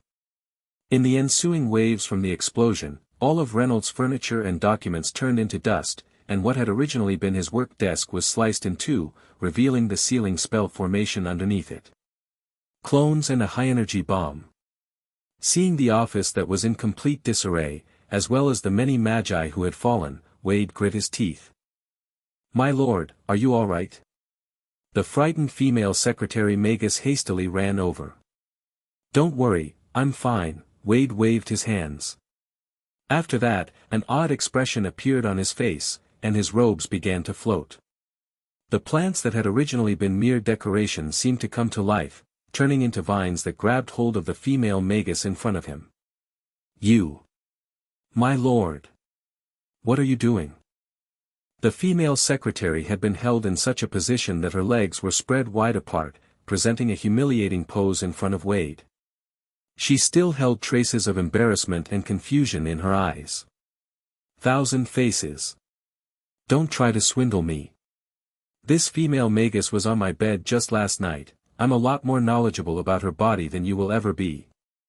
Wade retreated several steps, coldly viewing the female secretary Magus caught in the vine. Hee. I guess I was found out." A maniacal smile appeared on the secretary's face, followed by a fluctuation that revealed a bald head. "It's a pity that you forgot about me." The yellow floorboard under Wade's feet suddenly flipped over, and a dagger that was flashing with silvery white light stabbed towards his abdomen. Chapter 245, A Blink of an Eye. A blink of an eye. This silver dagger was obviously a magic artifact, it even had a menacing, silvery glint on its blade. Wade's innate defense spell immediately materialized into an armor of vines to protect him, but he was still pierced through by the silver-white dagger. As much as Wade was not resigned to his fate, he crashed to the ground, dyeing the area in a pool of red. The brown-yellow boards contorted, finally turning into the shape of a black figure. "You guys had only noticed the changes that I, Thousand Faces, had made, but you forgot that the darkness can turn into a shadow and attach itself to any object." Wade was severely injured, and did not have much spiritual force or magic power left, so naturally, the vines that bound Thousand Faces had now slackened. Thousand Faces massaged his wrist as he smirked. Ka-cha! Suddenly, a flashing arc of red light pierced through his neck, causing blood to spurt out from his throat. "It's a pity that you have also underestimated us from the Four Seasons Garden." Pooh, a member of the Four Seasons Corps, who seemed to be a team leader, retrieved his blood-red sword and pointed it at the location where the shadow was. With another flash of red light, the thorny prison appeared once more, encircling Wade. Not only could the prison of thorns be used to ensnare and kill enemies, it was also used as a form of a barrier for allies. "Protect the Lord. Leave him to me," this team leader exclaimed. Shortly after, for long, blood-red shadows pierced the skies, appearing outside the prison of thorns. Thousand Faces died just like that. Shadow looked around in disbelief. In accordance with the current mess in the office, many magi had lost their ability to move after that high-energy bomb. However, with the protection of their blood-red armor and innate spells, the members of the Four Seasons Corps did not receive serious injuries. They had already moved and completely blocked Shadow's escape route. "Damn it! Damn it! Damn it! Damn it!" Shadow constantly surveyed his surroundings and roared with rage. "Despicable! I was deceived. What happened to the support that the organization promised me? Where is it?" Based on this situation, it seemed that Thousand Meddling Hands had issued the missions, but hidden a lot of important information. They had probably also promised some false rewards. Humph. They are truly dark magi. When it comes to this sort of situation, they'll only care about themselves. The leader of the Four Seasons Corps snorted and then pointed at the place with the seal. "Team 2 is to guard that area. Do not let anyone get in there." A small group from the Four Seasons Corps immediately dashed to the seal spell formation, and a red circle of light brightened again. The leader waved his blood-red longsword, aiming it at Shadow. "You make me angry. In the 50 years that I've been carrying out missions, it's the first time that my target has been hurt. Are you ready to pay the price?" Energy particles constantly shimmered around his body as a formidable spiritual force emitting from his body and engulfing Shadow. His gaze was especially sharp as if he was staring at prey that he had settled on, which caused Shadow to shudder in fear. Wait. We can discuss this. I know a lot of information about the Thousand Meddling Hands. We can work together." Shadow yelled out insincere words that attracted attention, a layer of magic that was so thin it was almost invisible flickering under his feet. Shwa!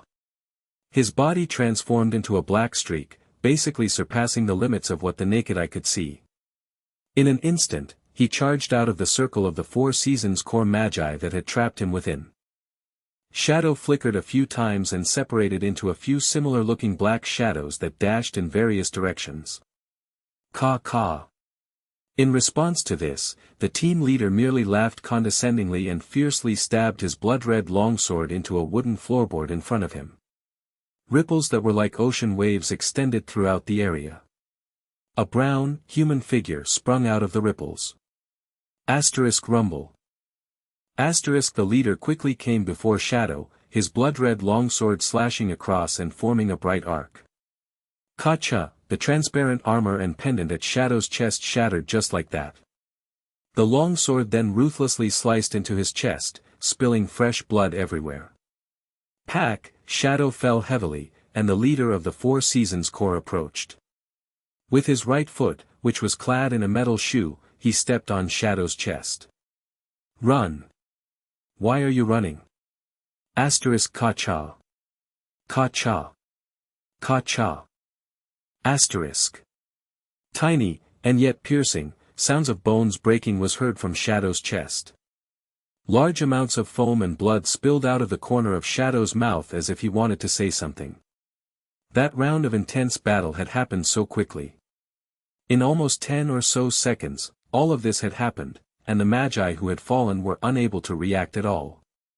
At this point, the faint black mist had yet to completely disperse. Wait, no. The leader who was stepping on the chest of Shadow suddenly turned, his expression changing to one of alarm and anger. Then, he simply gave up on Shadow and rushed to the front of the seal spell formation. Blood restraint. The leader's large hands grabbed forward into the air. Shortly after, a light green human figure was snatched out of thin air. This figure was very slender and small. It was like a child, with green mist surrounding it. Hee, what keen senses. It seems you're just one step away from becoming a peak rank 1 Magus. The person shrouded in green praised with a little boy's voice. Pack. A bunch of crystal balls that shimmered with light were thrown out. Crash. Intense explosions sounded in front of the leader one after another, the immense shockwaves causing him to retreat. Green mist gathered and turned into a sticky fluid, adhering to the leader's body like superglue. Damn it, be careful. Their target has always been the sealing spell formation. This leader had been caught by the sticky fluid and could only shout. Hee, it's too late. The little boy within the mist transformed into an apparition, which the red thorny spell formation had no effect on. He dashed into the interior of the thorny spell formation, large amounts of green mist emitting from his body. Boom. Boom. Boom. Boom. The 4 members of the Four Seasons Corps in charge of defense fell to the ground, green mushrooms and spots growing on their faces. What a bunch of idiots, this leaves me no choice but to take action myself. While speaking, his movements were quick, and he took out a red crystal that was the exact same as the one that Leilyn had, pressing it down towards the heart of the spell formation.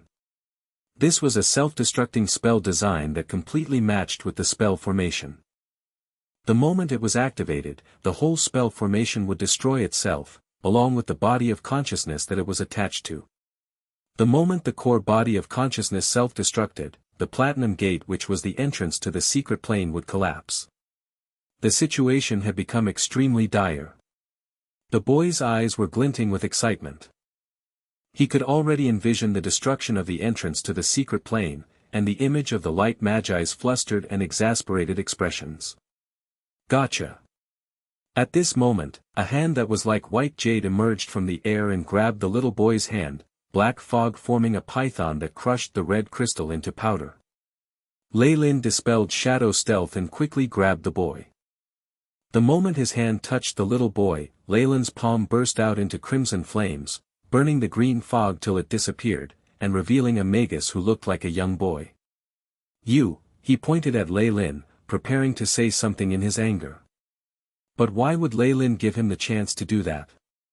Several blood-red snakes quickly wriggled into the boy's orifices, thus sealing his sea of consciousness and ability to move.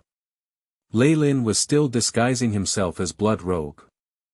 All that the other magi saw was someone in a crimson robe, emitting an evil aura as he appeared out of nowhere and quickly took care of the boy. After plundering the Merit Points Exchange Center, Leilyn had returned to the nearby Reynolds office and had been lying in wait there.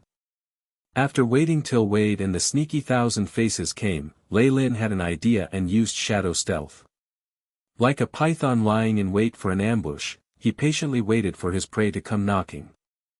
After seeing Thousand Faces killed, Shadow severely injured, and the Four Seasons Corps' attention diverted away, the little boy could no longer wait, and took a chance and acted. Leilyn had made use of the ecstasy and astonishment that the boy had felt while he was on the verge of succeeding, and struck out. This method of using opportunities in battle could be said to be classic. If not for the AI chip's help in simulations of the operation, Leilyn would not have been able to take the boy down so easily. "I didn't expect you to be hidden this well."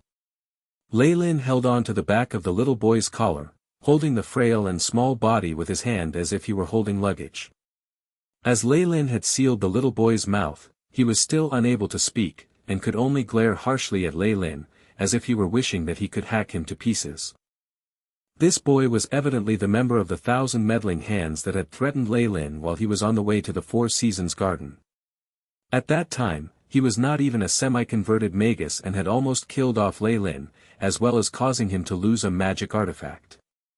But now, Leilyn sized up the little boy. From the energy waves emitting from his body, in that short period of time, the boy had not only passed through the bottleneck of being a semi-converted Magus but had advanced until he was just one step away from becoming a peak rank 1 Magus. This rate of improvement was something that made even Leilyn, who had the help of the AI chip, gasp in awe. Blood Rogue.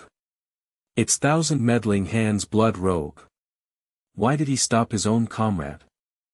The leader of Four Seasons Corps was rinsing himself with milky white holy water, finally washing all the disgusting green fluid away. With confusion in his eyes, he approached and resolutely stood before Leilyn, thus blocking his way. Chapter 246, Falling Out. Falling Out. It's Blood Rogue from the 1,000 meddling hands. The S-ranked fugitive from Nightless City. Though I have no clue why you're helping us, I still want to thank you.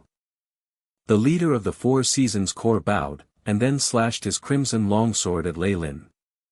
I've thanked you as I should have.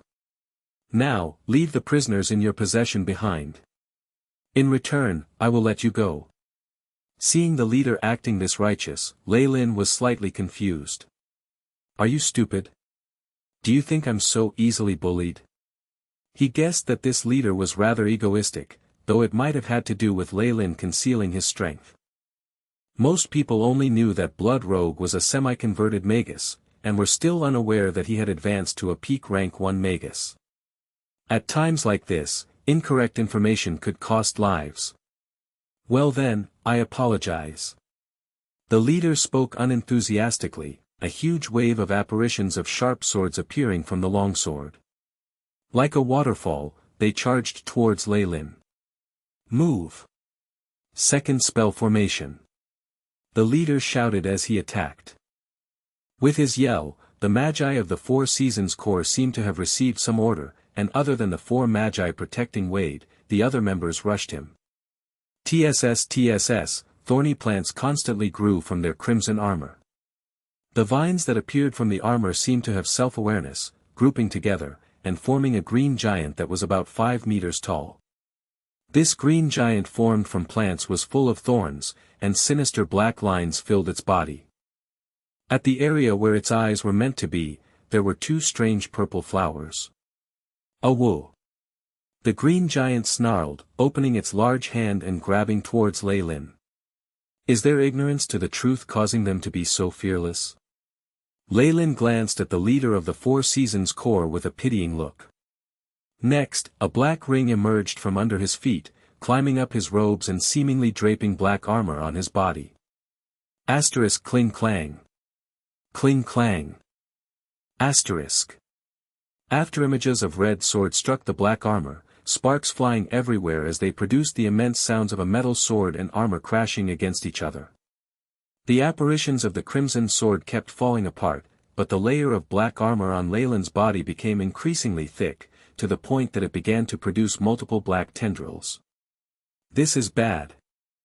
That level of strength, the leader's eyes widened and he immediately thought to warn his subordinates, but it was much too late.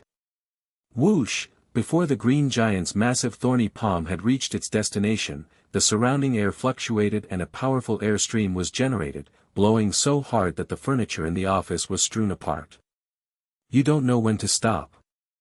While facing this green giant's huge palm, Leilyn raised his right hand clad in a black gauntlet, and gently gestured downwards. From an outsider's point of view, the situation right now was not the least bit balanced.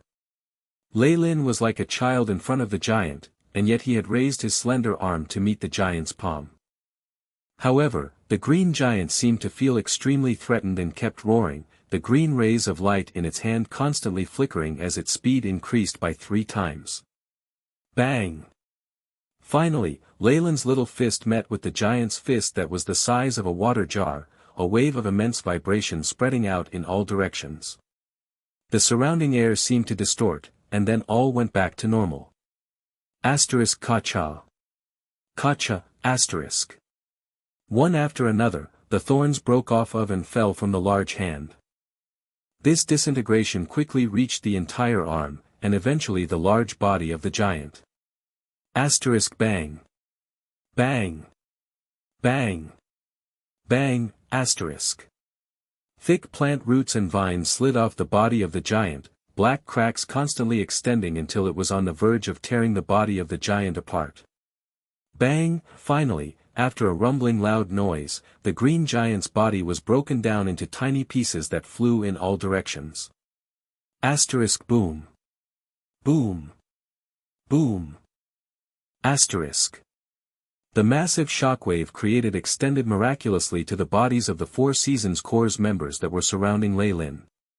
The crimson armor on their bodies shook, and then broke apart. The Magi completely paled and retreated a few steps, some of them coughing up large amounts of blood. Peak Rank 1 Magus. You've already reached the peak of Rank 1.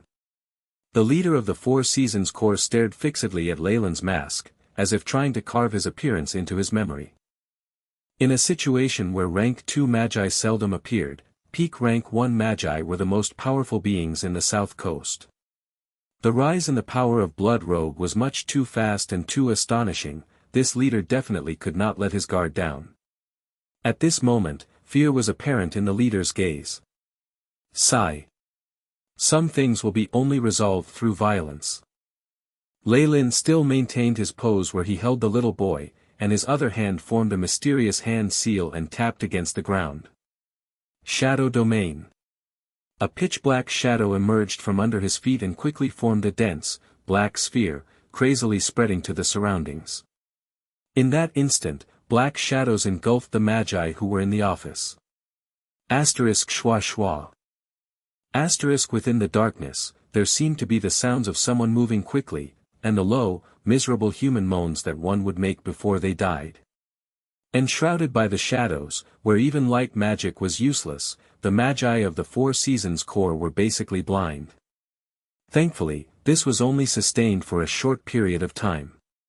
Several minutes later, the dense darkness dispersed from the office, revealing the figures of a few Magi. As for Leilyn, who they had encircled previously, he was now nowhere to be found. Leader. What should we do? A Magus struggled to stand and came to the leader of Four Seasons Corps. However, he found a very strange expression on his leader's face. There were hints of terror, as well as disbelief. Leader. Leader. What's with you?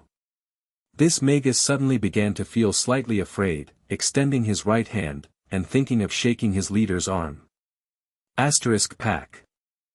Just as this Magus hand touched his leader's clothes, his body turned into black ashes like a bubble that had been popped, dispersing everywhere. Pack pack pack, as if triggering some chain reaction, some of the magi around him also exploded, leaving behind black mist. As the surviving magi gazed at the mist, a suffocating sense of dread weighed down on their hearts. Schwa. While still holding the little boy, Leilyn's body transformed into a black hurricane that traveled around the headquarters, which had turned into a battlefield. As he was moving at a very high speed, the magi of both domains could only see a flickering black figure, which then completely disappeared. Pack. Upon finding an empty area that was far from the battlefield, he threw the little boy to the ground.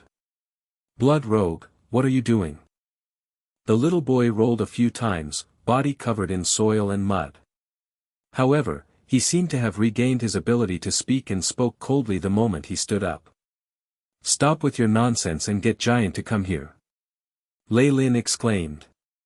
It's a very crucial time now, and even I can't contact him. A strange expression appeared on his face as he explained. Immediately after, however, he was kicked aside by Leilyn. Though Leilyn had allowed the little boy to regain his ability to speak, he had evidently not unsealed his sea of consciousness. The little boy's frail body spun in midair several times, and then fell. Crack, from the sounds of bones breaking produced from within his body, it seemed as if a few ribs had been broken. Looking cool and collected, Leilyn advanced, and like holding a duck, he grabbed the boy by the neck and lifted him up. I don't have much patience, so it's better if you don't try to test my limits. Don't think that I know nothing about the relationship between you and him. Though Leilyn sounded calm, the boy who Leilyn was glaring at felt empty inside. Under Leilyn's relentless gaze, he felt as if the other man could see through him and know all his secrets. No. How can that be? I've always been very careful about it. A myriad of thoughts flashed past the little boy's mind, and he eventually gave in. Be quick about it. Leilyn loosened his grip, and the boy immediately fell to the ground. Cough cough, the boy sat on the ground, two hands cradling his neck, on which purple marks were already apparent. Without requesting Leilyn to unseal his sea of consciousness, he quietly sat in a corner, as if in a daze. Unexpectedly, Leilyn actually waited for him. It did not take long, and a few minutes later, green mist permeated the air and filled the area. What do you need me for? Don't you know that our plan has entered a state of emergency, Leilyn? Giant's voice was as hoarse as before, but this time, Leilyn was able to hear fury in his voice, along with worry. Kill him. Quick, kill him. At this moment, the little boy who had been staring blankly to the side suddenly burst into hysterics. Green mist had been protecting him, thus allowing him to regain his power. Our entire plan fell through because of him. Also, he actually dared to treat me in this way. I want him dead. The boy glared at Leilyn, his eyes full of venomous anger. I know. Giant briefly nodded, looking at Leilyn. What do you have to say for yourself about your slip-ups in the past, as well as the thwarting of our plan this time?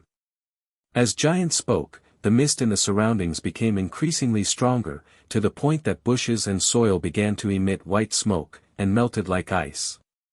What I have to say?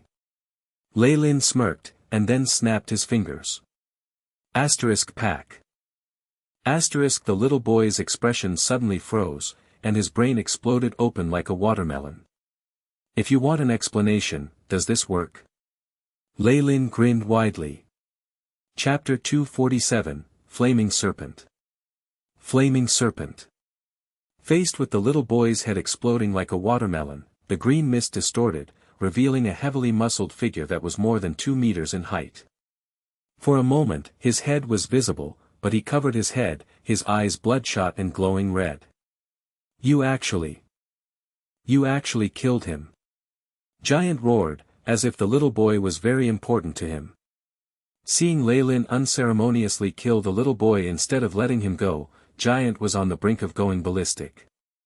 Tendrils of green mist rushed towards Leilyn, looking like a swarm of moths and bees, and appeared to envelop Leilyn like a huge cloud. Chi, green meridians crawled over the muscles of Giant's body like small snakes. Then his body grew instantly, increasing in height by more than 3 meters. The hairs on his head stood straight up, facing the sky like small thorns. "Why are you in such a hurry? Are you afraid?" Leilyn sneered, and immediately, black smoke billowed from his body, rising and dispersing into the air. A trace of the black gas condensed to form numerous black snakes. The bodies of those black snakes had fine black scales, and each had a pair of bean-sized eyes that exuded an unnatural, devilish red light. The snakes constantly hissed, and went to meet that green swarm of bees and moths. Pine. For a moment, the two big groups, the wisp of green gas and the den of black snakes, immediately mingled, and there were all kinds of sounds of biting, hissing, and other sounds all constantly emanating from within the green mist. "Ah! I will kill you, I swear. I shall break all the bones in your body, I will make you regret being born into this world." Giant howled as he crouched and jumped. Boom! A huge pit immediately appeared on the ground, soil and rocks flying outwards like bullets, and creating sparks in the air. With this momentum, Giant's body was like a fiery arrow heading straight for Leilyn. Chamoyan scales. A layer of fine black scales covered Leilyn's hands, from which spreaded rings of black light. The black color from the scales turned even more vivid, and vaguely formed a design that was similar to a rune. Following which, the muscles on Leilyn's arm bulged, and his strength of 20.1 was then displayed. Boom! Green and black figures fiercely slammed into each other, explosions continuously sounding out. The two human figures flickered as they fought. Anything that the shock waves from their battle brushed past, whether it was rocks or wood, would immediately explode into pieces. Asterisk bang. Asterisk Leilyn's left hand blocked Giant's fist. As quick as lightning, his right hand turned into a claw, blood-red flames burning as it headed straight for Giant's chest, where his heart was. Currently, Giant's two hands were rendered immobile by Leilyn, and it was basically impossible to evade an attack that was so close. Giant's expression became resolute and he adjusted his position, avoiding that fatal claw at his chest. However, his right chest had been caught by Leilyn's crimson palm, and a huge chunk of flesh and blood flew out. Bone-piercing technique. Giant yelled, and his arms spread wide. Not dodging nor avoiding any attacks, he charged straight for Leilyn. Asterisk TSS. TSS. TSS. TSS. TSS, asterisk. White bone spikes rapidly pierced through Giant's skin, growing out from inside his body. Gotcha! Leilyn's right hand was the first to be struck by the bone spike. There were some spiral designs on the bone spikes that, upon contact, drilled into whatever it hit. The revolving spikes first broke through the crimson flames, and then struck the surface of Leilyn's right arm, which was covered in Chamoyan scales. The extremely piercing sound of metal scraping against metal sounded, it could also be said to sound like a woman's screams. Leilyn's brows furrowed, and he quickly moved back. Ha! If you're only thinking of leaving now, it's much too late. Giant laughed heartily, ignoring the blood that was gushing all over his body, and spread his arms. His posture was like someone giving a bear hug. He brought his arms together and was ready to prick Leilyn till he became like a porcupine. This distance. Shadow stealth. A large amount of light appeared on the surface of Leilyn's black, scaly armor. He then disappeared into thin air. You thought that I wouldn't have prepared against this? After losing track of Leilyn, Giant looked around and suddenly shouted, and then breathed in deeply. Two streams of white gas that even the naked eye could see entered Giant's nostrils like dragons, bulging his chest to a noticeable degree. After this, Giant made a lengthy howl, a woo. The piercing sound traveled in all directions, and one could even see ripples in the air, with Giant at the epicenter. An entire layer of the ground was peeled off by the sound waves, and the green fog of moth and bees in the air, as well as Leilyn's little black snakes, exploded from the sound waves, turning into vapor. The fog was pushed further and further away by the sound waves and eventually disappeared. As Giant's voice increased to a higher pitch, the insects and moles in the area simply exploded in the air, forming a bloody mist. *1. With some undulations in the air and a flash of black light, Leilyn's body flickered from his camouflage. "I found you, you damned worm." Giant snarled, the spikes on his body growing more densely and constantly rotating. He was like a human killing machine, charging ahead blindly and turning all the trees and rocks that obstructed him into powder. Latent fireball. Leilyn's gestured, and countless black fireballs converged into a giant jet black, flaming fireball. With the added bonus from Leilyn's elemental essence conversion, the latent fireball currently had a power of 57 degrees. It could even be said to be the maximum amount of power that a rank 1 Magus could produce. The moment the black fireball appeared, the temperature of the surroundings rose, and the earth began to melt, with some of it evaporating into black smoke. "Go!" Leilyn pointed at Giant, and the black fireball kept stretching until it formed a python that blazed with black flames. The python's eyes were brimming with intelligence as it nimbly floated around, sometimes spitting out flames and blocking Giant's path.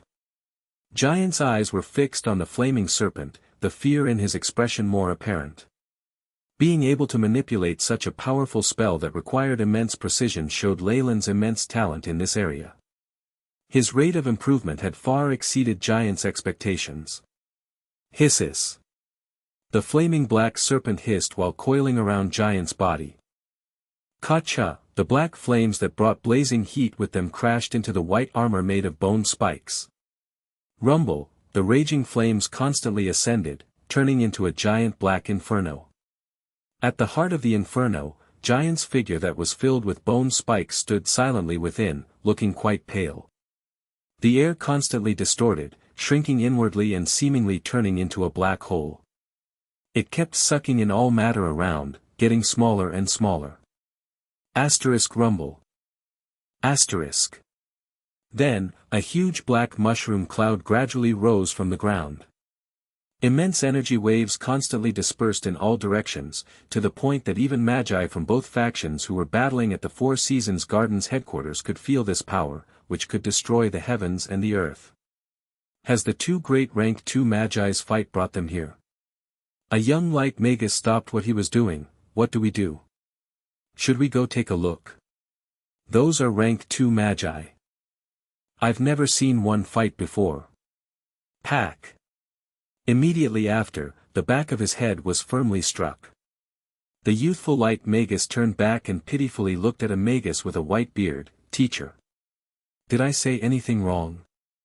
The old light Magus' face was full of wrinkles, but his eyes sparkled with wisdom. He did not hesitate in the least and struck the young Magus' head again. "Why are you still in a daze? Get out of here. Just the aftershocks from the rank 2 magi's battle is enough to annihilate you without leaving a speck of dust behind." The old Magus was obviously very wise and had many life experiences. He knew that this high-level battle between magi was a disaster for regular people and even low-ranked magi such as themselves. What? The young light Magus had yet to react. "Look." The old Magus yanked him by the hair and made him look in the direction of the battle. At this moment, the young Magus suddenly discovered that the dark and light magi who had been battling had all given up. As if they had reached a mutual understanding, and were moving in the opposite direction of the mushroom cloud. "Do you see that now? Only a rookie like you would even think of watching a battle between rank 2 magi." The old Magus pulled the young Magus along as he spoke, green hurricanes under his feet as he used invisible gusts to wind to send both of them far away. In the middle of the black mushroom cloud. The previous explosion had left a large crater that was more than 10 meters wide. At the heart of the pit was a seemingly bottomless hole that was sending out black luster, as if it was a direct pathway to the core of the earth. Boom! A white human figure surrounded by green mist fell to the ground, along with shards of bone that had shattered. Pack, Giant struck the ground, carving out long troughs as his body plowed through the floor. He looked to be extremely pitiful, with more than half the bone spikes on his body gone and his right arm missing. There were serious injuries all over his body. Shio! A black figure appeared in front of him, and what appeared next was a pair of phantom, blood-red flaming claws. Crimson Palm. Leilyn, on the other hand, was completely fine. He was also very satisfied with the strength of the latent fireball, which he had released with his full strength. There was no expression on his face as he calmly dealt out the final blow to Giant. Giant struggled and crawled a little, but the phantom crimson claws mercilessly caught hold of his 2 legs. Ka-cha! Giant's legs snapped, and there were even crimson flames climbing towards his body from the legs.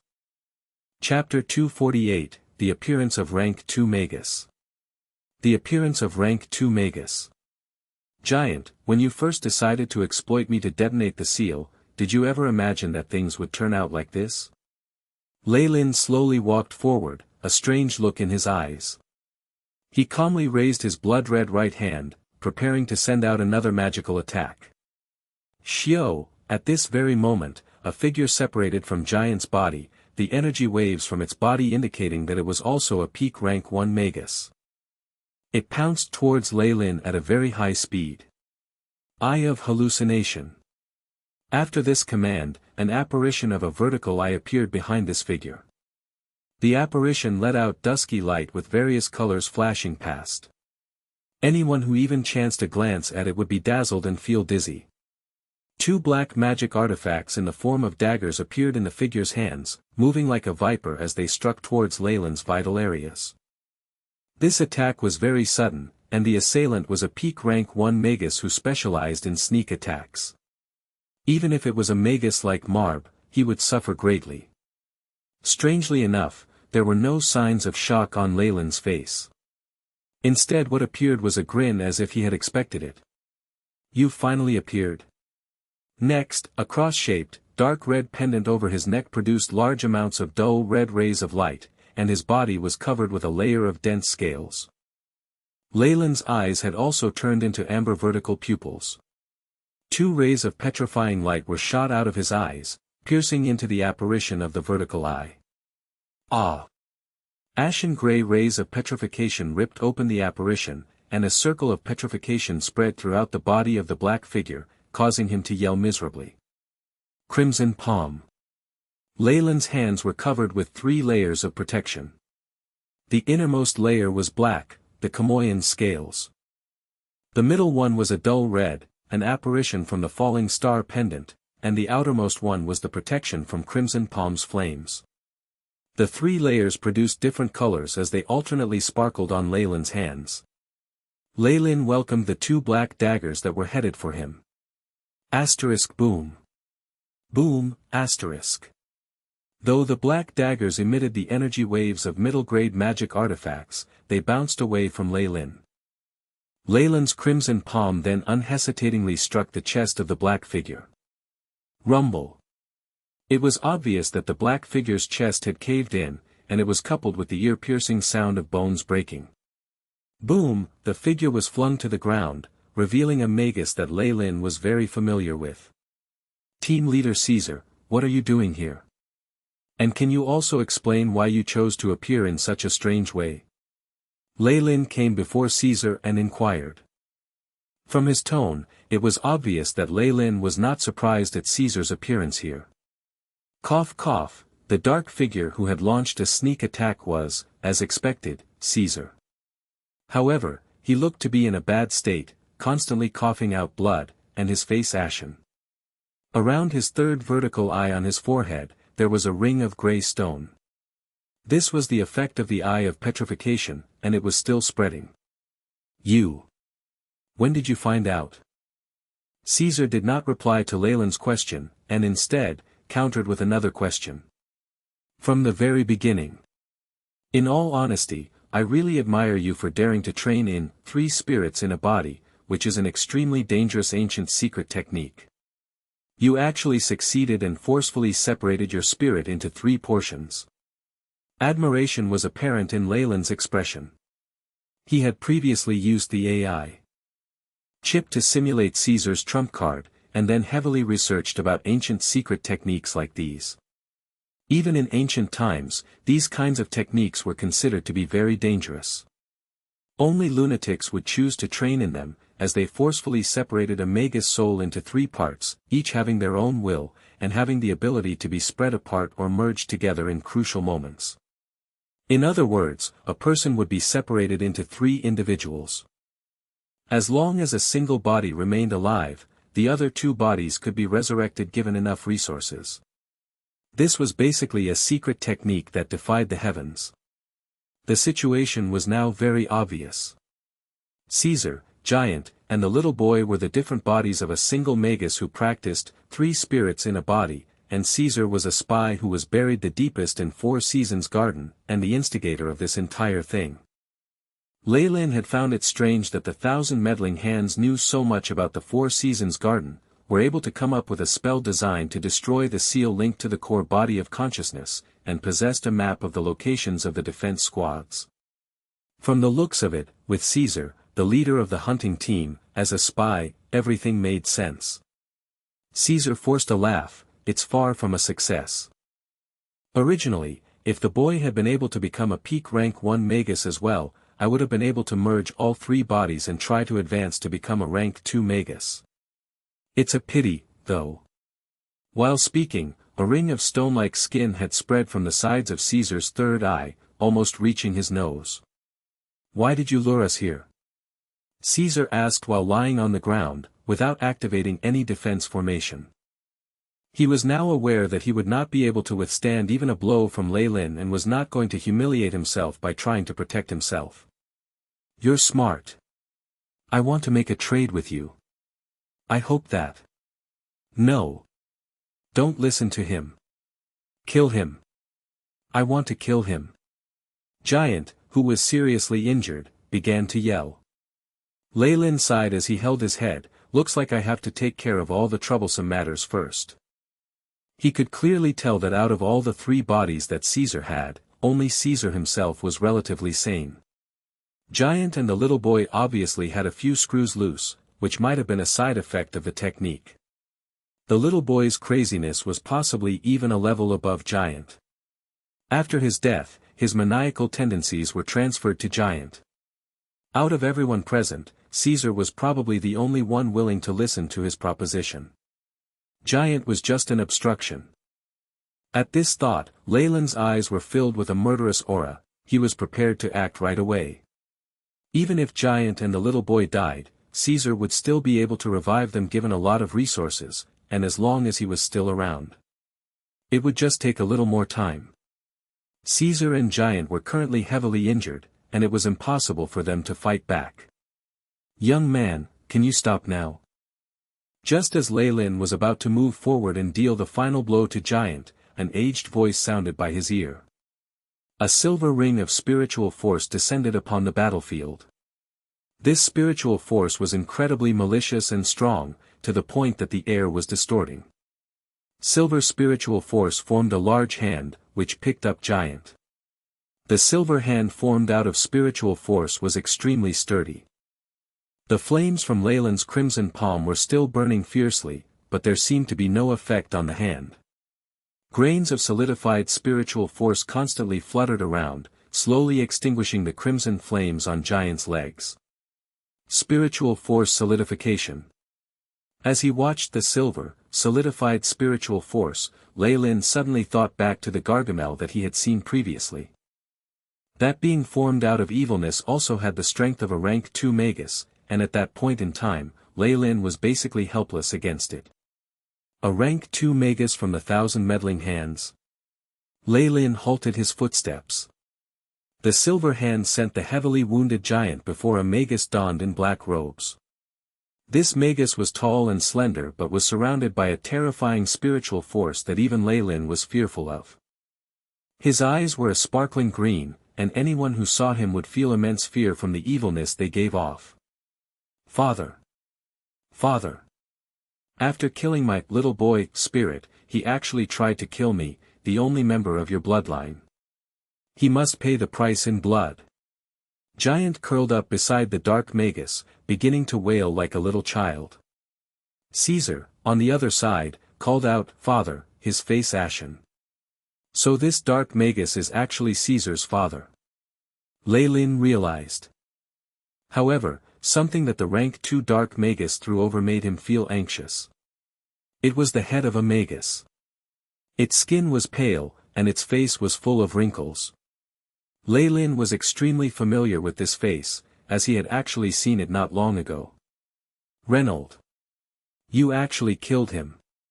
Leilyn's eyes widened. This rank 2 Magus was even more powerful than Leilyn had expected, to actually be able to behead Reynold, who was also a rank 2 Magus. Pack. At this moment, the petrification on Caesar's face had extended to his neck, and his expression was still as if he had become a statue. Rumble. A streak of green flames began to burn, and the dark Magus traversed through space and arrived in front of Caesar. Ancient petrification technique. His voice was hoarse, like 2 metal pieces scraping against each other. "Don't worry, my child."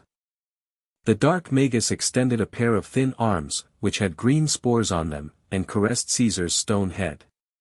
Bzzz, milky white light descended onto Caesar's head. Within the light, grayish-white stone skin fell off bit by bit, revealing Caesar's original skin tone. "Thank you, Father." Also, Caesar began to whisper in the dark Magus' ear, and the Magus constantly nodded. Upon seeing this scene, Giant, who was not far away, glared furiously like a child who had his sweet stolen.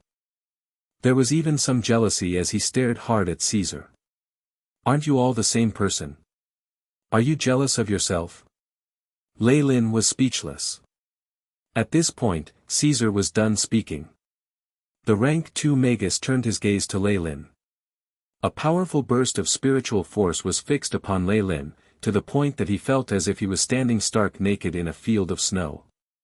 Chapter 249, Concede. Concede. Your name is Leilyn, and Blood Rogue is your alias, yes. Very good. You actually dared to thwart my plan. The dark Magus laughed coldly, and suddenly made his move. Silver solidified spiritual force controlled the energy particles in the air, turning into a large, colorful tide that was several times larger what Leilyn was able to produce. It rushed towards Leilyn like a tempest, covering the heavens and the earth. So strong. Whether it's to catalyze or cast a spell using solidified spiritual force, the effects are far greater than that of us rank 1 Magi with our invisible spiritual force. Leilyn's expression was grim as his pupils turned amber. Behind him, large amounts of dark energy particles converged, turning into the terrifying form of a large, black python.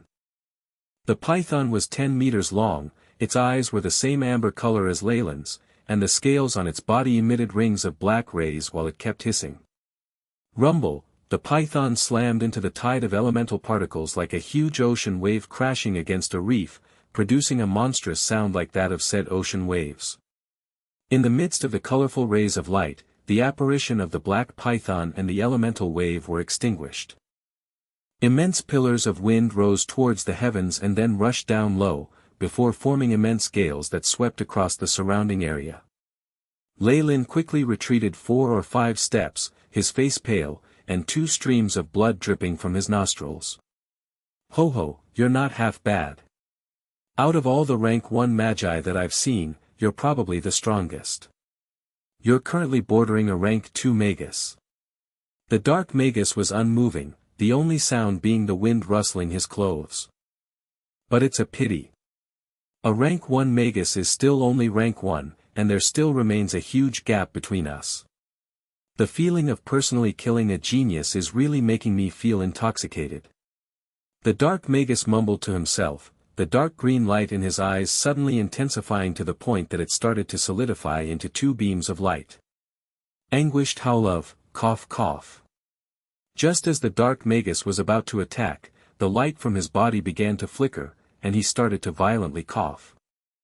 Rings of green light flashed as things that looked like plants began to emerge from his body. The green spores on his hands began to sprout, and green plant tendrils grew and spread it across his body. So, killing a rank 2 Magus like Reynolds was not without a price. While observing this scene, Leilyn came to a conclusion. The Dark Magus must have suffered some serious injuries in killing a rank 2 Magus like Reynolds. This was advantageous to him for the next part of his plan. At this moment, the platinum gate to the secret plane suddenly rumbled. The energy waves produced were very distinct, to the point that Leilyn could feel them from his current location. Afterwards, an unknown existence that must have been at least a rank 2 Magus passed through the gate of the secret plane and approached them. "You darn dark bastards! Receive the judgment of lightning." This voice was full of anger, seemingly full of raging flames. Walala. Countless blue bolts of lightning that were like crazed serpents scattered all over the sky and fell like raindrops.